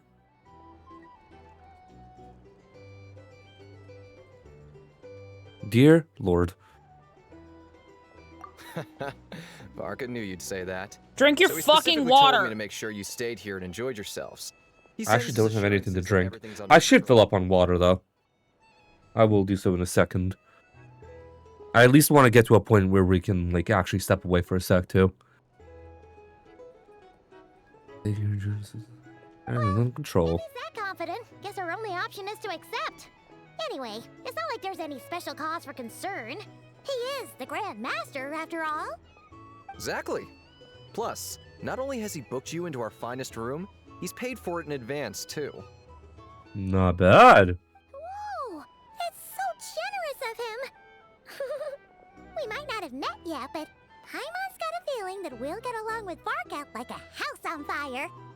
Honestly. Oh, and by the way, he also asked me to serve up a portion of berries and fried meat for Anefa. That was prepaid as well. Thank you. No, thank you. I'm the one who should be grateful for your business. Traveler, Paimon, why don't you go ahead and drop off your luggage? I can use this time to go pick up some components that Aino asked me to bring back. Sure thing. Huh. Besides, now that we've got ourselves a map, once we're done unpacking, we might as well go for a stroll ourselves. Why don't we meet up again later? Why not? So you no longer require navigational assistance? No worries, we should be fine. We've got a rough idea of our way around town, so Paimon's reasonably confident we shouldn't get too lost. Thank you. This translates into an approximate time saving of 30%, meaning I will be able to see Aino about 45 minutes earlier than previously projected. Hell yeah. Oh, right. You must miss her a lot, too. In that case, we better get a move on. You really should get a move on then. Alright, I'm gonna quickly fill up on water. I'm back in a sec. A drink? Or some information? Either way, I'd be happy to oblige. Our drink recommendations? Well, for starters, I recommend you drink this. Hey there. Looking for a drink or two? Or perhaps a room for the night?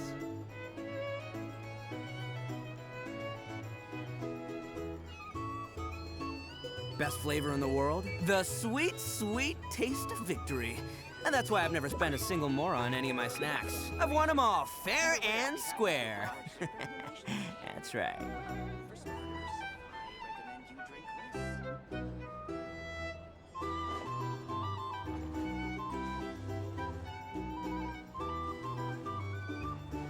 Hey there. Looking for a drink or two? Or perhaps a room for the night?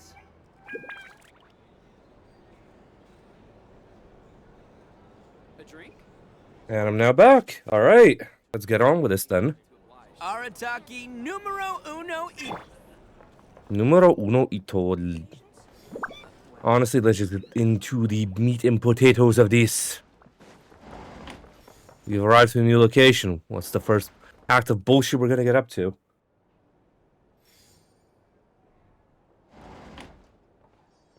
Feels pretty nice having someone sort out our food and lodging for us, huh?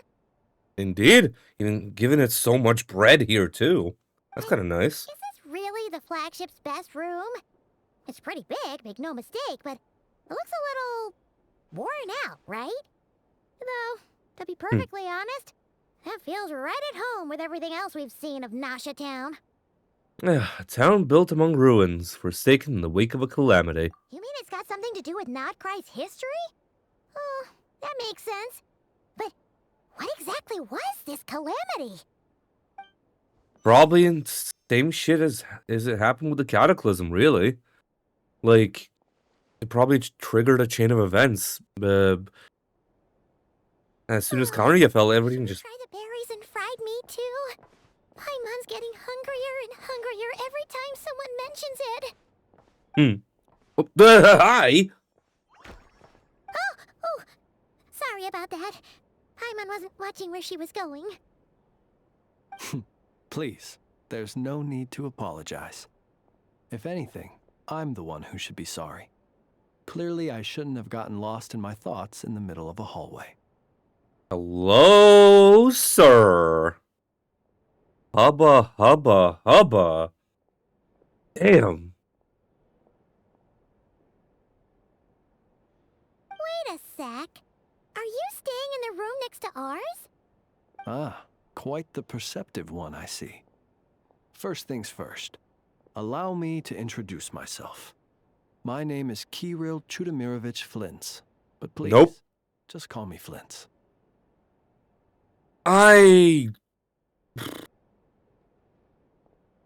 Kirill. His name is Kirill. I do not know how to speak Russian. I don't. But that pronunciation is horrible. It's Kirill Chudamirovich Flintz. Kirill. You put the enunciation on the second syllable, not the first. It's Kirill.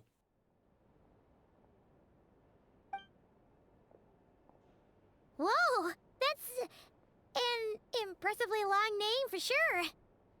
Because his first name is his given name. His second name, like his middle name, is his I think it's his father. It's a father name. Chudomirovich. Chudomir must have been his father's name. And then Flint is his last name. Because that's how Russian names go. Ah, is that so? Names like mine ought to have been fairly common in Snezhnaya, at least in the past. Would I be correct then to assume that the two of you are travelers? I have a in mighty this need for land? this man specifically. Me too, Elliot. Me too. That's why I'm saving. I initially thought I would get him on my EU account too. Ended up getting Llama. Just on a random pull. Yep, you sure would be. Paimon is Paimon, and this is the Traveler. We've been to a bunch of nations already, but we only just arrived in Nod-Krai today. What a rare honor it is to meet such worldly travelers. Are you here for travel too? If only I had the time to spare. No, I'm just staying the night. Oh, so you're here for business? That's certainly one way to put it. I'm a ratnik of Nod-Krai, normally stationed near the burial grounds to Yeah. the north. My sole cause for being here today was to repair this lantern of mine. Fair enough. Oh, it's 2 a.m., so all of my lights are down. There we go. This, by the way, this is what happens when I stay up. Like, I have my lights, like my lights here, set to automatically turn off at 2 a.m. There we go. I have all my lights set to turn off at 2 a.m. Then turn back on at 10 a.m. There we go. Back on. A Rutnik of Nod-Krai. There's something off about that lantern. Burial grounds? Your surprise is entirely understandable. Most people cannot even begin to fathom the idea of a life surrounded by tombstones and decay. But if you've heard of the calamitous abomination that is the Wild Hunt, you'll know that in their wake they bring a host of souls tainted by abyssal filth. That then is why we are stationed by the burial grounds, to hold the line where it is most vulnerable. Oh, so it's all about fighting against the abyss. Oh, sounds like a tough job. I thank you for your concern. But in truth, I've long since grown used to it. In fact, I like to think it rather suits me. If anything, I'd say I prefer the peace and quiet of a graveyard to the hustle and bustle of urban life. Fair enough, fair enough. Paimon sort of gets it now. But even so, she's still pretty sure she could never get used to living in a graveyard herself. For one thing, she'd be too scared to fall asleep at night. Oh, I assure you, there's no need to worry on that account. The kind of ghosts you find in cemeteries aren't too big on talking. But even when they do, they're usually far more discreet than the living. Huh? Well, would you look at that? Who'd have thought we'd end up chatting this long? Must have a lot in common, huh? Indeed, Mr. Ghostman. But I must excuse myself, for the time of my appointment draws near. And in terms I'm sure you'll understand, a lanternless ratnik is like a mapless traveler. A serious conundrum indeed. Oh, sure. In that case, you go right ahead. We won't keep you any longer. Not at all. Should the opportunity present itself, I'd gladly continue our conversation another time. I want him also just because the fact that not only is he voiced by Gojo in Japanese, his English VA that you've been listening to right now, Nick Olson, is friends with Alejandro Saab, the voice of Sino. You're always welcome to come visit my grave. I mean, the grave I stand watch over. Your visit would bring much needed light to that place of final rest. Right. Well, if we get the chance. Then allow me to wish you a traditional ratnik's farewell. See you by the graveside. See you by the graveside, my friend. Ugh. Jeez. What a weirdo. That's a Fey Ratnik for you. Not to badmouth him at all. In fact, he seemed pretty cultured, but at the same time, kinda spooky? Must be all that time he spent around graveyards. Did you notice anything strange about his lantern? His lantern? No, not really. You mean, 'cause it was broken? Like there was something inside. Yes, you've always had a nose for stuff like this. If you're worried, you can always ask him the next time we cross paths. Sure thing. Guess that'll be by the graveside. Hey, don't you start spouting all that weird stuff too. Funny joke.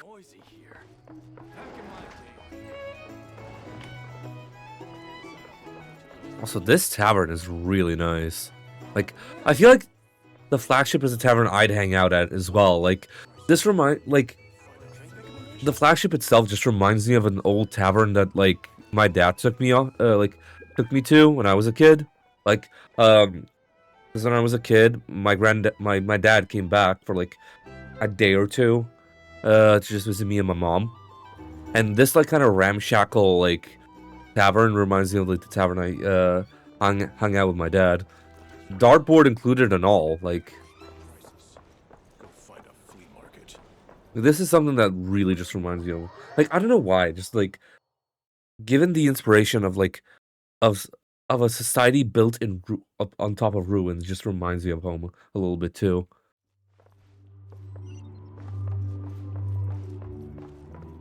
And yeah, like, you're right also, Elliot. Like, I benefit from being Baltic in terms of language speaking, but also in general, just, like, if you're aware of Russian names at all, that pronunciation of Kirill was, like, completely off. Huh? Spit it out, then. Were we gonna go try out the berries and fried meat? Must have left that craving by the graveside. But now, heading all the way back to the flagship feels like such a waste. It's 5 steps away. We can go back. Please, accept today's boon. Come night or day, may the blessings of the moon goddess shine down upon you. Miss Ma'am, hello. What's going on over there? Looks like they're handing out food. Free food? Wow, the people here are so nice. Quick, let's grab some too. Paimon's super curious what their food tastes like. Probably with a lot of... Oh my god. Jesus, that angle. Buh. Jesus, that angle.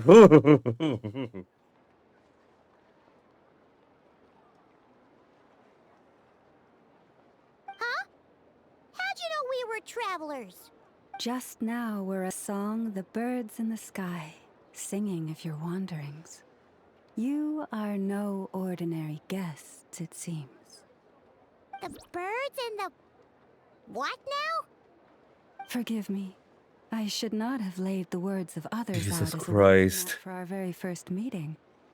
You, too, must be wondering who I am. Oh my god. Ugh, I cannot concentrate. Like, it's the same with Mavuika. Like, I'm not staring at them, they're staring at me! I am Lauma, moon chanter of the moon scions. Please, as do our followers and other passers-by, accept today's boon. Happy to oblige. Paimon's name is Paimon, and this here is the Traveler. Thanks so much for sharing your yummy food with us. We'll take one each. We have our sincere gratitude. Think nothing of it. These fruits were the finest we found, delicacies gathered in the wake of the morning dew. It is my hope that partaking of them may lift your spirits to heights anew. The finest you found? Wow! That sure is kind of you, but wouldn't you want to keep those for yourselves? The first fruit of the harvest must be placed upon the moonlight altar, not as an offering to the gods, but as a spark for lost hunters. Ooh, rye bread too. For it is the blade That looks of really disturbing nice. that darkness most easily corrupts. As perhaps you have already heard, we Frost Moon Scions revere and worship the moon goddess. We believe that together, virtue and compassion are the shining light that will lead us all out of the long, dark night. And now, with tides of haughty Fatui swarming into Nod-Krai, driven by greed and greed alone, Ooh. ever before, we must all unite under the banner of virtue. Huh, look who it is again. Those unsufferably kind-hearted Frost Moon Scions. Got enough for us too? Beat it, asshole. That's right. 2 servings each. We're starving over here. The Fatui! After what you've been doing to our sacred statues, how dare you even show your faces?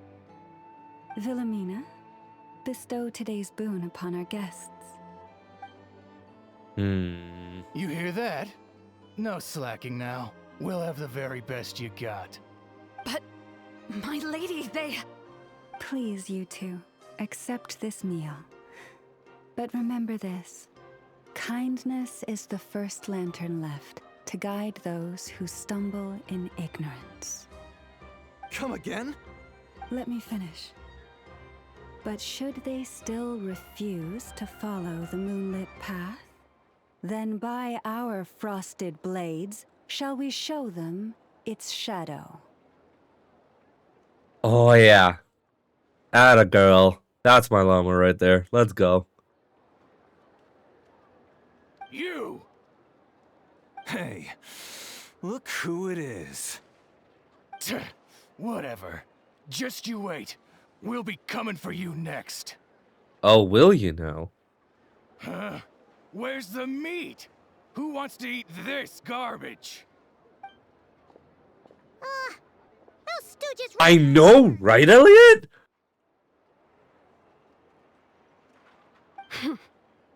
Ever since Again, came to Nod-Krai I'm not staring at them, they're staring at me. and built that so-called experimental design bureau, our lives have been turned completely upside down. Judging from how they reacted just now, Jesus Christ. the Tui already know who you are. Old grudges die hard. We have gotten in their way in pretty much every nation we visited, so we're probably at the top of their blacklist by now. I see. Then, on behalf of the Frost Moon Scions, I thank you for the goodwill you have shown us. Yeah? Why thank me? Because if they had gotten ahead of themselves just now, I'm sure you would have stepped in to help. Just as the birds and beasts put it, your arrival heralds joy to us all. Besides, for a weary traveler far from home, what better respite than to bathe in the moonlight? Very You true. will always be welcome at the Frost Moon Enclave, the place we call our home. Thank you for your kind invitation, Lady Llama. May we meet again in the moon's gentle glow. These are delicious! So refreshingly fresh! Those two for Tui wouldn't know a good thing if it came up and bit them on the shoulder. For real. Looks like Inefa isn't done with her shopping yet, and the Adventurers Guild is still empty. Where should we head next? Why don't we follow the map in the travel guide? Good idea. Wouldn't want to let the Kuhenki down, after all. Oh my god, not the glasses again! Paimon's got our route all figured out. So, all that's left to say is, don't fall behind. We haven't seen these since Fontaine! Why do you have them now?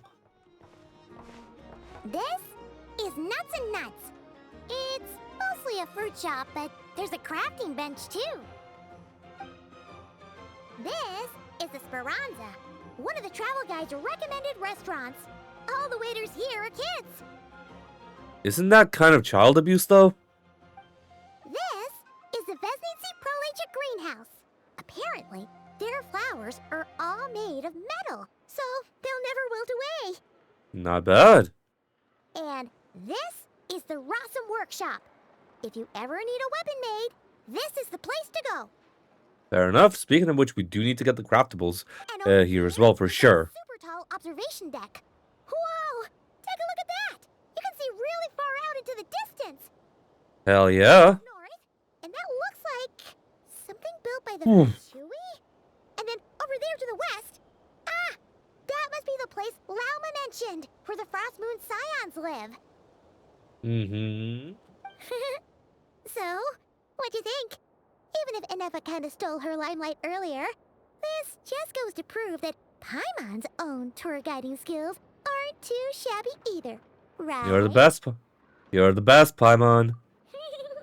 She sure is. It'd take hundreds of years of practice to beat the best tour guide in all of Tibet. Huh? Look, there must be someone at the Adventurers Guild now. There's already a line forming outside. Which I will mention, it's nuts that, like, now Hoyo can put, like, so many NPCs in one space that they can actually get a queue going. Looks like we'll finally be able to ask about your spaceship. As a, Was there anywhere else you wanted to stop by first? as a matter of fact, one of the storefront signs caught my eye. Where? Which one are you? Oh, now you mention it, Paimon's noticed it too. Ugh, better not be who she thinks it is. Anyway, where we go first is completely up to you. Either the Adventurers Guild, or that suspicious-looking shop. A word of warning, though. If we step into that shop, be sure to keep a very close eye on your Mora. Speaking of seeing things we haven't seen in a while. Okay. Or Nasha Town. I'll take the old-fashioned way here. I'm not going to take the silver lanes. I'm going to just glide on over.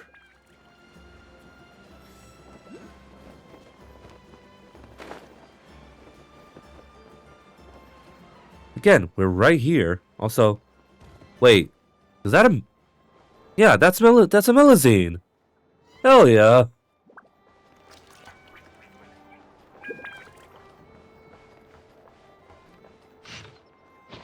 That's a Melazine right there. Thought so.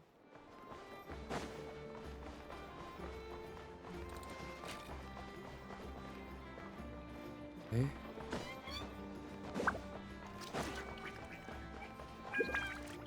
Better not be the storefront that... You!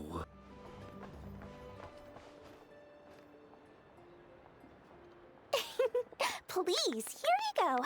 And if you ever need anything else, don't forget to make the great Lord Sangama Bay your first port of call. You. Oh, dear. So it is the real deal. Uh, Of course it's the real deal. Everything you'll find here is 110% real, meaning every one of my deals is as real as a deal can... Wait a minute. Well, if it isn't my two most valued clients. set up a branch all the way out here in Nod-Krai now, huh, Dory? And with no small thanks to your munificent patronage. Come. How could you just sneak into Nod-Krai like this without telling your dear Lord Sangama Bay? If I'd known earlier, I would have made an absolute pulled out all the stops to ensure that your boat ride over was as comfortable as humanly possible. Oh, I hate her, but I still want to see. Got that, Paimon. Oh, come now. You know as well as anyone how impeccably and conscientiously above board I am when it comes to doing business. Well, regardless of whether that's true or not, the main issue here is that we had no idea you had a branch in Nod-Krai. A clever merchant always has a backup plan, or two, or three up their sleeves. As the saying goes, a rabbit with many burrows fears not the hunter's arrows. A merchant with stores galore hears no debtors at the door. Since you're both here in Nod-Krai, would you care for some of my finest local souvenirs? Whatever you're looking for, I have it. Or if it's Sumeru you're missing, I've got that covered too. We literally just arrived. Do we look like we're on the hunt for tourist trinkets to take back for our friends? My, your high-minded tastes never cease to impress. In that case, I know just the thing. You must be on the hunt for something like this? What's that? Your hat? Information, of course. Information about Nod-Krai, locked securely in the otherwise impenetrable vaults of the Lord Sangama Bay's brilliant mind.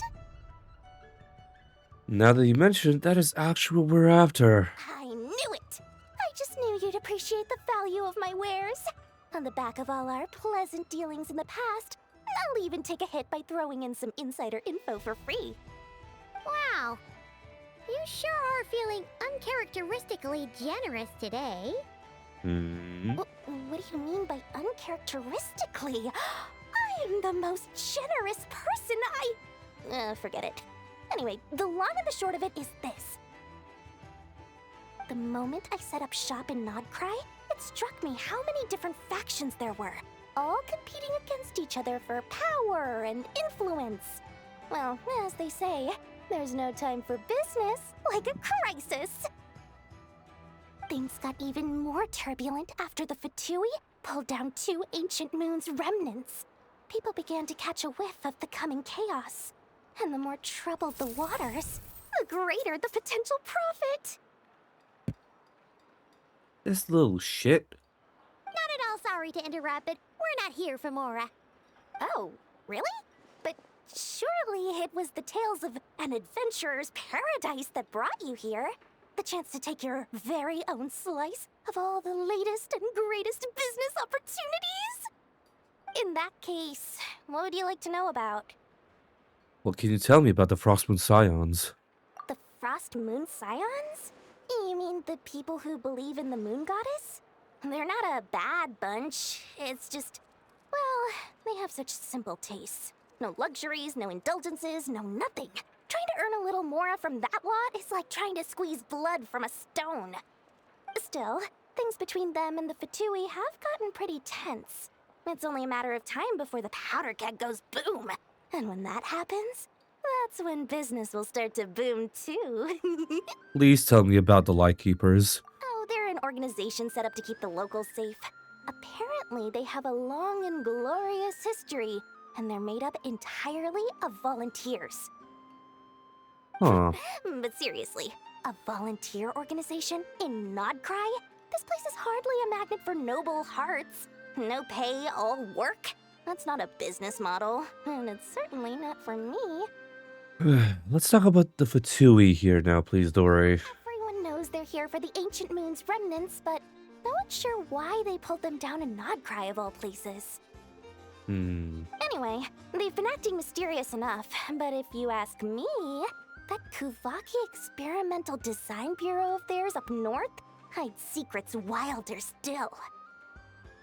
Tell me what you know about the Knights of Favonius. That bunch of booze-loving monsters? Ugh, don't even get me started. As fellow Outlanders, I thought they'd be easy pickings, but somehow, every single one of our business negotiations wound up at the flagship. Makes sense. I've done plenty of deals with heavy drinkers before, but those guys? I never once made it to the contract signing before blacking out.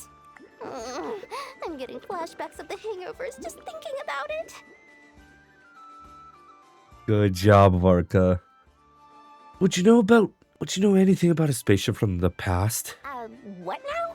A spaceship? Nope, never heard of anything like that.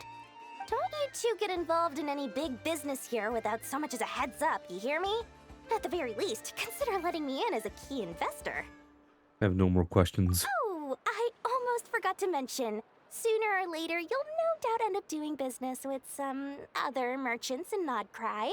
And someone's bound to mention a place called the Curatorium of Secrets. Listen to my advice.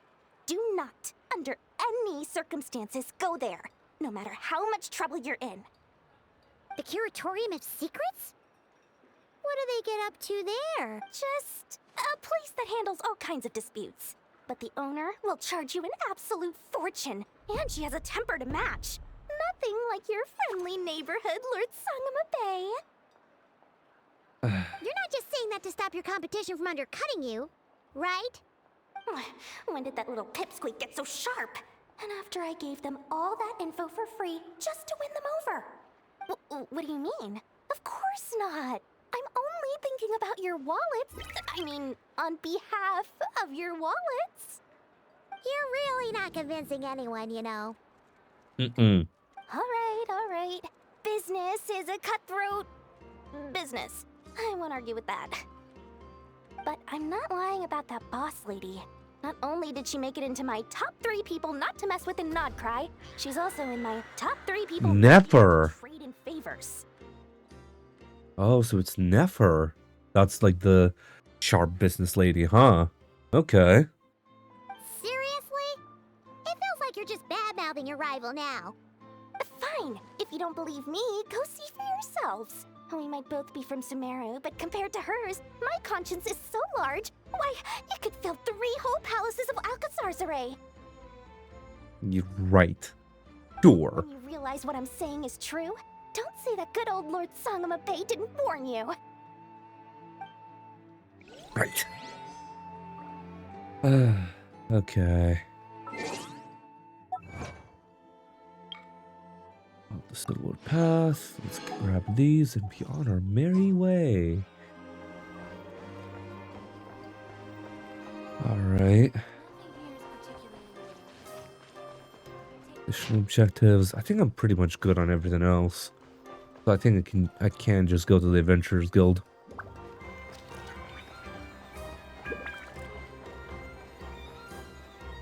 No. Lucky us! The line seems to be gone now. Come on, let's go say hi to Catherine. Hey, Catherine, we meet again. No.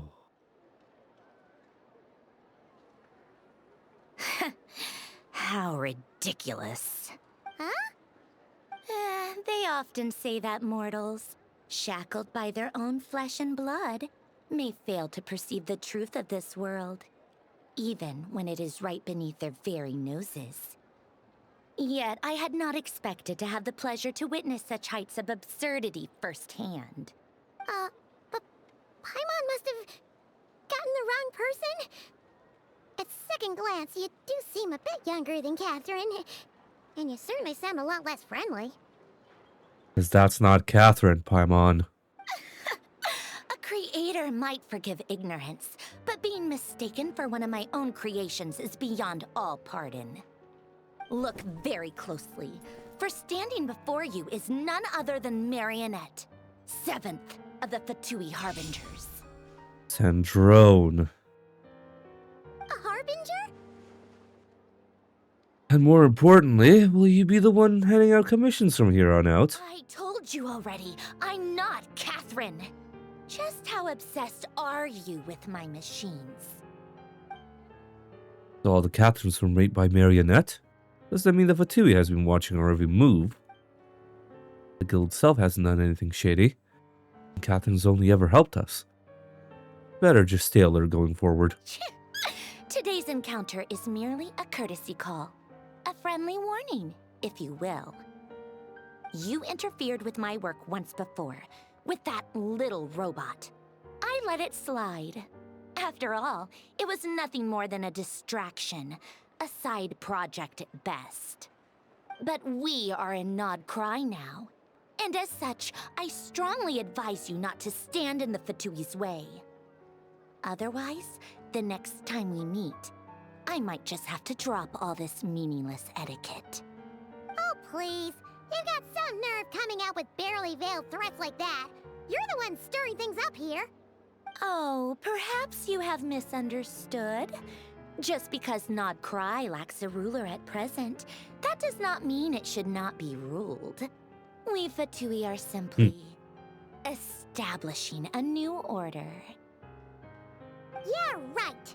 More like shady experiments, judging by your massive creepy research facility. I've said what I came to say. What you do next, only you can decide. So why don't you start by using your already limited processing capacity to calculate your even more limited options? And, being the refined young lady that I am, I shall indulge you just this once. Ad Astra Abasask. Welcome to Nod-Krai, Dominion of the Fatui. How about no?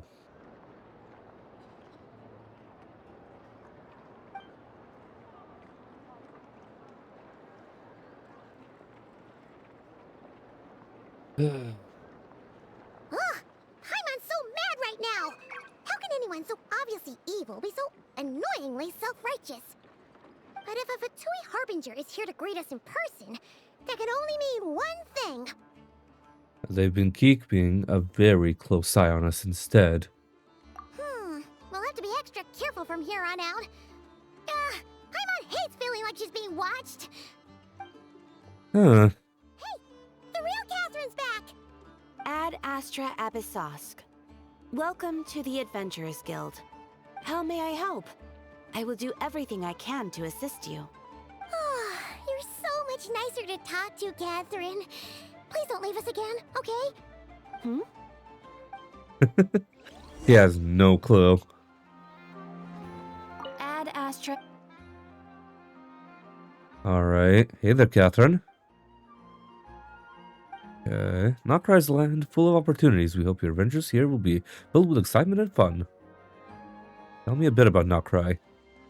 For adventurers, the vast lands of Snezhnaya would be a great place to show off their skills. However, there have been many factions marshaling their forces at the borders as of late.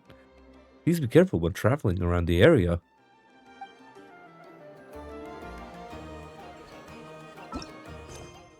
Alright, meet up with Anefa.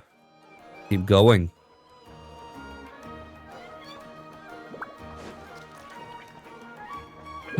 Honestly, we've been live for almost 10 hours. I feel like it'd be a good time to stop here, but I want to continue everything. At least stop here for the night, but let's reach another point and then we'll get back to it tomorrow. Hello. I was just about to start tracking your whereabouts. Did you manage to get everything Aino asked for? I did.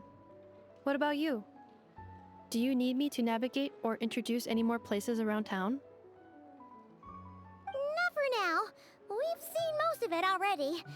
We probably need some time to process everything we've learned, though. Most likely, yes. Any progress with the spaceship? No. Catherine came back just now, so we asked her, but even she hasn't heard a thing. One possible explanation is the vast stretch of time that has elapsed. Additionally, given the limited resources available in Nod-Krai, it is entirely plausible that the wreck was scrapped for parts, or even mistaken for a pile of broken machinery. I'm prepared for that possibility, but still, can't just give up before we've even started. Understood. In that case, Why don't we go ask Aino together? After Hmm. all, she was the one who salvaged me. Ancient dragon technology and all. If there really are any unusual parts floating around Nod-Krai, there's a high chance they've passed through her hands at some point or another. True, true. Point. And since you keep mentioning her, we're curious to meet this whiz-kid mechanic too. But we're gonna go meet this Understood. Whiskin mechanic tomorrow. I'll handle navigation as before. ETA at the Clink Clank Krumkake craft shop. 34 minutes ahead of schedule. But we're gonna go meet that Whiskin tomorrow. On food matters. How about no? We shall go ahead and look at that tomorrow. Because I've been live for almost 10 hours. I think it's time to just at least cut it for tonight. So I'll see you guys tomorrow. I'm gonna go get some rest, lay down, and chill out. So I'll see you guys tomorrow for finishing Act 1 and doing Act 2 of Nod-Krai. Catch you guys later.